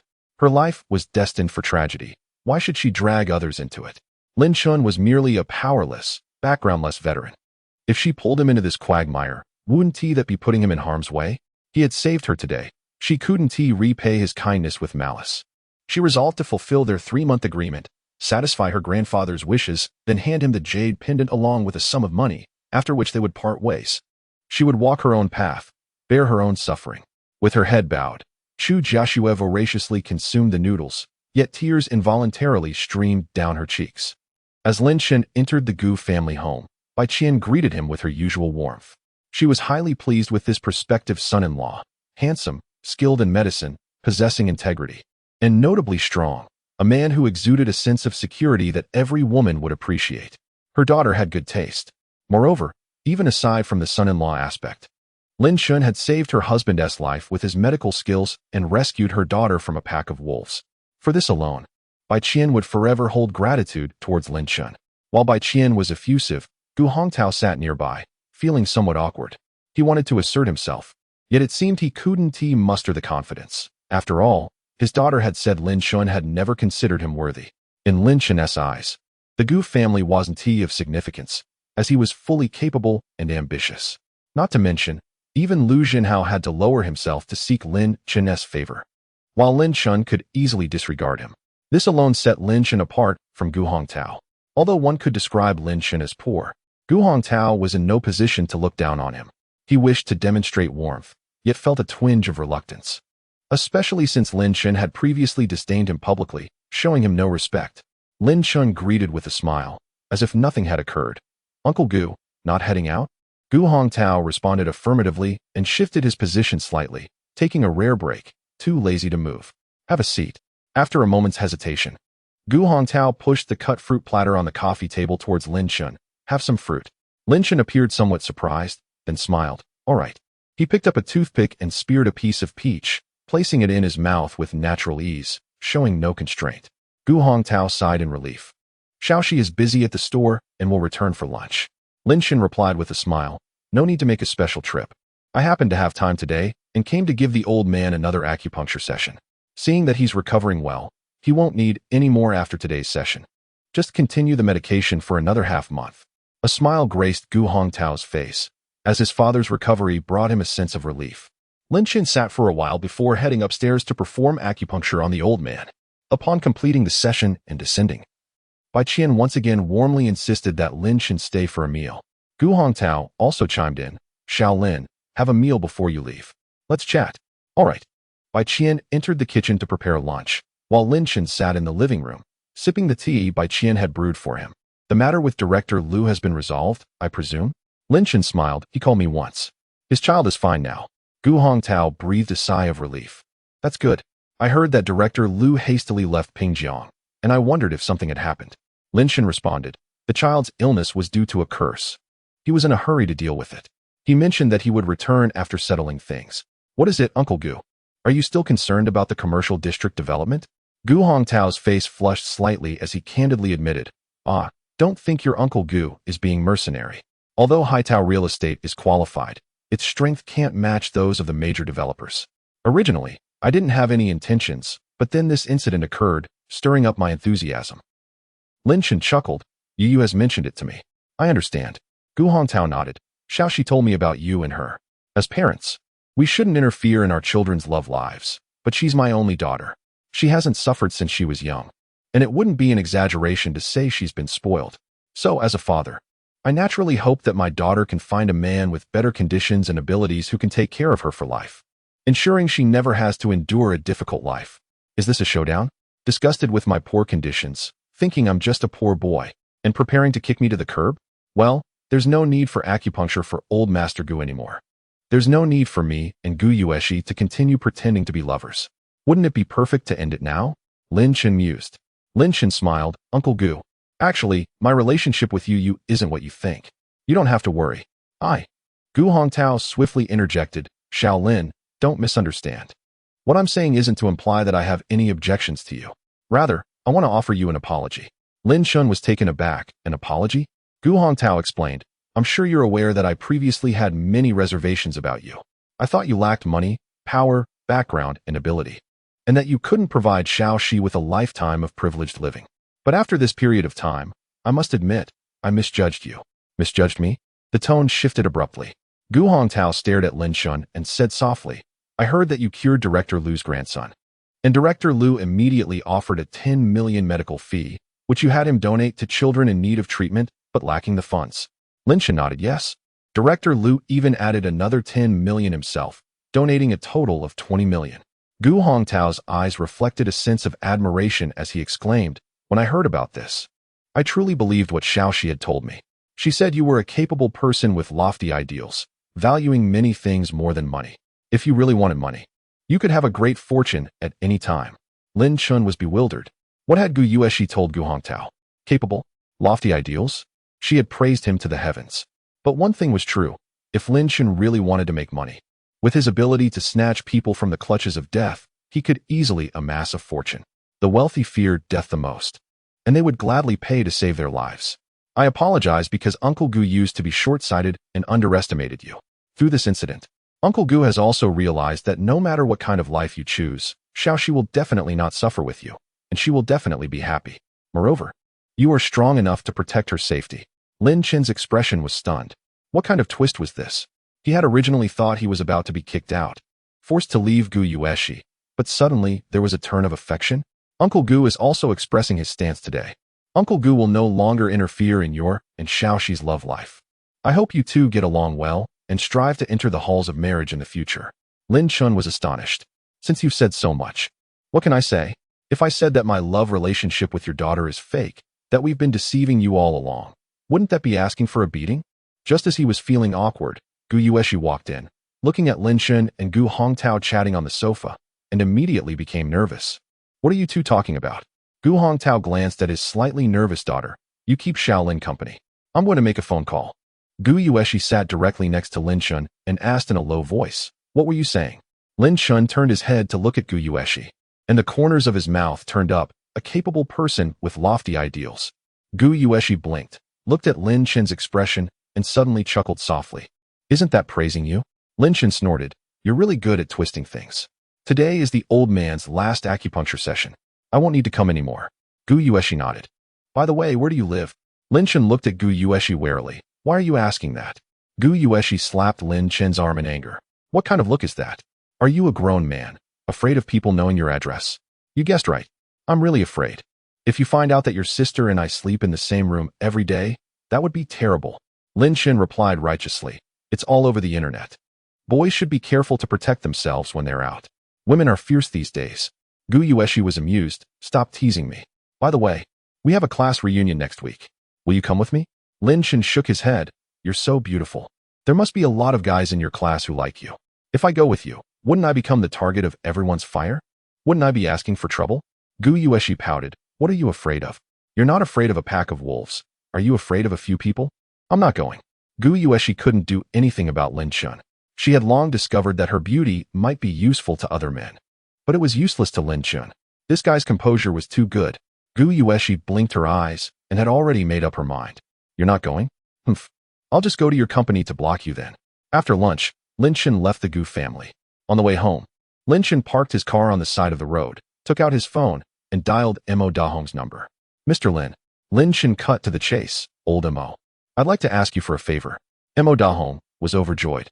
He had always wanted to find an opportunity to repay Lin Chun. But Lin Chun was indifferent to material things, and Mo Dahong couldn't find a way to repay him. Moreover, Lin Chun had shown the Mo family the ultimate kindness of saving their entire family's lives, which couldn't be repaid with money or a house. Now that Lin Chun had taken the initiative to speak, How could Imo Dahong not be happy? Mr. Lin, please instruct me. Lin Chen answered frankly, I need a loan. 250 million. This money is not for me, but for Chu He Group. Imo Dahong readily agreed without hesitation. No problem, Mr. Lin. When do you need it? Lin Chen smiled and replied, Old Imo, don't rush. I have a couple of matters to discuss with you before you decide whether to assist. Imo Dahong chuckled. If Mr. Lin requires help, no matter the circumstances, I shall certainly oblige. Lin Chen elaborated. I have some connections with Chu Jiaxue, the president of Chuha Group. Another major shareholder, Qian Bai, is attempting to force her out. Lin Chen recounted the situation involving Chu Jiaxue, Qian Bai, and Zhao Yiheng from Outyin Group. If old Imo chooses to assist, it will undoubtedly offend Zhao Yiheng, especially since he has already informed the bank against providing loans. Imo Dahong laughed. I am unafraid of offending Zhao Yiheng. Besides, this matter does not require involving the bank. My Hongxiang Group can cover the funds. Lin Chen inquired. Will this impact the development of Hongxiang Group? Imo Dahong replied. It's merely 250 million. It's hardly a concern. Wealthy and generous. Lin Chen expressed his gratitude. Thank you, old Imo. I have a small request. Regarding the loan, I prefer that Chu Jiaxue remains unaware of my involvement. Imo Dahong paused. If she inquires, there must be a reason, no? Lin Chen pondered. I have an idea. Miss Chu. The above outlines the current financial situation of the company. If there are no further capital injections, not only will employee salaries be affected, but production may also face interruptions, risking a halt. The finance department head reported the company's financial status with a worried expression. She was trained by Chu Jiaxue's father and naturally supported her. Yet mere verbal support was futile. What was needed now was money. 250 million. Shareholder Wang Wei elongated his tone. Miss Chu, you previously assured us you would resolve these issues, yet a week has passed, and it seems nothing has been done. Shareholder He Bin complained. I mentioned before that taking large steps would lead to trouble. Miss Chu, you didn't believe me, and now everyone is stuck because of your decisions. Other shareholders echoed with various grievances. If we hadn't pursued the acquisition of the pharmaceutical factory, we wouldn't be in this predicament now. Our Chuha Group is thriving. Yet we can't secure a loan. Ms. Chu's capabilities are in question. She is ultimately inexperienced and unsteady in her dealings. After a chorus of complaints, Wang Wei finally spoke. Miss Chu, I am not targeting you, but you did promise to take responsibility if issues arose. Now that we are in this situation, how do you plan to proceed? Perhaps you should resign, Miss Chu. Like a cunning fox, Qian Bai stepped forward and cornered Chu Jiaxue. Previously, you made a vow. If you failed, you would resign. Now that the company faces a life-or-death crisis, we can no longer allow your whims. Wang Wei, seeing Qian Bai take action, immediately supported him. Yes, resign. If you cannot solve the issue, you should not occupy that position. The room erupted in condemnation. As if Chu Jiaxue were the root cause of all troubles. She remained expressionless, having anticipated this scenario. Then I shall resign, she thought. I have done my best. Standing up, Chu Jiaxue spoke gravely. Indeed, I stated I would resolve the loan issue. If I cannot, I will resign. Now that we have reached this stage. Suddenly, the conference room door was pushed open from the outside, and Lin Chen appeared with two middle-aged men. Chu Jiaxue was momentarily taken aback. What is Lin Chen doing here? Who are these men? The sales department head, Dong Yunjian, frowned and exclaimed, Lin Chen, this is a high-level company meeting. What are you doing here? Leave. Lin Chen pointed at the men beside him. I ran into these two at the door. They asked for Ms. Chu and said they had urgent matters. Upon learning Ms. Chu was in this meeting, I brought them in. Urgent matters? An unsettling feeling surged within Qian Bai as he said, Gentlemen, this is our internal meeting. Outsiders cannot participate. Please wait outside, and we will discuss matters after our meeting. One of the men beside Lin Chen smiled slightly. I am Song Qingyang, the general manager of Jinhui Investment Company. I am here to sign a loan contract with Ms. Chu for 250 million. Once the contract is signed, the funds will be disbursed immediately. Qian Bai's eyes widened in disbelief. What was happening? Had Chu Jiaxue secured a loan? Where did this Jinhui investment come from? Chu Jiaxue was also stunned, as she did not know these two men and had never had any contact with them. She was even unaware of Jinhui Investment Company. Sign a contract? Funds will be available immediately? Chu Jiaxue's wariness heightened. Was this not another trap aimed at forcing her to sign a stringent loan agreement in her time of desperation? After a moment's hesitation, she resolved to confront the situation openly. Manager Song, It seems we have not been in contact before. Song Qingyang smiled. Indeed, we have not communicated. And you do not know me, but I am aware of you. I understand that Chuha Group is currently facing cash flow challenges and requires funding to acquire the pharmaceutical factory. Without this financial support, Chuha Group risks a rupture in its funding chain, facing numerous dangers, which is why I am here.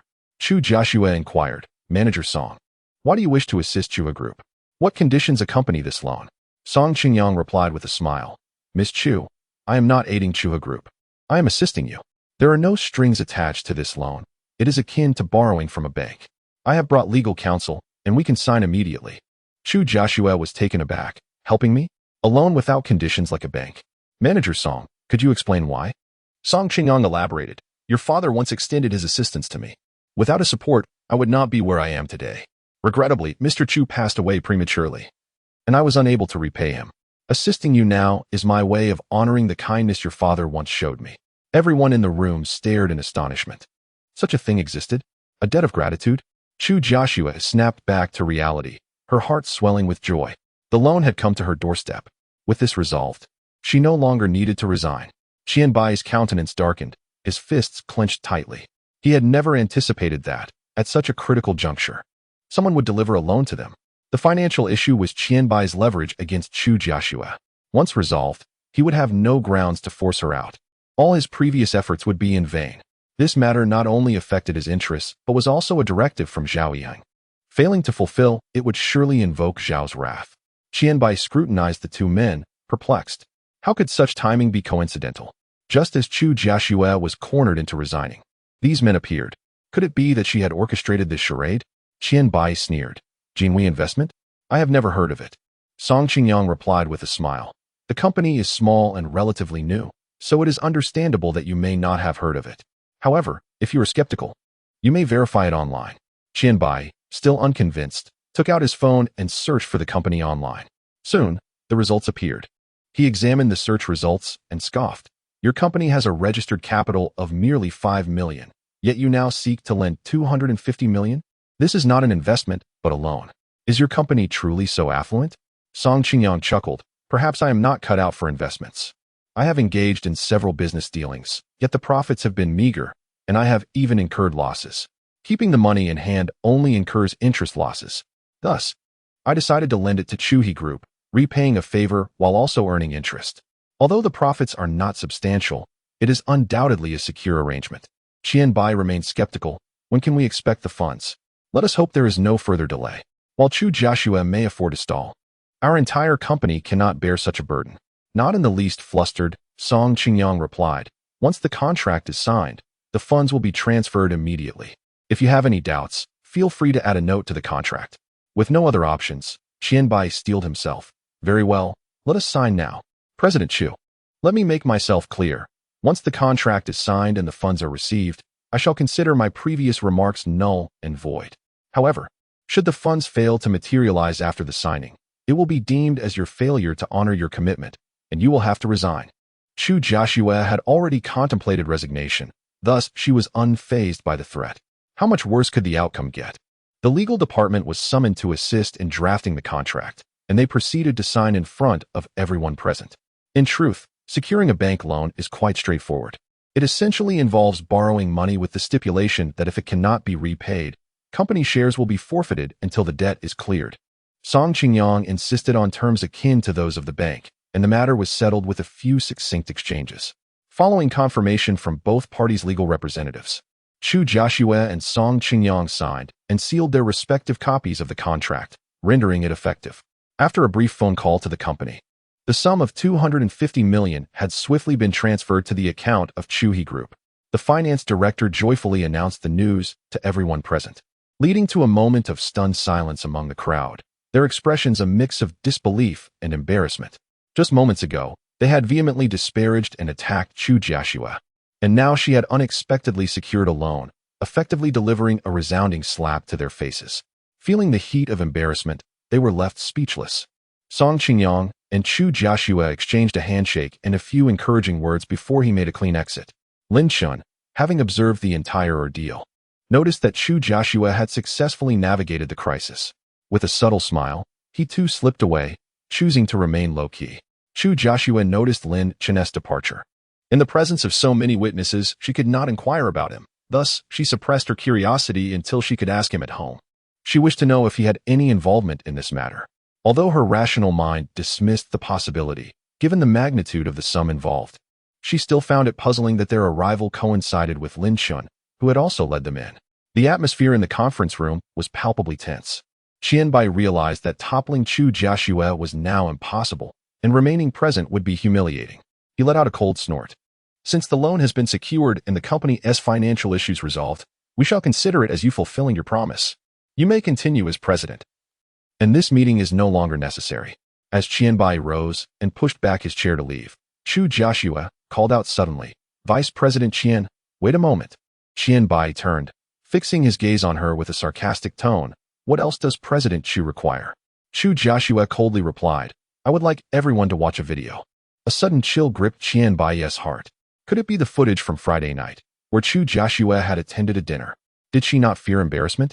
Chu Joshua retrieved her phone and played the video Lin Chun had sent her, maximizing the volume. The video was brief, soon coming to an end. All the company's shareholders and executives watched in stunned silence, their eyes wide with shock as they turned to Qianbai. Was he so ruthless? Not only had he attempted to oust Chu Joshua from her position as president, but he had also resorted to such despicable tactics to ensure she could never regain a foothold in Chuhi Group, or even in Pingjiang.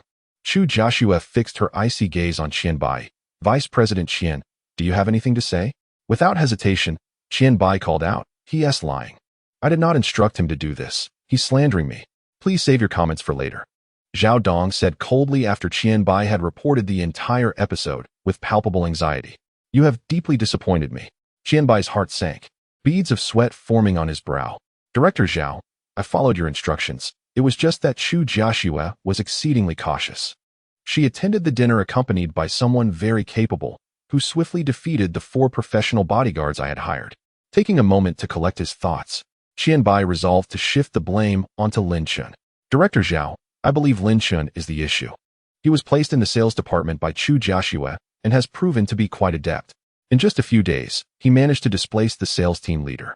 He accompanied Chu Joshua to the dinner and was the one who saved her.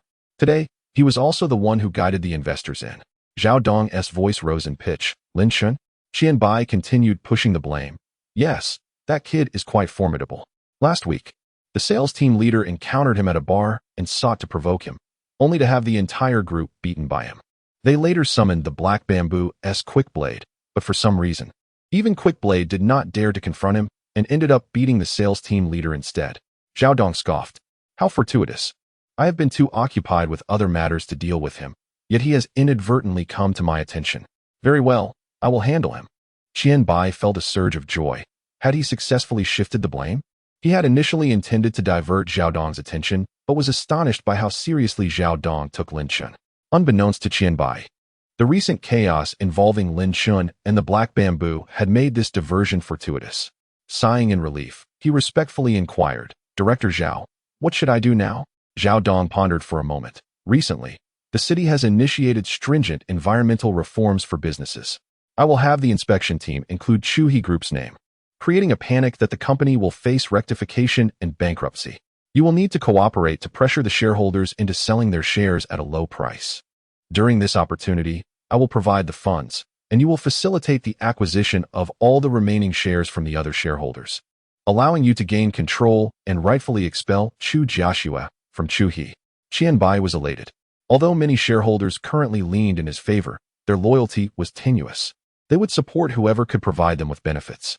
However, if he could reclaim their shares, he would truly possess dominion over Chuhi Group, wielding unparalleled power. Understood. Director Zhao, I will cooperate fully. Zhao Dong hung up the phone and pressed the intercom on his desk. Call Along in. The burly bodyguard, Along, entered the room. Boss, did you call for me? Zhao Dong said in a low voice. Gather a hu, a bao, and a xiang. You four will need to eliminate someone. Along looked surprised. Are we all going to take action together? Who is it? Zhao Dong replied, Lin Chun, the one who killed Li Liangwan. Along scoffed him. I can handle that alone. There's no need for 4 of us. Zhao Dong frowned. He has defeated Quickblade and killed both Iron Fist and Evil Ghost in a coordinated attack. He possesses considerable strength. Along chuckled, quick blade?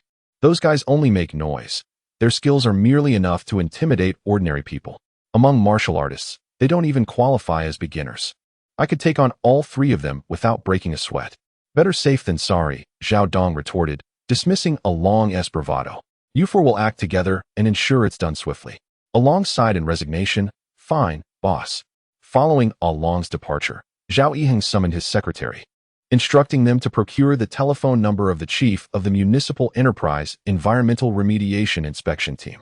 He intended to extend an invitation for an evening repast, using his own name as the host. Lin Chun was reclining on the sofa, engrossed in a television program, when the staccato cadence of high heels against the floor signaled the return of Chu Jiaxue. Lin Chun glanced up, uttering a casual greeting. You're back. Yes, she responded. Contrary to her usual habit of ascending the stairs, Chu Jiaxue seated herself directly opposite Lin Chun, her resplendent, penetrating eyes fixated upon him. The Jin Hui investment. Did you facilitate that? Lin Chun feigned an expression of astonishment, inquiring, what are you alluding to? Chu Jiaxue reiterated, the funds from Jin Hui investment. Were you instrumental in securing those? I have no recollection of my father mentioning such an acquaintance, and there has been no contact over the years. Lin Chun chuckled, 250 million? Do you truly believe I wield such influence? Chu Jiaxue pursed her lips, conceding the improbability of such a scenario.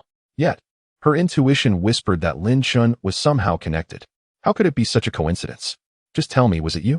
Lin Chun vehemently denied any involvement, stating, it was not I. I arrived late this morning and happened to encounter them as they entered. They inquired about your whereabouts, and I informed them that you were presiding over a high-level meeting. They mentioned an urgent matter concerning a loan, so I promptly escorted them to the conference room. A flicker of bewilderment crossed Chu Jiaxue's gaze. She had pondered this matter for an entire day, finding it increasingly peculiar and suspecting Lin Chun's involvement. However, Lin Chun's resolute denial left her with a sense of disappointment. It wasn't Lin Chun.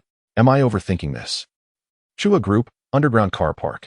Lin Chun approached his vehicle, and as he reached for the door handle, a lithe figure unexpectedly emerged from behind the car, issuing a crisp exclamation. Lin Chun. Startled, Lin Chun turned to find Gu Yueshi. He playfully scolded, like a phantom, materializing out of nowhere. What are you doing? Gu Yueshi approached with a cheerful demeanor, linking her arm through Lin Chun's. I'm here to pick you up. Lin Chun grew uneasy, mindful of the potential awkwardness should Chu Jiaxue witness this encounter during off-work hours. He hastily disengaged Gu Yueshi's arm, cautioning, not in public, please. Are you not concerned about being seen? Gu Yueshi admitted her apprehension about encountering Chu Jiaxue, but she was determined not to back down, lest Lin Chun slip away and evade accompanying her to the class reunion. Who cares who sees us? My sister? If we're caught, I'll simply admit that I'm your girlfriend. We've already slept together, after all. Nonsense. Lin Chun raised his hand, pushing Gu Yueshi away. Do not speak so ambiguously. I intend to find a wife in the future, and your reckless remarks will deter any potential suitors. Gu Yueshi chuckled. It's all right. If they reject you, I'll take you. Lin Chun, unwilling to engage in further banter within the car park, inquired directly, stop the idle chatter and state your purpose. Gu Yueshi responded succinctly, accompany me to the class reunion. Lin Chun groaned. Class reunions, notorious for dismantling couples, are they truly necessary? Gu Yueshi countered. Some classmates may be unpleasant, but others are genuinely close friends. We cannot allow a few disagreeable individuals to taint the entire experience. It's a rare opportunity for everyone to gather. Oh, please, accompany me, brother. Lin Chun rolled his eyes at Gu Yueshi, retorting, brother? Gu Yueshi leaned in closer, lowering her voice suggestively. Do you disapprove? Perhaps I should call you father? Gu Yueshi, already tall and alluring, had taken extra care to adorn herself for the reunion, sporting a suspender dress, culottes, and heeled sandals, accentuating her shapely legs. As she drew near, a delicate fragrance wafted towards him, captivating his senses. Her tone and form of address were enough to unnerve any man. Lin Chun, too, felt his heart rate accelerate. This woman was not merely a fox. She was an enchantress. Gu Yueshi's beautiful eyes narrowed slightly, and she rejoiced inwardly. Humph, I refuse to believe you're unmoved.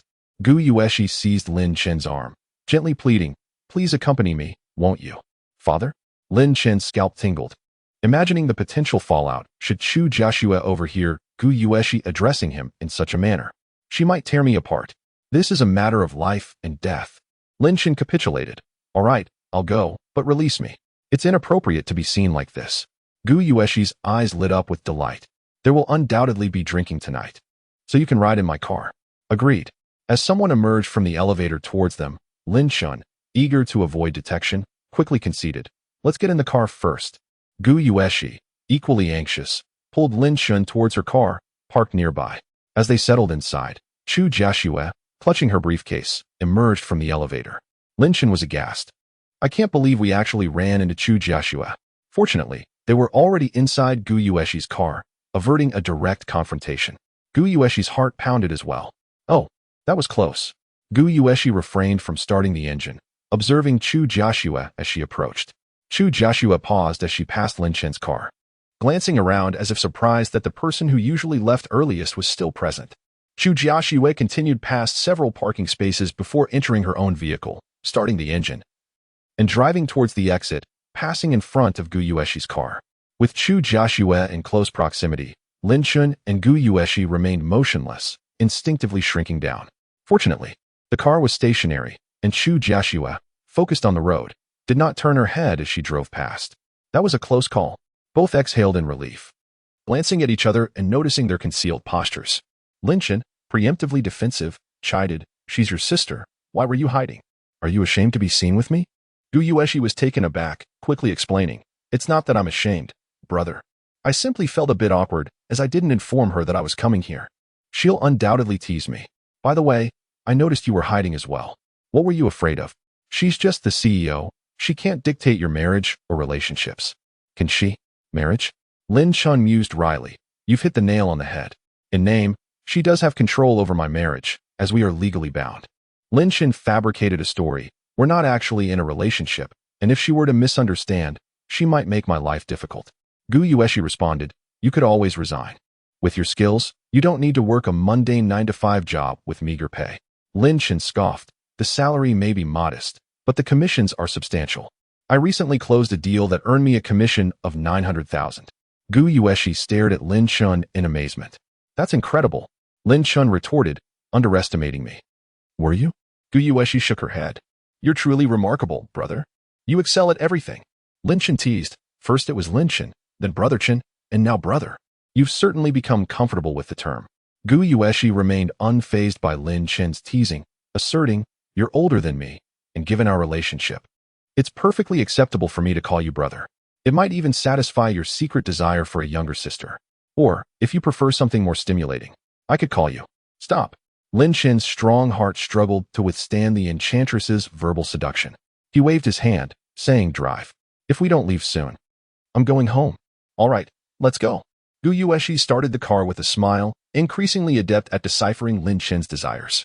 Trying to assert dominance or throw a tantrum with Lin Shan is utterly futile. He'll stand his ground even more firmly and lose his temper more fiercely, swiftly dismissing you and your theatrics. However, if you approach him with tenderness and employ subtle allure that men find irresistible, his rigid demeanor will soften. As long as you don't overstep his principles and boundaries, he becomes remarkably agreeable.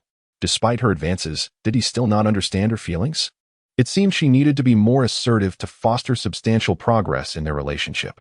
Otherwise, without a strong connection, even coquetry would be ineffective. "Where are we dining?" "Donghai Garden, a resort that combines dining and entertainment." Lin Shan remarked, "Sophisticated. How are the expenses for this gathering managed? Is it a per-person split? Or is a wealthy classmate sponsoring it?" The organizers tallied the costs directly as they were financially comfortable. Lin Shan chuckled, "A flaunt your wealth party, then." Gu Yueshi giggled. "Let them show off if they want. We're just here to reconnect with old classmates and strengthen our bonds. The organizers are quite capable. Nearly 30 out of our class of 38 are attending, which is a good turnout." Lin Shan turned to observe Gu Yueshi. "Were you the belle of the class?" Gu Yueshi smiled sweetly. "With my beauty and natural charm, it was inevitable." Lin Shan sighed. "This meal might be difficult to stomach." Gu Yueshi responded with a smile. "I'm trying to avert any awkwardness. Besides, you wouldn't want your girlfriend to be verbally harassed or groped, would you?" Lin Shan chuckled, "Fake." Gu Yueshi was exasperated. "This man, even if it's fake, I'll make it real. If I let a man like you slip away, I'd regret it for the rest of my life." Upon arriving at their destination, Gu Yueshi linked arms with Lin Shan as they headed toward the gathering. Lin Shan jested. I'm dressed so casually, while you're so elegantly adorned. Aren't you embarrassed to be seen with me? Gu Yueshi dismissed his concern. A man of substance never relies on attire to attract women. Lin Shan quipped. You're quite the flatterer. Gu Yueshi replied playfully. I'm simply stating the truth. You look even more appealing and charismatic without clothes. Your masculine allure during the battle with the wolf pack was overwhelming. It completely captivated me. Your clothes merely conceal your charm. But it's fine. As long as I know how wonderful you are, that's all that matters. It prevents other women from vying for your attention. Lin Shan joked. I never realized I was so charming. Your praise is delightful. Inside the spacious private room, many classmates had already arrived. When Gu Yueshi entered, arm in arm with Lin Shan, they immediately drew everyone's attention. Wow, the belle of the class has arrived. Gu Yueshi, is this your boyfriend? You've moved quickly. Gu Yueshi was clearly well-liked, as both men and women greeted her warmly, with playful teasing. In the distance, two young men who had been chatting turned to look. Their expressions momentarily stunned. The man on the right suddenly chuckled. Gu Yueshi has a boyfriend? This is unfavorable. The man on the left, dressed in business attire that screamed success, furrowed his brow, his eyes filled with bewilderment. That's odd. I specifically inquired about this before, and I hadn't heard that Gu Yueshi had a boyfriend. I did hear that Mr. Wu's son from Jianan Real Estate had been pursuing her, but she rejected him. The man on the right scrutinized them. Their gestures are intimate and natural, so it doesn't seem fake. A hint of resentment flickered in the eyes of the man on the left. Judging by his attire, his entire outfit doesn't exceed 1,000 yuan. His circumstances probably aren't great. It's not appropriate for me to ask directly. As the class monitor, you're in a better position to probe the situation for me. Gu Yueshi was secretly annoyed. Lin Shan was doing this on purpose. He harbored some resentment about being dragged here as a shield. So he was surreptitiously trying to embarrass her. He wants me to feel awkward? As long as I don't feel awkward, others will. Instead of appearing mortified by the potential collapse of her goddess image, Gu Yueshi smiled sweetly. Actually, I was the one who pursued him relentlessly. If I hadn't been so persistent, he would have refused. Relentlessly pursued? What happened to the class belle's aloof demeanor? Lulei laughed. It seems Lin Shan is incredibly charming. Otherwise, how could he have captivated our class belle to the point of chasing after him? Gu Yueshi turned to look at Lin Shan, her eyes filled with affection. He saved my life twice. If it weren't for him, you all would have attended my memorial service. Everyone was astonished. A female classmate gossiped. What happened? Tell us about it. Gu Yueshi smiled. The first time was when I met him. I was crossing the street while on the phone and didn't notice a truck speeding toward me. He pulled me back, or I would have been hit. The second time was when we went camping and were attacked by a wolf pack in the middle of the night. He single-handedly killed the wolf king and drove away the pack, saving everyone's lives. The crowd was stunned. This guy is a powerhouse. Lu Lei's eyes widened. Lin Shan, you're that impressive? Have you practiced martial arts? Lin Shan replied humbly. I served in the military for a few years and trained a bit. Lu Lei exclaimed, no wonder. You're too formidable. It's no surprise you captivated our beauty. This is a classic tale of a hero saving a damsel, and the damsel offering herself in gratitude. A female classmate said enviously, how romantic, just like in the movies. Lin Shan glanced at Gu Yueshi. Impressive, you managed to turn things around. Gu Yueshi took advantage of a lull in the conversation to give Lin Shan a sly smile. Diminish my image? Undermine me? Dream on. Sun Yi, who had been listening to everyone heap praise on Lin Shan, felt increasingly disgruntled and instinctively questioned. Wild wolves are incredibly vicious. A pack of wild wolves would make even a tiger wary. How could one person possibly be a match for them? Sun Ye's words made sense, and many people began to doubt Gu Yueshi's story. Gu Yueshi, however, was prepared. I have a video recording. Would anyone be interested in seeing it? Who wouldn't want to see a real video of a battle against a wolf pack? Everyone clamored for it. Gu Yueshi took out her phone, opened a video, turned up the volume, and pointed the screen toward the crowd. Lin Shan was quite surprised. There's a video? I didn't know. Lin Shan focused on the screen, curious to see what it contained. The camera was shaky at first, focusing on a few wolves attacking the group. People were using barbecue utensils and chairs to fend off the wolves, preventing them from getting closer, and terrified screams filled the air, creating an incredibly tense atmosphere. The camera stabilized and focused on Lin Shan, who was surrounded by wolves in the distance. He wielded 2 barbecue forks, skillfully dispatching the wolves. When one lunged at his shoulder and bit him, the viewers gasped in unison. Even though they knew Lin Shan and Gu Yueshi were standing right in front of them and were safe, instinctively, they felt a surge of tension. and their hearts leaped into their throats. Then, Lin Shun tore the wolf off himself and used it as a weapon, wreaking havoc. He bared his torso and roared at the wolves, intimidating them. Everyone was awestruck by this scene. Too domineering, too manly. Lin Shun then charged into the darkness, killed the Wolf King, and emerged from the darkness of the forest, dragging the Wolf King behind him. The video ended. The final frame showing Lin Shun walking out of the forest. He was illuminated by the light, half in darkness and half in light, covered in blood. His gait and aura reminiscent of a king returning from the night. Everyone's eyes were fixed on Lin Shun, filled with admiration. Such a man is incredibly captivating. At that moment, he seemed to radiate a luminous aura, his explosive physique exuding a deadly allure. It is no wonder that Gu Yueshi relentlessly pursued him. What woman could resist such a man? The sense of security he provided was overwhelming. The female classmates gazed at Gu Yueshi with unabashed envy in their eyes. Lin Shin remarked with a smile, "They truly have too much time on their hands. In a life-and-death situation, they still find the leisure to record." Gu Yueshi responded with a chuckle. It was Gao Xiaoman who filmed it. At that moment, we were both engulfed in the crowd, and she couldn't assist. So she simply turned on her phone to record. She thought that if we were to meet a tragic end, at least someone would know how it transpired. Who would have guessed she captured your moment of glory instead? Curiously, Lin Shin asked, "You never mentioned this before." Gu Yueshi laughed lightly. She was worried you might make her delete it, so she kept quiet. "I saw her recording and asked her to send me a copy. Don't worry. It's our private treasure. We won't share it online. We're all old classmates here, among ourselves. I just wanted to show them, so they wouldn't think I'm bragging about you." Lin Shin surveyed the surrounding classmates, all eyes aglow with admiration, and couldn't help but smirk. Gu Yueshi's strategy was indeed masterful. Sun Yi fell into silence. Throughout the reunion, he appeared rather out of sorts. Even the flattery directed at him failed to elicit a smile. All the spotlight had been stolen by Lin Shun. As Gu Yueshi played the video, it was evident that the most striking figures at the gathering were Lin Shun and Gu Yueshi, one a commanding presence, the other the class beauty, blessed with both wealth and charm, naturally the envy of all. Sun Yi was acutely aware that no matter how he boasted, he could never eclipse Lin Chen's brilliance. In fact, he risked becoming a mere clown in comparison. Seeing the silent Sun Yi, Lu Lei approached and patted his shoulder, advising, "It's all right, there are plenty of fish in the sea. Why cling to a single flower? Lin Shun is simply too formidable. There's no point in trying to compete." Sun Yi scoffed, "In life, it's about wealth and power. Who cares about who can fight better? There are no wolves in this city." Lu Lei understood Sun Yi's mindset and chuckled. Gu Yueshi comes from a wealthy family. She certainly isn't lacking in money. "By the way, I heard you've been quite busy at work lately." Sun Yi replied with a nod, busy with corporate audits and supervising rectifications. "The team leader is only nominally in charge. I'm essentially doing all the work, so yes, quite busy."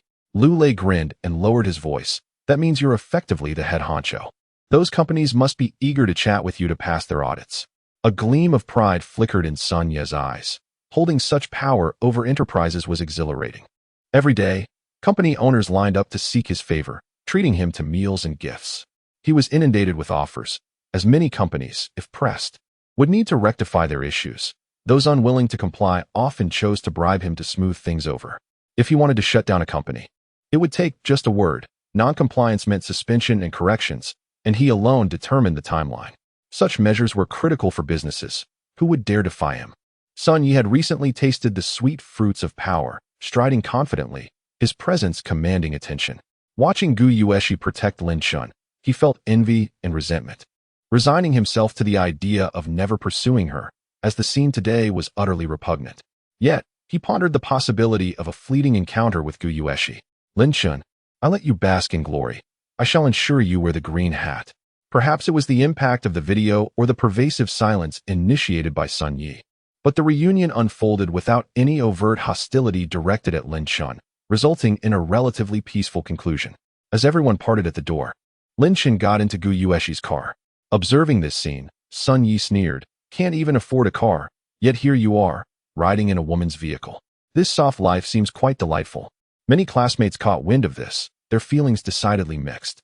Even if he were living off her, it was clear he was doing so with style. Had they not seen how Gu Yueshi attended to him so willingly? Jealousy aside, there was genuine admiration. A man who achieved such a situation was undoubtedly impressive, far superior to those who chased after women, showering them with flowers and meals in a feudal courtship. Lin Chun was truly living life to the fullest. To my surprise, the gathering concluded so calmly. Lin Chun, seated in the passenger seat, glanced at the crowd behind and mused, "You must have been well prepared today. Everything seemed so orchestrated." Gu Yueshi smiled brightly, "Of course. Did you not notice how Sun Yi spoke all evening? It was evidently effective." Lin Chun chuckled, "You truly are playing with their hearts." Gu Yueshi retorted playfully, "I'm merely signaling to them not to waste their efforts. Otherwise, it would be awkward for everyone. I'm looking out for them. Where do you live? I'll drop you off." Lin Chun casually replied, "It's not on your way. Just head home. I'll take a cab later." Gu Yueshi blinked, "It's no trouble at all. I have the time. I'll take you home and get to know the area." "Get to know the area?" "Longting Road, Tingyu Studio, your sister's house. You're well acquainted with this place." Lin Chun firmly declined, "Not a chance. If I told you, you'd show up whenever I came home with another woman. How awkward would that be?" Gu Yueshi pouted, thinking, "This man must have a heart of stone. Such a blunt man." Just as she contemplated how to coax Lin Chun into revealing his address, a black business vehicle sped up from behind and collided with their rear end. Bang! Both Gu Yueshi and Lin Chun lurched forward, the car swerving dangerously towards the roadside. Lin Chun swiftly reached for the steering wheel, stabilizing it. The vehicle came to a stop by the roadside, and the offending vehicle slid to a stop in front of the Porsche. How reckless can one be? Gu Yueshi grumbled, ready to exit the car. But Lin Chun firmly grasped her hand, his gaze fixed on the man emerging from the front. "Stay in the car. I'll go check it out." Gu Yueshi obediently agreed. "All right." As Lin Chun stepped out, the rear door of the business vehicle swung open, and 3 men emerged. Lin Chun's eyes narrowed as he scanned the 4 powerful figures approaching him. Were they coming for him? Were they sent by Sun Yi? Did he conspire to teach him a lesson after he took what he loved? Perhaps he hoped Gu Yueshi would despise him and leave? Lin Chun remained unperturbed, casually pulling out a cigarette and lighting it. He had wanted to smoke in the car, but had refrained, considering that women typically disliked the smell of smoke. Taking a deep drag and exhaling a thin plume of smoke, Lin Chun smiled. "Are you here for me?" The leading man sneered. "You seem quite self-aware." Lin Chun inquired, "Did Sun Yi send you?" The man hesitated briefly before chuckling. "It seems you have quite a few enemies. But it doesn't matter, whoever you think it is. That's who it is, the outcome will be the same." Lin Chun raised an eyebrow. This reaction suggested it wasn't Sun Yi. Upon further reflection, it seemed unlikely, as he had never had a direct confrontation with Sun Yi. Surely, he wouldn't go so far as to have someone eliminated simply because of a romantic interest? The outcome remained the same. Were they intent on eliminating him? When it comes to a dead man, it matters little who his enemies are. Lin Chun took another drag from his cigarette and remarked, "So, you're planning to eliminate me? It seems I've truly ruffled some feathers. You look quite formidable. Whoever commands you must wield considerable influence. There seems to be only one person who fits that description. Are you from Zhaoying?" The leading man's expression betrayed surprise. He hadn't anticipated Lin Chun's initial misjudgment, followed by an immediate correction. "My name is Along. Remember me when you descend, lest you become an anonymous spirit." Lin Chun extinguished his cigarette beneath his foot, muttering, "Isn't living well enough? Why constantly seek to extinguish the lives of others?" Along, unable to discern his words, sneered, "What's that you're mumbling?" Lin Chun raised his gaze, offering Along a smile. "Nothing, merely bidding you farewell on your journey." Along's countenance shifted, and he advanced towards Lin Chun, a sardonic smile playing on his lips. "Did you think defeating those insignificant figures from Black Bamboo Corporation made you invincible?" Lin Chun chuckled. "Invincible? Far from it, but..." Before Lin Chun could complete his sentence, Along had closed the distance, launching himself forward with explosive force, transforming into a human projectile aimed at Lin Chun's chest, his fist hurtling towards Lin Chun's heart. Lin Chun, unfazed, merely raised his arm, shielding his vital area. Along's fist connected with Lin Chun's arm. Along's face contorted into a ferocious grin. With his striking power, this blow could shatter Lin Chun's arm. He wasn't in a rush to eliminate Lin Chun. He relished witnessing his prey's despair and agony, slowly torturing them to death. Thud. Amidst the muffled sound, Lin Chun retaliated. Before Along could react, Lin Chun, with surgical precision, struck Along's Adam's apple. Crack. A subtle sound as Along's larynx shattered. Lin Chun retracted his fist, completing his earlier statement. "Slaying you, however, is quite sufficient." Along staggered backward, a gurgling sound emanating from his throat. Clutching his neck, his eyes reflected terror and hopelessness. Too swift. Lin Chun's strike was like a gust of wind, a lightning bolt, an instantaneous execution. What level of strength was this? Along knelt, as if prostrating himself before Lin Chen. Along. The other three, who had been anticipating a spectacle, widened their eyes, exclaiming in disbelief. Along was a master of internal martial arts, not yet at his peak, not yet cultivating internal energy, but capable of killing a wild bull with a single blow. Possessing skin and bones of iron. Yet, he had been instantly annihilated by Lin Chen. Attack together. Avenge Along. All three were seasoned killers. Immediately recognizing that Along's larynx had been completely destroyed, beyond salvation. Disregarding him, they charged towards Lin Chen. Lin Chen moved like a phantom, meeting the three head-on. A punch landed squarely on Xiang's oncoming fist. Snap! A finger bone fractured, followed by the arm bone. Enduring a kick from Ahu, he countered with an elbow strike, directly impacting his neck. Ahu's cervical vertebrae snapped. Bao swiftly drew a dagger, stabbing towards Lin Chen's ribs with the speed of a gale. Lin Chen sidestepped, evading the dagger, and with a casual kick, sent the collapsing Ahu flying, slamming directly into Bao. Bao, dagger in hand, was unable to strike, forced to receive Ahu. However, by the time he had dissipated Ahu's momentum and tossed him aside, Lin Chen had already appeared before him. In desperation, Bao thrust the dagger towards Lin Chen's throat, but Lin Chen seized his arm, twisted it, and then brought his elbow down, precisely striking Bao's reversed wrist joint. Bao screamed, his arm bending grotesquely backward. Bao's dagger fell into Lin Chen's hand.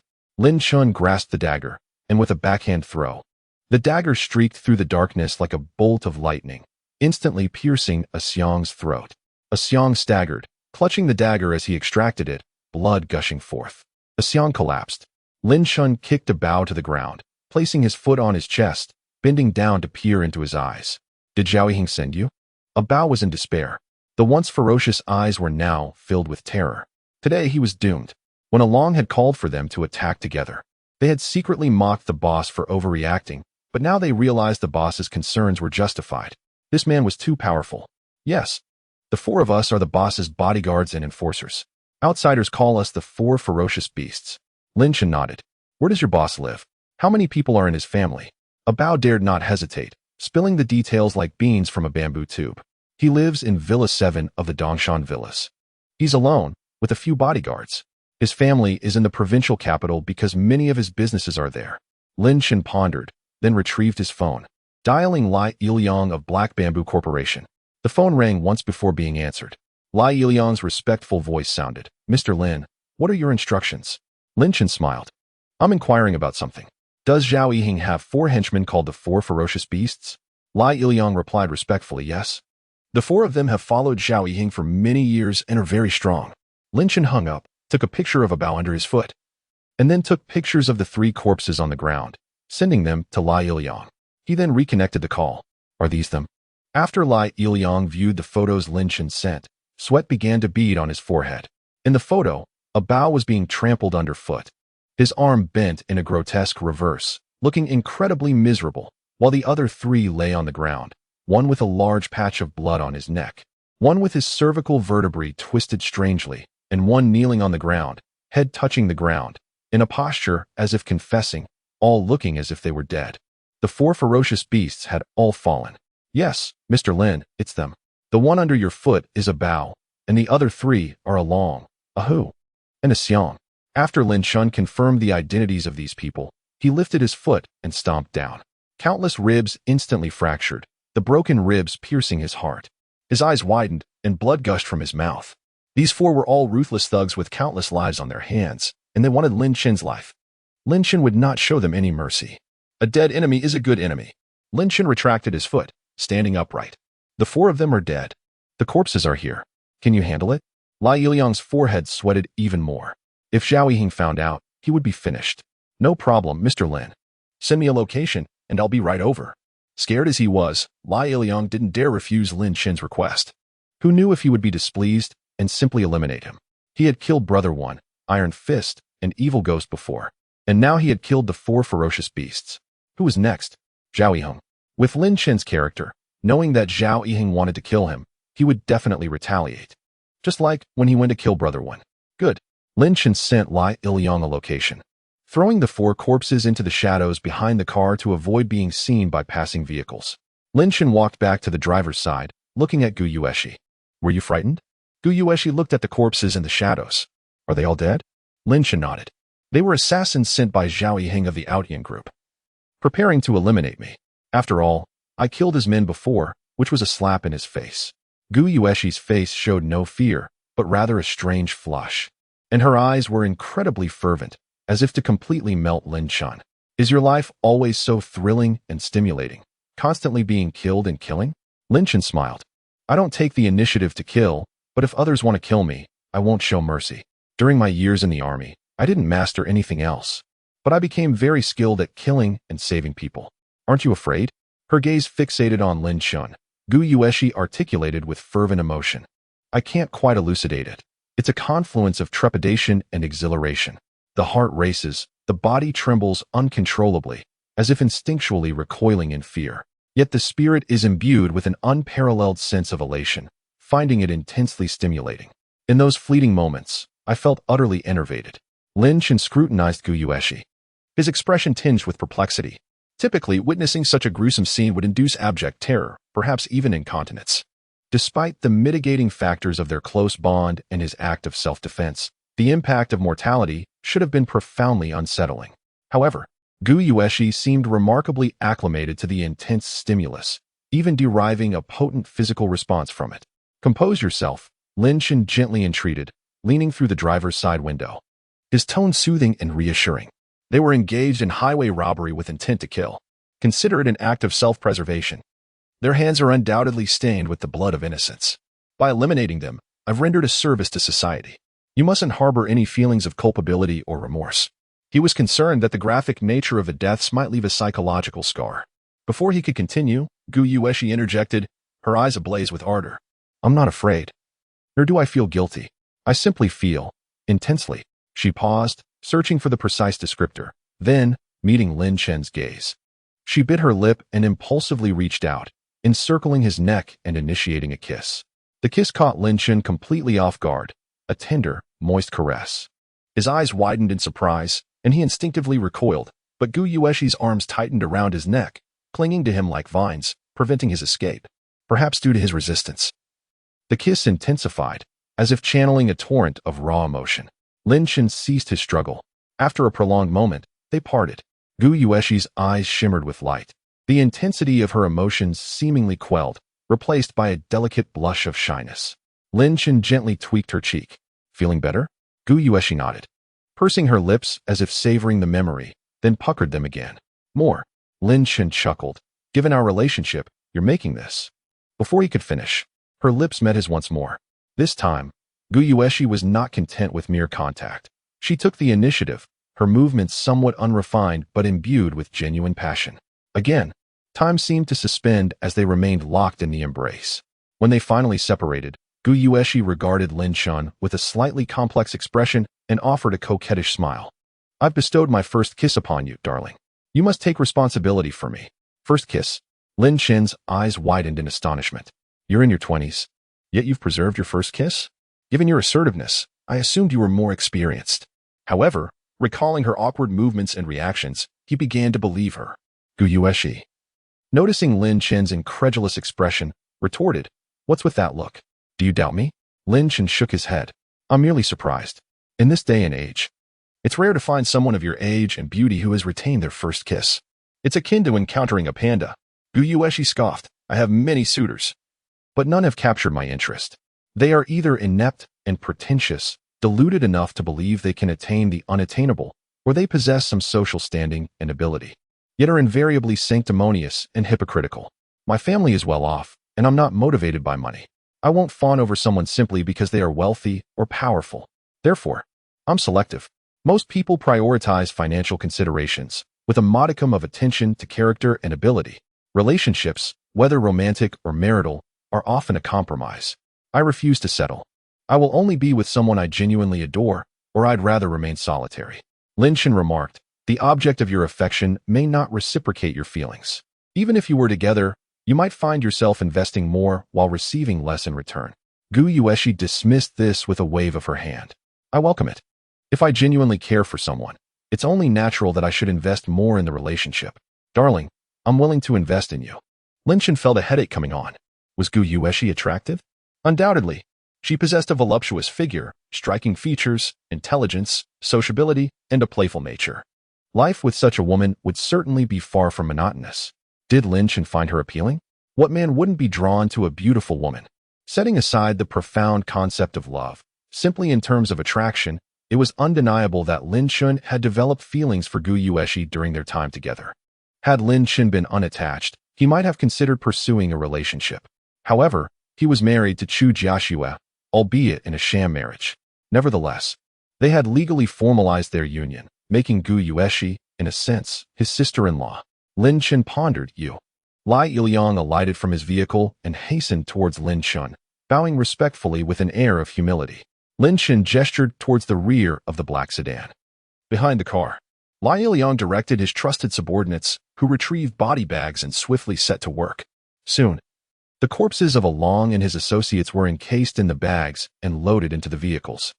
The bloodstains on the ground were thoroughly cleansed with copious amounts of water, leaving no trace. Mr. Lin, should that vehicle be removed as well? Lin Chen waved his hand dismissively. No need. I have errands to run and can use it. Lai Ilyang inquired deferentially. Are there any further instructions? Lin Chen smiled and tossed a cigarette to Lai Ilyang. That's all. Return now. Thank you for your help. Lai Ilyang was visibly flattered as he caught the cigarette. It's no trouble at all. Serving Mr. Lin is my honor. I'll take my leave then. Please don't hesitate to call me if you need anything. My phone is on 24/7. Understood. As Lai Ilyang departed, Gu Yueshi clutched Lin Chen's hand. Darling, where are you off to now? Lin Chen smiled. I'm going to return the favor. Gu Yueshi, quick-witted as ever, instantly comprehended. You're going to find Zhao Yiheng? Lin Chen nodded. Indeed, since he's already dispatched assassins. His continued existence poses a significant threat. I dislike being constantly watched. Gu Yueshi batted her eyelashes and pleaded, let me accompany you. I can drive and provide backup. Lin Chen chuckled and gently ruffled her hair. This is unrelated to you. Don't involve yourself. If someone seeks retribution later, I can handle it. But if they target you, you're defenseless. It would be too dangerous. Gu Yueshi responded sweetly. Then I'll just stay with you every day, won't I? Don't talk nonsense. We're not conjoined twins. Lin Chen checked his watch. All right, go home now. Don't be silly. Realizing that Lin Chen would not relent, Gu Yueshi obediently relented. Fine, I'll go home. But can you send me a message when you're done? Lin Chen nodded. Of course. Gu Yueshi adopted a reluctant demeanor, extending her head from the car window and pouting. A kiss. Lin Chen sighed and leaned in to grant her request. Only then did Gu Yueshi depart with a cheerful smile. Lin Chen watched her car disappear, his emotions in turmoil. This woman was unlike any other. She had witnessed him kill 4 men and remained unfazed, even offering to accompany him to confront Zhao Yiheng and provide assistance. And even as she left, she insisted on a kiss? Her mind. After Gu Yueshi drove away, Lin Chen entered the black sedan, programmed the navigation, and started the engine. 30 minutes later, he arrived at Zhao Yiheng's residence. 2 bodyguards stood guard at the entrance. Recognizing the familiar black sedan, they assumed it was Along and his crew returning and promptly opened the gate. Lin Chen drove straight ahead and parked in front of the villa. Lighting a cigarette, he leisurely exited the vehicle, leaving the 2 security guards at the entrance dumbfounded. Who was this individual?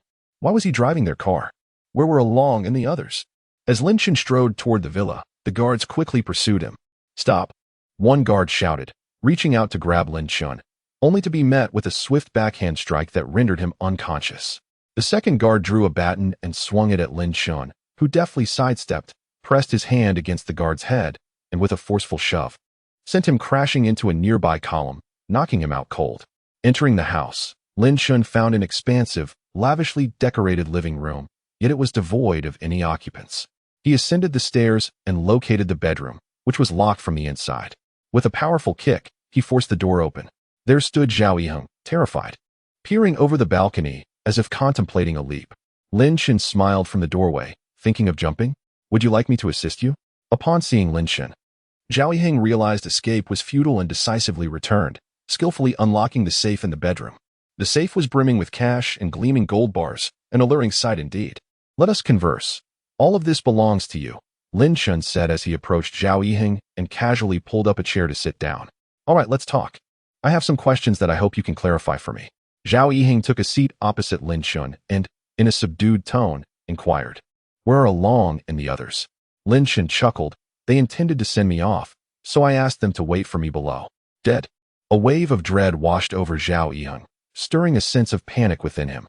He had always orchestrated his dealings with meticulous precision, but now he sensed everything slipping from his grasp, including his own life. In a solemn tone, he conceded, I admit defeat, Mr. Lin.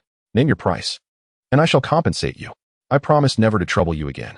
Instead of responding, Lin Shen posed a seemingly unrelated question. Why did you target Chu He Group's president? Chu Joshua? Do you harbor a grudge against her or the Chu family?